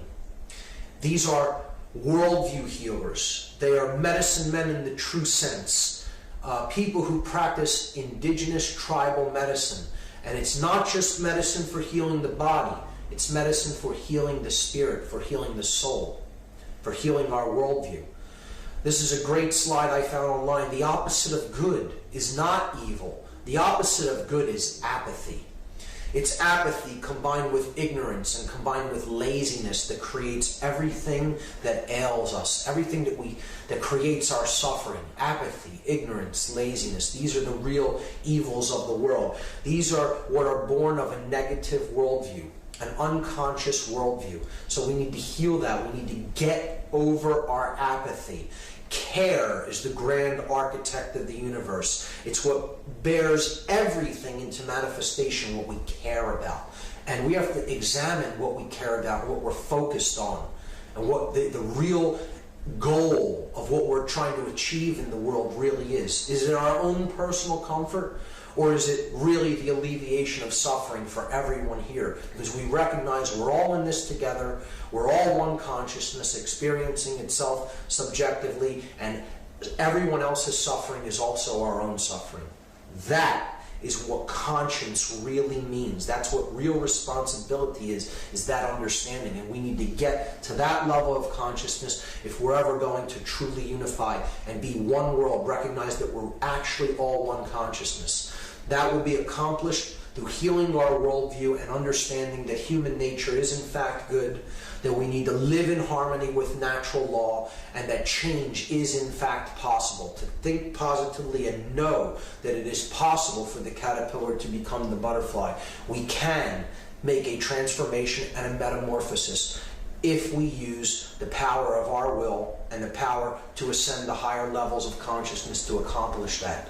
The next method for consciousness change is we need to change the quality of our attention. This is directly in relationship to the information that we take in. Human beings are very definitively the product of the information that they have taken into themselves. So the quality of what we put in is going to determine the quality of what we get out, of what we experience, and what how we experience the world. Thomas Jefferson said that if a nation expects to be ignorant and free in a state of civilization, it expects what never was and what never will be. Truer words were never spoken. There is no such thing as the simultaneous coexistence of ignorance and freedom. It is one or the other. An ignorant population is an enslaved population. And a well-informed population is a free population. So this is why reading is so important. Reading really is a key to understanding. We need to read information that was considered important enough that the people that came before us placed it down in writing. And this is how we become informed. We take in good information and we become inwardly formed. That's what information is. The process of becoming inwardly formed. And by becoming informed, we can be reformed. We can make ourselves anew with the new information that we have taken in to ourselves. See, this is what we generally have right now in the mass media and the popular culture. People hypnotized, paying attention to propaganda and mind control. And that's never going to get us up to a higher level of consciousness to solve the problems that we're experiencing. We have to change the quality of our attention. If we continue along this route, we're going to become hypnotized. In the sense of the word, if you break it down into its constituent elements, hip in Greek is a word that relates to the depression of the spirit. And gnosis is knowledge or information. So hypnosis is knowledge or information that creates the depression of the spirit, or a state of unconsciousness. And it puts someone into a trance state of mind. That's essentially, I'm not talking about clinical hypnosis or hypnotherapy here. I'm talking about hypnosis from a fundamental point of view of being a trance state of consciousness. One that is controlled by someone else, and another person is placed into this trance, often through their own will, through accepting that information, accepting the practitioner's invitation to go into the trance. We're going into a state of hypnosis willingly by paying attention to the information, the often horribly poisonous information that we accept from the mainstream media and from mainstream sources. But now, see, if we follow along in that ideology, we're going to go into a state not only of hypnosis but of fascination. The word fascination breaks down to a fascination or a fascist nation. The word fascist coming from fasci, it's encoded in fascination. We break words down, we see hidden meanings actually encoded into words that we speak, but we don't really look at the underlying significance of the word or how the word breaks down. You go into fascination, and that's the step toward becoming a fascist nation. We can go into a transformation, okay? A state of mind that resembles trance, mind control.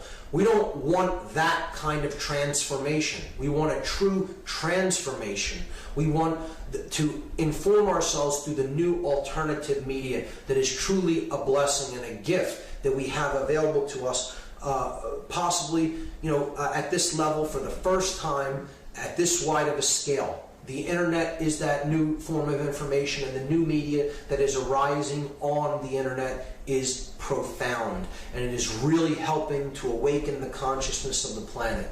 And we need to use it and protect it and use it to its full benefit in our lives so we can undergo a true transformation, to go beyond form. Transformation, go beyond form. The next grassroots solution for consciousness change is develop true present moment awareness. I talked about this a bit in part 1. This is getting over the notion of psychological time, of being crucified at the place of the skull, Golgotha, between the two thieves, the past, anxiety, regret over the past and the future, anxiety for what is to come. As we saw encoded in this image of the Gnostic crucifixion, Jesus, the light of the world, crucified at Golgotha, the place of the skull between the two thieves, the past and the future. And this doesn't mean focus on minutia. Present moment awareness isn't the focus on minutia all around us. It's not developing tunnel vision.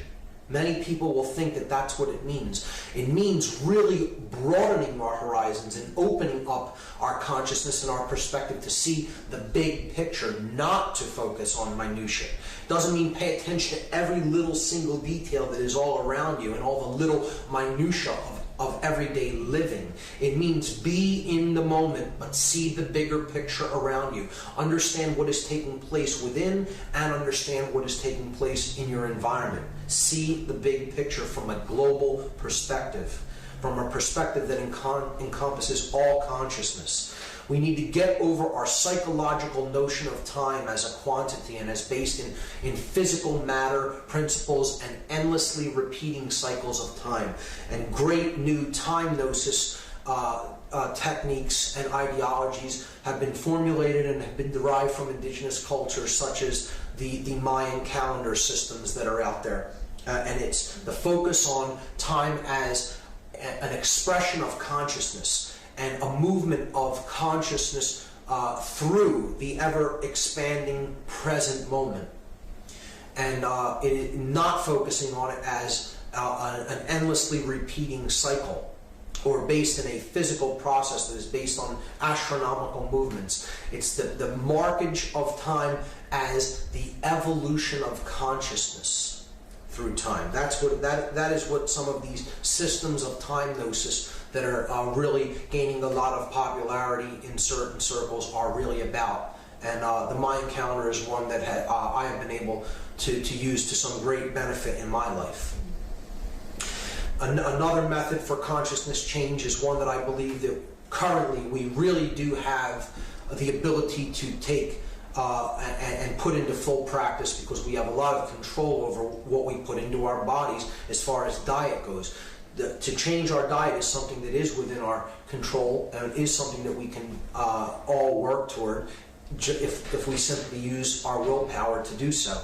Because we talked about all the poisons in the modern Western diet and all the unnecessary drugs that people attempt in the medical profession and the pharmaceutical profession to get us dependent upon. The idea is to detach from these poisoned foods and really get focused on organic foods, organic farming, local food production for local populations, because there's less stress on the resources and on the land, and less dependency on oil and trucking resources in from other areas. So organic food diet, whole foods, really nutritious foods, get off of high amounts of sugar, high glycemic index foods, high carbohydrate levels, high sugar levels, just really poisonous compounds in food. Get off of GMO foods, genetically modified foods, and on to just good, whole, organic foods. And that you'll really see a change in the consciousness. You'll see not only a change in the body, but you'll see a change in the clarity of your ability to focus your mind and to really put your thoughts into manifestation. You really are what you eat. It actually is true. And the body reacts to what is put into it. So it's not just inwardly forming ourselves through the information we take in, it's also what we physically put into our body to use as fuel. And this drives the brain. The diet has to do with the health of the brain, most certainly. So this is one that we all can do, and it's within our control if we use our willpower to change our diet for the better. Monetary detachment is one of the hardest methods to actually put into practice, because we have little control over everyone using the monetary system. We are largely at the mercy of other people using these currency systems that are in use around us, so it's difficult to detach from the monetary system. But to do it as much as possible, we should look at alternative forms of currency. Some people are trading in credits online, bartering online. There's different forms of cities that are being used as hedges against the dollar and ways to detach as much as possible from the fiat currency system that's really tanking from the inflation that's going on right now. Local systems of barter are also a good way to deal with monetary detachment. And taxation. We have to consciously make up our minds whether we actually want to take part in the tax system. It is a system that is known as a system of voluntary compliance. There really is not a law that makes it actually view an average American citizen liable to pay income taxes. We are voluntarily complying with this by signing these statements and these papers, and many researchers have written about this and have waged this battle to show people that the income tax is in fact unconstitutional, and it is a system of voluntary compliance, that knowing what our tax dollars are being used for to create more forms of control and wage more wars of aggression, we need to really make up our minds as individuals whether we are going to continue to go along with these practices. The next method of the next grassroots solution for consciousness change that we can employ is to begin to detach from our support for those acting in the role of dominator. This is a very important one and a very difficult one for many people to really comprehend and to really come to terms with, because often these are people we know in our lives, that we love in our lives, and that we may understand when we come up to a high enough level of consciousness really aren't helping the situation. In fact, if we understand how the dynamics of creation work, they're really imbalancing the situation more and more and more and more. So we have to try to educate ourselves about what is happening in these instances, and then try to bring that information to the people involved in these roles to the extent that they are capable of understanding it. Gerald Massey, Egyptologist, said, "They must find it difficult, those who have taken authority as truth rather than truth as authority." The truth is the authority. Authority is not truth. It is not true that there is authority. But the truth, it itself is the authority that we need to live in compliance with. The dominators of the world have it exactly the other way around. They believe that there is such a thing as authority and the right to control others externally. And I'm not saying everyone should be running around doing whatever they feel like doing to people. That isn't what I'm saying either. I'm saying that control is really not the answer. Proper education is the answer. Properly educating people and getting them to live in harmony with natural law, not because they fear punishment, not because they fear reprisal, but because they have recognized the laws of creation, natural law that is in operation around them, and they understand that living in harmony with that is the only thing that can bring order to their lives. So these are the dominators of our culture, like the stormtroopers in Star Wars, the clones, so to speak, those who are exactly the same as each other and who think the same and act the same and follow orders like robotically programmed drones. And that's what the mind control of indoctrination that these people are put through, to this regimented system of hierarchy and chain of command. It's what it is all about. It is about programming the mind to react. The reactive mind, the reptile brain. They're trapped in the R complex of the brain, base consciousness. And as such, again, I said this in part one, these are the most oppressed people. They're the most oppressed. We may think of them as oppressors, and that they may act in their roles, they may act as oppressors. However, they're actually the most oppressed themselves, because their consciousness is actually the most devastated out of anybody's. And if you really looked at a very deep, focused controller's brain, if you looked at a PET scan or a SPECT scan of their brain, you would see that the neocortex is in utter disarray.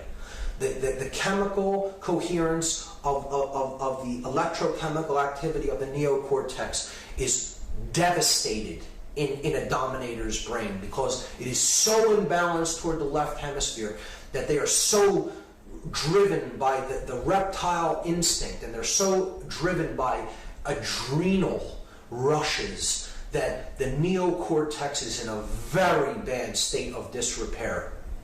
It's physical brain damage is what it really is. Not to be extremely harsh about it, but that's what it is. That's what we're talking about. We're talking about a physical disease.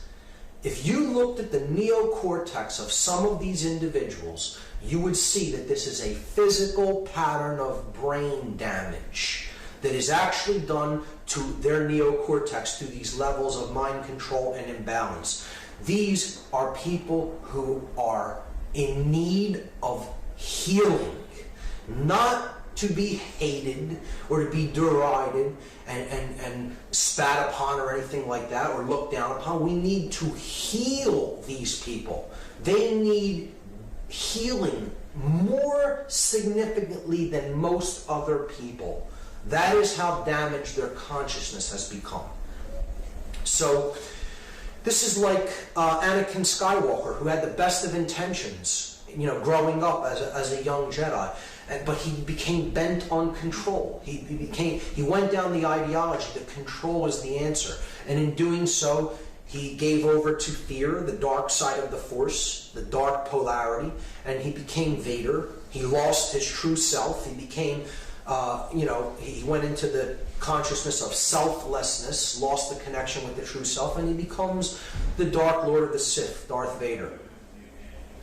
And this is what really happens in controller jobs. They start with the best of intentions, and it really descends into brutality and coercion and simply issuing orders and following orders, and it's all about control. That's what it descends into. It's just about, I'm acting as God, and I will say what is true, and I will say what goes and what you're going to do. So it's a form of slavery. And that's what all control, external control is. It's illusion to create opposition and slavery. When in fact, really, these people doing these jobs aren't the real enemy. They're oppressed by the enemy as much as we are, but they're just getting them to become oppressors like the sorcerers at the highest levels are. It's like a psychological rape, if you really want to look at it, or a condition where one is beaten when young, or raped when young.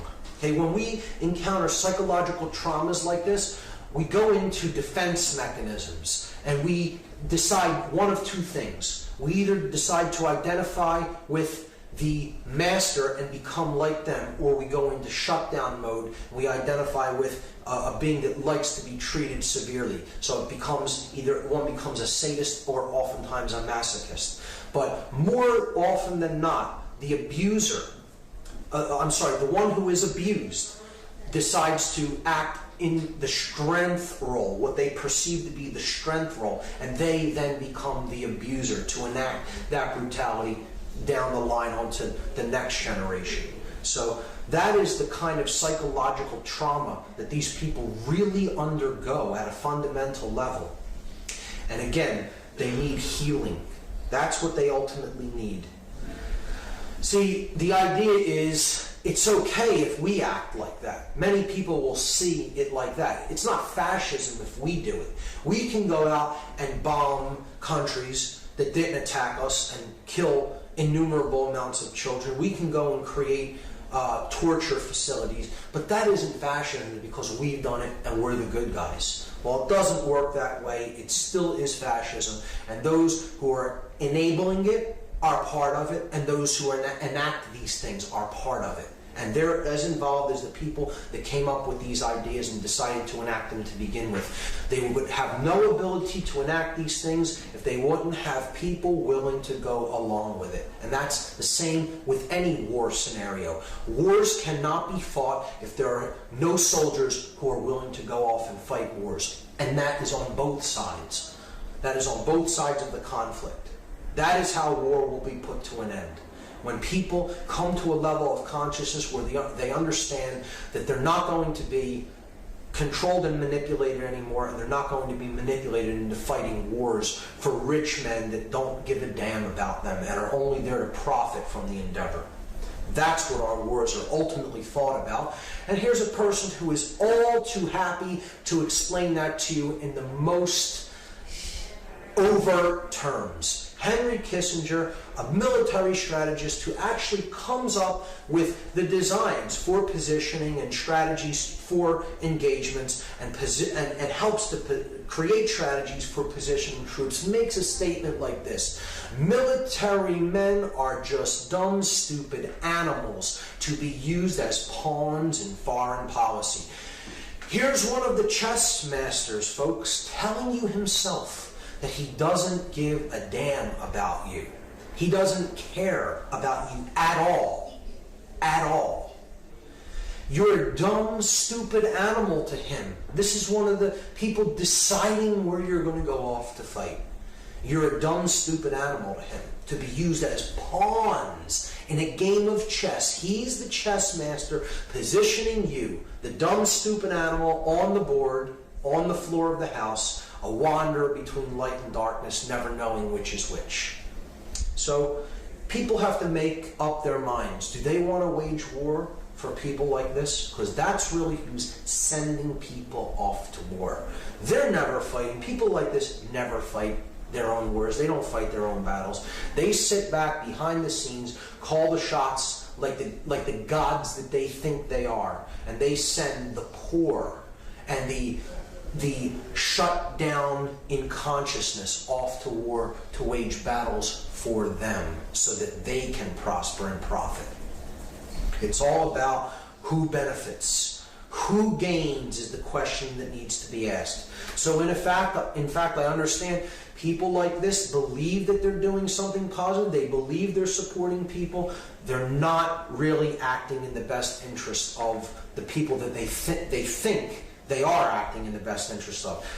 You know that they may love the people that they're supporting, they think they're supporting in these instances. Yes, they love them, but the action that they're taking to support their family members who are going to go off to war isn't really helping them.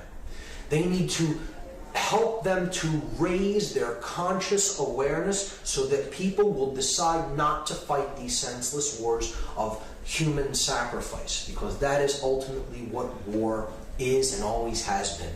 It is a ritual of human sacrifice, and they're all too happy to wrap the soldiers up in all the occult emblems all over them before they go off and send them off on the altar of sacrifice. That's all war is, that's all war ever has been, and that's all war ever will be. It's a human sacrifice ritual, and the object is, don't support this. Explain to people that it's a scam to make the rich richer and to do away with people that they look at as dumb, stupid animals to be used as pawns in foreign policy.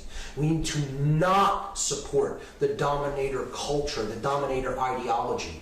We need to help people to understand that war is wrong in whatever context it is fought in. The researcher David Icke explained this so brilliantly, I had to put this whole quote in the presentation because it encapsulates perfectly what I think about people who make these decisions to go and fight these wars. David Icke said, accept responsibility for yourself and your actions, thoughts, and words. You alone make choices. You alone are answerable to the consequences of your behavior. The feeble excuse that the establishment expected it holds no truth or justification. What is the point of having principles if you allow others to dictate your behavior. At the end of the day, you will judge your performance and the contribution you have made to creation. It will not be based on what another expected of you or what you did because you felt trapped. And how often do we hear that? I had no choice. It's something I had to do. I didn't have anywhere else to go or anything else to do or any other way to live. You hear this as an excuse all the time for why people go off and fight the wars that they fight. This is a cop-out. This is doing something because you felt trapped and you feel that it's expected of you. And that justification holds no truth. We are answerable to our own actions. And what we do in any given circumstances, no matter what was threatened of us, no matter who said that they would do something harmful to us in return, we take that action of our own will and of our own accord, and we are answerable to the consequences of our own actions. That's what needs to be understood. And in this role, in this helping, this process of healing, women can play an immensely powerful role and have and will continue to have an incredibly powerful effect in this understanding of what the dominator culture is all about, and help to explain and talk with and really delve into the psychological makeup of the men that they love. Because let's face it, most of the people enacting this domination are men. Okay, they're the physically stronger of the sexes as far as a physical build and physical makeup and physical strength. So they're the ones who are really employed as this strong arm for the force that the sorcerers need to enact their will. And women will play a role because every brother in this dominator culture, every son, every husband, every father, they have women around them in their lives, and these women can really get into their psychology, get into their psyche, get into their emotional makeup, and have discussions with them and talk with them about what they're being used for. If you understand what this is about, you understand how these men are being used and manipulated, you need to discuss it, not suppress it. It needs to be brought out in the open and discussed so that you can begin to help these individuals go through the process of worldview healing and understand how they're being used as a pawn. That's simply how it is, and that's the role that we need to actively take. The non-support of dominators, and one of the biggest roles to be played in this endeavor is the role that women will play in helping to heal that imbalance in consciousness. So the next grassroots solution for consciousness change is mindfulness. And this is interesting because it is kind of exactly the opposite of what the word is. We can understand mindfulness by quieting the mind and emptying it of thoughts for a time so that we can experience pure conscious awareness. And pure conscious awareness exists in the gap between thoughts. It's where the creative, generative principle of our thoughts derives from. It derives from the space between the thoughts, the gap, so to speak. So meditation is one of the practices that can bring mindfulness. It's a technique, a set of techniques that quiets the mind. There's many different ways to meditate. There is not just one meditation. There are sitting meditations. There are walking meditations. There are meditations that involve deep breathing. There are meditations that involve stretching. There are meditations that can be used in conjunction with music. There are innumerable forms of how to meditate. How the right method of meditation is that which works right for you, that which you resonate with, and that which you feel comfortable with. Meditation is simply about turning down the volume of the active mind so that one can, for a time, bathe in the quality of pure consciousness, divorced from the chatter of the mind. We need to turn our volume down so we hear the true voice that is speaking to us at all times, and it is only speaking one message, and that message is relinquish control. That is the message that is being spoken to us, and we only hear it if we turn our mental chatter down. Because this voice never speaks above a whisper. It's a gentle voice that does not impose will or control. It is saying attachment to control, the illusion of control, is what is bringing your suffering upon you. Relinquish control. Understand that which is. Live in harmony with that which is, with the truth.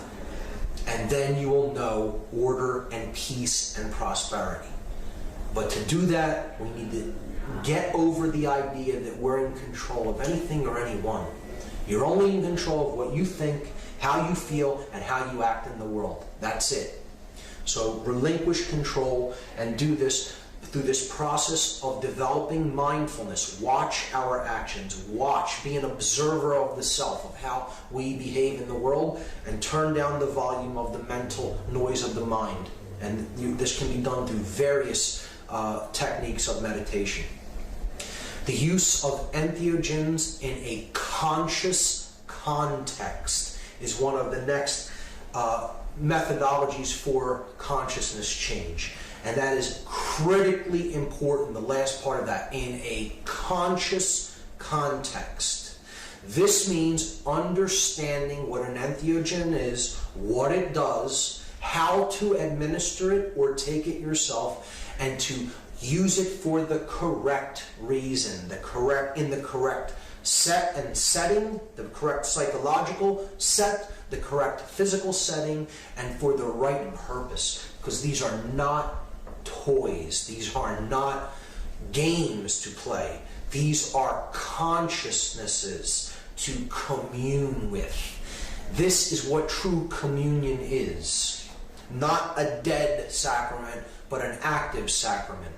So the word entheogen, if some are not familiar with it, is a psychoactive compound that alters consciousness and helps us to experience a higher level, often a very strange level of awareness that is quite divorced from our ordinary state of consciousness. It is in a state of alternative consciousness, an altered state. The word entheogen means to create the divine within. It comes from the Greek words en, which means within, theos, which means the divine or God, and genere, which means to create. That's Latin, actually. So to create the divine within is what we can begin to do, begin to recognize the divine within us and to help cultivate it by communing with an entheogenic compound. Entheogens have also been called psychedelics. Psyche in Latin, in Greek, means the mind. Delun in Greek is a verb which means to make clear. So we can see things clearly in the mind when we commune with a psychedelic. They are capable of making the mind clear if they are used in a conscious context. Some of the most popular entheogenic compounds: THC, tetrahydrocannabinol, or cannabis; psilocybin, or psilocybe mexicana, magic mushrooms; ayahuasca, or Banisteriopsis caapi. This is the DMT being the active ingredient, a combination that is added to the ayahuasca blend from the chacruna plant. Sometimes even pure dimethyltryptamine, DMT. These are powerful psychoactive compounds, some more powerful than others, that can really help us to go deep within our consciousness and explore the realm of the psyche, within the rich tapestry, the rich realm that exists within each of us. And these substances are demonized, and these substances are made illegal. Imagine that, naturally occurring compounds found in nature that are off limits to adult human consumption because you don't own your own consciousness. That's what laws like this, draconian laws like this, are saying to us. You as an adult do not have the choice as to whether you feel it proper to modify your consciousness as you see fit. We own your consciousness, and we are saying that this experience is off limits. You are not permitted to modify your own consciousness, which you think you own, in a way that you see fit as a mature, responsible adult. I will tell you whether or not you are permitted to modify your consciousness because I own your consciousness. Imagine that. That's our laws that we have in effect in this country and in most others. And we think we're free. We believe that we are free beings when an experience has been made illegal. An experience in the mind is illegal. Imagine the hubris of the individuals who actually believe that they have a right to even attempt to say that they're allowed to control consciousness in such a way. Hubris. It's utter hubris. That's all I can say about it. That's all I can say about it without getting extremely angry. The word sacrament, it comes from the word sacrum, which means holy or sacred, and mente, which means the mind. So again, the sacrament is that which can help to make the mind holy or sacred or whole. So it entheogenesis or induce an altered state. They're giving you a small piece of bread or something similar. It's an inert sacrament. It's a dead-end sacrament. It's not really a sacrament. It's a substitute for the real thing. That isn't what a sacrament is. A sacrament is an active communion with another intelligence. And that's what entheogens are. Not to be trifled with. You try to trifle with these compounds and you'll find out exactly how much they do not really appreciate being trifled with. They are consciousnesses. They are consciousness that are there as teachers that we can commune with if we know how to use them in a respectful and conscious context.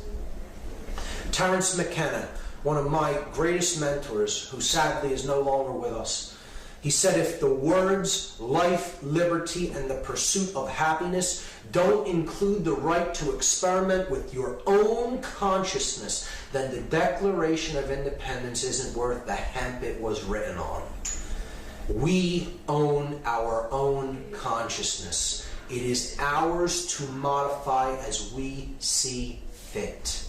No one can make that decision for us. And I will go so far as to say no one is bound to obey a law that forbids an experience within one's own consciousness. Period. And when we commune with these compounds, if we do choose to do so, they can open up vistas of creativity because they're really putting us in touch with the intuitive right brain. And then art can flourish from a communion with these sacraments. And music can flourish and flow from a communion with these entheogens. So it's one of the ways that we can use them to get really into deeper touch with the creative aspect of ourselves. The next grassroots solution for consciousness change is the power of positive thinking.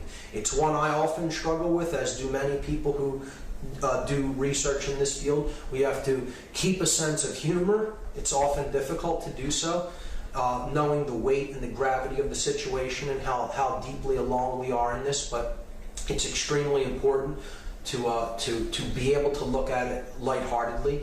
It is also extremely important to see the glass as half full. Try to recognize that we are making small steps and small progresses in the right direction. Try to see the glass as half full as opposed to being half empty, and focus on the positive rather than the negative. Difficult. I struggle with this one myself. Understand that change is possible. Keep that focus in mind. Keep the eye on the prize, so to speak. Change is possible. And we need to not look at the asleep as the enemy. We need to look at the asleep as ones to be helped and healed. They're in a state of worldview illness, worldview poisoning. So we wouldn't go into a hospital and start spewing hatred out against a cancer patient. They're ill. They have a disease. They have an illness. They're sick. Just like people who are really shut down in consciousness, they really have an illness. They are at disease. They have worldview poisoning. And what they need is healing, not hatred or resentment. And again, it's one many of us struggle with, who are at a higher level of awareness, and we want to beat somebody up because they don't understand what we currently understand. It's our role to help them to come up in understanding, and oftentimes you'll encounter people that are completely resistant to it, and they're attached to their state of consciousness and attached to their egoic, self-centered worldview, and they want to stay in that state of disconnection.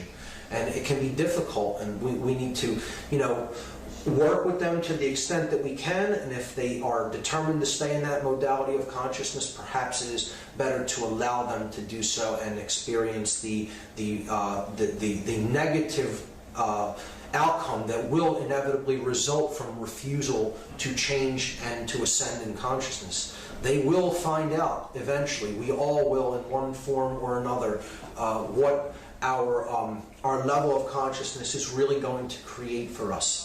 No one really escapes the lesson. They can only delay it.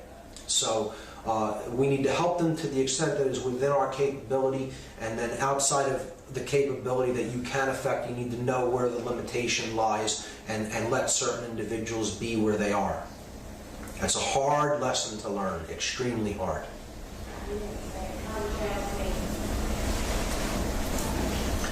So the final grassroots solution for consciousness change is to begin to reach out and teach others.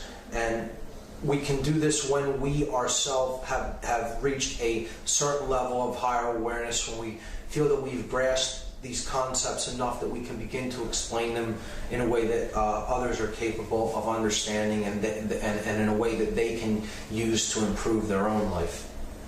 And we should do this only when we reach what I call the 3 R's. The first of which is respect. We need to understand that the word respect is from Latin. It means means again, and spectare means to look at. So it is to take another look. That's what respect really means, to look at again. And in this context, what I mean by respect is we have taken another look at ourselves first before we really go out and attempt to bring this information to others. We've come to a place of self-respect, self-examination. We've looked at ourselves. We've given ourselves a second look. We need to come to a place of remembrance. We have been dismembered in our past. We've all fallen in consciousness and had times when we have fallen from our higher selves and acted in ways that we're not proud of. But a true teacher is one who has remembered what the true self is. They have remembered themselves, brought all the pieces back together. And when they have become remembered, they have reminded themselves. They have re-enabled the proper worldview. They have re-enabled the proper operation of the mind, been reminded. And the third R is responsibility. To come to a true understanding of what responsibility is. And this does not mean the left brain, Western, monetary worldview of what responsibility is, having this much money or having this kind of a job and taking on all kinds of extracurricular activities, and that means we're a responsible person.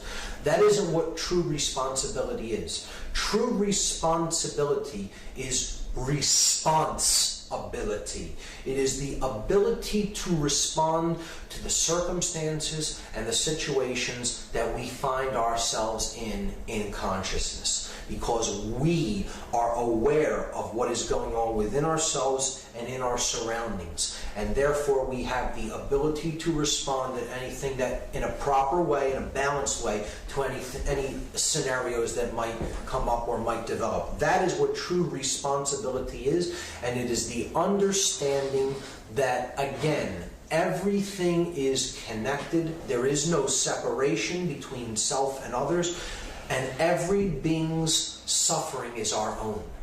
There will be suffering here for as long as one being is suffering.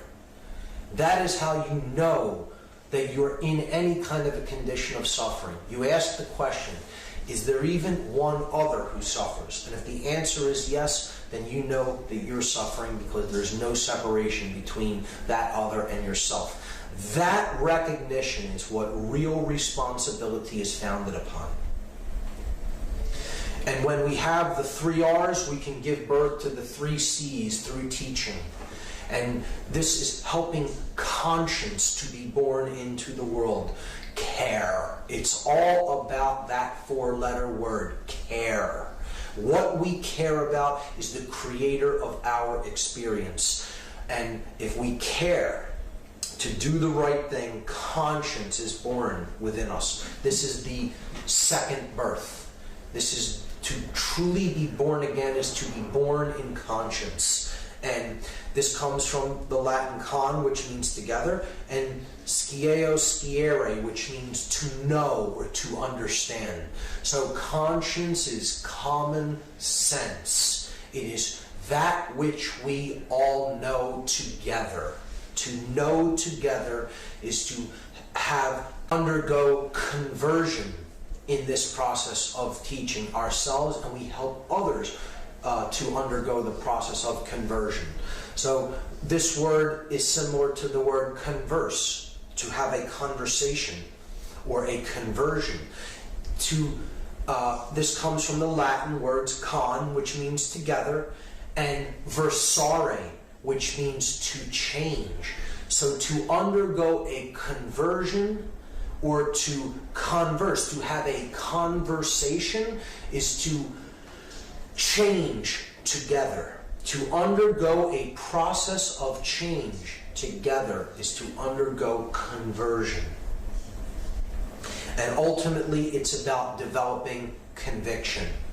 Conviction, or to become convinced of something.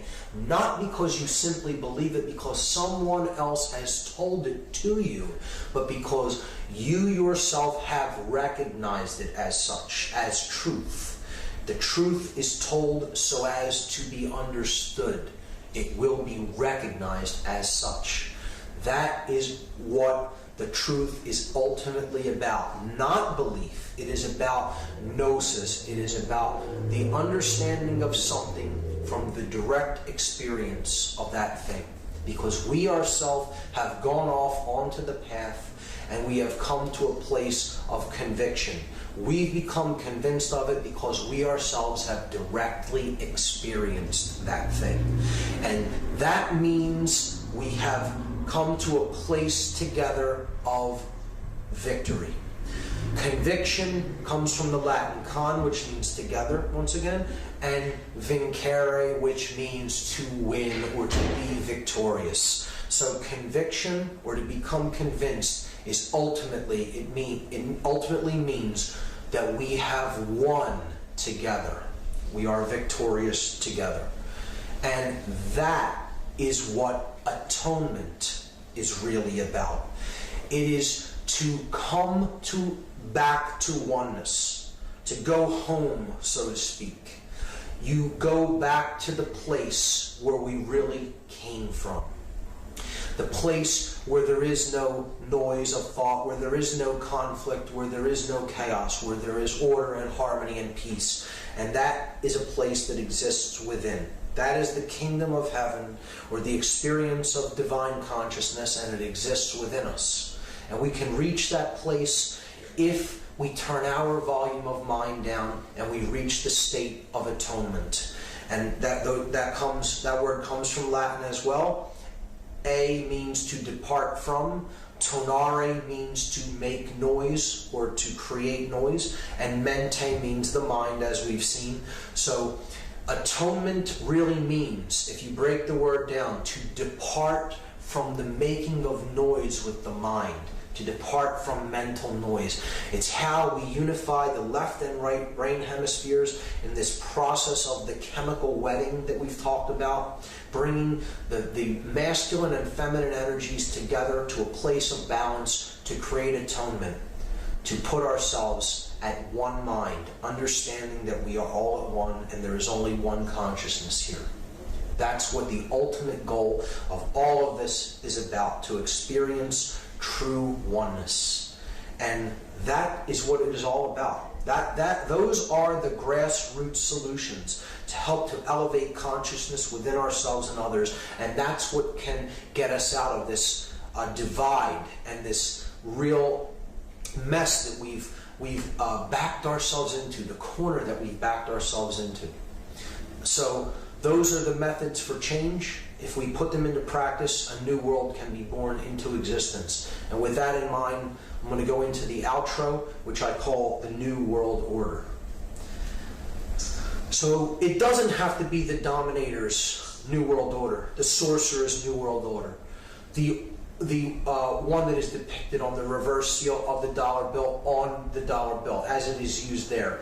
It doesn't have to be the pyramid of manipulation, of stone being erected in the image of the blade, controlled by a male dominator sorcerer who believes he is God and has the light and wants to dominate and control everything on the surface of the earth.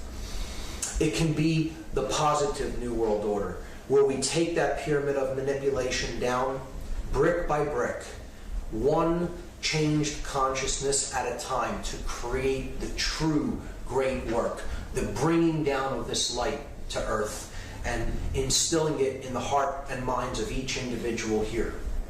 That's what the true great work is. Henry David Thoreau said that things don't change, people do. The change comes from within. We decide to make the change internally, not because it is imposed upon us externally, but because we ourselves have recognized the necessity for consciousness change in our own awareness.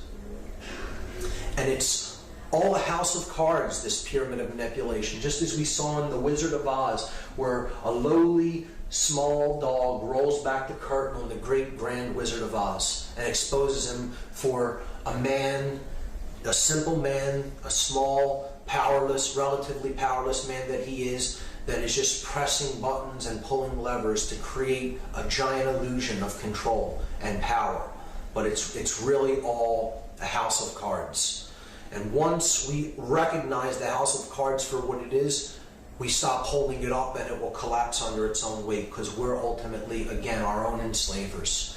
We are the sheep in the pen with the gate open, free to go out at any time, yet we stay in the pen because we're so used to being in there that we don't know what true independence and freedom looks like much anymore. So we'd rather stay where it's comfortable, in the hassle-free zone. But ultimately, the decision to go out of that pen and into the true world of freedom that awaits us is ours to make. It's a choice between love and fear. It's a choice between the red pill and the blue pill, as in the allegorical movie The Matrix. And we need to choose that based on our level of awareness and what we feel is right for us. Do we wish to awaken to that which is? Do we wish to live in harmony with the truth and live in harmony with the laws of nature, because we ourselves have recognized them as such?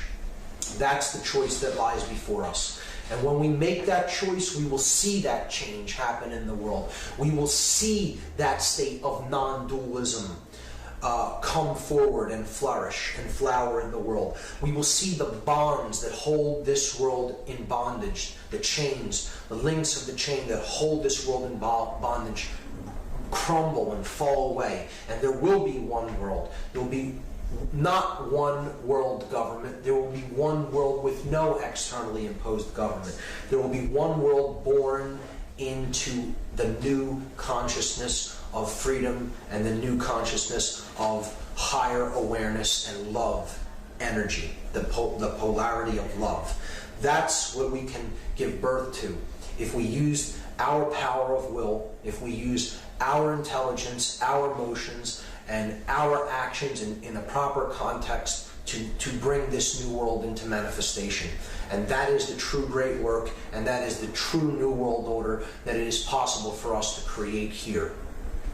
What we're seeing happen is an epigenetic evolution. Epi from Latin means to go beyond, and genetic, to go beyond our genetic programming. This is not a physical evolution. This is an evolution in the mind. It's an evolution in consciousness that is happening on this planet and on the individuals of this planet right now. We are undergoing consciousness evolution. Epigenetic consciousness, epigenetic change.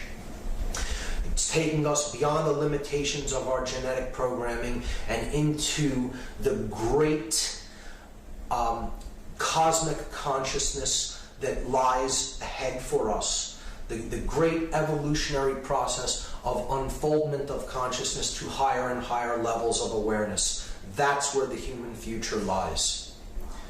And we can see that world. We can see that process coming into fruition. And if we go along with these changes and we don't reject these changes that are coming upon us, we can really, our lives can begin to flow effortlessly.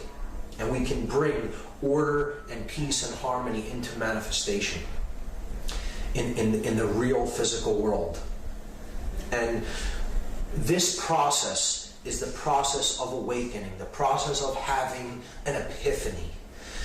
This word comes also from Latin. Epi means to go beyond, and Phanes is a Greek god that was a solar god, the guardian of the gate of stars, the zodiacal band of stars. So just like we saw in the astrotheology section, he's a sun god. He's a god of gnosis and knowledge and information. And he stands as the guardian of the stargate. So to have an epiphany is to go beyond the god Phanes. It's to go through the stargate of cosmic consciousness to the true, undifferentiated void of consciousness that lies on the other side of that great divide that we experience as separation.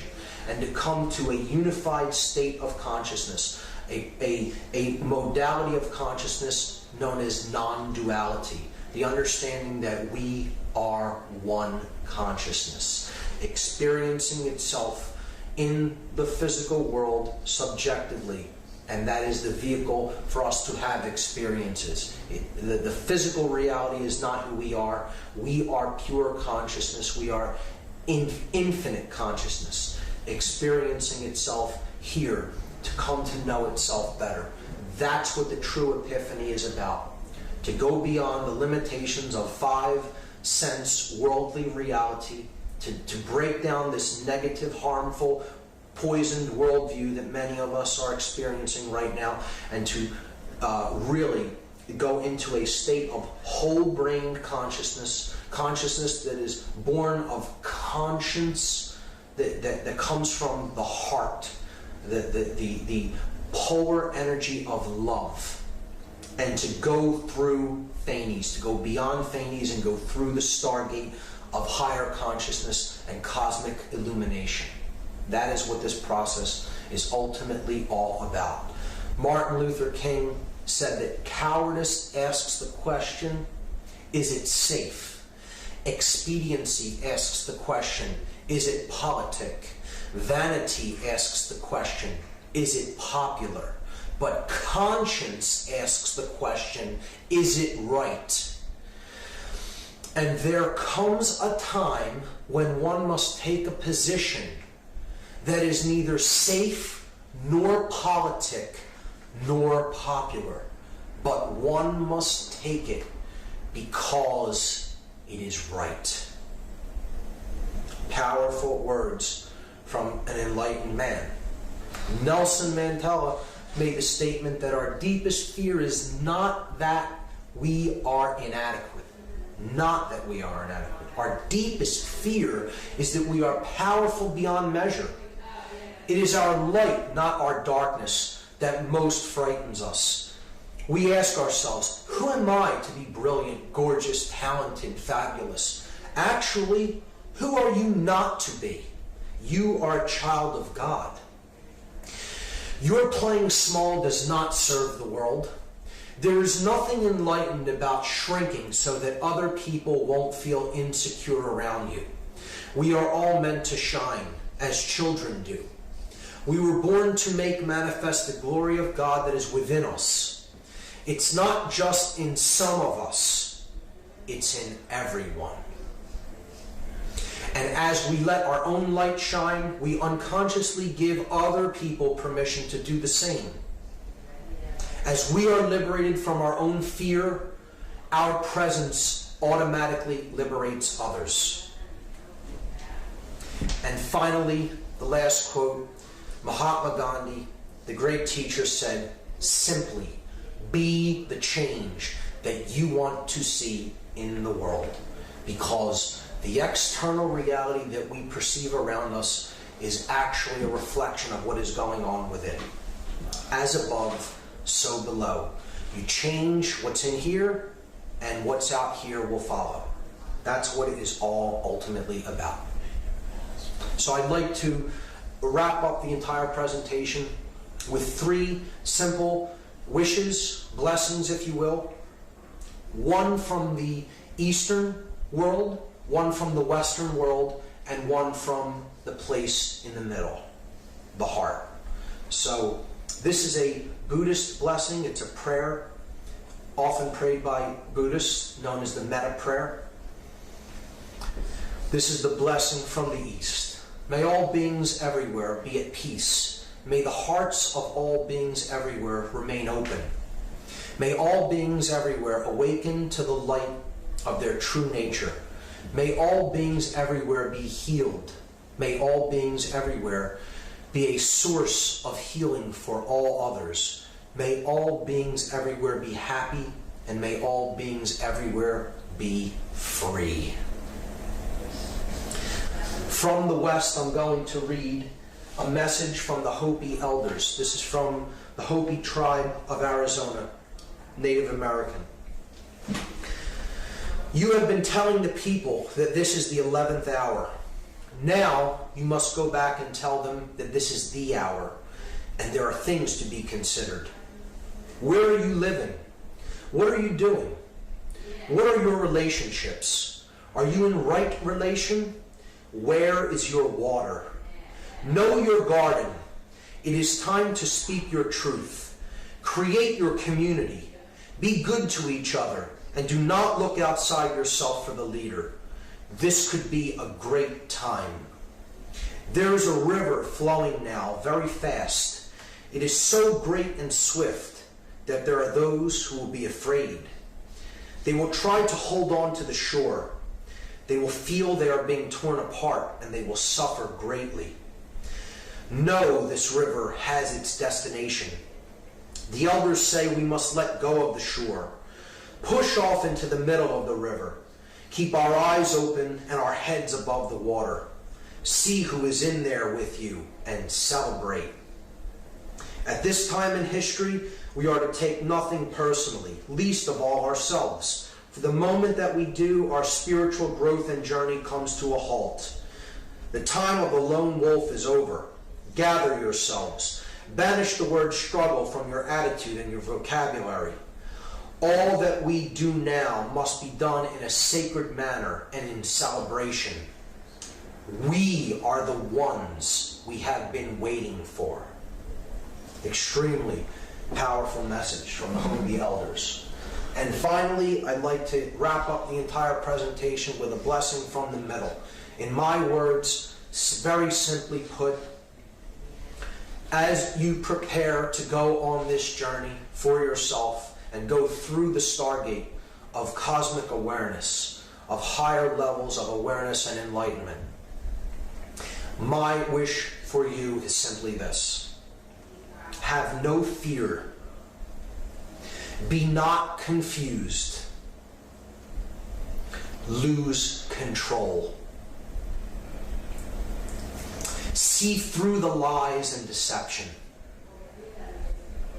Find dominion within yourself. Fall in love. Know the truth. And the truth will set us all free. Go for it. And thank you. Gentlemen, we have called you together to inform you that we are going to overthrow the United States government.